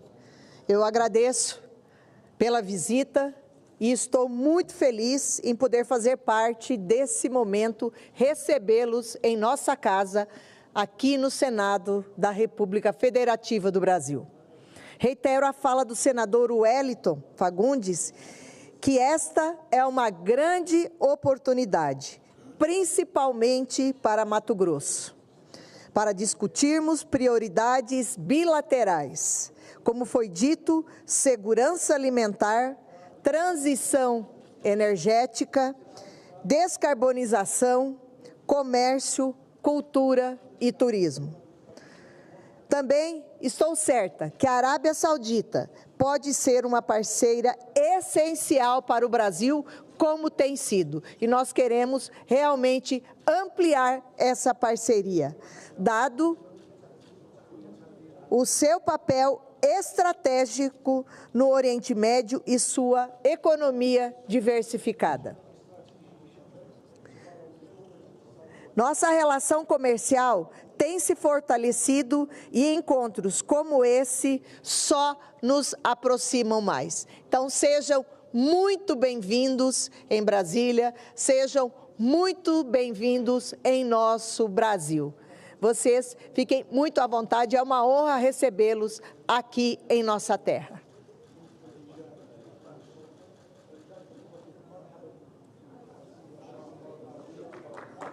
Obrigada. Agora eu vou continuar, tá?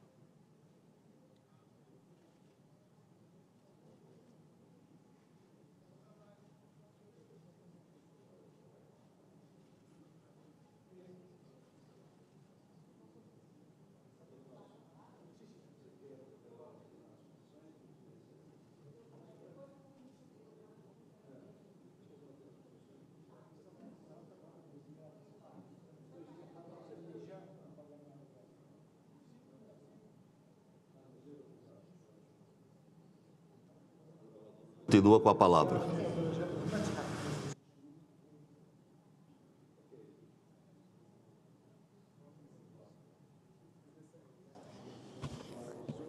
Presidente, eu quero cumprimentar senadores, senadoras, e eu quero falar da audiência pública que tivemos, liderada pela deputada federal, Coronel Fernanda, sexta-feira, na Câmara dos Deputados. E eu quero aqui expressar a minha revolta e o meu repúdio, porque foram convidados presidentes de ONGs, estava convidado representantes do Ministério da Agricultura, representantes do meio ambiente, presidente, e infelizmente não foram, os ministros não mandaram ninguém representar, num assunto tão importante que é a moratória da soja, que nós temos discutido e vamos continuar discutindo, presidente, porque nós temos que achar uma solução. E eu quero aqui falar um breve histórico, para quem não tem o conhecimento referente à moratória da soja, que lá em 2006 começou essas tratativas, fizeram um acordo em benefício de muitas empresas que hoje participam da Biov, que cuida a organização das companhias que fazem o óleo, né, provenientes do soja, e o governo e também fizeram, com ONGs, fizeram um compromisso. Tiveram benefício lá atrás, 2016 se tornou definitivo, que era para ser 2 anos, foi protelando, 2016 tornou definitivo. E agora, presidente, se tornou uma situação insustentável, porque não está se respeitando a legislação brasileira, não está se respeitando os nossos produtores rurais. Enfim, eu quero dizer que essa moratória da soja se destina, independente de você ter pego as autorizações que o nosso Código Florestal permite, e eu falo que eu sou da cidade de Sinop, que é a portal da Amazônia Legal. A partir de Sinop, a preservação é 80%. Você pode produzir só 20% da área que o produtor adquiriu. Você faz as licenças, você faz o projeto manejo, as áreas que tem madeira, e você pega autorização para derrubar, exatamente como nós temos o nosso código, que eu quero dizer, é o mais restrito do mundo. E o que acontece?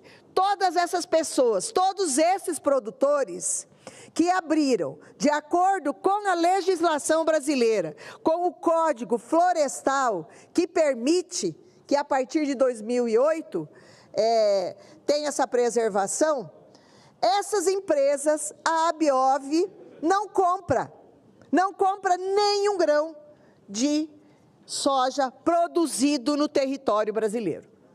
Então, é um desrespeito até com as leis ambientais. Por isso, da minha indignação, presidente, de não ter nenhum representante numa comissão, foi desrespeitado o parlamento, que não está, os ministérios não estão dando a importância devida a uma causa tão importante, porque muitos produtores não estão conseguindo vender os seus produtos. Tem uma lista confidencial, produtores, e agora se estende ao CPF da família inteira que está cadastrado. Não pode comprar de qualquer área. Então, se o senhor tem o CPF em mais de uma propriedade, independente de estar na Amazônia Legal ou não, o senhor não pode vender soja para muitas 3 determinadas empresas. Então, é uma injustiça que está acontecendo com o produtor brasileiro. E pasmem, na hora de defender que nós estivemos nessa audiência pública, sexta-feira, com o presidente da Biov, que é o presidente dessas companhias que compram o nosso soja, nenhum representante do governo estava lá para defender o povo brasileiro, defender principalmente os produtores. E eu quero dizer para vocês, além de nós termos o Código Florestal mais restrito, nós não estamos tendo apoio, esse olhar. E nós não estamos acobertando nenhuma irregularidade, presidente. Porque nós estamos falando de áreas abertas de acordo com o nosso Código Florestal, com autorização do próprio governo. Aí você abre, você produz e não tem direito. E eu vou mais longe.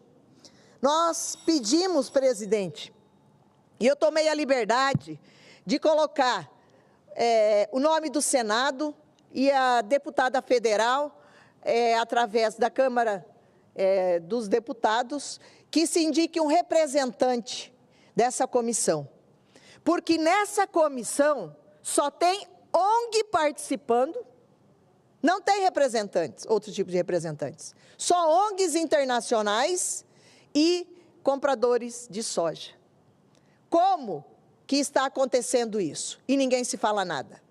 Está há muitos anos se discutindo nos sindicatos rurais, como eu dei o exemplo outro dia do Sindicato Rural de Sinop, convocou mais de 100 prefeitos para ir para a nossa capital do Mato Grosso, Cuiabá, falar com o nosso governador, que a nossa senadora Margarete Busetti esteve presente também, o senador Jaime Campos, o senador Wellington, nessa primeira audiência que teve lá em Cuiabá.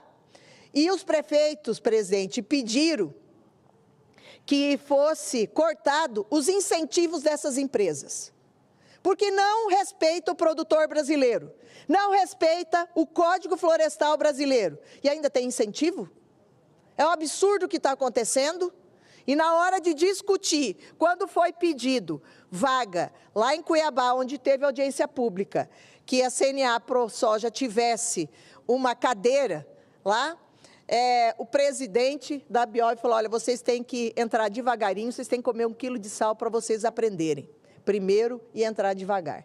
Então, eu achei um desrespeito muito grande com os nossos produtores de todo o Brasil. E eu estou falando aqui do pequeno, do médio e do grande. Eu não estou falando somente do grande, porque todos os pequenos também produzem o soja. E nessas áreas que foram colocados como preservação do meio ambiente, que não compra produtos da Amazônia Legal, essa área o senhor pode plantar algodão, pode plantar milho, somente soja. Então, se isso não for um embargo econômico, eu não sei o que é o nome. Então, eu acho que está na hora do Parlamento, do Senado, da Câmara dos Deputados, como foi exemplo da deputada Coronel Fernanda, a nossa líder do estado de Mato Grosso, teve a ousadia de fazer e realmente convocar, junto com os sindicatos, e é esse o movimento que nós temos. Nós não queremos distinção, nós queremos justiça, que seja respeitado o parlamento, que seja respeitado o Código Florestal, porque senão não tem cabimento nós respeitarmos o código mais rigoroso do mundo e na hora de vender os nossos produtos, nós não podemos vender.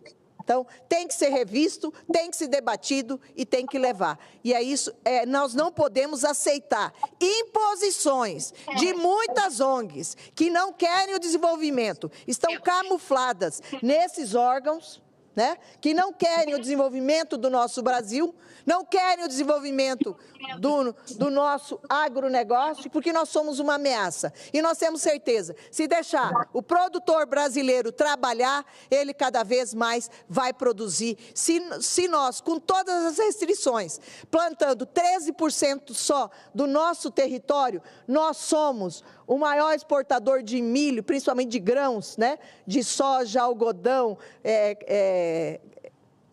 enfim, de muitos produtos, né, como o suco de laranja. Você imagina deixar o nosso produtor brasileiro produzir. Então, eu acredito que tem que ser revisto.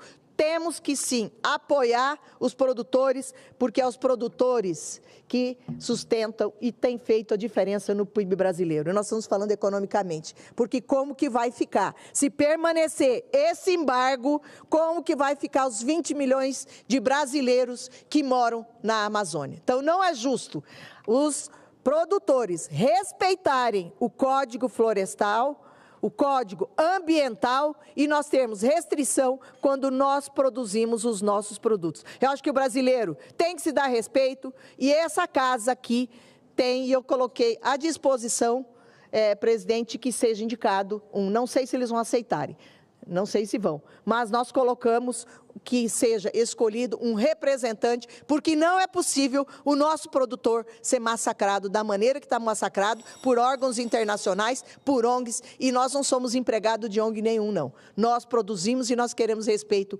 aqui, nós produtores do Brasil. Muito obrigada, presidente. Pela ordem, presidente. Com a palavra a senadora Margarete. Senadora Rosana, quais os ministérios que foram convidados e não compareceram? Ministério do Meio Ambiente e Ministério da Agricultura. Não mandaram nem representantes. Por isso da nossa revolta, um assunto tão importante para a economia também, né? Que o agronegócio hoje sustenta a balança comercial, e esses dois ministérios, que realmente têm o maior interesse em produção, não mandaram, não tiveram nem o cuidado de mandar nenhum representante discutir com o parlamento. Por isso que eu estou falando que é um desrespeito ao parlamento brasileiro. O regimento fala que você convida, depois você convoca, você busca, né? Então, é assim que tem que fazer. Que comissão seria essa que eles estão formando? É uma comissão que externa? Já está lá, implantada. Na Câmara? É da Biov. Então, nós estamos pedindo que... Para fazer parte. Fazer parte, porque só participa dessa comissão compradores de soja credenciados na Biov e ONGs internacionais. Entendi. Mas é isso. Obrigada, presidente. Muito obrigada, presidente, pela oportunidade. Senadora Zenaide Maia.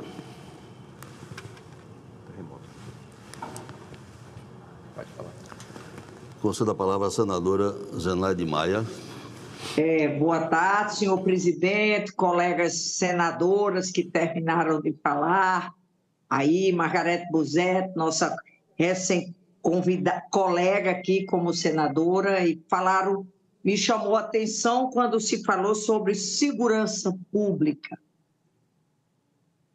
Segurança pública, os países que diminuíram a criminalidade foi oferecendo uma educação pública de qualidade em tempo integral e o Congresso Nacional destinando recursos para a segurança pública.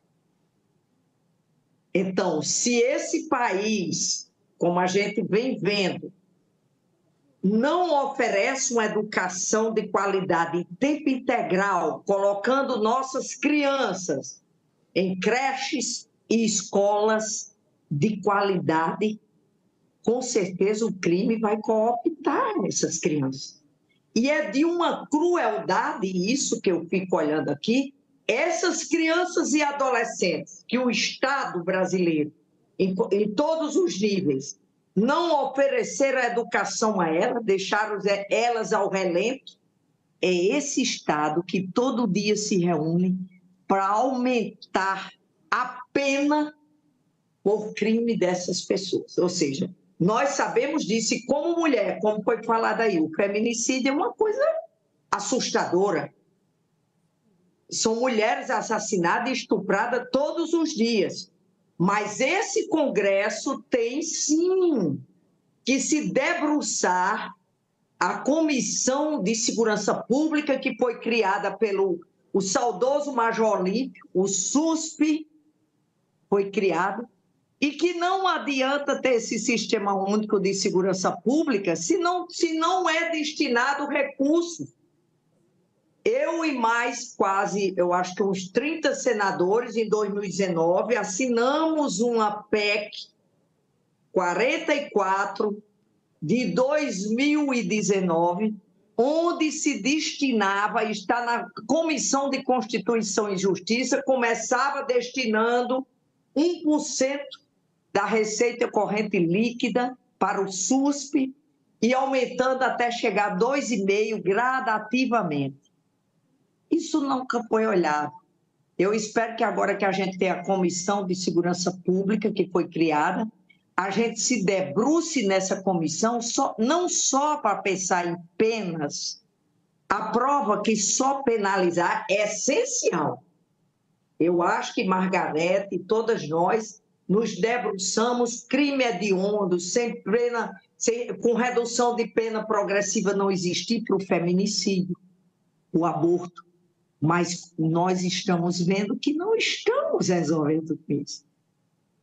O mundo sabe, não é inventar a roda, que se quiser diminuir a violência, temos que investir em educação pública de qualidade e também na nossa segurança pública. De que adianta a gente ter um sistema único de segurança pública e não ter recursos para aumentar? Todos nós sabemos que a maioria dos estados brasileiros não tem polícia civil nem militar o suficiente, o que os estudos técnicos dizem, bem menos do que isso. Nós não temos Polícia Rodoviária Federal e muito menos Polícia Federal, agente suficiente para combater o crime de fronteira, seja de importação ou de exportação. Então, a prevenção nós sabemos e não estamos aprendendo, porque a prevenção passa pela educação e por destinação de recursos para que nossa segurança pública tenha homens, ou seja, recursos humanos suficientes e incorporem tecnologias, porque senão nós vamos aqui todos os dias falar, vamos nos reunir, vamos aumentar as penas, encarcerar mais gente e não vai resolver. Porque não temos nem educação pública em tempo integral e muito menos segurança pública com recursos para executar o seu trabalho. Gostaria de fazer uma parte, a senadora Zenaide. Obrigada, senadora. Concordo em tudo que você falou. A educação é primordial para que nós tenhamos uma segurança pública melhor. Mas vamos falar do feminicídio, né?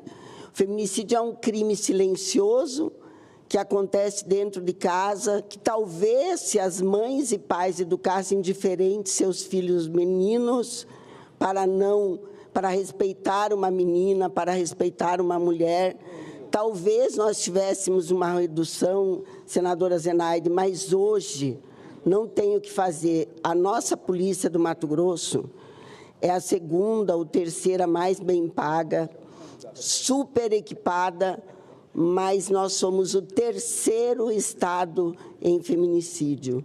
Então, eu penso que a punição seja a educação para essa pessoa que não respeita a mulher, que acha que ela é uma propriedade e pode ser descartada. Mas concordo contigo, Zenaide, a educação vem em primeiro lugar sempre. Obrigada, presidente.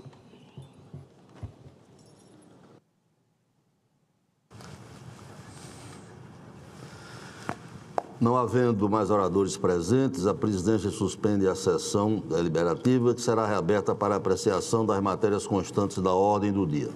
Está suspensa a sessão.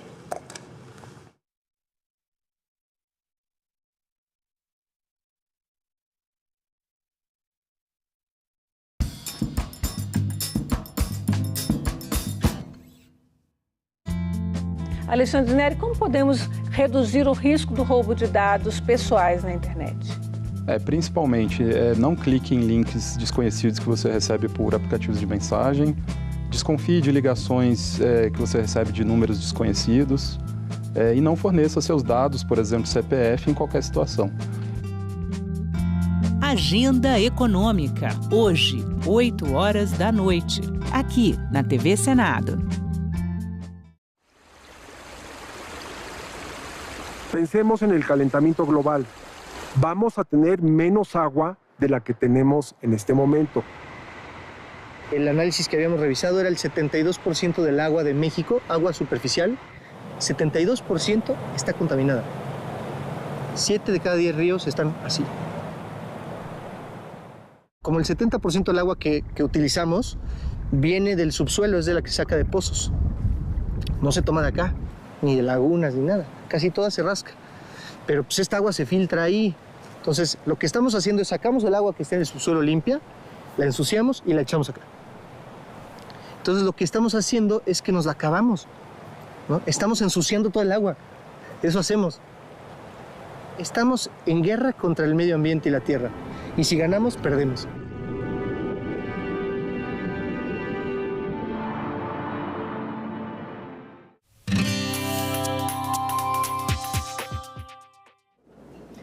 Olá, eu sou a Carla Benevides e está começando mais um programa Argumento. Nesta edição do programa nós vamos falar sobre defesa cibernética. Como podemos nos defender de ataques hackers, golpes digitais, roubo de dados e as informações do Estado também estão seguras? Para falar melhor sobre esse assunto, está aqui conosco o senador Espiridião Amin, do Progressistas de Santa Catarina. Senador, obrigada pela sua presença. Queria já começar perguntando para o senhor, a subcomissão, né, de defesa cibernética fez uma reunião e ouviu especialistas sobre esse assunto. Queria que o senhor contasse para a gente o que mais chamou a atenção do senhor. Mais uma vez, obrigada pela sua presença. Sim, tivemos uma reunião muito interessante. Ouvimos representantes de empresas, Google, outras empresas que se valem, né, do e-commerce e fazem o e-commerce crescer. Representantes do BID, que patrocina, apoia iniciativas como a nossa, mundo afora, especialmente no Ocidente. A participação também de representantes do GSI, Gabinete de Segurança Institucional do Governo,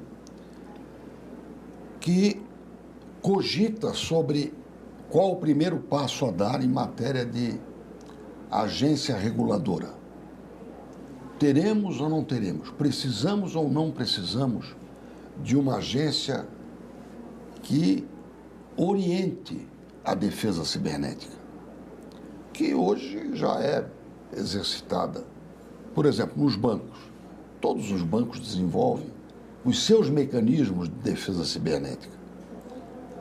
Grandes organizações, empresas que já foram alvo, já foram objeto de atuação de hackers, de invasões, ou seja, de ataques cibernéticos. Para que se tenha uma ideia, o Brasil teve em 2022 110 bilhões de ataques cibernéticos no nosso país. Em 2023, esse número diminuiu para menos de 70 bilhões, só que eles tiveram elevada a sua qualidade, ou seja, o risco aumentou. E vai aumentar mundo afora. Há incidentes que são patéticos em matéria dos efeitos, por exemplo, no sistema de saúde de um país, como já aconteceu na Inglaterra. Você já imaginou? Todo o sistema de defesa, que já é digital, todo o sistema hospitalar e de saúde pública de um país ser afetado em tudo que esteja sendo gerido de maneira digital por um hacker. Então, exemplos na segurança, na infraestrutura, repito, na saúde, na educação, mas talvez o mais divulgado seja o risco do ataque ao sistema financeiro. Então, o Brasil não é um país desimportante nisso. O Brasil é o segundo país onde mais ataques cibernéticos acontecem no mundo. E temos levado isso de maneira muito, não é para já. O que nós ontem constatamos? Primeiro, é para já, é para ontem. Porque, criada uma agência de defesa cibernética, há um prazo para o seu amadurecimento, para a formação de recursos humanos. Nós não temos nem um curso propriamente de formação para a defesa cibernética. Vamos ter que criá-lo, regulamentado pelo Conselho Nacional de Educação.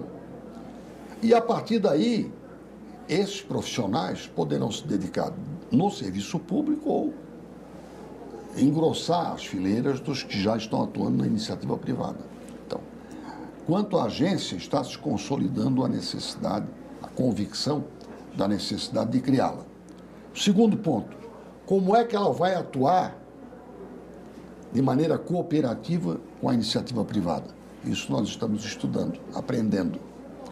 O que já se sabe é que a maioria dos países do Ocidente tem uma agência regulamentadora da atuação da defesa cibernética, e temos a participação de agentes privados para determinados planejamentos e para determinadas emergências. Isso ainda vai ser consolidado, eu repito. As formas de parceria, o conjunto de maneiras de contar com a iniciativa privada nesse esforço, isso vai ser amadurecido ainda. E o nosso objetivo é oferecer um plano de defesa cibernética, uma avaliação do que já existe e uma proposta até o fim do ano.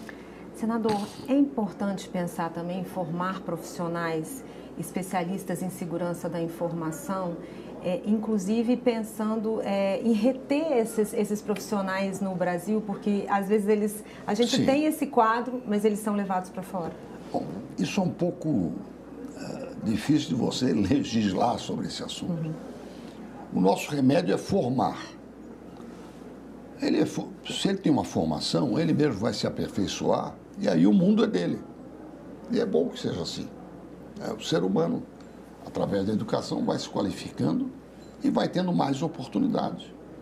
Nós não podemos frear isso. O que nós não podemos é deixar de produzir, ou seja, de formar os recursos humanos mínimos e indispensáveis para a ação do governo e da iniciativa privada, porque a formação do hacker não é regulamentada e ele não segue regras.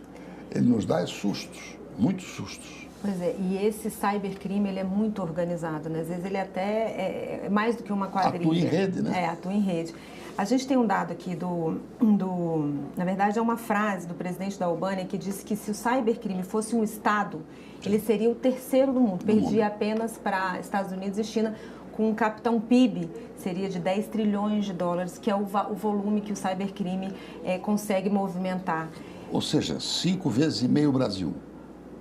O PIB do Brasil. E um outro dado que essas empresas de segurança de informação forneceram, na verdade esse aqui é um relatório do TCU de 2022 também, que mostra o seguinte: de 410 repartições públicas estudadas, apenas 306 fazem backup dos seus dados, que mostra que as informações do Estado estão muito frágeis também. E o Brasil tem um governo relativamente digitalizado. Nós não podemos dizer que estamos na idade da pedra. Portanto, somos muito vulneráveis, porque quanto mais meios digitais nós usamos, ou seja, quanto mais nós nos modernizamos, mais sujeitos a esses ataques cibernéticos nós somos. Então, formar gente qualificada para poder prover a nossa defesa é fundamental. E se ele vai servir ao governo ou à iniciativa privada, isso nós vamos ter que começar a entender de mercado de trabalho. Mas sem a formação dos recursos humanos, nós vamos ter uma carência irrecuperável. A questão desses ataques, dessa invasão digital, o presidente da NPD, uma vez, ele falou aqui no Congresso, no Senado, da importância de se incluir na própria grade curricular das escolas essa disciplina de segurança da informação, de defesa, para que desde cedo as pessoas saibam se proteger e isso evite que se arraste até mais na frente esses futuros golpes. Eu acho que o nosso currículo básico tem que ser atualizado, né? Pela defesa cibernética, pela defesa civil. Nós estamos tendo cada vez mais problemas climáticos maiores e com mais frequência. Então, eu concordo. E a base é esta, formação de recursos humanos. Se eu dou consciência para o garoto, já no ensino fundamental, do que são finanças, gerir finanças, eu estou favorecendo a capacidade dele valorizar as coisas, né? Saber o que é o dinheiro, como é que se ganha o dinheiro honestamente e como se faz para não desperdiçá-lo. Isso faz parte da educação. Igualmente, a parte da defesa cibernética, eu acho que tem que criar consciência para ir fazendo com que o nosso cérebro, as crianças, dos jovens, dos adultos e dos velhos, sejam educados para esse risco novo. É uma guerra nova, invisível, e gerar um pouco de solidariedade para nós que somos os alvos. Né? Nesse sentido, nós também vamos conhecer algumas iniciativas que existem no mundo sobre como se pode estabelecer solidariedade em termos de iniciativa privada. O primeiro passo, então, seria a criação dessa agência, né, senador? Eu não diria que é o primeiro passo. Eu acho que nós já deveríamos ter criado essa agência, pensando bem, se não tivéssemos tido interrupções políticas. Nós tivemos interrupções políticas, tanto no mandato da presidente Dilma, na brevidade do mandato do presidente Temer, durante o mandato do presidente Bolsonaro. Tratou-se disto e estávamos avançando. Agora houve uma retomada. Creio que o governo federal já tem consciência disso, mas tivemos transtornos aí no meio do caminho. Sem esses transtornos, provavelmente, antes mesmo da NPD, da processação de dados, nós teríamos criado a defesa cibernética, como aconteceu com as Forças Armadas. O Exército cuida dessa defesa cibernética, promove inclusive ensaios de ataques cibernéticos, exercícios de ataques cibernéticos. Né? A Marinha cuida do que diga respeito à energia nuclear, que também é um setor vulnerável e com efeitos que podem ser desastrosos. E, em termos espaciais, é a aeronáutica que desenvolve essa pesquisa e esse conhecimento para fins de defesa cibernética. Você já imaginou um ataque num aeroporto? Sim. Não, um ataque cibernético. Sim, né? Em termos de controle de voo, a tragédia que isso pode representar. Então, nós já temos o aprendizado. O que nós não temos é a organização Estado e iniciativa privada para participarmos sabendo de onde é que está vindo o tapa, né, a ofensa pelo mundo afora. Senador, obrigada pelos seus esclarecimentos. Eu que agradeço, acho que é um tema fascinante que até rejuvenesce as pessoas. Com certeza. Obrigada, senador. E eu agradeço a você também que nos assistiu. Se você quiser rever esse programa, é só acessar o nosso site senado.leg.br/TV ou o nosso canal no YouTube. Obrigada pela sua companhia e até o próximo argumento.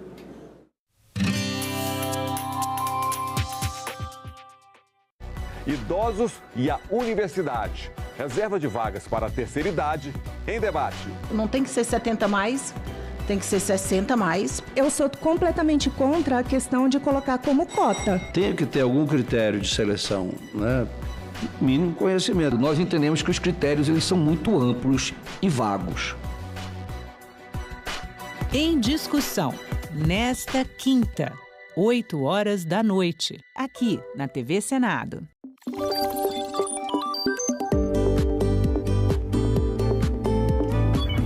A partir de 30 de junho, quem pretende concorrer a algum cargo nas eleições deste ano não pode mais apresentar ou ser comentarista de programas de rádio ou televisão.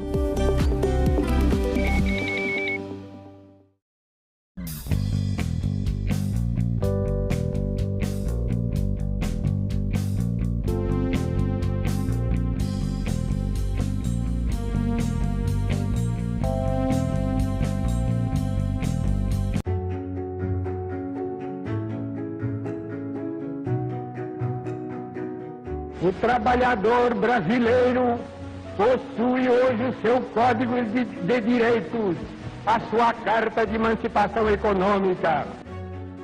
Os direitos trabalhistas serão, a partir de agora, de todos. É o enterro de mais um preconceito, de mais uma intolerável discriminação. Foram necessários muitos anos para que o direito à previdência, o direito básico ao descanso na velhice, após uma vida inteira de trabalho, se estabelecesse de forma ampla no nosso país. Colegas profissionais da enfermagem, esse é o tempo de vocês, esse é o tempo da valorização da enfermagem do Brasil. Prevalece a sensação de que ainda nos resta muito chão a marchar em nome dos trabalhadores brasileiros. TV Senado. Democracia todo dia.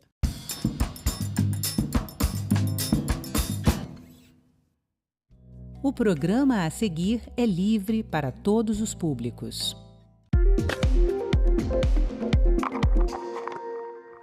Olá, começa agora mais um Assunto de Estado.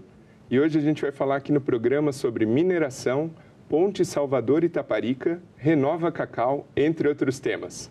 E para conversar comigo, o nosso convidado de hoje é o senador Ângelo Coronel, do PSD da Bahia. Bem-vindo, senador. Obrigado, Sérgio, pelo convite. Estou aqui à sua disposição para tratarmos de temas muito relevantes para o meu estado, que chama-se Bahia. E o primeiro deles é o potencial mineral da região da Bahia. Eu gostaria de comentar, principalmente sobre minérios como o quartzo, o níquel, o urânio, até pedras preciosas como o diamante, o ouro. Senador, existe algum incentivo específico para atrair mais investimentos industriais que beneficiem esses minérios na região? Olha bem, a maioria dessas minas são minas privadas, inclusive minas com investimento internacional. Para você ter uma ideia, a Bamin, que é a Bahia Mineração, que será uma grande mineradora do Brasil, quem é que controla ela? É o Cazaquistão.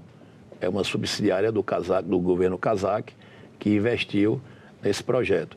Evidentemente, é um projeto muito amplo, onde também é agregado a ferrovia, FIOL, Ferrovia Oeste-Leste, e também o porto, um novo porto na cidade de Ilhéus. Porque com isso você vai escoar o minério de ferro para o porto, para que possa ir para o mercado internacional, e também você vai aproveitar esses mesmos vagões para trazer a soja, bem como também trazer fertilizantes, levar fertilizante. Então vai ser de muita valia para a Bahia quando esse projeto estiver totalmente pronto, maturado. E, além disso, Sérgio, a Bahia tem um potencial muito grande na questão mineral. Pra você ter uma ideia, nós somos o maior produtor de diamante do Brasil. Pouca gente sabe disso. Nós somos o maior produtor de esmeralda do mundo.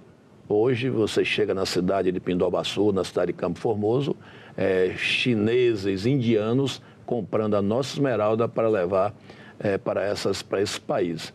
Então, eu citei a questão de pedra preciosa como esmeralda e diamante, que é comércio forte, e nós temos também níquel, o minério de ferro, cobre, o grafeno, que são minerais que o mundo precisa. Pra você ter uma ideia, o mundo hoje compra o minério do Brasil e o minério de ferro da Austrália. A Austrália ainda é o primeiro colocado no mundo e o Brasil em segundo colocado na questão da exportação do minério de ferro, principalmente para a China, para a Colômbia e outros países.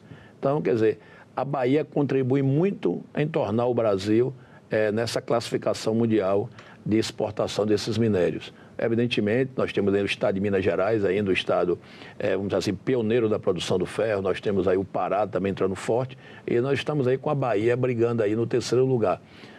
Mas a Bahia, eu sempre digo, ela tem, além do minério de ferro e dos outros minerais, nós temos, eu considero um minério muito importante, só que é um minério que é utilizado basicamente no consumo humano e no consumo animal, que é o nosso agronegócio, que também desponta muito na Bahia. Hoje a Bahia já contribui muito com o PIB brasileiro só com os nossos produtos agrícolas exportados. Hoje temos uma infraestrutura bastante grande na região, tanto do minério como da região da soja. Por que eu associei os dois? Porque quando você leva o minério de trem, você aproveita para trazer o fertilizante ou também, com isso, transportar a soja para os portos. Então, é importante que a Bahia está muito bem colocada nesses dois segmentos e não tenho dúvida que dentro em breve, melhorando ainda a infraestrutura para as fazendas, que ainda clama muito por infraestrutura nas estradas estaduais que interligam as principais com a fazenda, são os corredores rodoviários, que ainda carece de investimento em pavimentação asfáltica, para que na época que esteja chovendo, possa com isso escoar a soja com mais tranquilidade e segurança. É evidente que as rodovias que cortam a Bahia, principalmente a 242, que chamamos de Corredor da Soja, é uma rodovia federal muito importante e que eu não tenho dúvidas que todo ano ela passa por recuperação, porque são carretas e mais carretas na época da safra que transita nessa rodovia. Praticamente vira quase uma carreteata, de tanta carreta, Sérgio, que transita nessa rodovia.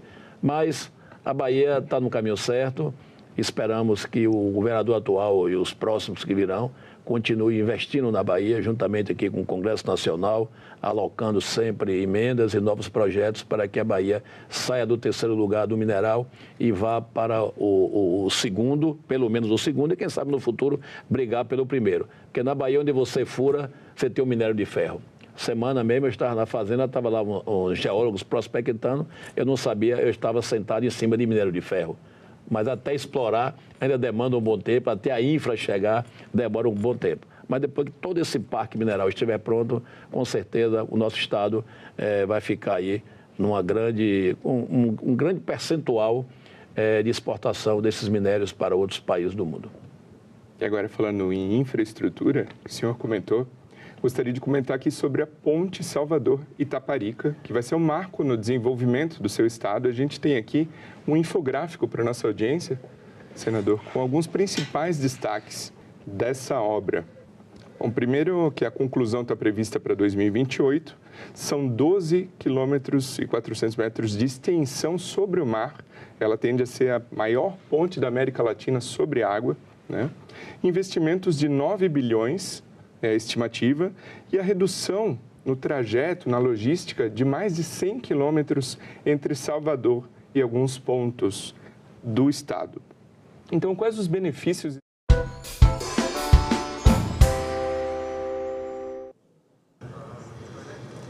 Declaro reaberta a sessão, desde já encerrado o período do expediente, declaro aberta a ordem do dia. Com a palavra o próximo orador inscrito, o senador Isalci Lucas.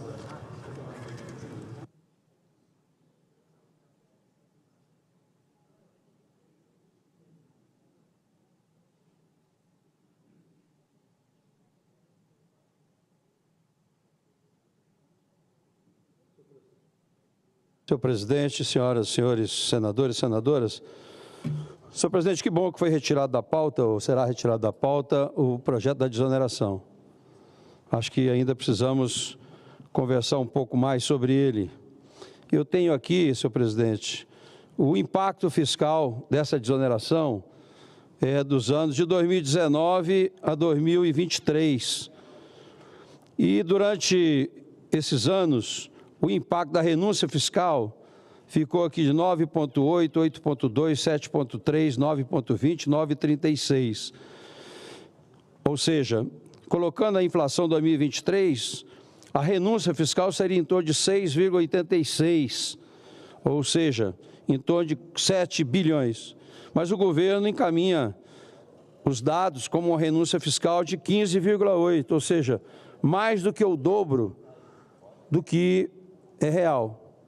Então, a gente precisa, de fato, ter esses números de uma forma muito transparente, para que a gente possa confiar realmente nos dados fornecidos pelo governo.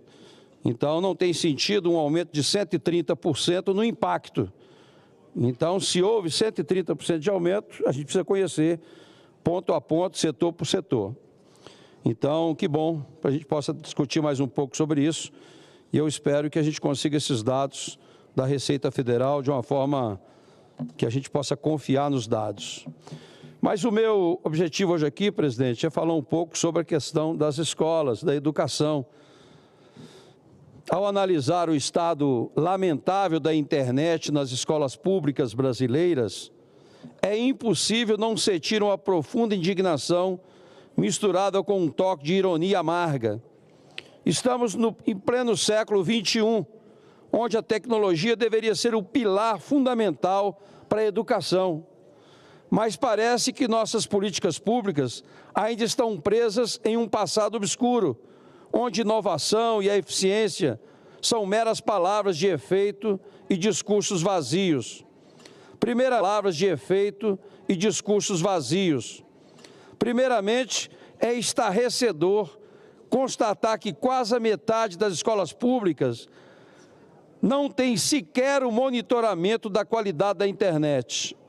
É como se estivesse dirigindo um carro em velocidade, sem o velocímetro, sem saber se estamos em alta ou em passo de tartaruga.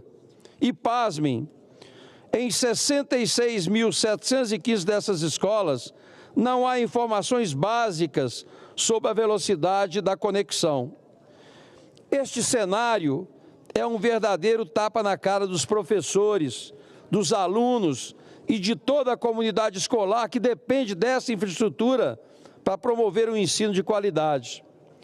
É de se questionar como um programa como Escolas Conectadas, lançado com tanta pompa aqui e circunstância, pode estar longe de atingir as suas metas.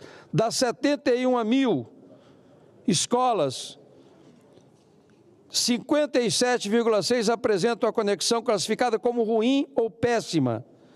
Em outras palavras, 42% do total das escolas públicas monitoradas estão recebendo um serviço abaixo do aceitável, o que revela uma falha gritante na execução e na fiscalização do programa.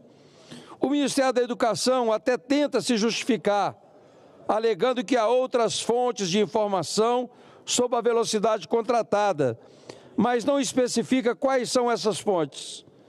É como se estivéssemos em um tribunal e a única prova apresentada pelo réu fosse uma desculpa esfarrapada e sem sustentação. Essa falta de transparência e de controle é simplesmente inaceitável em um projeto de tamanha importância. A situação é ainda mais crítica no norte do país, onde estados como o Amapá, Roraima e o Acre têm a maioria das suas escolas sem monitoramento da rede. No Amapá, por exemplo, 90% das escolas estão desconectadas de qualquer tipo de avaliação sobre a velocidade da internet. É um verdadeiro apagão digital que compromete o futuro de milhares de estudantes. E não para por aí. Margarete, Mato Grosso do Sul, 64% das escolas públicas têm internet de má qualidade. Isso nos leva a perguntar qual é o verdadeiro comprometimento do governo com relação à educação pública. Será que os 8,8 bilhões prometidos para o programa Escolas Conectadas são apenas números inflacionados em discursos? Enquanto a realidade dos alunos continua a mesma ou até mesmo piora. O MEC afirma que mais de 120 mil escolas já foram alcançadas pelas etapas iniciais de implementação da internet. Contudo, a realidade, o mundo real dos números, mostra que a maior parte deste alcance é meramente ilusório. A falta de uma conexão decente transforma qualquer avanço tecnológico em um desperdício de recursos. De que adianta investir em equipamento, na formação de equipes pedagógicas, se a infraestrutura básica, que é a internet de qualidade, não está presente? É notável que o governo se vanglorie de que 79% das escolas prioritárias estão nas regiões norte e nordeste do Brasil. Mas essa priorização não parece refletir em melhorias palpáveis. O que se vê é uma disparidade gigantesca entre o que é anunciado e o que realmente é implementado. A ironia maior talvez esteja na declaração do ministro da Educação, que afirma estar garantindo a conectividade das escolas sem banda larga fixa. Ora, garantir é um verbo forte, que pressupõe certeza e eficácia. Mas o que se observa é uma promessa vazia, uma verdadeira cortina de fumaça para encobrir a ineficiência e a falta de planejamento. A parceria entre o MEC e o Ministério das Comunicações parece mais uma desculpa conveniente para distribuir responsabilidade e diluir a culpa do fracasso. A escolha das soluções de conectividade mais eficientes soa quase como uma piada de mau gosto diante do quadro caótico que vemos nas escolas. Avaliar alternativas tecnológicas e comerciais não tem servido para resolver o problema, apenas para maquiar uma situação que continua a penalizar aqueles que mais precisam. Em suma, a desconexão que mais preocupa não é a da internet nas escolas, mas a desconexão entre promessa do governo e a realidade enfrentada diariamente por alunos e professores. É imperativo que haja uma reformulação completa, desde o programa, com a maior transparência, monitoramento rigoroso e, acima de tudo, uma verdadeira vontade política de transformar a educação pública. O estado das escolas públicas é, de fato, inegável, que é um fracasso completo. A nossa educação pública, que já foi, há muitos anos, pelo menos aqui no Distrito Federal, de alta qualidade. Aqui nos anos 70, quando aqui cheguei, só entrava na universidade pública quem estudava em escola pública. E hoje, infelizmente, 70%, 80% dos alunos saem do ensino médio sem saber português, sem saber matemática. Quase 80% dos jovens saem do ensino médio sem ter uma profissão.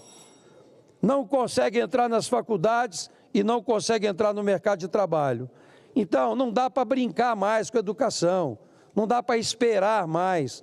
Os governos, seja da União, seja dos estados, seja dos municípios, precisam de fato colocar a educação como uma prioridade total, não de discurso, mas de recurso, de qualificação profissional, de qualificação dos professores, de infraestrutura.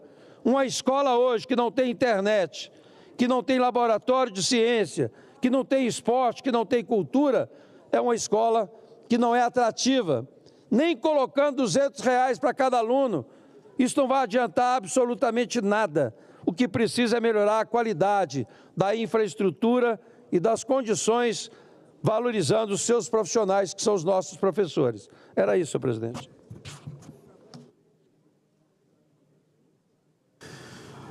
Obrigado, senador Isalci Lucas. Senhores senadores, senhoras senadoras, o primeiro item da pauta é o projeto de lei 1847 de 2024, de autoria do senador Efraim Filho, relatado pelo senador Jacques Wagner, que se encontra no plenário, líder do governo no Senado Federal. Esse projeto diz respeito ao tema da desoneração da folha de pagamento dos 17 setores da economia e a redução de alíquota previdenciária para os municípios brasileiros até 156 mil habitantes. Apenas rememorando o plenário do Senado Federal acerca desse tema, que foi objeto de um projeto de lei no ano passado, de autoria do senador Efraim Filho, que culminou na sanção, no veto do presidente da República ao projeto e na consequente derrubada do veto pelo Congresso Nacional, tendo essa lei sido promulgada ao final do ano passado, a Lei 14.784 de 2023, 14.784 de 2023, que versa sobre a prorrogação do prazo da desoneração dos 17 setores e também a redução da alíquota previdenciária dos municípios de 20% para 8%. Logo na sequência da promulgação daquela lei, houve a edição de uma medida provisória, a medida provisória 1202, pelo governo federal, que buscava desconstituir a decisão do Congresso Nacional relativamente a esse tema. Essa medida provisória, ao longo do tempo, vigorou, muito embora trouxesse ela o prazo de noventena para a sua efetividade. E antes que houvesse o cumprimento do prazo da noventena, por ocasião da prorrogação dessa medida provisória, a presidência do Congresso Nacional, no que toca à parte de desoneração de folha de pagamento da medida provisória 1202, deixou de prorrogá-la, reconhecendo a inconstitucionalidade do manejo de medida provisória em face de matéria recentemente objeto de legislação pelo processo normal, o processo legislativo no Congresso Nacional. Diante dessa decisão da presidência do Congresso Nacional, houve, por parte do governo federal, o ajuizamento de uma ação no âmbito do Supremo Tribunal Federal, que culminou na decisão do ministro relator, Cristiano Zanin, reconhecendo e suspendendo a eficácia da Lei 14.784 ao argumento de sua inconstitucionalidade. Uma decisão, naquele momento, liminar, que suspendia a eficácia do projeto da desoneração e voltava a reonerar imediatamente os 17 setores e os municípios da forma como antes era concebido. Em relação do ajuizamento dessa ação e da liminar concedida, nós estabelecemos, no momento de grande afirmação de maturidade política, uma discussão e um diálogo institucional entre o Poder Legislativo, a presidência do Congresso e o governo federal, com o envolvimento do Ministério da Fazenda e a Advocacia Geral da União e o próprio presidente da República, o presidente Lula, para que pudéssemos chegar num entendimento. E o entendimento, após o ajuizamento dessa ação, foi justamente no sentido de que a desoneração vigoraria na forma concebida pela Lei 14.784 nesse ano de 2024 e que a reoneração dos 17 setores se daria de maneira gradativa, com a redução proporcional sobre o faturamento, da alíquota sobre o faturamento, e a reoneração de 5% a cada ano sobre a folha de pagamento. 5% sobre a folha em 2025, 10% sobre a folha em 2026, 15% sobre a folha em 2027 e 20%, então, a partir de 2028, como originalmente a incidência previdenciária de todos os setores da economia, inclusive desses 17 setores. Então, esse acordo foi celebrado, foi muito festejado naquele momento com o reconhecimento dessa maturidade política, desse trabalho do Congresso Nacional, juntamente com o Poder Executivo, com a anuência e a participação de representantes dos 17 setores da economia e com a participação também de representantes do municipalismo brasileiro, tanto a Confederação Nacional dos Municípios quanto a Frente de Prefeitos, por ocasião, inclusive, da Marcha dos Prefeitos, em que foi anunciada a manutenção do status quo da Lei de Desoneração para os municípios em 2024, também com uma reoneração gradativa. E todo esse acordo, senador Irineu Horth, senador Hamilton Mourão, senadora Margarete Busetti, senador Lucas Barreto, senador Flávio Azevedo, toda essa construção política foi materializada neste projeto de lei que está na pauta, que é um projeto de lei de autoria do mesmo autor da Lei 14.784, que é o senador Efraim Filho. Justamente o acordo celebrado com a anuência dos setores, dos municípios, do Congresso Nacional e do Executivo, nesse projeto de lei.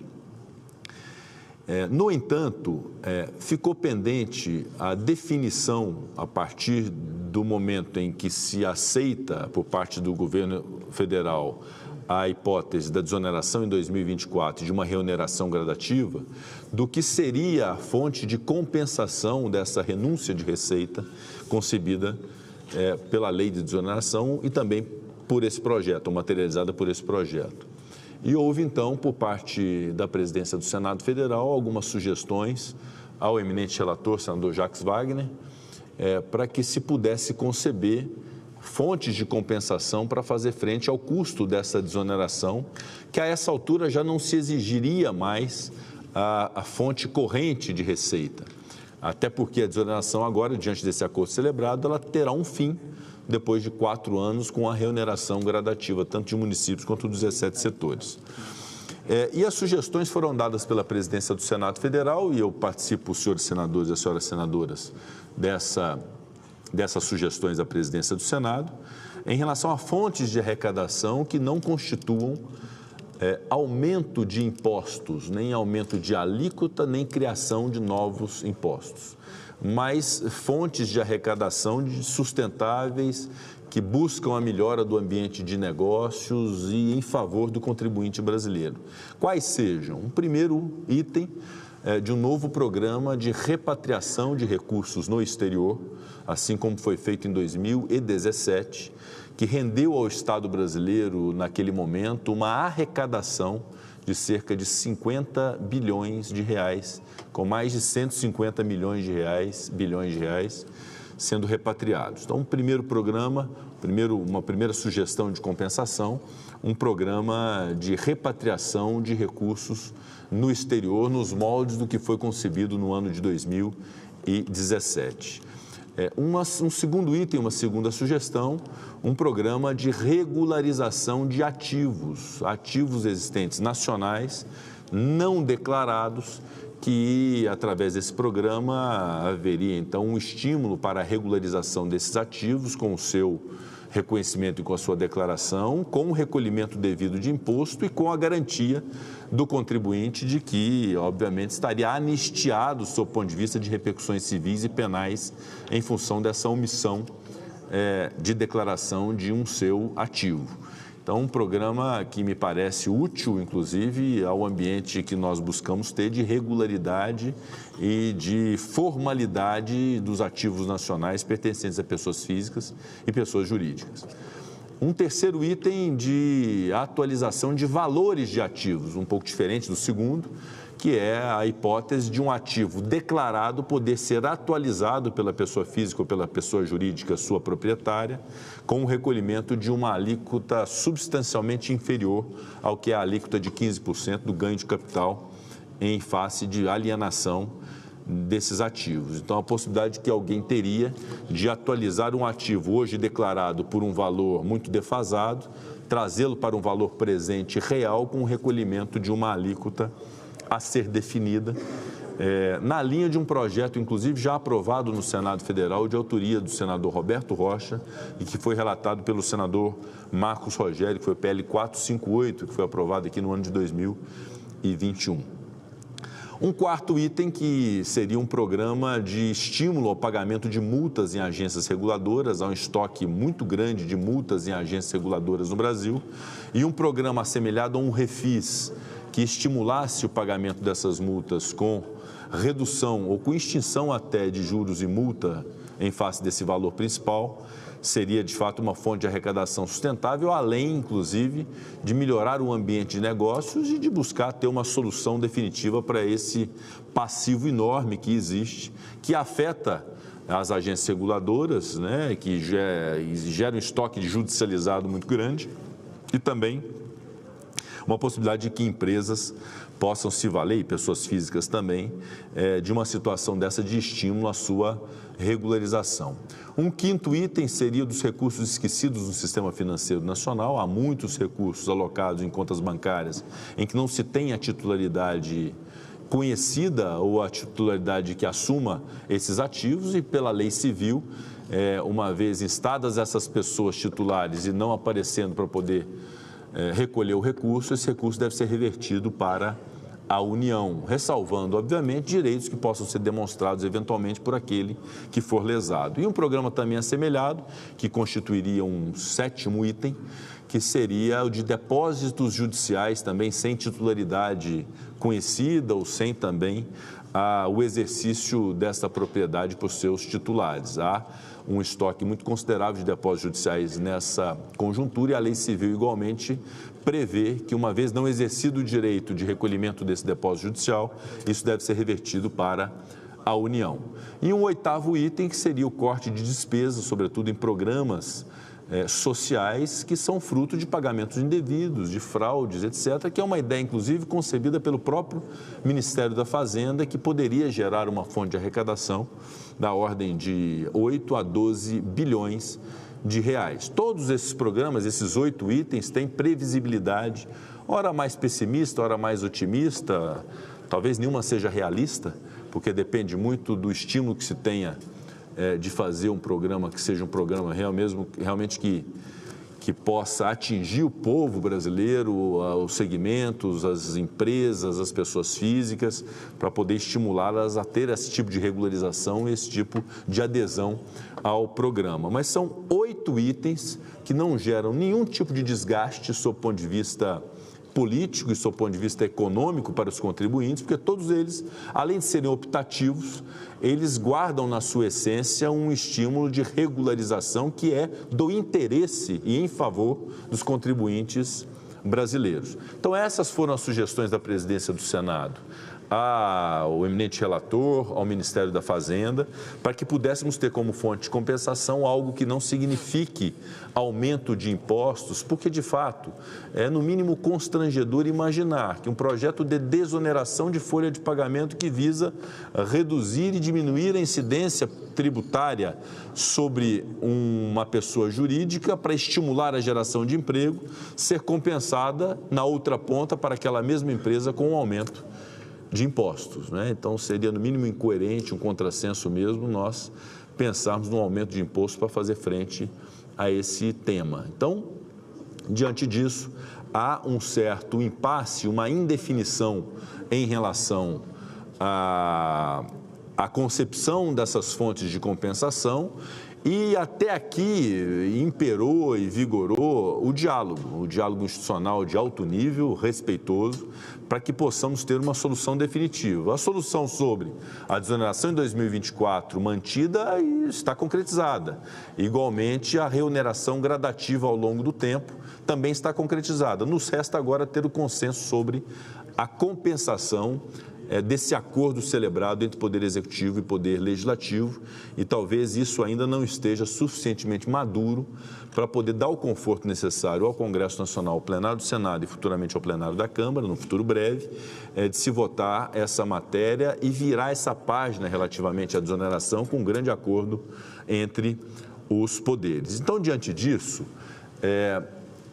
nesta manhã, nós ajustamos com o governo federal, através da Advocacia Geral da União e a nossa Advocacia Geral do Senado Federal, que pudéssemos encaminhar uma petição conjunta ao Supremo Tribunal Federal, ao eminente ministro Cristiano Zanin, para que, na linha do que foi a sua última decisão, outorgando um prazo de 60 dias para que houvesse a apresentação das fontes de compensação, que tivéssemos uma prorrogação desse prazo, requerido, repito, pela Advocacia Geral da União e pela Advocacia Geral do Senado, até o dia 30 de agosto, considerando agora o recesso e o início e reinício dos trabalhos em 5 ou 6 de agosto, nós teríamos 3 semanas, senador Isalci Lucas, para poder amadurecer o projeto da desoneração, amadurecer as fontes de compensação, darmos tranquilidade e conhecimento prévio ao plenário do Senado Federal e depois ao plenário da Câmara dos Deputados, para que a gente possa, então, ter uma decisão política que garanta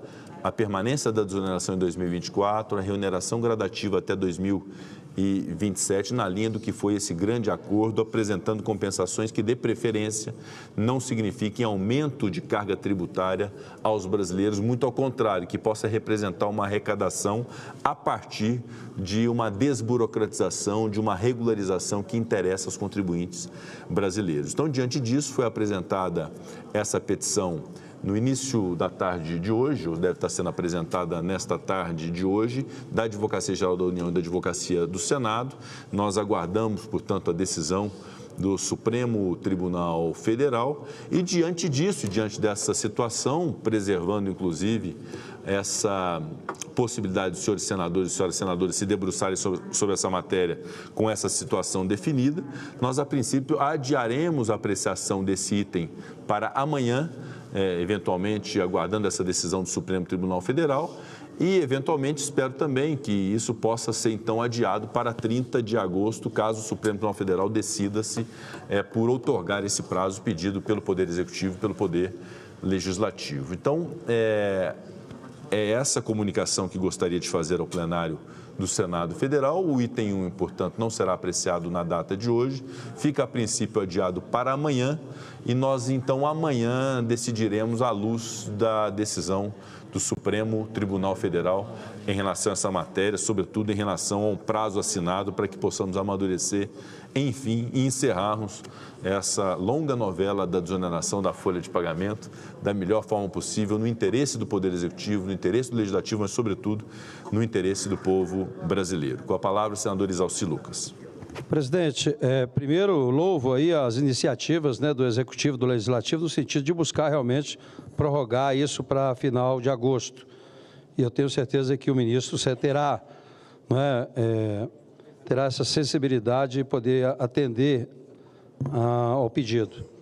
Mas eu passei agora há pouco para o senador Jacques Wagner a análise desse impacto, que foi retirado, inclusive, do portal da Fazenda. No portal da Fazenda, www.gov.br, Fazenda, etc., tem lá o impacto de 2019, 20, 21, 22 e 23.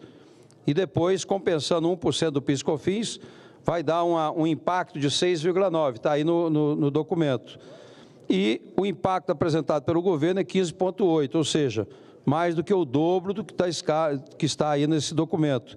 Então, se o nosso líder do governo puder realmente esclarecer isso junto à Receita, porque uma das coisas que nós precisamos aqui é ter confiança nos dados. Então, se de fato o que estava no portal coloca 6,9, não dá para discutir no impacto de 15,8. Esse é o primeiro ponto. Segundo, presidente, essas soluções que Vossa Excelência enumerou, que são 8, uma delas, inclusive, é a atualização dos bens declarados no imposto de renda que não são corrigidos. Você tem valores simbólicos de muitas declarações. Se aprovarmos a reforma tributária, que vem um aumento em torno de 130% no caso dos imóveis e que vai, inclusive, viabilizar uma série de coisas, que nós vamos discutir isso aqui no grupo de trabalho e também aqui no Senado, se a gente não fizer essa correção prevista aí, o prejuízo será ainda muito maior. Mas eu tenho certeza que no Senado, nós, com muita prudência e com muitos dados, a gente vai conseguir reverter alguns equívocos que foram cometidos na Câmara. Um deles é essa questão da construção civil, que todo mundo sabe da importância da construção civil, o déficit habitacional que tem em todo o Brasil, e que essa reforma tributária vai inviabilizar praticamente a construção de novos empreendimentos e aluguéis, inclusive, né? Então, parabenizo a iniciativa e eu tenho certeza que com os dados concretos a gente vai conseguir chegar num acordo aí para votar a desoneração. E eu espero que na próxima, após a aprovação da reforma, a gente possa discutir a desoneração completa de todos os segmentos, buscando uma forma de não incentivar a informalidade, a não contratação em função dos impostos sobre a folha de pagamento. Senador Isalci Lucas, até a propósito da fala de Vossa Excelência, além desses 8 itens que foram por mim apregoados, nós temos ainda 2 que podem ser considerados fontes de compensação para a desoneração, que são a taxação das apostas esportivas, que nós votamos no Congresso Nacional e que se transformou em lei, e também a taxação das compras até $50, que é inclusive objeto agora, que é o da Lei 14.902, do MOVER, que incluiu essa taxação das compras até $50, que agora é objeto da medida provisória 1236,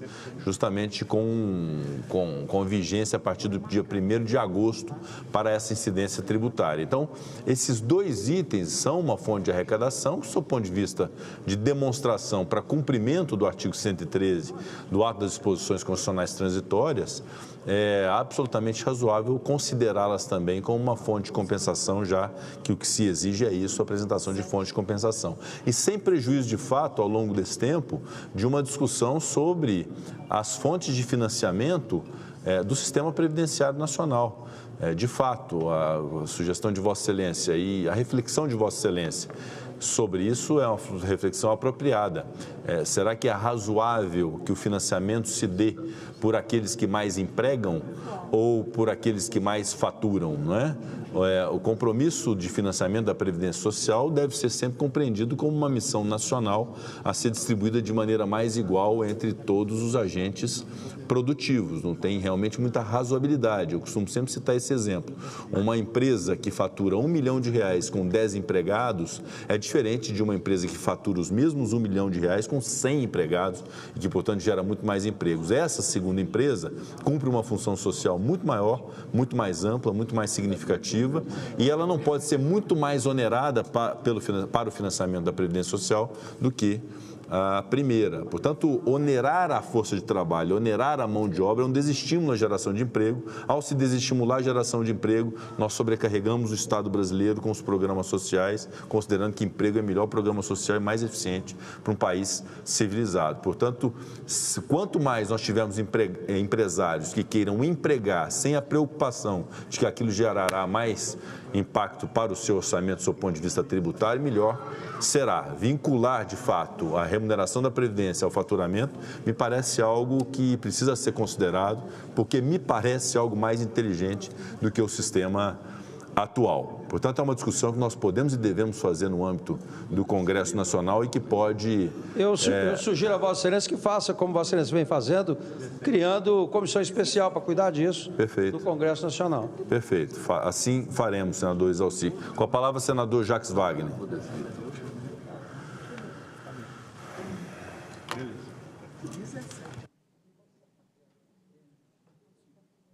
Cumprimentando todas as senadoras e senadores e a Vossa Excelência particularmente, presidente, dizer que para mim esse denominador, se não é comum, pelo menos é na busca do comum, que foi o adiamento da decisão que poderia ser hoje, que conseguimos conquistar ontem e hoje pela manhã, na minha opinião, é extremamente alvissareiro e vai ao encontro daquilo que eu sempre falo. Essa casa tem que trabalhar a favor do país, buscando consenso entre governo e oposição e entre posições diferenciadas. Registro que, na linha do que o senador Exalci falou, eu já em várias conversas com a Fazenda Nacional, com o Ministério da Fazenda, posso lhe afirmar que existe essa busca, o que não impede que seja feito um trabalho também aqui no Senado da República. Já existe essa busca porque é fato que empresas de ponta e de tecnologia empregam um pouco e faturam muito.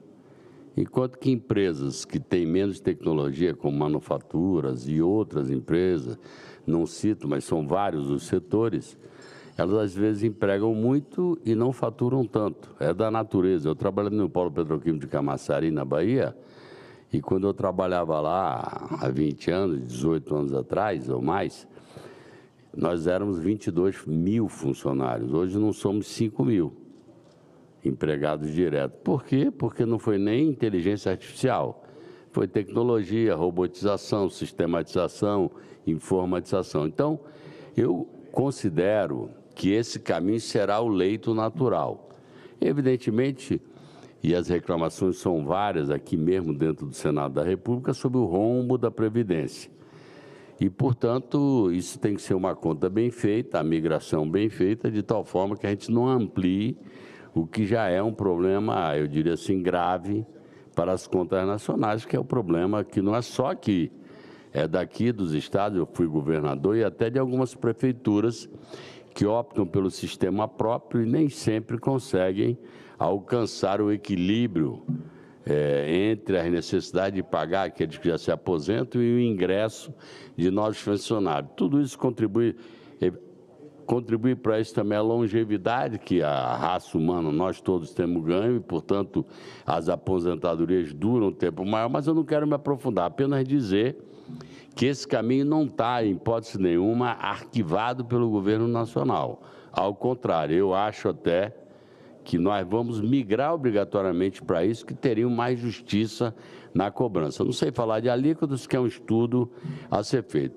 De resto, presidente, apenas concordando com toda o relatório feito, a explicação feita por Vossa Excelência ao plenário dessa casa, eu queria dizer que dentro disso houve conversa nossa com a minha presença do presidente dessa casa, do ministro da Fazenda, do presidente da República, na busca desse entendimento. E houve evolução de parte a parte.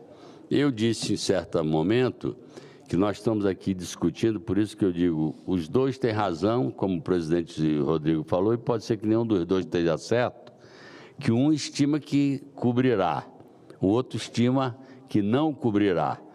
Isso só será sabido o número concreto quando for feito o programa, o estímulo do governo federal para a adesão do programa, se tem uma expectativa muito positiva em relação ao programa de atualização. Vossa Excelência, por exemplo, senador Isalci, que é da área como contador, sabe que muitas vezes você tem um ativo que foi comprado há 15, 20 anos e aparece como lucro financeiro sob pena de 15%.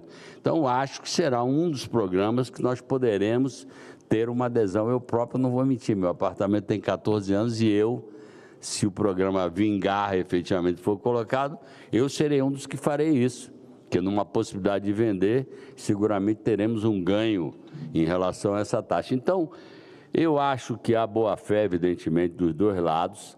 São números que não conseguimos precisar, por isso uma das ideias que surgiu no debate era a figura de um gatilho se o número não fosse atingido. Mesmo assim, isso não deu conforto. Eu estava na reunião do Colégio de Líderes, quando o presidente Rodrigo apresentou, e eu acho que o pedido ao Supremo, que eu espero e tenho convicção que será atendido, de até o prazo de 30 de agosto, é suficiente, porque a gente chega a um denominador comum, vote, envie para a Câmara dos Deputados e a gente, como disse o presidente, com um final feliz essa novela da desoneração. Então, era só para colocar a total concordância do governo com o que foi exposto aqui e esperar que as nossas inteligências nos levem ao denominador comum. Muito obrigado. Tem uma frase de Vossa Excelência, senador Jacques Wagner. Vossa Excelência diz que é melhor um fim trágico que uma tragédia sem fim, né? Nesse caso, eu espero que não haja nem tragédia sem fim, nem fim trágico. Eu espero que o fim seja um fim de proveito para a sociedade brasileira e que a gente possa preservar o acordo sobre a desoneração. Isso é importante para os municípios brasileiros, é importante para os 17 setores que se programaram. Era muito importante fazê-lo sem o aumento dos impostos, né? Ou seja, haver de fato um compromisso do governo de que esses 8 programas, esses 8 projetos, são projetos muito razoáveis, inteligentes e que podem significar de maneira mais do que suficiente a fonte de compensação da desoneração. Então, sem tragédia sem fim trágico. Obrigado, senador Jacques Wagner. Há sobre a mesa ofício da senadora Elisiane Gama, por meio do qual comunica o afastamento do mandato da senadora da República para assumir o cargo de secretária de Estado do Maranhão a partir de 16 de julho de 2024. O primeiro suplente, senhor Pedro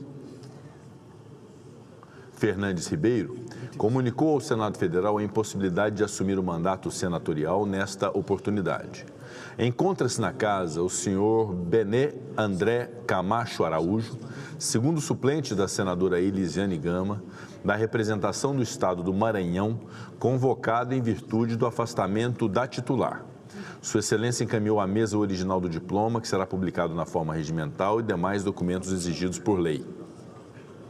Designo comissão formada pelos senhores senadores o Everton Rocha, Chico Rodrigues e Margarete Busetti para conduzir Sua Excelência ao plenário a fim de prestar o compromisso regimental.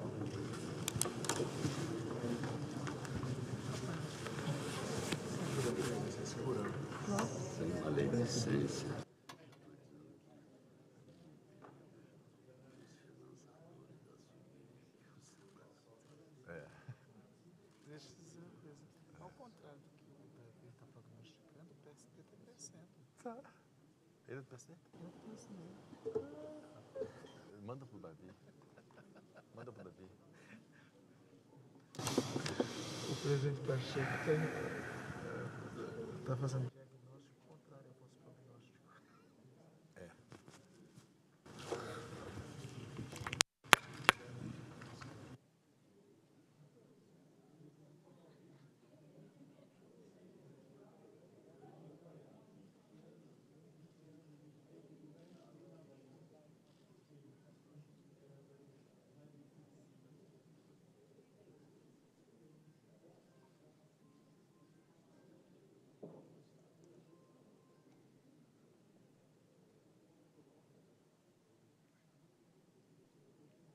A presidência solicita que todos permaneçam em posição de respeito para que o senhor Bené André Camacho Araújo preste o seu compromisso. Prometo guardar, a Constituição Federal e as leis do país, desempenhar fiel e lealmente o mandato de senador que o povo me conferiu e sustentar a união, a integridade e a independência do Brasil. Declaro empossado no mandato de senador da República o nobre senhor Bené André Camacho Araújo, que, a partir desse momento, passa a participar dos trabalhos da Casa, adotando o nome parlamentar Bené Camacho e integrando a bancada do Partido Social Democrático PSD. A comunicação de filiação partidária e nome parlamentar serão publicados na forma regimental.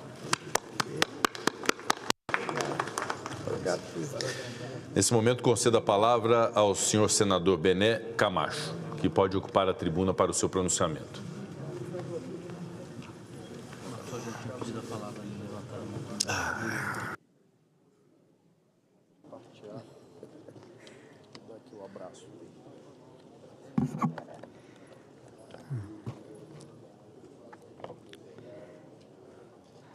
Boa tarde, excelentíssimo senhor presidente Rodrigo Pacheco. Quero, através da senadora Margarete Busetti, que tão gentilmente me acolheu, cumprimentar a todas as senadoras da Casa que, no exercício do mandato, evidenciam e deixam claro a verdade que capacidade, compromisso, competência ultrapassam a questão de gênero. Quero, através do senador Everton Rocha, cumprimentar a todos os demais senadores, todos nós igualmente envolvidos na manutenção da normalidade democrática e da unidade federativa da nossa nação. Hoje, senhor presidente, 16 de julho de 2024, Imperatriz, a cidade que me recebeu de braços abertos, berço dos meus netos, e que também é terra natal do senador Everton Rocha, completa 172 anos de idade. E isso é motivo de parabenizar e agradecer por essa cidade que me acolheu e que também acolheu a tantos brasileiros procedentes das demais regiões para ali construírem uma nova realidade para si e para seus filhos.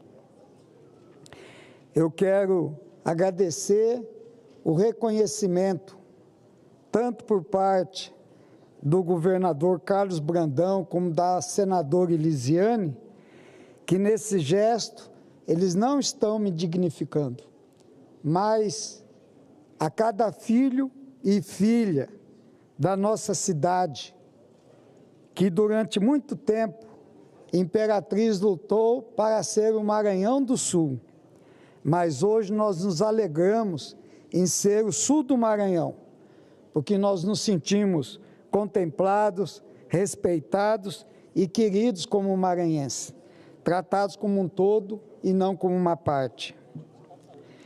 Imperatriz do Imperador Rio Tocantins é conhecido como Portal da Amazônia.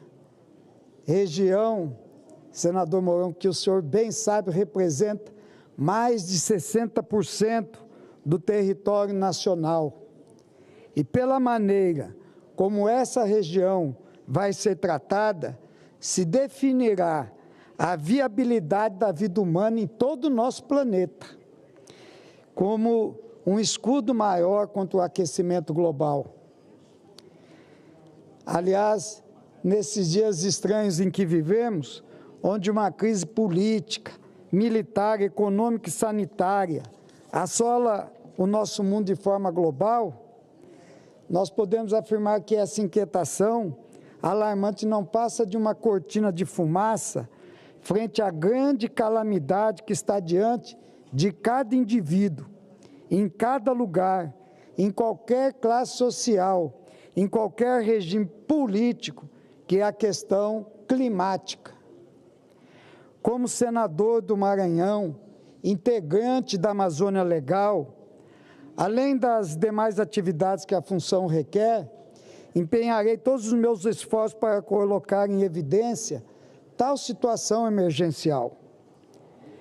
Quero, senhor presidente Rodrigo Pacheco, agendar aqui na tribuna e nas comissões a importância que teria novamente termos uma comissão da Amazônia na casa, um fórum privilegiado e voz primeira em qualquer busca de solução nacional ou global para o tema.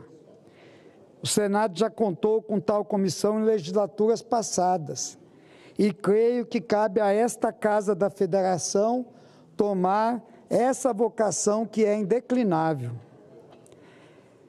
Quero, senador Everton, que a preservação ambiental não seja considerada uma obrigação do produtor rural, mas sim uma atividade econômica de preservação ambiental e, como tal, regulamentada, financiada e remunerada. Quero, senadora Margarete Busetti, que a integração dos nossos povos, o Brasil, que é a maior nação de língua portuguesa do mundo, necessita retribuir aqueles que nos escolheram e nos acolheram. Nós precisamos plantar uma semente para a criação da primeira Universidade Federal dos Povos Originários, dando conhecimento formal a quem já detém o conhecimento natural.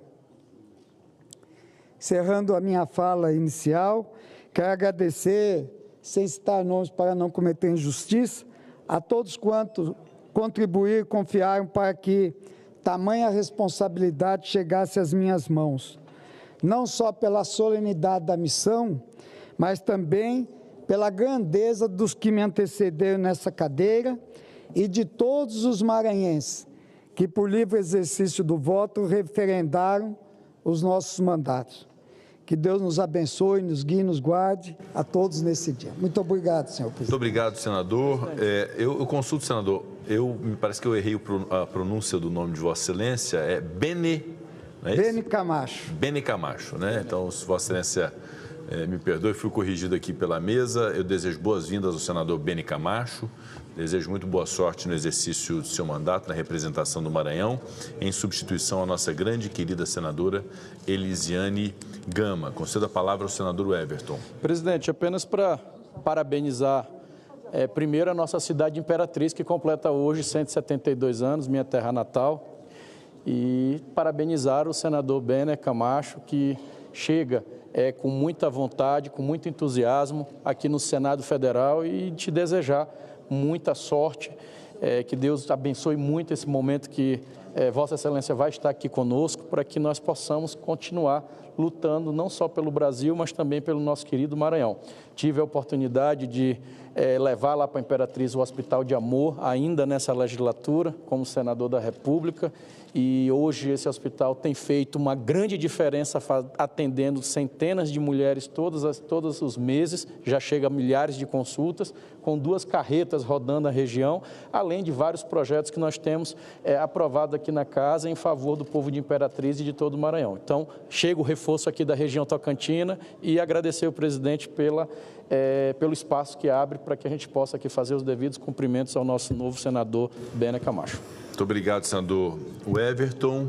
Anuncio o item 2 da pauta, projeto de lei 2.246 de 2022, número 5.982 de 2016, na Casa de Origem, da deputada federal professora Dorinha Seabra, que acrescenta dispositivo à Lei de Diretrizes e Bases da Educação Nacional, a fim de estabelecer regime escolar especial para atendimento a educandos nas situações que especifica.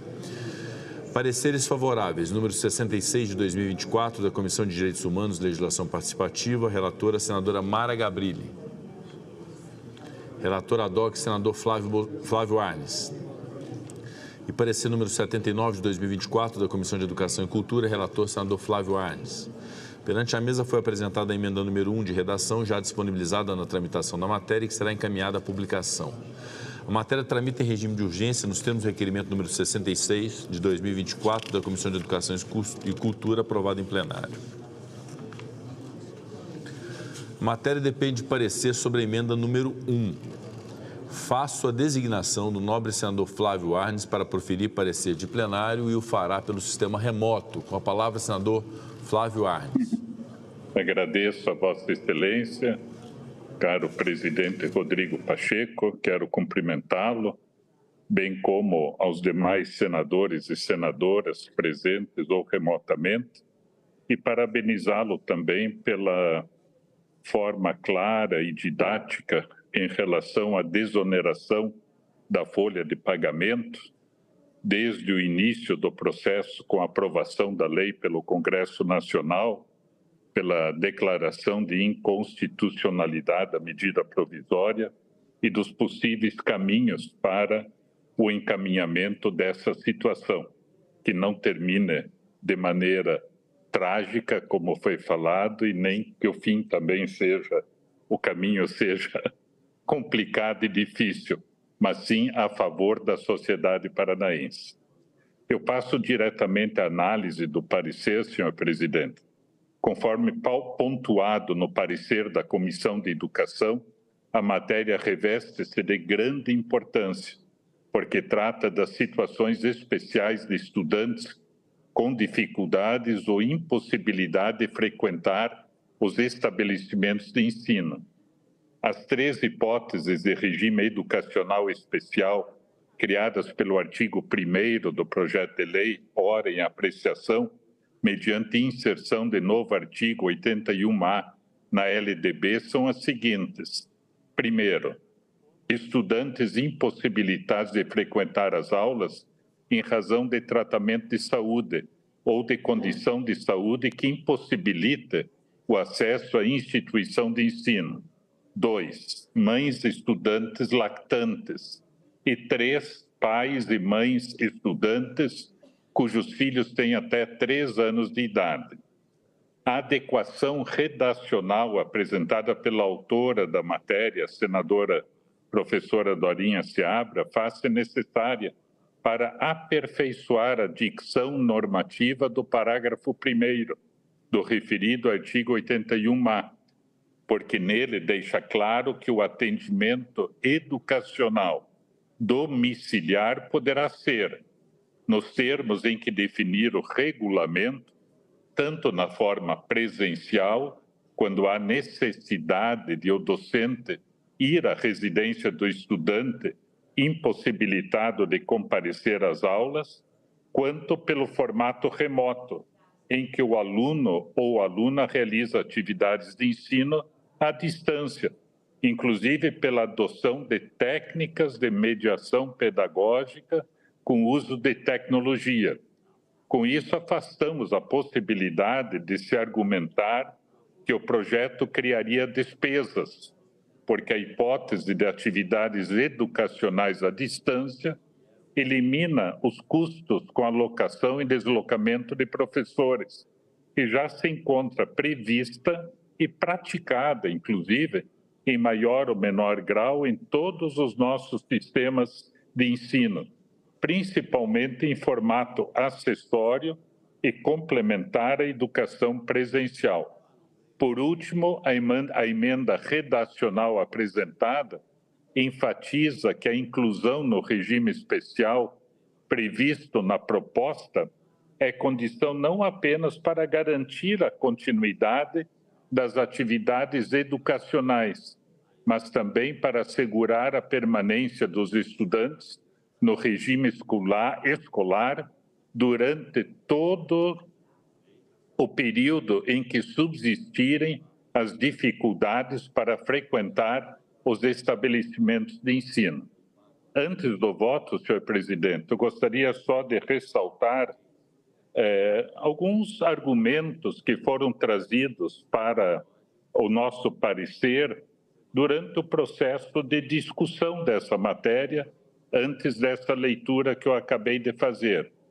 A primeira delas é que várias pessoas argumentaram que eu deveria colocar no parecer o fato de que isso dependeria de disponibilidade orçamentária. Eu disse para essas pessoas, olha, educação nunca depende de disponibilidade orçamentária. O orçamento sempre tem que estar disponível para a educação da criança, do adolescente, do jovem e do adulto, principalmente em se tratando de atendimento domiciliar, onde o próprio aluno já apresenta dificuldades de saúde.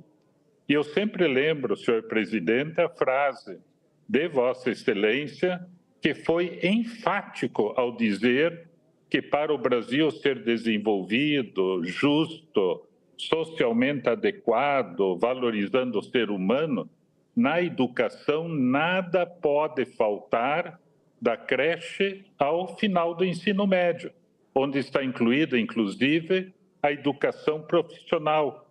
Eu acrescentaria a educação de jovens e adultos, né, que é essencial para o país. Então, ter disponibilidade orçamentária para garantir a educação é um absurdo absoluto alguém argumentar nesse sentido. Outro aspecto é que as pessoas diziam, não, isso vai causar despesas, como se o recurso empregado na educação não fosse investimento e não despesa. Se quisermos ter um país melhor, com as necessidades atendidas, tudo passa pela educação, como Vossa Excelência colocou, da creche ao pós-graduação. E também a gente tem que pensar que o atendimento domiciliar é a continuidade do atendimento hospitalar. A própria política pública hoje diz que nós temos que valorizar e prestigiar o atendimento de saúde domiciliar, ou seja, para que a pessoa possa ficar em casa, ser bem atendida, com o apoio necessário que não existe, infelizmente, nos dias de hoje ainda, para que a pessoa seja muito bem atendida, na maior parte dos casos, pelo menos, em casa, para, inclusive, sair logo do hospital, menos custos, mais economia, né? Inclusive levantando-se o fato de não estar sujeito, né, à infecção hospitalar. Por isso, os médicos, enfermeiros, a saúde recomendam que, se o atendimento puder ser feito de maneira domiciliar, que isso aconteça. Então, é isto que nós estamos colocando, atendimento hospitalar, educação para uma criança, adolescente que esteja no hospital, né? Esse atendimento hospitalar já é assegurado. Só que nós avançamos, não estamos mais anos atrás, onde a criança ficava só no hospital. Agora vai para casa e tem que contar com uma rede de apoio para a sua recuperação, e a educação acontecer em casa enquanto ela não puder participar das atividades escolares, nós saindo de casa e indo para a escola. Quer dizer, investir na educação, não pensar assim se tiver disponibilidade orçamentária. Tem que haver, é constitucional. Se a criança está em casa, que atenda-se em casa. Está no hospital, na escola, atenda-se na escola. Quer dizer, um espírito novo que temos que ter no Brasil, particularmente nessa área tão essencial, senhor presidente. Eu sempre me baseio também nas suas palavras. O Brasil, em 20 anos, seria muito diferente se as palavras fossem colocadas em prática pelos nossos governantes. Diante do exposto, senhor presidente, o voto é pela aprovação do projeto de lei número 2246 de 2022 e da emenda número 1, plenário de redação. Obrigado. Obrigado, senador Flávio Arnes. O parecer de Vossa Excelência é favorável ao projeto emenda número 1 de redação. Completada a instrução, passamos à discussão da matéria. Para discutir, concedo a palavra à senadora Zenaide Maia pelo sistema remoto. Senhor presidente, colegas senadores, eu queria elogiar esse projeto da professora Dorinha, a relatoria de Flávio Arnes, mas eu queria lembrar, Flávio, que é esse o sonho da gente, que não falte recursos para a educação e para a saúde, porque no fim esse projeto envolve os dois setores, saúde e educação. Eu estava olhando, gente, dos países da OCDE, o Brasil só gasta 1/3 do que eles gastam com educação. O Brasil só ganha do México e da África do Sul. E é o que eu venho dizendo aqui, vamos colocar os alunos no orçamento. Porque na hora que a gente tem a educação no teto de gasto, o arcabouço fiscal, aí um projeto maravilhoso como esse, inclusive eu já conheço o hospital no Siridó, que já tem escola dentro do hospital. O próprio município deu um jeito lá e tem, eu até visitei, o Hospital Regional, o Hospital do Siridó, em Caicó, no Rio Grande do Norte. Tem uma escola lá dentro para as crianças internadas já terem acesso à educação. Então, aquele apelo que eu faço aqui, a educação não é despesa, educação é investimento. Quem quer crescer economicamente precisa investir na educação. Então, com isso que a gente tem aqui, que a educação, a saúde, ou seja, as despesas básicas desse país, estão nesse arcabouço fiscal, que mesmo que o país cresça, não pode usar isso. E esse projeto é muito meritório, porque tem criança que às vezes passa 2, 3 anos em tratamento de saúde e que se faz necessário ele ter uma educação seja na domiciliar, com novas tecnologias, e no hospital enquanto ele esteja internado. Agora, esse Congresso tem que ter esse olhar diferenciado. Ou a gente coloca o aluno no orçamento desse país, ou nós não vamos ter resultados na educação. Isso é o que a gente está vendo. Desde que se criou a emenda 95, que deu limite, botou teto para os gastos, que nós tivemos uma luta grande, os defensores da educação e da saúde, que essas duas pastas, que tinham uma importância fundamental entre salvar vidas, reduzir o índice de violência e se desenvolver economicamente, sem recursos nós não vamos conseguir isso. Um projeto desse é de uma importância fundamental, porque vai dar visibilidade ao povo brasileiro que a gente não tem recursos, não estamos destinando os recursos para a educação do que é necessário. A prova é aí. De todos os países da OCDE, o Brasil investe 1/3 do que esses países investem na educação, que sabem que a prevenção da violência é a única maneira de se diminuir as desigualdades sociais. Então, parabéns, professora Dorinha, parabéns, Flávio Arnes, meu colega aí, e vamos defender essa educação e vamos permitir que se possa usar recursos na educação desse país. Obrigada, senhor presidente. Obrigado, senadora Zenaide Maia. Para discutir, conceda a palavra à senadora Tereza Leitão. Senhor presidente, senhores senadores, em especial a senadora Dorinha e o senador Flávio Arnes, que estão em regime remoto. É evidente que a emenda apresentada pela senadora Dorinha, a emenda de plenário, atenua e, ao mesmo tempo, explicita melhor os procedimentos a serem tomados quando do afastamento dos estudantes pelas razões citadas no projeto de lei. Eu tenho uma preocupação que não vai me levar de forma nenhuma a dar um voto contrário, mas eu também não gostaria de passar sem revelar essa preocupação, senadora Dorinha e senador Arnes. Uma delas se refere ao afastamento ou à busca ou à não busca de creche para essas crianças de até 3 anos de idade. Se os pais estão doentes e precisam ficar em casa, porque a criança não pode ficar na creche, ela ficaria afastada da creche.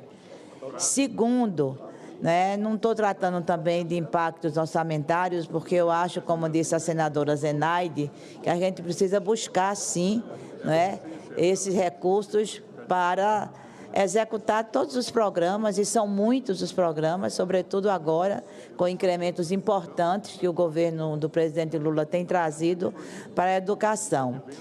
Mas me preocupo e quero deixar isso bem evidenciado aqui, que esse programa, ele não tenha nenhuma vinculação, considero ele um programa emergencial, professora Dorinha, para determinadas situações, que ele não faça nenhuma liga com projetos que ficam, vez por outra, nos assustando, como é o projeto da educação domiciliar.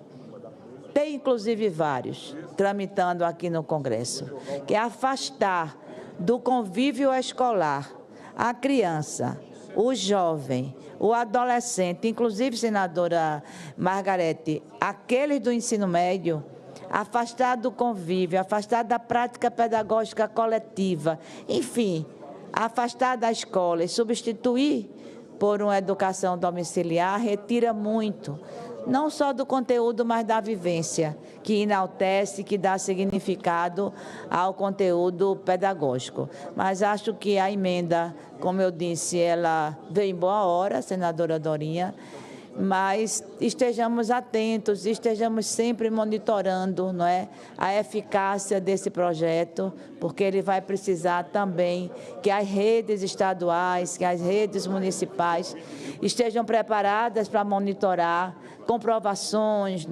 laudos, enfim, o que o projeto vai requerer na justeza ao qual ele se propõe. E depois que a gente teve o exercício, e foi um legado dos poucos, do único talvez, para a educação, um legado da educação remota, que a gente possa adequar também os programas do ensino remoto para esses alunos ao que está sendo desenvolvido na escola. Aí eu acho, senadora, que a emenda de plenário, ela resolve, Ela resolve a tempo, essa questão, para você não ter 2 ambientes de ensino, o remoto e o presencial.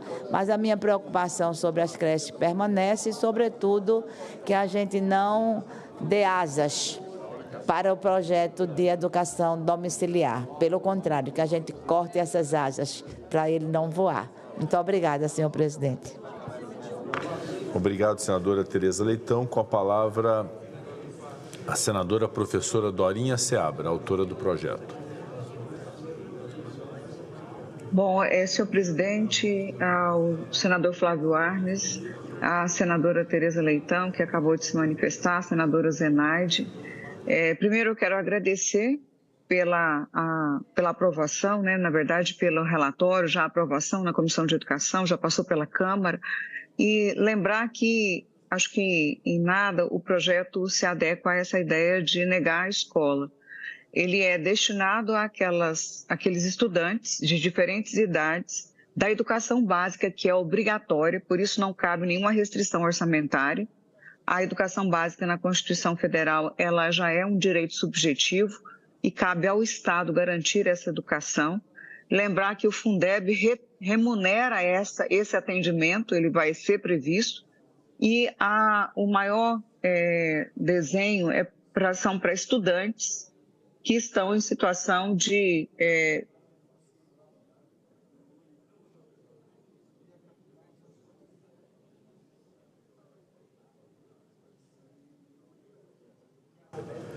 Parece que houve um problema de conexão da senadora professora Dorinha.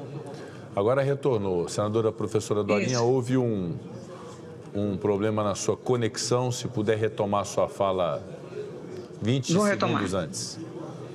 Vou retomar. Ele se destina a essa ação aos estudantes com problema de frequência.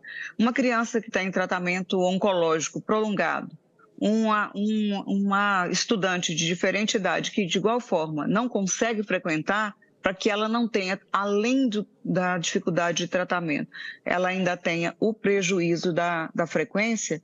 Então, são nesses casos que os sistemas vão organizar. Eu, quando secretária, na minha época, eu criei classes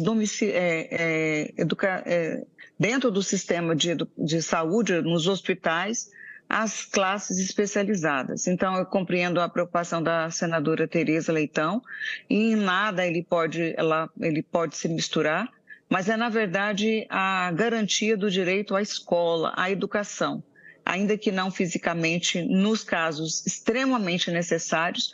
Por isso, cada sistema vai fazer o seu regulamento, vai dizer em que situações, como é que a escola vai acompanhar, vai monitorar, as classes nos hospitais de igual forma. Então, eu peço o apoio, né, e, ao mesmo tempo, essa preocupação nossa, nós acreditamos na figura da escola e nesse espaço educativo. Muito obrigada, senhor presidente. A matéria continua em discussão. Não havendo mais quem queira discutir, declaro encerrada a discussão. Passamos à apreciação da matéria. A presidência submeterá a matéria à votação simbólica. Votação do projeto e da emenda em turno único nos termos do parecer. As senadoras e os senadores que os aprovam permaneçam como se encontram. Aprovado o projeto com a emenda número 1 de redação. O parecer da comissão diretora oferecendo a redação final será publicado na forma regimental. Discussão da redação final. Encerrada a discussão em votação. As senadoras e os senadores que a aprovam permaneçam como se encontram. Aprovada a redação final, a matéria vai à sanção. Será feita a devida comunicação à Câmara dos Deputados. Meus cumprimentos à senadora professora Dorinha Seabra, autora do projeto, quando deputada federal. E também o eminente relator, senador Flávio Arnes, pelo parecer ora aprovado pelo plenário do Senado Federal. Anuncio o projeto de lei 2.248 de 2022, item 3 da pauta, número 9.990 de 2018, na Casa de Origem, da deputada Carmen Zanotto, que altera o Estatuto da Criança e do Adolescente para dispor sobre o direito da criança e do adolescente de visitação à mãe ou ao pai internados em instituição de saúde. Pareceres favoráveis, número 21 de 2023, da Comissão de Assuntos Sociais, relatora senadora Leila Barros, e número 67 de 2024, da Comissão de Direitos Humanos e Legislação Participativa, relatora senadora Mara Gabrilli, relatora ad hoc, senador Flávio Arnes. Não foram apresentadas emendas perante a mesa. Passamos à discussão da matéria. A matéria está em discussão, não havendo quem queira discuti-la, está encerrada a discussão, passamos à apreciação da matéria. A presidência submeterá a matéria à votação simbólica. Votação do projeto em turno único nos termos dos pareceres. As senadoras e os senadores que o aprovam permaneçam como se encontram. Aprovado o projeto, a matéria vai à sanção, será feita a devida comunicação à Câmara dos Deputados. Anuncio o requerimento número 530 de 2024 de líderes que solicita urgência para o projeto de lei 4.731 de 2023, que isenta do imposto sobre produtos industrializados, IPI móveis e eletrodomésticos, a linha branca, destinados aos residentes em áreas atingidas por desastres naturais ou eventos climáticos extremos. Votação do requerimento. As senadoras e os senadores que o aprovam permaneçam como se encontram. Aprovado o requerimento, será cumprida a deliberação do plenário.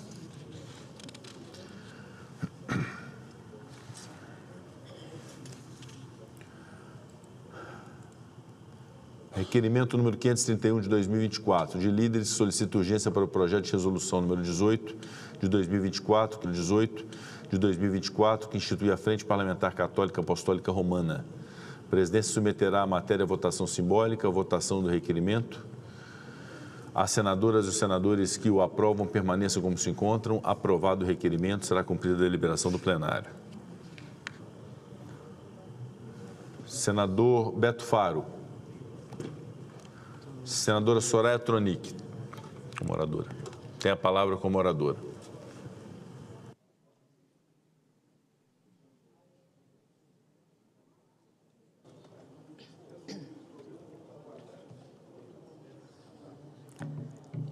Senhor presidente, caros colegas, servidores, brasileiras e brasileiros. Senhor presidente, eu venho a essa tribuna hoje expressar a minha preocupação em relação à regulamentação da reforma tributária. Primeiramente, porque nós tivemos a notícia de que ela será distribuída apenas para a CCJ, considerando que o texto base foi discutido também na CAI. E aí eu tenho que me solidarizar ao senador Wellington Fagundes, que está montando uma comissão, um grupo especial para análise dessa reforma. Então, o primeiro apelo que faço, senhor presidente, é que passe, que a comissão temática que vai analisar a questão da tributação é a CAI. A CCJ vai analisar as outras questões, constitucionalidade e etc., mas essa questão precisa ser analisada pela CAI. Então, é o primeiro apelo que lhe faço. E gostaria de destacar aqui, eu recebi ontem a visita de um grande amigo nosso, Renato Pérez, e também do Geraldo Paiva, lá do Mato Grosso do Sul. Ambos estão na Associação Brasileira de Mercado Imobiliário e também no Sindicato da Habitação. É preocupante demais quando a gente percebe que uma reforma que está com 512 artigos, foi aprovada de forma assodada, em regime de urgência, na Câmara dos Deputados. E o que me causa estranheza, desespero, é ver que, eu não sei, só se tem muitos gênios lá, senadora Damares, porque conseguir ler tudo aquilo, entender tudo aquilo e votar daquela forma, realmente, eu não sei qual é a escola de gênios que frequentaram, mas eu peço que aqui não seja feito dessa forma. Para vocês terem uma ideia, o setor de habitação, principalmente o de locação, que está com um regime privilegiado de redução de alíquota em 60%, pasmem, mesmo com essa redução de 60%, no final, o setor vai ter um aumento de 136,22% na locação. Eu vou repetir. O teu aluguel, você aí que paga aluguel, você aí que loca imóveis como uma forma de renda, você aí que tem imobiliária, que trabalha com isso, é o pessoal da imobiliária que vai sofrer todos os dias e vai ser, com todo perdão, xingado.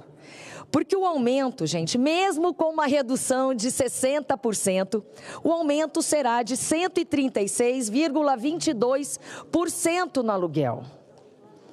Então, são questões grotescas como essas que nos causam, estranheza, indignação, que o Brasil precisa de uma reforma tributária, e precisava, isso ninguém discute, mas esta reforma, com todo respeito, ela é absolutamente indigna. O setor de serviços vai sofrer. Outra excrescência é que o ITBI agora vai ser cobrado na hora do contrato. Imagine você, uma pessoa que compra um imóvel, a prestação pode ocorrer de se tornar inadimplente, ou que você que vendeu um imóvel. Vamos supor que essa pessoa não pagou e você retome o imóvel. E aí? Vão lhe devolver o ITBI que você pagou na assinatura do contrato? Vai virar um tal de contrato de gaveta, gente. A insegurança jurídica pairando. Que absurdo é esse? E todo mundo batendo palma. Quem mais vai sofrer batendo palma? Então, nós temos que parar com essa análise superficial, essa análise pobre, essa análise pífia das questões que realmente importam e vão impactar a vida dos brasileiros. Eu estou indignada e, com essa indignação, eu telefonei ontem para o senador Eduardo Braga e disse a ele que eu já estou me antecipando com as emendas e peço que os senadores também já se antecipem. Mas aí ele tentou me acalmar, disse que, não, Soraya, tem mais 45 dias depois do nosso recesso. Eu disse para ele, Eduardo, eu cheguei com a PEC 35, a PEC que nós construí com Marco Sintra, construí com pessoas de renome que entendem do assunto, de uma forma a melhorar a PEC 45 com a PEC 46 e minimizar os danos. Ela não foi lida, porque diz que ela chegou atrasada. Eu consegui coletar as assinaturas da PEC 35 e aí por uma questão assim de... Eu peço perdão aqui, mas ela poderia ser apensada, ela poderia ser discutida e aí não é o mérito que importa, entendeu? Não é o mérito que estava importando. Então, sequer leram. Por isso eu pedi, e vou pedir novamente para o senador Eduardo Braga, que tenha paciência, que se tiver que passar de 45 dias, que a gente resolva os problemas de todos os setores do nosso país, nem que tenhamos que fazer 300 mil penduricalhos, que é um absurdo. Cada setor que vem aqui, corretamente, isso não é lobby, todos os setores que pagam tributos no Brasil, que agem de forma legal, eles têm o direito de vir pleitear as suas necessidades aqui no Congresso Nacional. Aqui é a casa deles, aqui é a casa das federações. Então, isso é legítimo. Acontece que um puxadinho aqui, um benefício ali para um setor e não para o outro, aí nós vamos cometer injustiças e não é nada razoável. E pior, como essa reforma vai surtir efeitos daqui a alguns anos, eu já ouvi aqui nos corredores, pasmem, se não der certo, olha só, se não der certo, a gente muda no meio do caminho.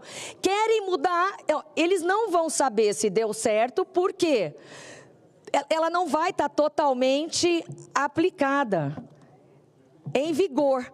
Então, mesmo assim, eles vão votando e vão, de repente, fazendo seus... sei lá o que aqui. Não, eu vou arrumar um puxadinho para o outro setor. Então, assim, é algo surreal. Isso num país com mais de 210 milhões de habitantes e as pessoas brincando e fazendo, incitando a baterem palma e a brigarem de um lado e de outro. E pasmem, essa era a reforma defendida por Bolsonaro. Quando entrou o governo Lula, aí bolsonaristas viraram contra e virou uma guerra ideológica. Isso não é números, isso é a vida das pessoas. Números, não ideologia.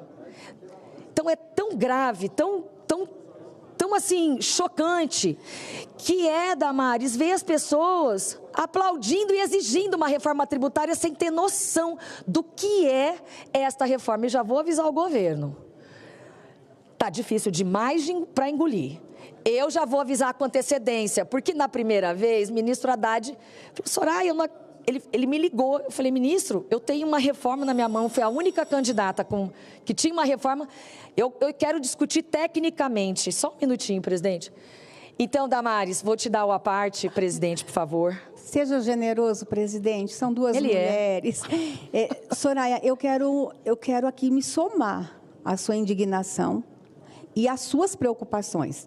E quando eu olho para você, quando você fala do tema da reforma tributária, eu vejo uma jurista. Às vezes as pessoas esquecem a nossa história lá fora, tá? Uma mulher que trabalhou com o tema há muitos anos e que sabe o que está falando.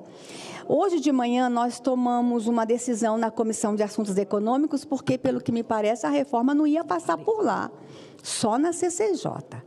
Então, tomamos uma decisão, o nosso presidente criou um grupo de trabalho, tá? Vamos estar juntas lá, tá, Soraya?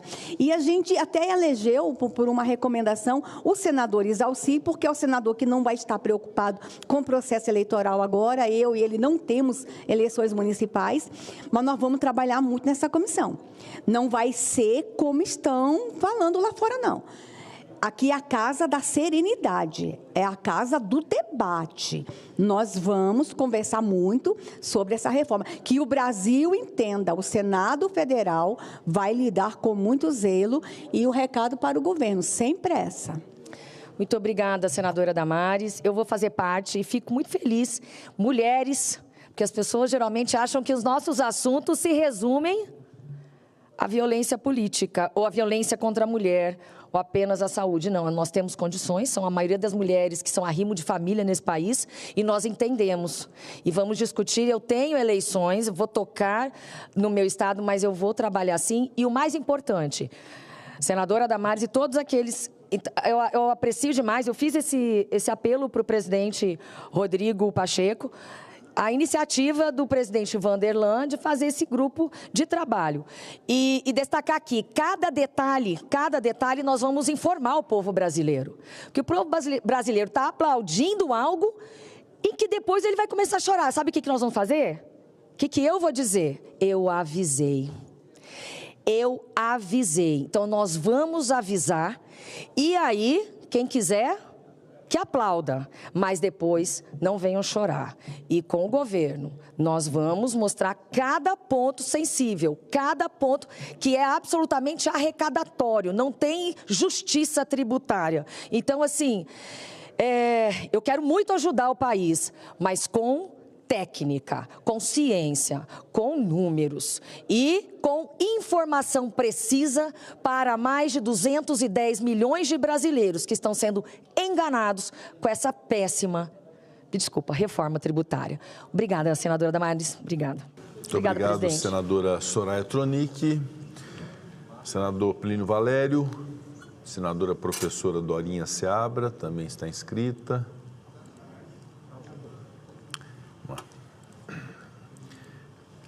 A presidência informa às senadoras e aos senadores que está convocada a sessão deliberativa ordinária semipresencial para amanhã, quarta-feira, às 14 horas, com pauta divulgada pela Secretaria-Geral da Mesa.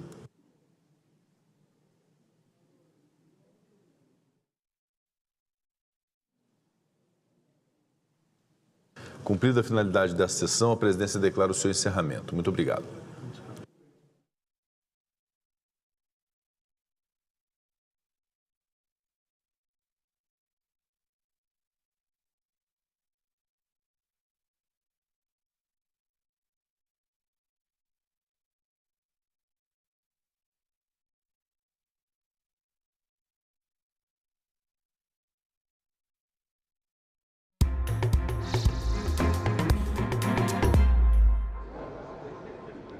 Olá, boa noite. O primeiro item da pauta do plenário do Senado nesta terça-feira seria o projeto sobre a desoneração de 17 setores da economia e municípios também com até 160 mil habitantes. Esse projeto traria as medidas de compensação dessa desoneração, além do calendário da volta gradual da reoneração. Mas logo no início da sessão, o presidente do Senado, o senador Rodrigo Pacheco, retirou esse item de pauta e informou que foi feita uma petição conjunta entre o Senado e a Advocacia Geral da União para o STF, para o Supremo Tribunal Federal, pedindo o aumento do prazo para a apresentação das medidas de compensação da desoneração, pedindo que esse prazo que se encerraria na próxima sexta-feira, dia 19, seja estendido até o dia 30 de agosto. Então, esse item foi retirado de pauta e a votação foi marcada para amanhã ou para o início de agosto, depois do recesso, a depender da resposta do Supremo Tribunal Federal. Em seguida, o plenário do Senado aprovou a criação de normas especiais para alunos que estejam em tratamento ou com dificuldade de locomoção e que não consigam frequentar aulas. Esses alunos teriam uma oferta de classes hospitalares ou domiciliares durante o período em que haja a comprovação da dificuldade de comparecimento. Esse projeto foi aprovado e vai à sanção presidencial. O plenário, os senadores também aprovaram o direito da criança e do adolescente visitarem pais internados em instituições de saúde. O objetivo do projeto é que o filho conheça a real situação dos pais e possa acompanhar o tratamento e com os cuidados necessários para evitar infecções hospitalares. As visitas acontecerão de acordo com as normas de cada unidade de saúde. Esse projeto também seguiu para a sanção presidencial. Essas foram as notícias do plenário do Senado nesta terça-feira. Você acompanha outras informações pela nossa internet ou daqui a pouco, às 19h30, pelo nosso jornal Senado Notícias. Uma boa noite a todos.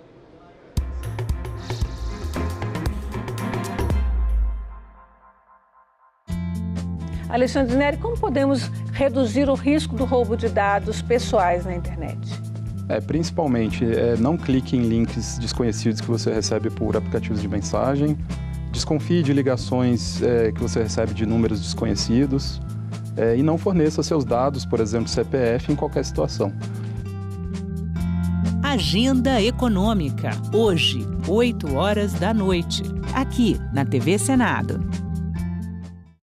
Os brechós deixaram de ser uma raridade no Brasil nos anos 90, viraram tendência nos anos 2000 e hoje são um ramo consolidado do comércio de moda. Consolidado, sofisticado e lucrativo. A perspectiva do mercado de segunda mão é tão boa que fez Júlia, uma designer de moda, optar por ele, em lugar de desenvolver uma marca própria. Visto que existe muitas marcas já e muitas peças surgindo a tempo todo. E aí eu vi realmente como uma opção de trabalho, como uma área mesmo que eu queria seguir, por uma coisa que eu acredito muito. A avaliação de Júlia encontra lastro nos dados levantados pelo Sebrae.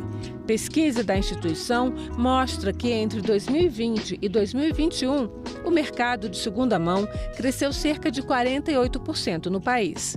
E a economia circular agora faz parte da estratégia oficial do Ministério da Fazenda para aumentar a geração de empregos.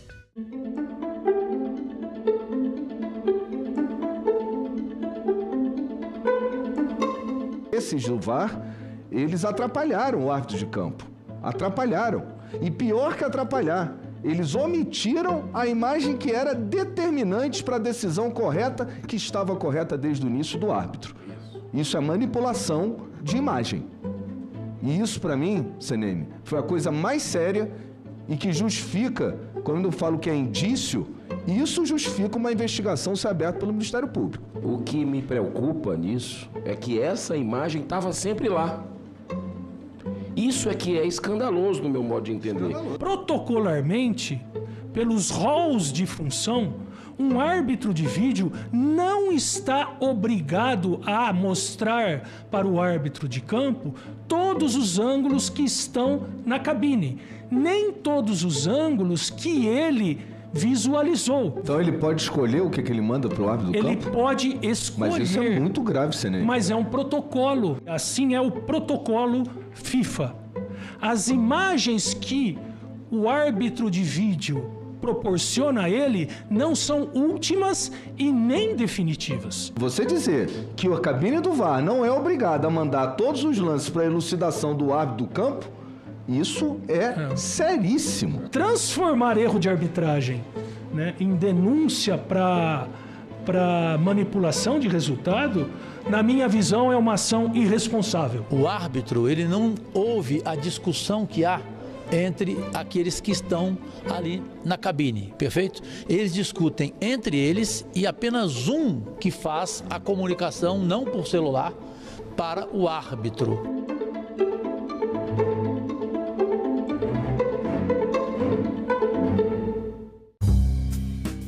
As vítimas, elas não tinham muita alternativa. O relatório aponta que Maceió é vítima do maior crime ambiental em área urbana do mundo. Hoje já está comprovado de que a responsabilidade sobre o afundamento é da atuação da Braskem. Nobre, nesta quarta, 20h, aqui na TV Senado.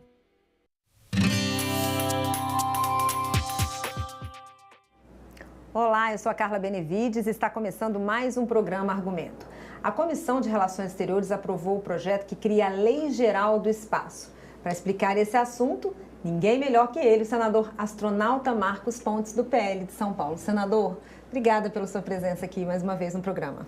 Olha, eu que agradeço. Essa lei era muito esperada, então fiquei muito feliz. Logicamente, dá para ver pelo astronauta aí que esse é um assunto que me interessa muito. Eu trabalho nesse setor há muito tempo e vínhamos já desenvolvendo isso desde antes do meu tempo no Ministério de Ciência, Tecnologia e Inovações, passou por todo esse período. Eu tive a felicidade de ser o relator aqui, né? Então, muito feliz. Pois é, explica para a gente o que é exatamente essa Lei Geral do Espaço. Olha, as atividades espaciais, elas compreendem uma série de ações em setores diferentes, né? Começando pelo lado internacional. Toda vez que você coloca qualquer artefato, qualquer coisa, um satélite no espaço, você está sujeito a regulamentos, é sujeito a leis que são para coordenar esse espaço internacional, né? E o Brasil é signatário, junto com a ONU, de diversos desses tratados, e faltava regulamentação aqui no Brasil. Então, essa lei ela traz essa regulamentação, que é muito importante por esse ponto de vista. Outro ponto de vista é o desenvolvimento dos negócios no Brasil. Então, a possibilidade de mercado do setor espacial é muito grande. Isso vai favorecer muitas empresas nacionais a produzirem nota fiscal e emprego no Brasil, tanto no desenvolvimento de sistemas para o espaço, quanto na utilização desses sistemas, né, para a agricultura, para tantas outras, a gente chama de aplicações do espaço. Então, são 4 áreas, basicamente. Uma, veículos lançadores. 2, satélite. 3, infraestrutura de lançamento. 4, toda a parte de aplicações do espaço. Então, tudo isso aí é contemplado dentro disso. Além disso, essa lei ela separa as atividades, vamos dizer assim, as responsabilidades do setor militar do setor civil. O que é importante, porque quando você fala de espaço, ele sempre tem essa dualidade e que algumas vezes, confundida internacionalmente, pode trazer embargos e problemas para o país. Então, quando você faz essa separação, é muito importante também. O espaço ele é estratégico, é um elemento de defesa e isso é cuidado pelo Comando da Aeronáutica, né, do qual também sou tenente-coronel. Então, estou bem dentro do contexto. E do lado civil, né, coordenado pela Agência Espacial Brasileira agora, pela lei, como agência reguladora, ela é uma autarquia ligada ao Ministério de Ciência e Tecnologia, mas ela não tinha as ferramentas de agência reguladora. Agora ela vai ter as ferramentas de agência reguladora e para que a gente tenha aplicações com efetivo comercial no Brasil, por exemplo, usar o Centro de Lançamento de Alcântara para lançar foguetes e satélites de outros países, para que a gente tenha recursos, né, para o nosso programa espacial, a gente precisa ter uma lei como essa estabelecida para dar segurança jurídica e institucional para todos. E isso vai permitir também o desenvolvimento, inclusive, de centros de lançamento privados no Brasil. E de que forma que essas atividades espaciais, senador, elas interferem na nossa rotina, no nosso dia a dia? O tempo todo. Exemplo, aqui, em cima da mesa, né? Não foi por isso que eu deixei aqui, mas só para servir de exemplo. Comunicações aqui que a gente está recebendo através do celular são via satélite, né? Quando você fala de agricultura, você quer ter uma agricultura, como o Brasil tem uma agricultura muito eficiente e muito sustentável, nós precisamos ter a utilização o mais eficiente na mesma quantidade de terreno. Para isso, a utilização de satélites, por exemplo, para verificação da saúde das plantas, do próprio terreno, e assim por diante, controle de meteorologia, tudo isso é feito também por elementos do espaço, né, com satélites. Barragens, que é uma aplicação interessante, barragens, mas tem mais de 5.000 barragens. E essas barragens precisam ser revisitadas, vamos dizer assim, o tempo todo para evitar acidentes, que a gente sabe que são problemáticos demais. Uma das possibilidades são radares de abertura sintética carregados por satélites que conseguem essa verificação. Quer impedir desmatamento, por exemplo, porque uma coisa é você passar um satélite com espectro visual e você ver onde foi desmatado, mas aí a gente já foi, vamos dizer, arrombado, que lá já teve desmatamento. A gente quer evitar que tenha desmatamento. Para isso, se usar um radar de abertura sintética, por exemplo, ele consegue verificar dentro dos canopis a movimentação embaixo. Ou seja, quando o pessoal começa a limpar para começar a cortar as árvores grandes, a gente já percebe, já pode mandar as tropas de solo lá para bloquear esses criminosos.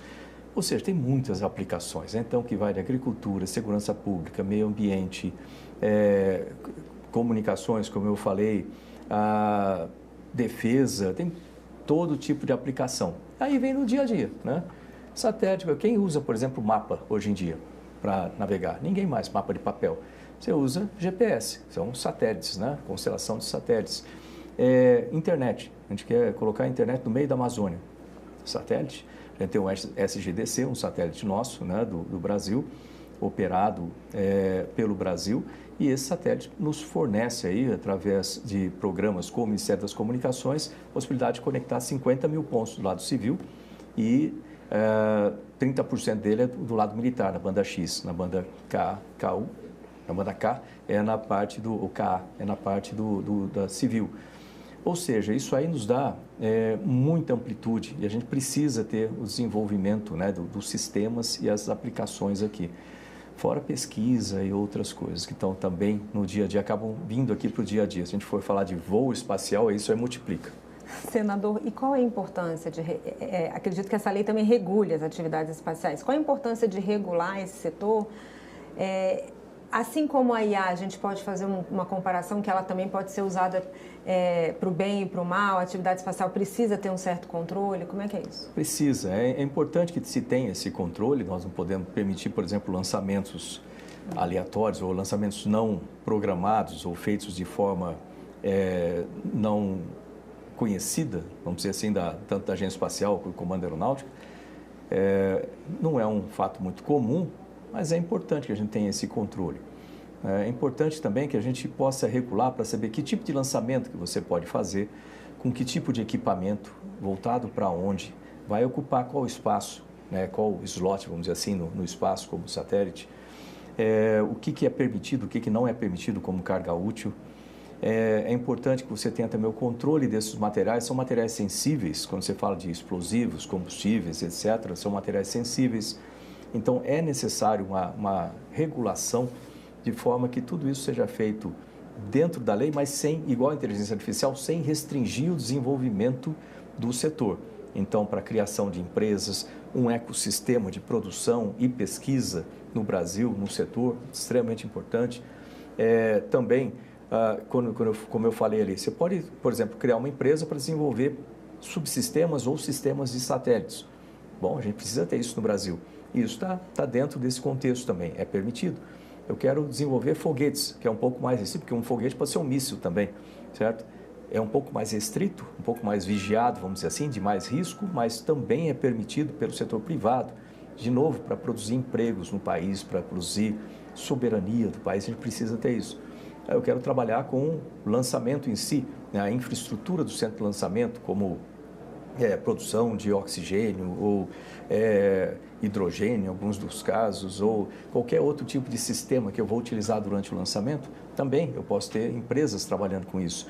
Eu quero usar satélites para criar um aplicativo que vai no celular de todo mundo para fazer navegação ou qualquer outro tipo de utilização também. Ou seja, com isso a gente abre um mercado enorme.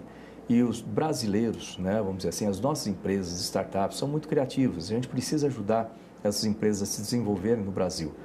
Essa lei, especificamente, ela não trata mais detalhadamente de fomento, né, do fomento às startups do setor. Mas ela abre perspectivas para que isso seja feito. Já existem elementos ou ferramentas que a gente tem no próprio Ministério de Ciência, Tecnologia e Inovações, através da FINEP, CNPq, Embrapi, ou fora do Ministério, na BDI, no BNDES, etc., que podem apoiar o desenvolvimento dessas empresas de tecnologia.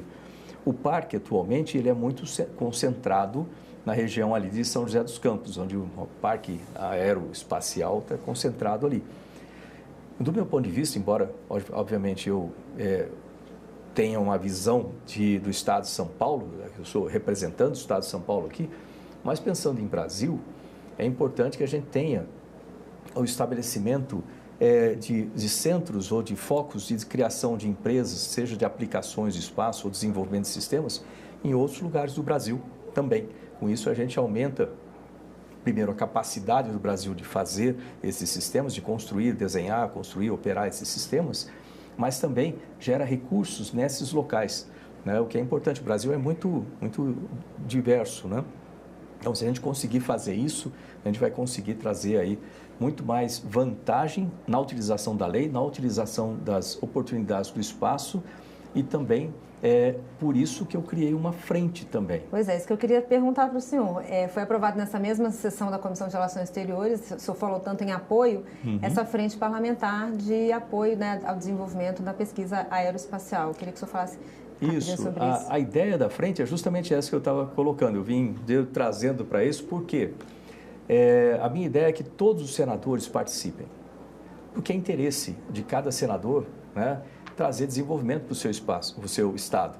E o espaço ele pode ajudar nesse desenvolvimento, tanto nas aplicações do espaço para melhorar a agricultura local, para melhorar os vários sistemas locais, quanto no desenvolvimento de sistemas para o espaço ou a utilização de aplicações do espaço, né?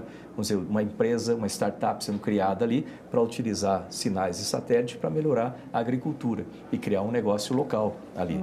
Então, dá para se fazer isso. Por isso que eu fiz questão de criar essa frente em conjunção com a criação dessa lei, porque ela vai utilizar a lei, vai utilizar, entre aspas, né, os nossos senadores nos diversos estados para ampliar essa possibilidade de negócios, né, nos diversos locais do Brasil.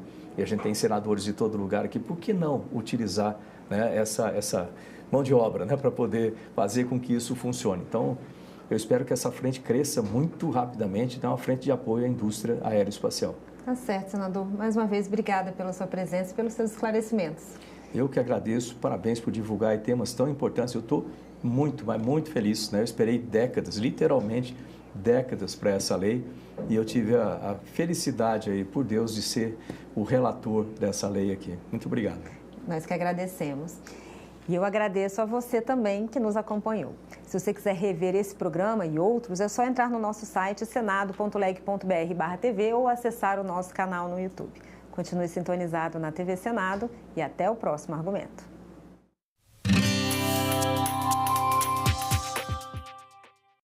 Idosos e a universidade. Reserva de vagas para a terceira idade em debate. Não tem que ser 70 mais, tem que ser 60 mais. Eu sou completamente contra a questão de colocar como cota. Tem que ter algum critério de seleção, né?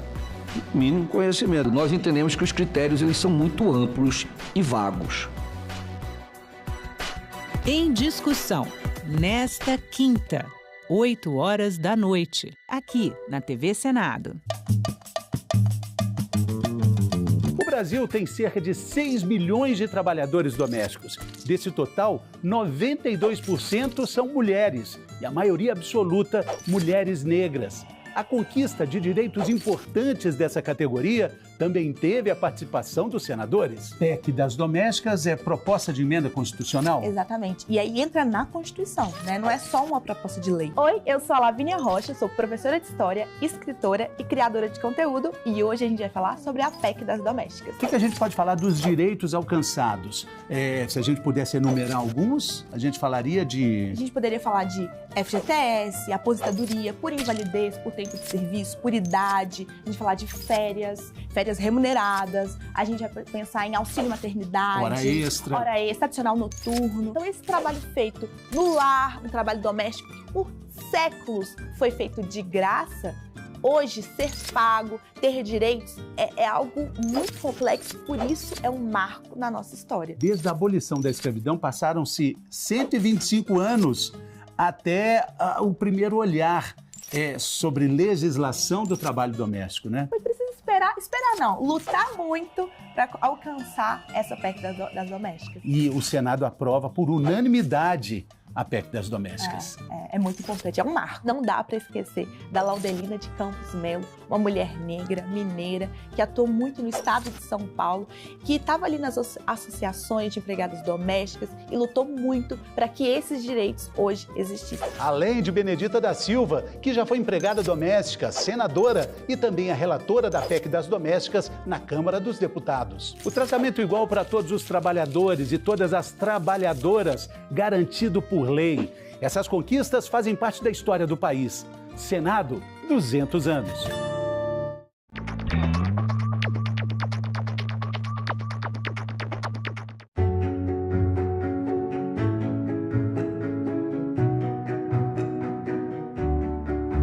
A lei de diretrizes e bases, ela devolve aos secretários de Educação dos Estados e aos professores o direito de fazer experiências.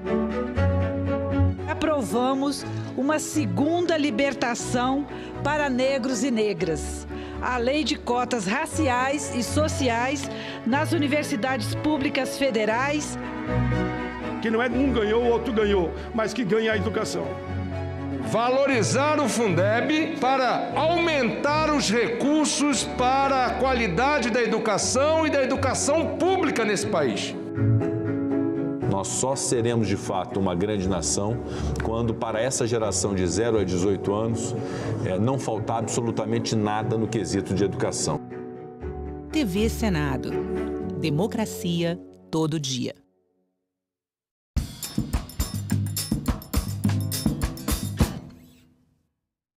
O programa a seguir é livre para todos os públicos.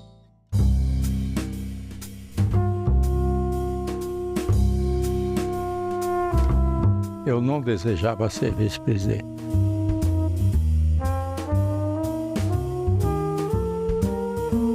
O senhor pode contar pra gente como foi essa experiência?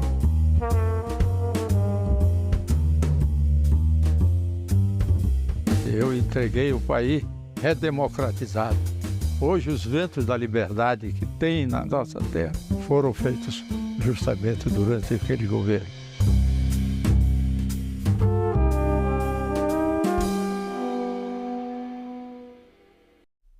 O senhor foi protagonista, né, de vários momentos que constam dos livros de história, e um deles, o movimento que o levou a ser o primeiro presidente civil da República no Brasil, depois de 24 anos de regime militar. O senhor era senador na época e, em algum momento, isso também é a história do Senado. Como é que foi a construção da chamada Aliança Democrática em apoio à candidatura? Tancredo Neves, José Sarney.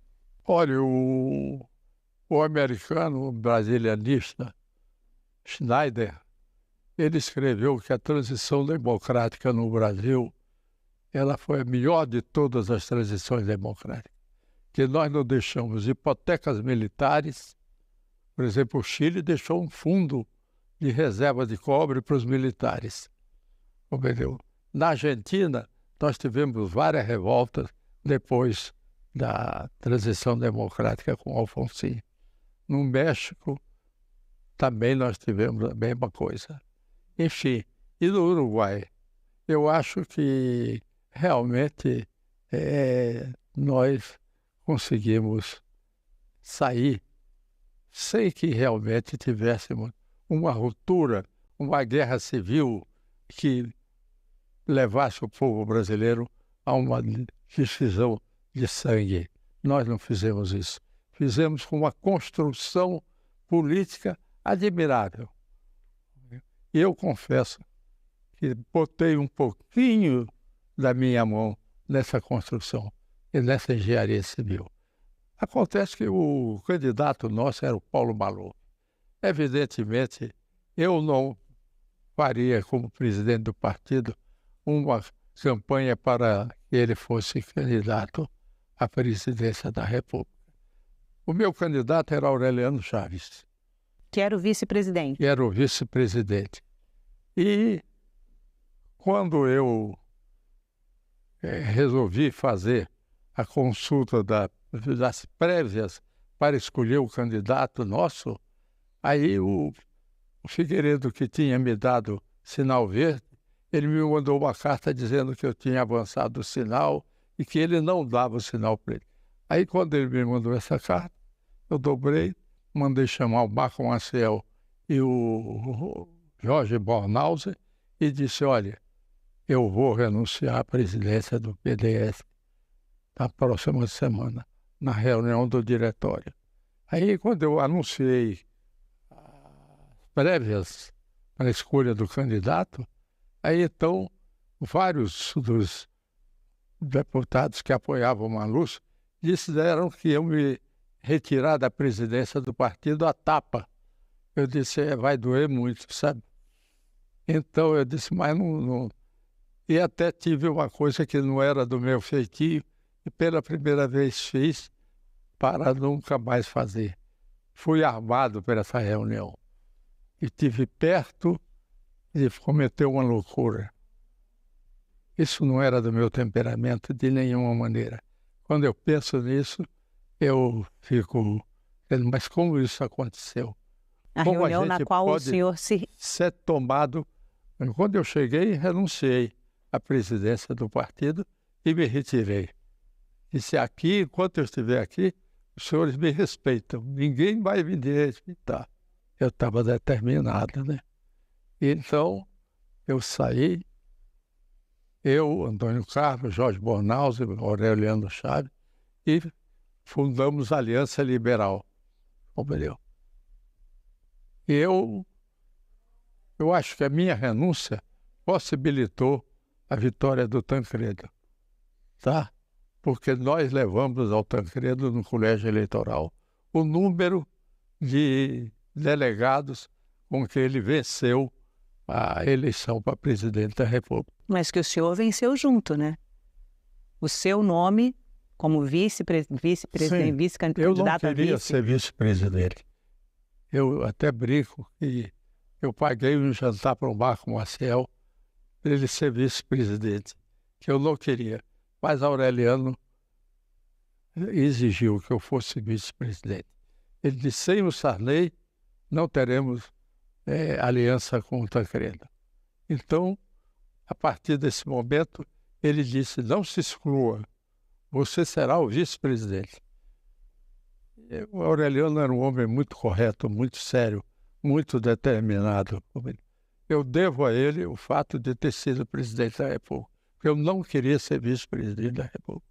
E sou muito grato à memória do Aureliano até hoje por esse fato. Então, Tancredo também mandou me buscar aqui e chegou me levar a Minas Gerais e lá me convidou para ser vice-presidente dele. Ele já sabia, porque Aureliano tinha dito a ele isso. Mas ele me convidou e eu disse, olha, Tancredo, eu vou aceitar, mas se você encontrar um nome melhor, escolha para a vice-presidência da República. Eu achava que realmente, eu tendo sido presidente do partido do governo, era muito ruim eu aparecer como candidato à presidência da República. Eu sempre tive a minha autoestima e sabia que aquilo não seria bem recebido pelo povo brasileiro. Mas eu fiz porque daquilo dependia a transição democrática. E minha obsessão, durante todo o tempo que tive no Senado, foi trabalhar para que nós chegássemos à abertura democrática. E, graças a Deus, eu tive a felicidade de presidir a transição democrática. Esse autor americano, ele diz que a melhor transição democrática foi feita por mim e faz um elogio muito grande a meu respeito. E realmente não foi fácil. Tive que primeiro vencer a resistência de alguns militares que achavam que eu tinha traído o Figueiredo. E também eu tive muita reação do grupo autêntico do MDB, que era formado pelos radicais. Mas isso eu deixei com Ulisses, deixei com eles todos, não tomei parte em nada, porque na realidade eu não desejava ser vice-presidente. Mas cumpri com o meu dever. Quer dizer, eu entreguei o país redemocratizado. Hoje os ventos da liberdade que tem na nossa terra foram feitos justamente durante aquele governo. Sem Constituição não teríamos transição democrática. A Constituição é a marca maior e absoluta da transição democrática. E eu disse isso a Ulisses Guimarães quando a Constituinte entrou num período em que havia um grande impasse, que era justamente o projeto que veio da Comissão de Sistematização, que era um projeto extremamente radical, extremamente ideológico e que a maioria da Constituinte não o votaria. Tinha um dispositivo que dizia que só seria reformado por 2/3 do plenário. Ora, isso era um golpe, né? O Grupo Centrão tenta aprovar mudanças no regimento interno da Constituinte para permitir no plenário a apresentação de emendas supressivas, aditivas ou substitutivas. Todos sabemos que o regimento interno da Constituinte tem muitos defeitos. E um dos grandes defeitos é que agora está pronto o substitutivo. A Comissão de Sistematização votou várias matérias, o projeto final vai a plenário, sabem, não pode mais ser emendado. Quer dizer que se a maioria da Assembleia divergir de algum dispositivo, não pode substituir ou modificar esse dispositivo. Terá ou que abolir o dispositivo ou que aceitá-lo como está. O desejo da maioria é de que se possa apresentar por título, por capítulo e até por artigo emendas que possam competir com as do relator no plenário. E durante 30 dias a Constituinte esteve parada. Então, Ulisses me procurou e disse que nós tínhamos que unir forças para termos a Constituição votada. E eu então disse a Ulisses Guimarães: Ulisses, sem Constituição não temos transição. Nós todos fracassaremos. Então vamos fazer tudo para votarmos a Constituição. A Constituição pode ser boa, má, mas ela deve ser feita. Se for uma Constituição que necessite, ao longo do tempo, ser reformada, ela será reformada. Mas, absolutamente, devemos deixar que morra a Constituinte sem fazer a Constituição. Isso aconteceu.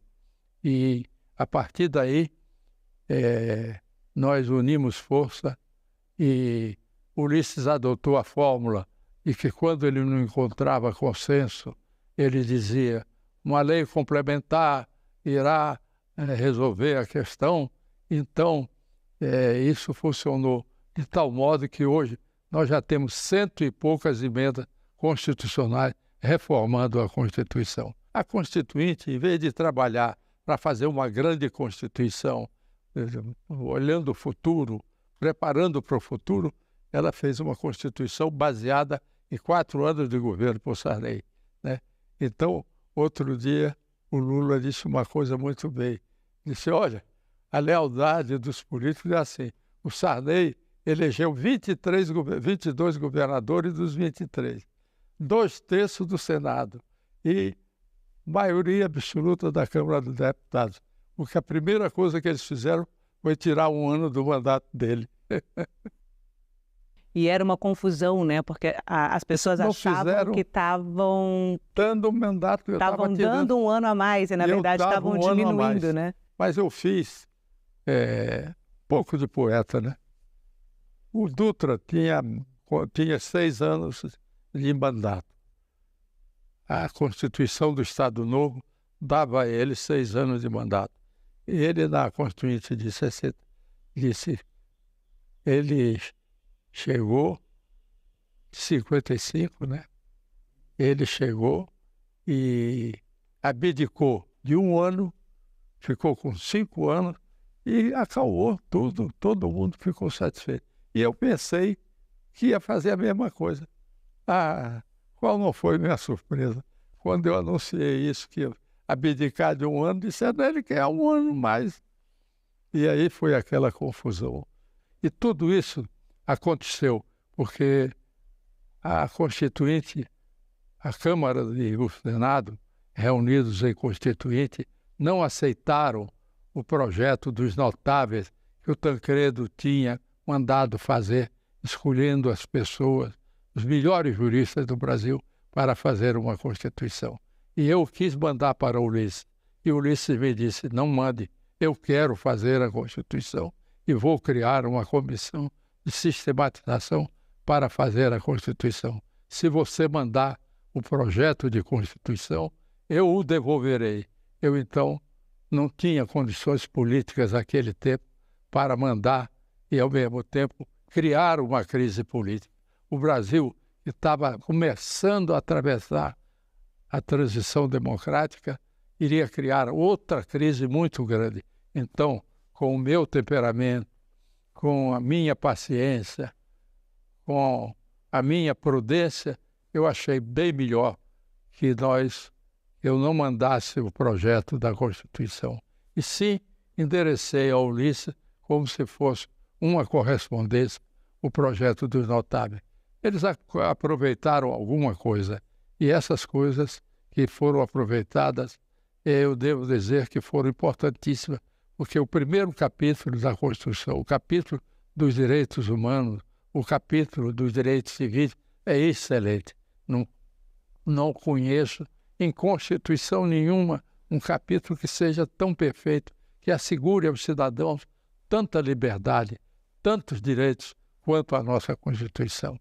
Outro capítulo é o capítulo dos direitos sociais, que entrou pela primeira vez a nível constitucional os direitos dos trabalhadores, os direitos sociais, que passaram a constituir uma grande conquista do povo brasileiro. Agora, muitos capítulos, eles foram feitos apressadamente, tiveram que ser reformados, tiveram que ser jogados para leis complementares,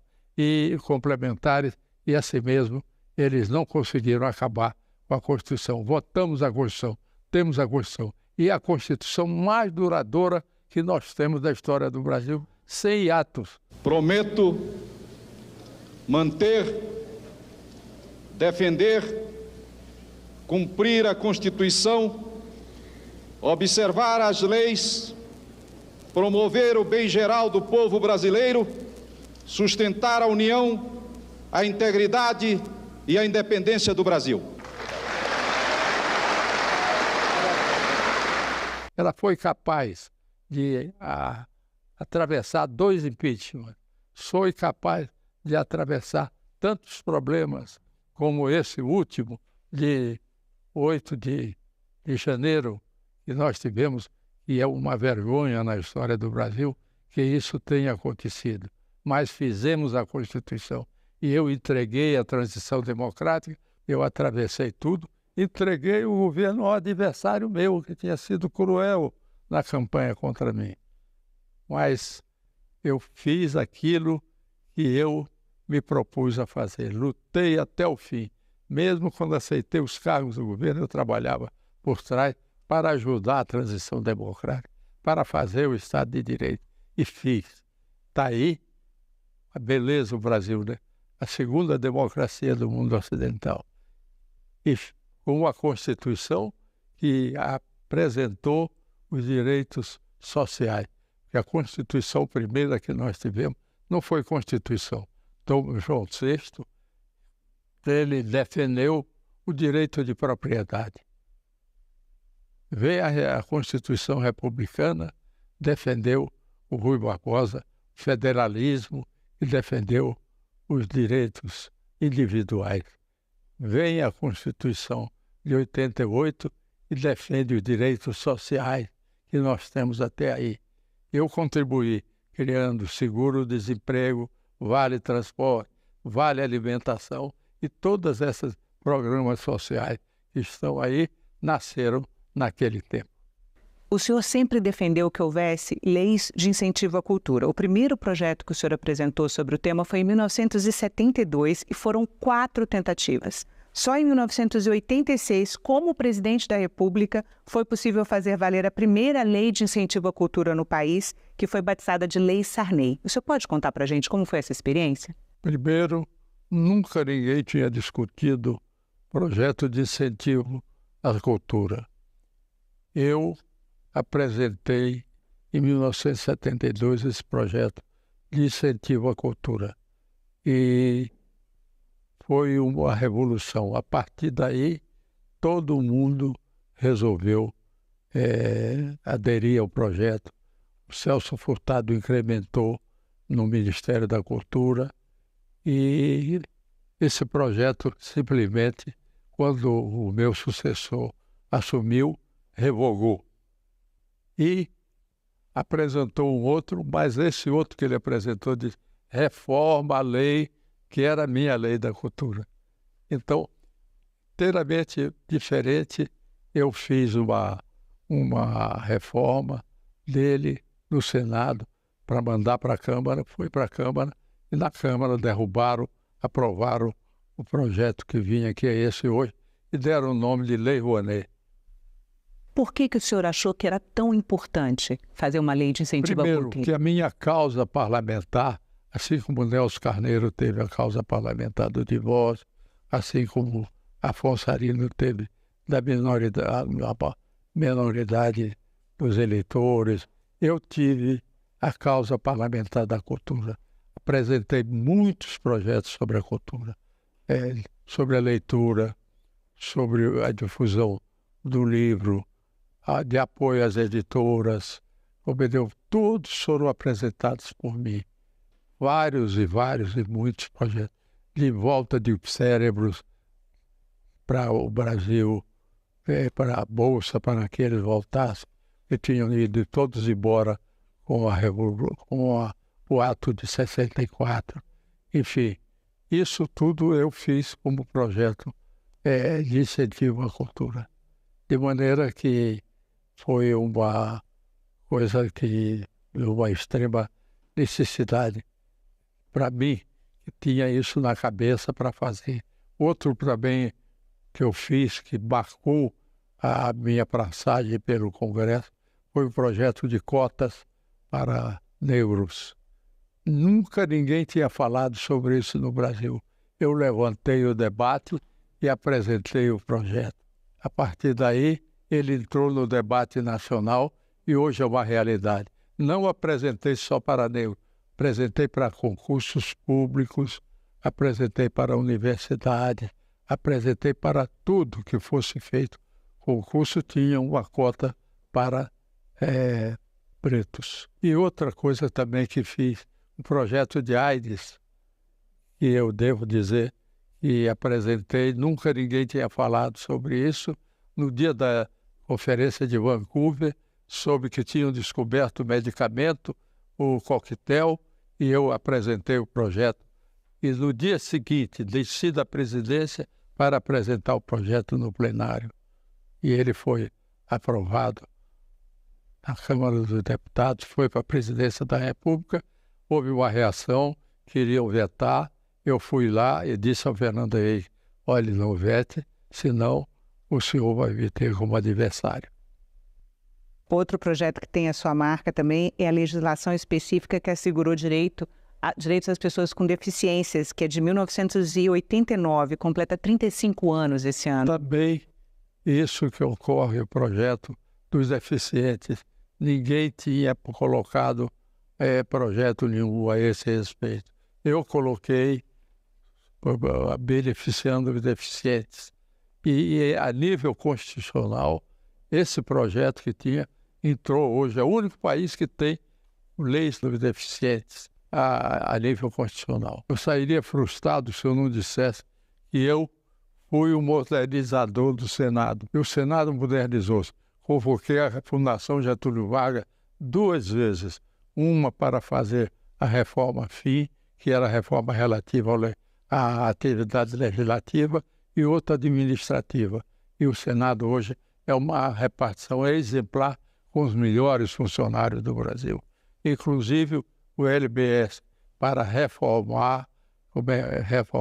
para atualizar os cursos que por ali já passaram 50 mil pessoas submetidas a curso de capacitação.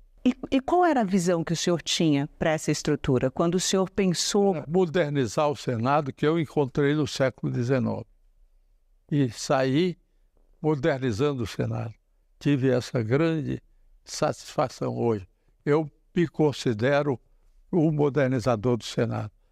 Depois, eu não sei se continuou, se não continuou, mas a verdade é que eu fiz a transição e aí está a TV Senado, como pioneira das mais vistas do Brasil inteiro. E o que o senhor imaginou quando o senhor pensou? O que o senhor idealizou para essa estrutura de comunicação do Senado? Eu idealizei que o Senado ficasse muito melhor e que ele tivesse uma ascensão sobre as casas legislativas e fosse um grande centro de debate de ideias e de divulgação, porque é preciso se dizer que nós não tínhamos meio nenhuma de divulgar o que se fazia dentro do Senado. A partir dali, e o Senado cresceu. No meu tempo, eu sinto que o Senado teve uma visibilidade nacional muito grande. Quando eu saí, deixei assim. Presidente, muito obrigada pela entrevista.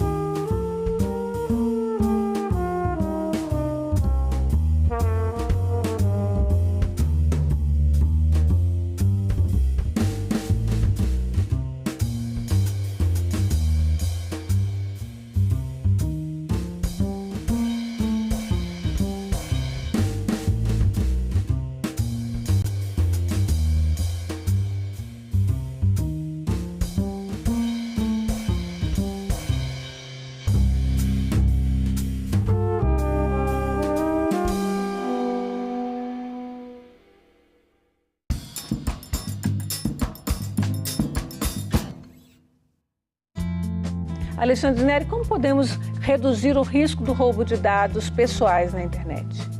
Principalmente, não clique em links desconhecidos que você recebe por aplicativos de mensagem, desconfie de ligações que você recebe de números desconhecidos e não forneça seus dados, por exemplo, CPF, em qualquer situação.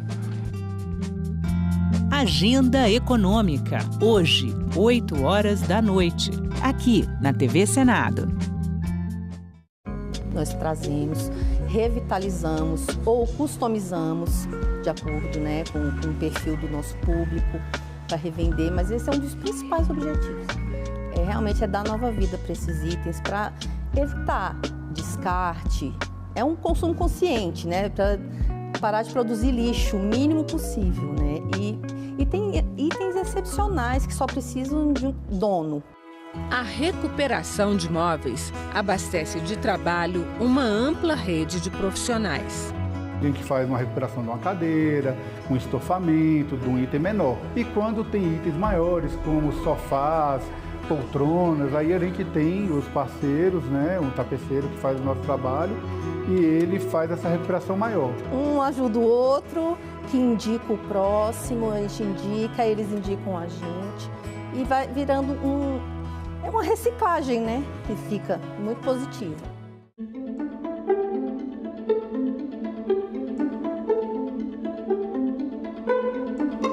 Esses do VAR, eles atrapalharam o árbitro de campo. Atrapalharam. E pior que atrapalhar, eles omitiram a imagem que era determinante para a decisão correta, que estava correta desde o início do árbitro. Isso é manipulação de imagem. E isso, para mim, CNM, foi a coisa mais séria e que justifica, quando eu falo que é indício, isso justifica uma investigação ser aberta pelo Ministério Público. O que me preocupa nisso é que essa imagem estava sempre lá. Isso é que é escandaloso no meu modo de entender. Protocolarmente, pelos roles de função, um árbitro de vídeo não está obrigado a mostrar para o árbitro de campo todos os ângulos que estão na cabine, nem todos os ângulos que ele visualizou. Então ele pode escolher o que ele manda para o árbitro do campo? Ele pode escolher. Mas isso é muito grave, CNM. Mas é um protocolo. Assim é o protocolo FIFA. As imagens que o árbitro de vídeo proporciona a ele não são últimas e nem definitivas. Você dizer que a cabine do VAR não é obrigada a mandar todos os lances para elucidação do árbitro do campo, isso é seríssimo. Transformar erro de arbitragem em denúncia para manipulação de resultado, na minha visão, é uma ação irresponsável. O árbitro, ele não ouve a discussão que há entre aqueles que estão ali na cabine, perfeito? Eles discutem entre eles e apenas um que faz a comunicação, não por celular, para o árbitro.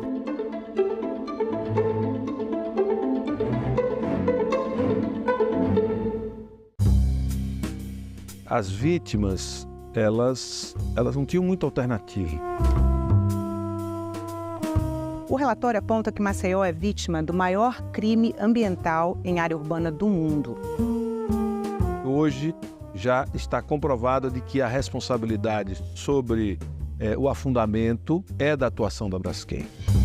Mão Nobre, nesta quarta, 8 horas da noite, aqui na TV Senado.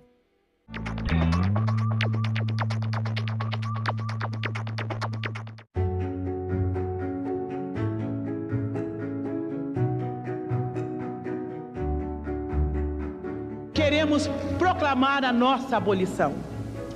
Não é ódio, nem rancor, apenas um grito de liberdade! A luta não vai parar! Os exploradores do negro não vão ter descanso enquanto toda a nossa nação negro-africana não for definitivamente livre. O Estatuto da Igualdade Racial significa um avanço, passos à frente na defesa daqueles que são discriminados. O Estado, infelizmente, criminaliza a cor da pele. Não há sonho impossível. Seremos o que queremos ser. TV Senado. Democracia todo dia.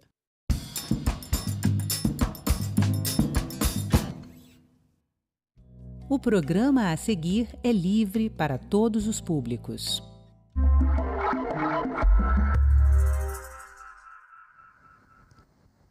Olá! A participação de mulheres na pesquisa científica sempre fez parte da história e o cenário vem mudando positivamente com a abertura de novas possibilidades para quem atua na ciência. Nos últimos 20 anos, a presença feminina na autoria de publicações científicas cresceu 29%. Embora o caminho ainda seja desafiador, hoje vamos comemorar a premiação da cientista brasileira Alicia Kowaltowski, uma das 5 vencedoras do Prêmio Internacional para Mulheres na Ciência 2024, promovido pela Fundação L'Oréal em parceria com a Unesco. E é com ela que eu converso agora. Alicia, seja muito bem-vinda aqui ao Cidadania Mulher e parabéns pela premiação. Obrigada, Paula. Alice, explica pra gente de uma forma mais didática, simples, qual é o objeto do estudo premiado também, né? Porque toda a sua trajetória foi premiada, mas esse estudo em si. Na verdade, esse prêmio é um prêmio de carreira, então ele premia não um achado específico, né, mas a sua carreira como cientista. E na minha carreira eu estudo metabolismo. Metabolismo é uma palavra que muita gente usa. Muita gente culpa o metabolismo por engordar com facilidade, por exemplo, mas muita gente não sabe o que é. Metabolismo é um conjunto de reações químicas enorme que acontece dentro de todos os seres vivos e que transforma moléculas. Transforma as moléculas que a gente come nas moléculas que a gente é e também transforma as moléculas que a gente tem dentro do nosso corpo ou as moléculas da nossa comida em fontes de energia para a gente poder funcionar, para os nossos músculos poderem contrair, para o nosso cérebro poder pensar, para o nosso fígado poder processar moléculas, para os nossos rins poderem filtrar o nosso sangue, basicamente para a gente viver. Então, o metabolismo é a base do que é um ser vivo. E nesses últimos estudos que você tem feito, qual que é o seu principal objetivo? O que descobrir das mitocôndrias, no caso, que ajudam aí nessa fábrica de energia do nosso organismo? Então o laboratório é muito especializado em estudar metabolismo mitocondrial.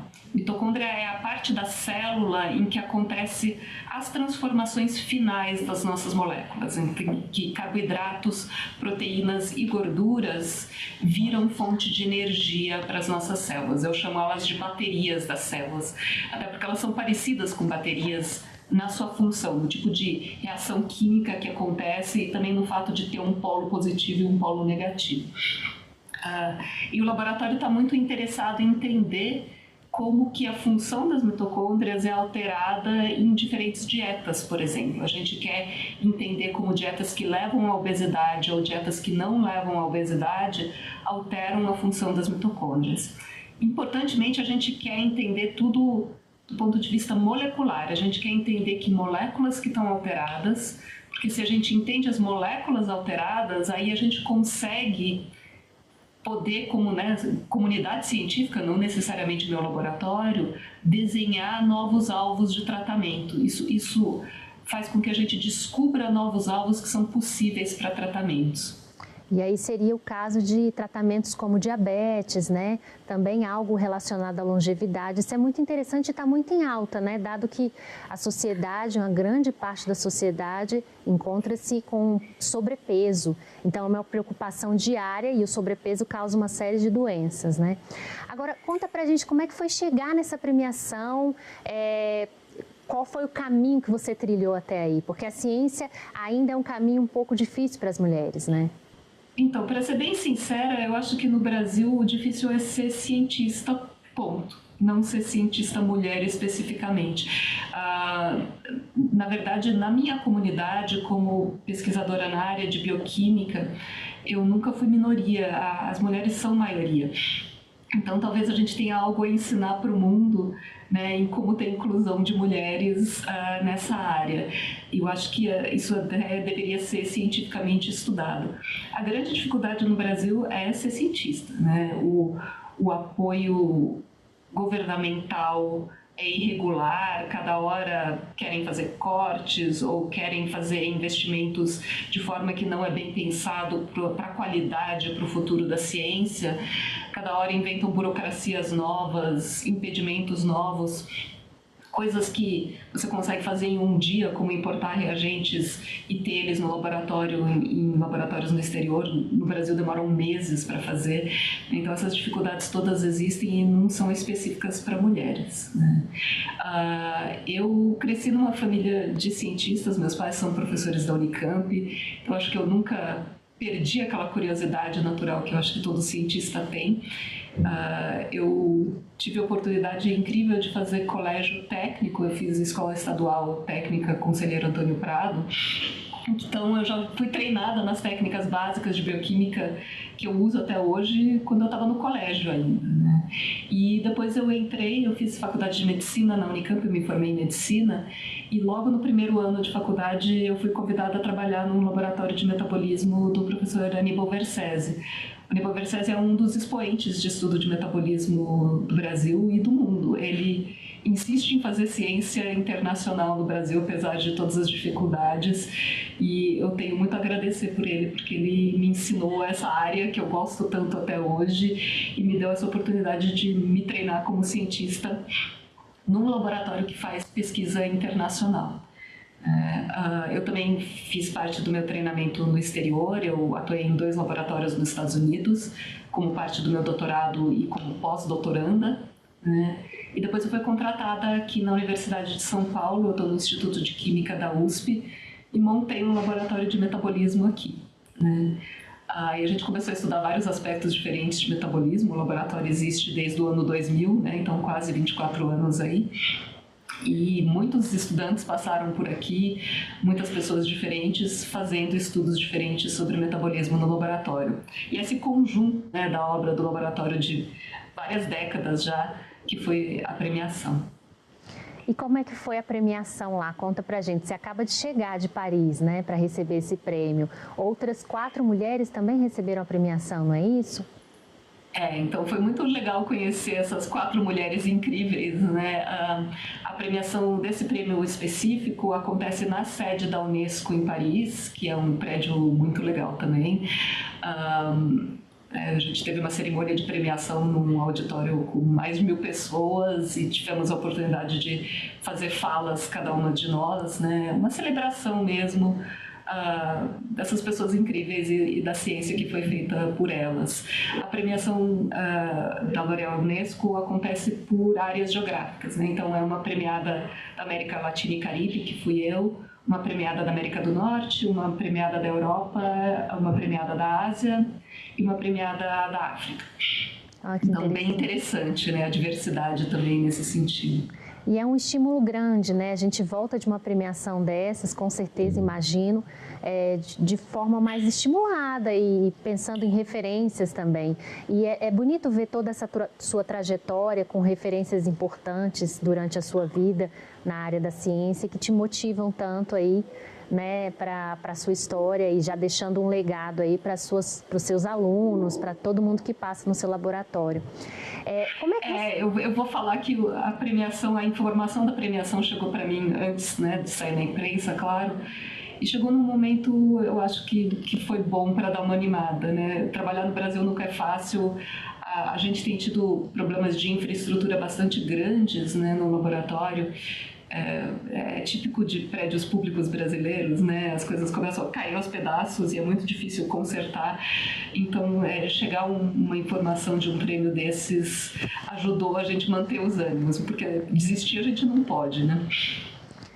E como é que você vê hoje os estudantes que passam, as pessoas que trabalham com você? Realmente é um exercício diário de tentativas, porque existe aí, às vezes, a vontade de desistir, né? Em algum processo que vocês estão aí no meio do caminho e a burocracia acaba engolindo todo o trabalho de vocês. Como é que vocês lidam com isso, assim, no dia a dia? É uma luta diária? É uma luta diária. Cientista já tem que ser resiliente, porque você está fazendo perguntas na fronteira do conhecimento. Então, responder essas perguntas não vai ser fácil por natureza. A nossa atividade requer resiliência. A gente podia não ter que ter resiliência em todos os outros aspectos também. E tem um limite de resiliência também, né? Tem um ponto em que as dificuldades institucionais e burocráticas se somam a tanto que podem ser impeditivos, né? O Brasil tem passado nos últimos anos por grandes dificuldades de falta de reconhecimento institucional e governamental da importância da ciência. A ciência é o que traz desenvolvimento para o mundo e para qualquer país. A ciência é o melhor investimento que você pode fazer para um país crescer, para a população viver melhor, para responder qualquer pergunta. A ciência é o mecanismo que vai trazer as melhores respostas, né? Deveria ser a base de todas as políticas públicas e deveria ser o investimento mais importante de todo o governo, mas não existe esse reconhecimento. E a gente está tendo cada vez mais que explicar coisas extremamente básicas, né? Diferenciar a ciência de pseudociência e explicar a importância da nossa atividade. Então, realmente tem sido difícil, né? Ser pesquisador no Brasil não é fácil. Eu gostaria que houvesse uma mudança e um reconhecimento real da importância da atividade científica e um investimento verdadeiro em ciência de qualidade, especialmente em jovens cientistas de qualidade, né? Que para você começar uma carreira é muito difícil e eles precisam desse apoio. Agora, em relação à legislação, principalmente, né?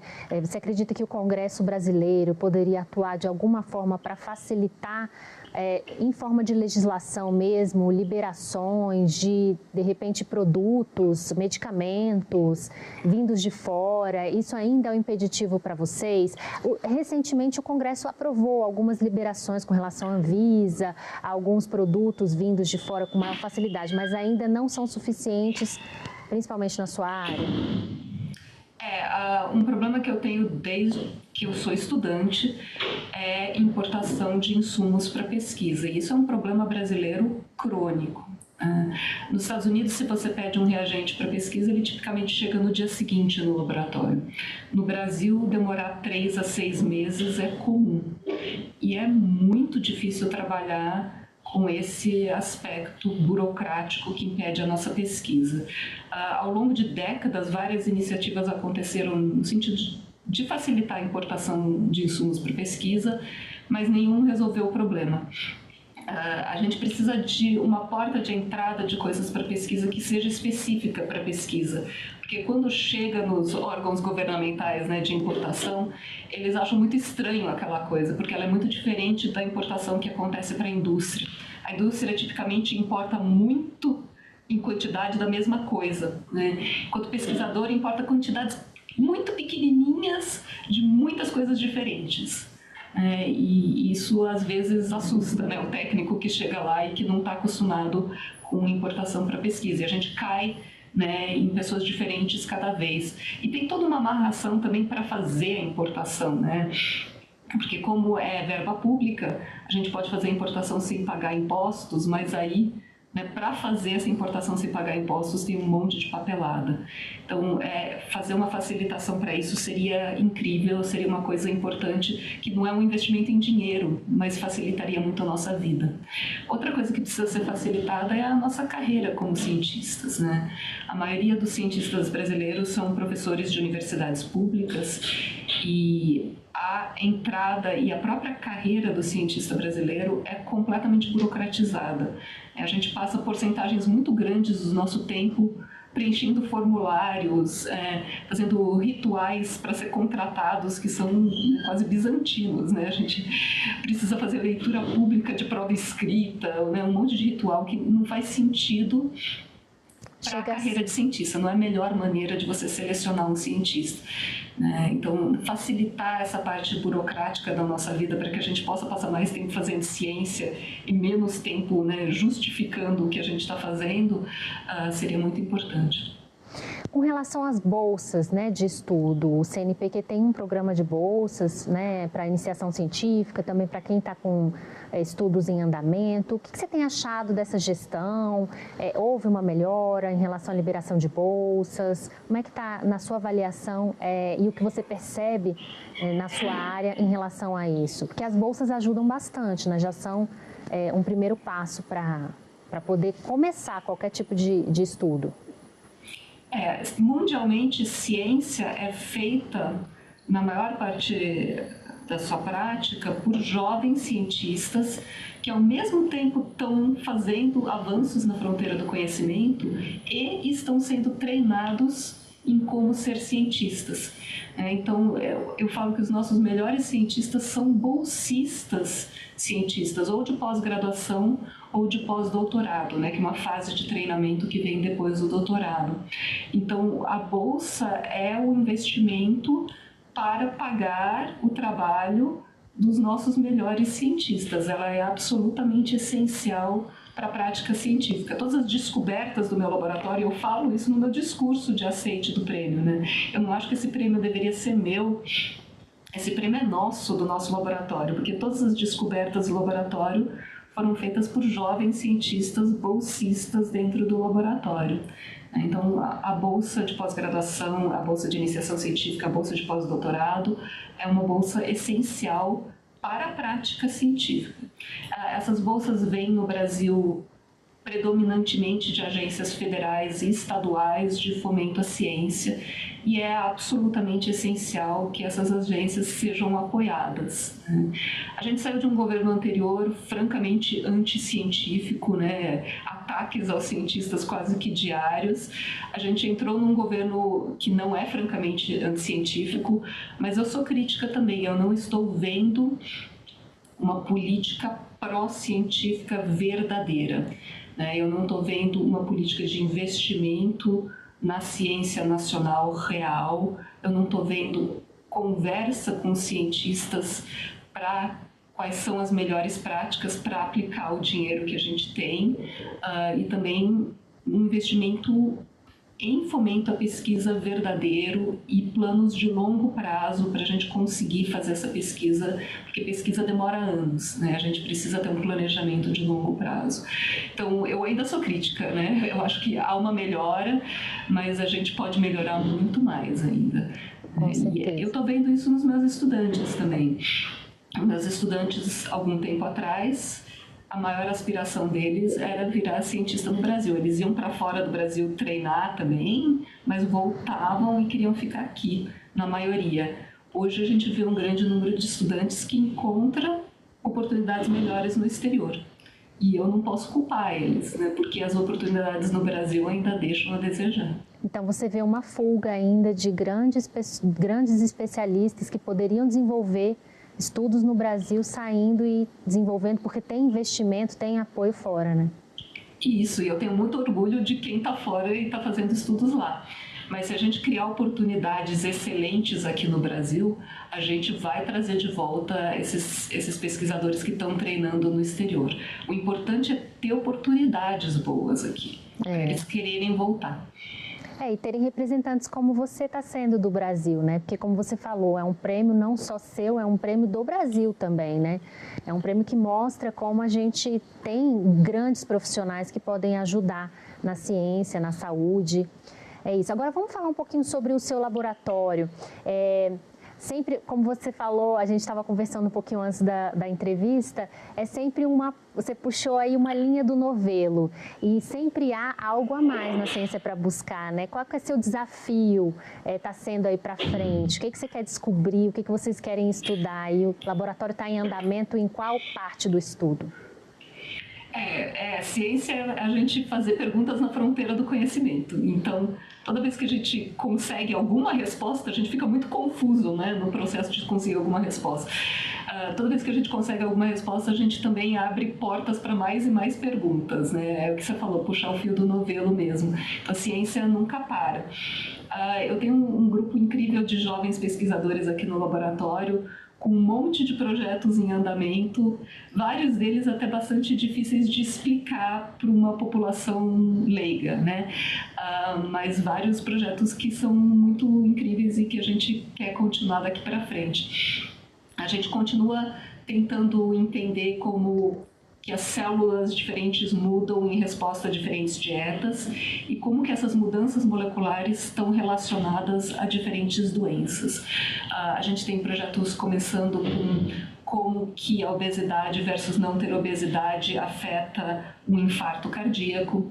A gente tem projetos andando para tentar entender, iniciando agora, né, para tentar entender mecanismos moleculares em doenças associadas à idade, como a doença de Parkinson, por exemplo. A gente tem projetos andando, tentando entender como que hormônios femininos, né, como o estrógeno, que é o hormônio feminino, afeta o metabolismo. A gente tem vários projetos muito legais andando no laboratório no momento. Eu estou animada pelo futuro. Eu tenho certeza que vai ter um andamento muito legal e são todos assuntos muito interessantes que a gente tem muita curiosidade de saber. Como é que é a divisão no laboratório? Tem mais meninas, tem mais homens ou não há essa diferenciação? Na hora de escolher, lógico que o critério é a competência, mas você tem essa questão de colocar o feminino em evidência? A gente sabe que o prêmio que você recebeu é um prêmio que evidencia trabalhos femininos, né? Então, como eu falei para você, no Brasil, na nossa área, a gente é predominantemente feminino em termos de ciência. Então, se você olha para a Sociedade Brasileira de Bioquímica e Biologia Molecular, que eu faço parte, agora eu sou presidente eleita, na verdade, ela sempre foi mais feminina do que masculina. Ela é mais de 60% mulheres versus homens. E isso a gente vê no laboratório também, tem uma atração de muitas meninas. Eu não preciso especificamente buscar mulheres como minoria, né? Naturalmente, a gente sempre teve mulheres no laboratório. Na verdade, a gente tem liderança mulher, né? O laboratório que eu organizei e a especialista de laboratório, a técnica, né, a Camille Caldeira da Silva, que é essencial para o laboratório, também é mulher, né? Então, o staff permanente do laboratório são mulheres. E aí a gente seleciona o estudante que chega com curiosidade, com brilho no olho e com vontade de trabalhar. E a gente tem uma diversidade mesmo, né? É interessante que a gente tem estudantes que vêm de todas as áreas do Brasil e até do mundo, né? A gente tem estudantes internacionais, no momento da Colômbia. A gente tem estudantes, literalmente, do Pará ao Rio Grande do Sul no laboratório, de diferentes origens, homens, mulheres, uma mistureba mesmo. Legal. E essa diversidade, eu acho que também de formações, né, e se formarem várias coisas diferentes, traz melhores ideias, né? Se você tem diversidade mesmo, você vai pensar de maneira diferente e isso ajuda a gente a fazer ciência. É isso que é o mais importante. O que você diria, assim, para finalizar nosso programa, para os cientistas jovens que estão iniciando, para a carreira, né, e que tem essa vontade de chegar onde você está, premiada, com um laboratório? Vale a pena, né, a caminhada, apesar das dificuldades, a caminhada que você trilhou aí é muito bonita. Então, o que você teria a dizer a essas pessoas? Eu acho que não existe coisa mais satisfatória do que você poder responder a sua própria curiosidade, né? Então, para mim, a carreira de cientista é a única carreira que eu consigo me imaginar tendo, né? Porque é muito gostoso esse poder satisfazer a sua própria curiosidade, poder responder suas próprias perguntas. Então, se você quer ser cientista, seja, porque é muito gostoso. E todo mundo pode ser cientista, basta ter curiosidade, basta ter vontade e basta querer trabalhar. Então vai em frente. É isso aí. Alicia, obrigada pela entrevista, foi ótimo, parabéns pela premiação e que venham mais premiações aí para a gente ter tanto orgulho assim da ciência brasileira. Muito obrigada. Bom, essa entrevista já está disponível para você rever ou compartilhar em nossa página na internet, senado.leg.br/TV, e em nosso canal no YouTube. Obrigada pela companhia e até o próximo Cidadania Mulher.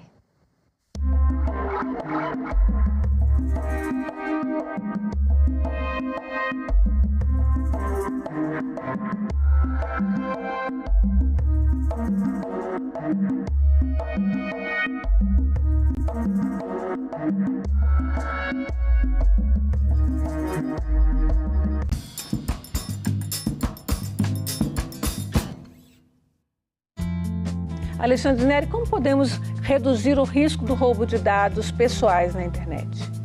Principalmente, não clique em links desconhecidos que você recebe por aplicativos de mensagem, desconfie de ligações que você recebe de números desconhecidos e não forneça seus dados, por exemplo, CPF, em qualquer situação. Agenda Econômica, hoje, 20h, aqui na TV Senado.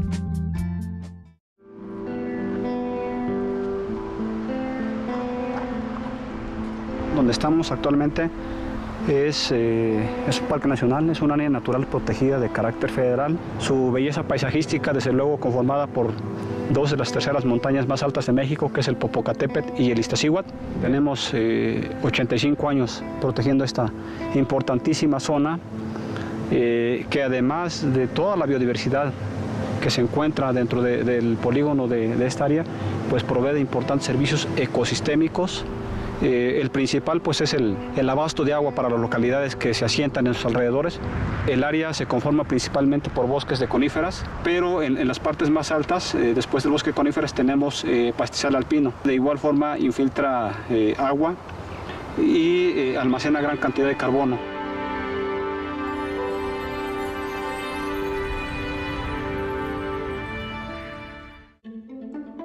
A autonomia orçamentária e financeira veio para que o Banco Central não fique nessa dependência desse orçamento atrelado à União.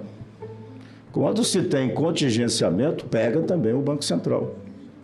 E eu tenho informações que em tempos passados aí, o Banco Central ficou sem pagar a conta de energia, senhor relator. Até por 10 meses por falta de recursos. Me parece claro que a grande questão é a garantia de financiamento adequado para o Banco Central. E se essa é a necessidade, ou a necessidade legítima, eu não consigo identificar qual é a razão necessária para que se faça uma alteração tão substancial na Constituição. Porque se eu gero toda uma massa de potenciais problemas para resolver uma questão que deve ser resolvida com prioridade de alocação orçamentária. Até porque há de se reconhecer que a definição da estratégia política econômica de uma nação deve ser feita pelos seus representantes eleitos, não por instituições tecnocráticas. Ao contrário do que foi dito aqui, a PEC 65, como ela está, não é um avanço institucional. É um profundo regresso, é uma coisa regressiva. É uma volta a uma ideia de um Banco Central as atribuições do Banco Central executadas por um banco público-privado, Banco do Brasil.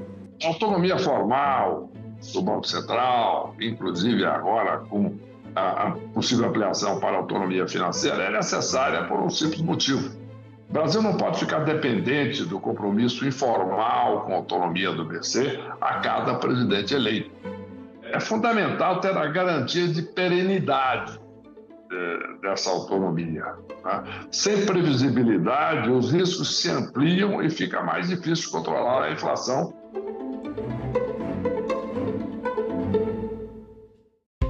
Que projeto que busca regularizar os jogos de azar?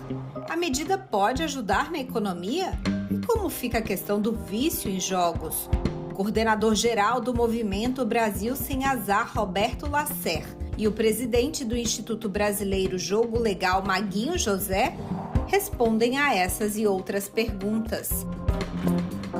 TV Senado Live, nesta sexta, 8h30 da noite.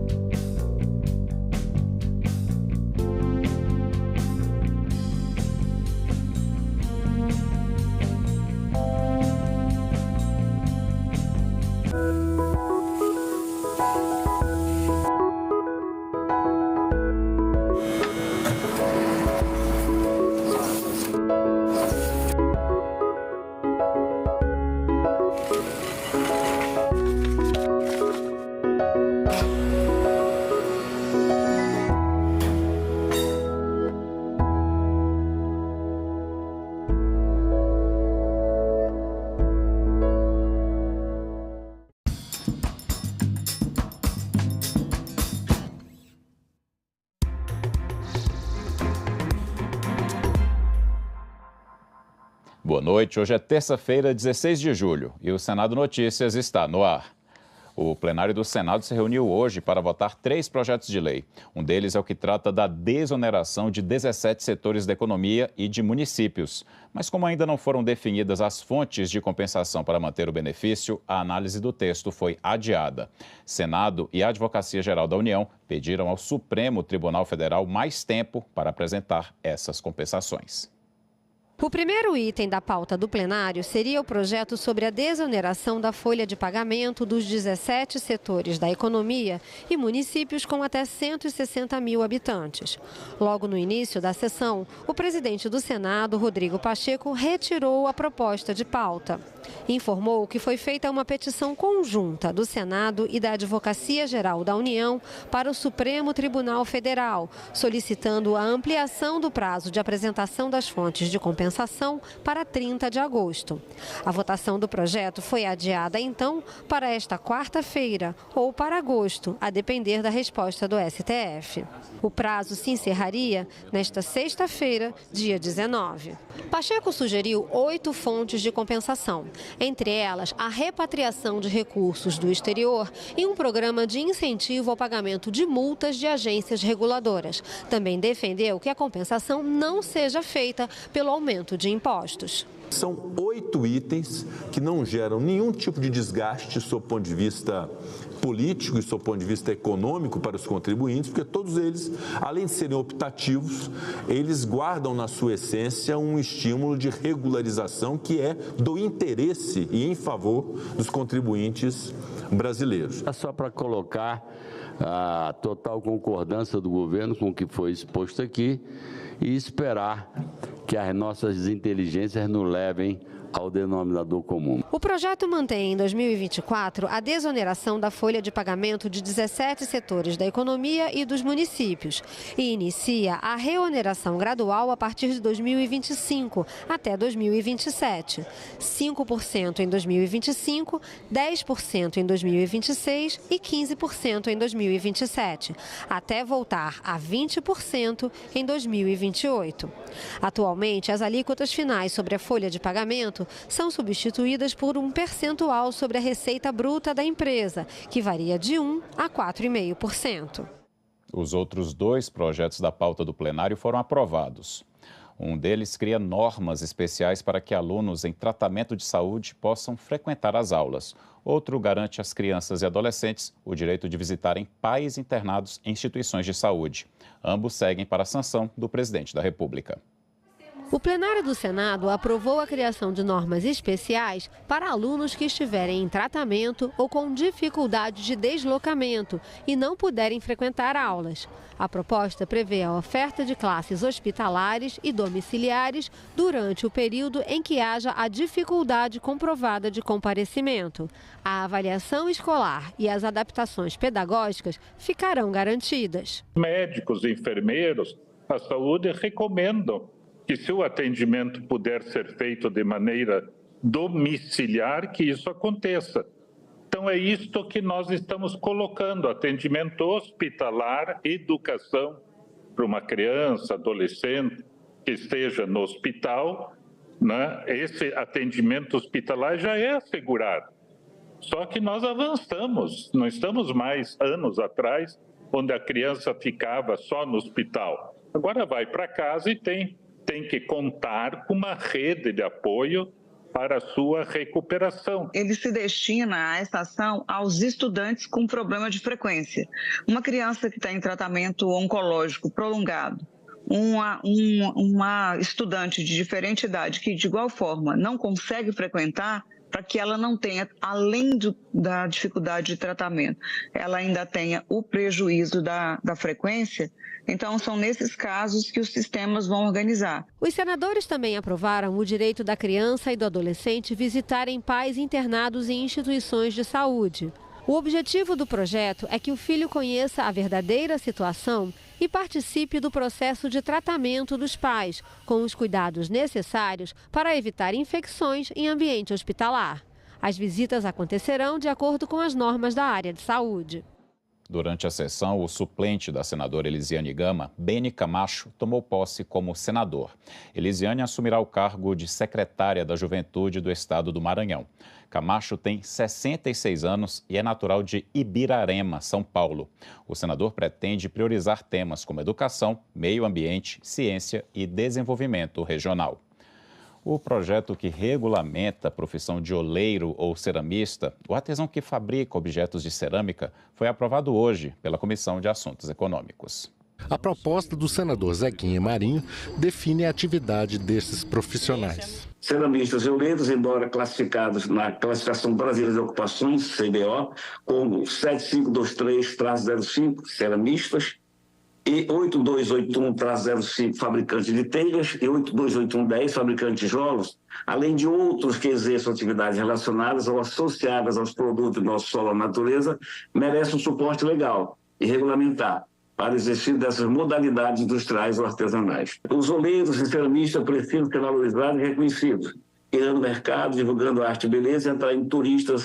Eles acabarão por gerar mais empregos. O relator lembrou que os ceramistas também exercem atividades artesanais, que podem atingir padrões artísticos elevados. O senador Zequinha, sendo do Pará, cita a cerâmica marajoara, que é amplamente conhecida e associada ao turismo, assim como os cristais de Murano, vendidos em Veneza, na Itália. Num mundo cada vez mais prático e não reciclável, há que se oferecer alternativas para a construção imobiliária, preferencialmente artesanais, das residências e estabelecimentos comerciais e industriais. E o senador Espiridião Amin ensinou aos colegas o nome do padroeiro dos oleiros, segundo a tradição católica. Nós temos aqui, na região da Grande Florianópolis, o município de São José, que tem como símbolo do trabalho o oleiro. E eu aprendi aqui, talvez o senador Plínio Valério não saiba, quem é o padroeiro dos oleiros. O padroeiro dos oleiros é o Santo Esperidião, bispo da ilha de Chipre, que é celebrado no nosso calendário cristão no dia 14 de dezembro, entre os católicos, e 12 de dezembro entre os ortodoxos. Portanto, sempre que o senhor enxergar, senador Plínio Valério, uma peça, uma cerâmica elaborada por oleiro, que é uma figura bíblica, saiba que ele tem um padroeiro, que é seu amigo. Das dívidas de financiamentos rurais tomados em municípios gaúchos atingidos pelas chuvas deve ser votado na próxima reunião da Comissão de Agricultura e Reforma Agrária. O relatório foi apresentado hoje, mas um pedido de vista coletiva adiou a votação. Os produtores rurais atingidos pelos eventos climáticos extremos no Rio Grande do Sul podem ter as dívidas de financiamento perdoadas, desde que o estado de calamidade pública ou situação de emergência sejam reconhecidos pelo Poder Executivo Federal. É o que propõe o projeto relatado pelo senador Ireneu Hort, que é favorável à aprovação do texto. Perante a ampla desestruturação da capacidade produtiva agropecuária gaúcha faz-se necessário a ação tempestiva do poder público, de forma a mitigar danos e viabilizar a retomada da atividade produtiva. A urgência da aprovação deste projeto é evidente. Mas o senador Beto Faro pediu vista para buscar um entendimento sobre as fontes dos recursos que garantam o equilíbrio das contas públicas. O Congresso tem pressionado o próprio governo pela manutenção da lei de responsabilidade fiscal, de garantir isso, e nós não estamos dialogando sobre fontes que possam garantir esse desembolso. Então, não é uma situação simples. O senador Hamilton Mourão afirmou que quem tem capacidade de socorrer o Rio Grande do Sul é a União e sugeriu que sejam usados os recursos previstos para importação de arroz. O governo, vou lembrar o senhor, senador Beto Faro, não teve a mínima dificuldade em alocar 7 bilhões de reais, quero lembrar aqui, 7 bilhões de reais para uma malfadada compra de arroz que não era necessária. Esses 7 bilhões estão aí voando. Eles podem ser utilizados e devem ser utilizados para socorrer o Rio Grande do Sul. A senadora Soraya Tronic foi eleita hoje vice-presidente da Comissão de Ciência, Tecnologia, Inovação e Informática. Ela substitui por 4 meses o senador Carlos Viana, que se licenciou. Em reunião extraordinária, a Comissão de Ciência, Tecnologia, Inovação e Informática elegeu como vice-presidente a senadora Soraya Tronic. Ela substituirá na presidência da comissão o senador Carlos Viana, que pediu afastamento por 4 meses. É uma missão importante substituí-lo e é óbvio que eu não conseguirei a altura, mas eu farei tudo o que estiver ao meu alcance para substituí-lo, agradecendo, acima de tudo, pela confiança de sempre, pela amizade, pela parceria. E saiba que aqui vai permanecer tudo como está e, acima de tudo, que a gente vai trabalhar pela CCT em prol do nosso país. A autonomia financeira do Banco Central pode ser votada amanhã na Comissão de Constituição e Justiça do Senado. O tema entrou na pauta na semana passada, mas não houve acordo. O Banco Central é uma autarquia de natureza especial vinculada ao Ministério da Fazenda e é responsável pela execução das políticas definidas pelo Conselho Monetário Nacional para controlar a inflação. Em 2021, uma lei complementar garantiu autonomia operacional ao banco, fixando mandatos para os presidentes e diretores, além de regras mais rígidas para a admissão e demissão desses dirigentes. A PEC em debate no Senado propõe desvincular o orçamento do Banco Central dos repasses da União, transformando o banco em uma empresa pública sob supervisão do Congresso Nacional. Com isso, o banco utilizará receitas próprias para financiar as operações. Uma sugestão de mudança que tem provocado muita polêmica. A votação vem sendo adiada desde o início de julho. O governo não é favorável à forma do texto, pediu aí que se faça algumas modificações e nós vamos tentar agora chegar num acordo. A questão da autonomia do Banco Central não é questão entre direita e esquerda, Lula e Roberto Campos, é uma questão de Estado. Então a gente tem que discutir, o Senado tem que enfrentar essas coisas. A autonomia financeira administrativa do Bacen não há nenhum problema conosco, nenhum. A forma de atingi-la que nós não concordamos, de transformar o Bacen em uma empresa. O relatório atual, do ponto de vista de servidores, traz as garantias necessárias para que a gente desempenhe o nosso trabalho perante a sociedade e também do ponto de vista de instituição, de governança, de diretrizes do CMNE, de accountability para quando o Banco Central puder gerir seus próprios recursos, também do nosso ponto de vista está contemplado todas as questões. O Banco Central foi criado, o Sistema Financeiro Nacional, o próprio Conselho Monetário Nacional foram criados por lei complementar. Também foi criado por lei complementar a autonomia do Banco Central na Lei 179 de 2021. Ora, colocar agora uma emenda constitucional para complementar uma autonomia está colocando num instituto muito mais pesado, muito mais forte, aquilo que deveria ser acessório. Os senadores também podem votar nesta quarta-feira um projeto que torna crime invadir ou ocupar áreas de praia, impedindo ou restringindo o acesso e a circulação das pessoas. O projeto, apresentado pelo senador Esperidião Amin, estabelece pena de 6 meses a 2 anos de detenção e multa para esse novo tipo de crime.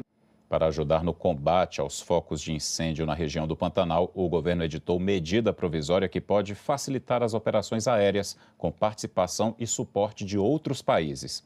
A MP nasce de uma sugestão do senador Nelsinho Trade em reunião com ministros do governo.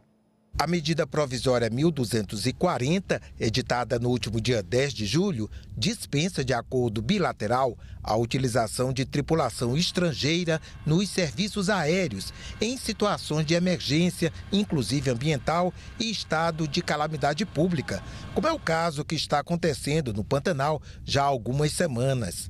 O senador Nelsinho Trade comentou a oportunidade da medida. Nós tivemos uma reunião com o vice-presidente Geraldo Alckmin e mais 3 ministros para a gente fazer uma força-tarefa de ação na tentativa de minimizar os focos de incêndio do Pantanal.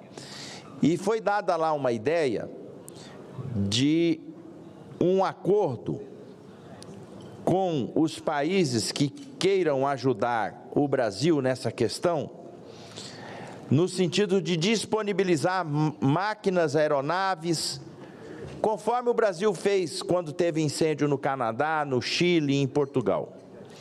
E foi editada uma medida provisória.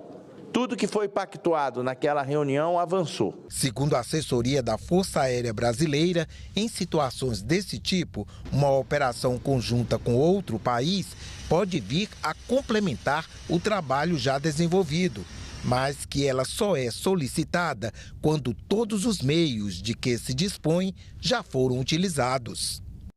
Ficamos por aqui. Você pode rever as reportagens desta edição na nossa página na internet, senado.leg.br/TV. Obrigado pela companhia. Continue sintonizado aqui na TV Senado.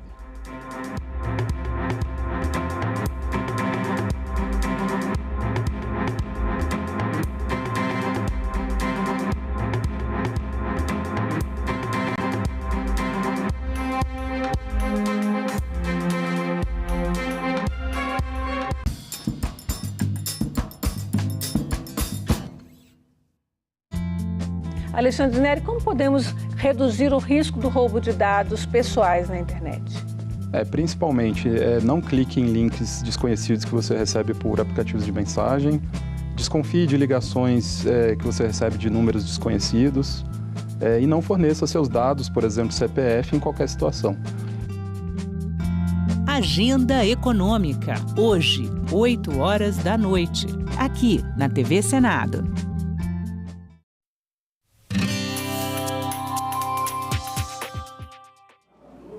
Olá, eu sou a Carla Benevides e este é o programa Argumento. A Comissão de Meio Ambiente aprovou o Estatuto do Pantanal. A destruição do bioma só este ano já supera os primeiros 6 meses de 2020, quando o Pantanal sofreu o maior incêndio da sua história. O Estatuto cria regras de conservação e de restauração do bioma do Pantanal. Mas para explicar melhor esse assunto, está aqui conosco o senador Jaime Campos, do União Brasil de Mato Grosso, que foi o relator da proposta na Comissão de Meio Ambiente. Senador, obrigada pela sua presença aqui no programa. Eu que agradeço você, Carla. De fato, tivemos o privilégio. Na última semana, aprovamos o Projeto de Lei 5482, que busca um novo regramento jurídico em relação aos biomas do Pantanal, tanto no Mato Grosso quanto no Mato Grosso do Sul. Era uma lei que, lamentavelmente, diante da Constituição de 1988, não tinha feito ainda seu regramento, ou seja, o seu ordenamento jurídico. Feito isso, passado 36 anos, até para a própria exigência do Supremo Tribunal Federal, nós aprovamos agora, e esse Estatuto do Pantanal foi construído por várias mãos. Na verdade, houve a participação efetiva tanto das audiências públicas de vários segmentos da sociedade, mas particularmente também dos segmentos tanto da FAMATO como da Farmasul, e sobretudo, que é o mais importante, chamamos a atenção, que nós demos a oportunidade para que não só os povos originários, os ribeirinhos, os quilombolas, todos tiveram voz, para que pudesse construir este texto aqui, que certamente é um texto de forma zelosa, sobretudo responsável, para que nós podemos atingir os objetivos que propõe, com certeza, aqui o Estatuto do Pantanal. Feito isso aí, eu espero que ele possa prevalecer, na medida que nós podemos, através dessas leis 54 e 82, usamos também as leis dos estados, tanto do Mato Grosso como do Mato Grosso do Sul, e fazemos com que dali possamos executar aquilo que, propriamente dito, possa repetir aqui, o homem pantaneiro quer e, sobretudo, o meio ambiente quer. Nós temos que construir uma sociedade de forma sustentável, principalmente criando instrumentos para o homem pantaneiro, seja através da bioeconomia, através do turismo e assim por diante. O que nós não podemos permitir, cara, que acontece o que aconteceu em 2020. Isso tem sido recorrente, na verdade, na medida em que, lamentavelmente, não tem uma política de prevenção em relação aos grandes incêndios que tem havido nos últimos anos. E a tragédia já estava anunciada este ano mesmo, você tem acompanhado, antecipou, né, os fogos os localizados e pontuais, mas, lamentavelmente, queimou alguns milhares de hectares e quase nada tem assim, a participação efetiva dos governos.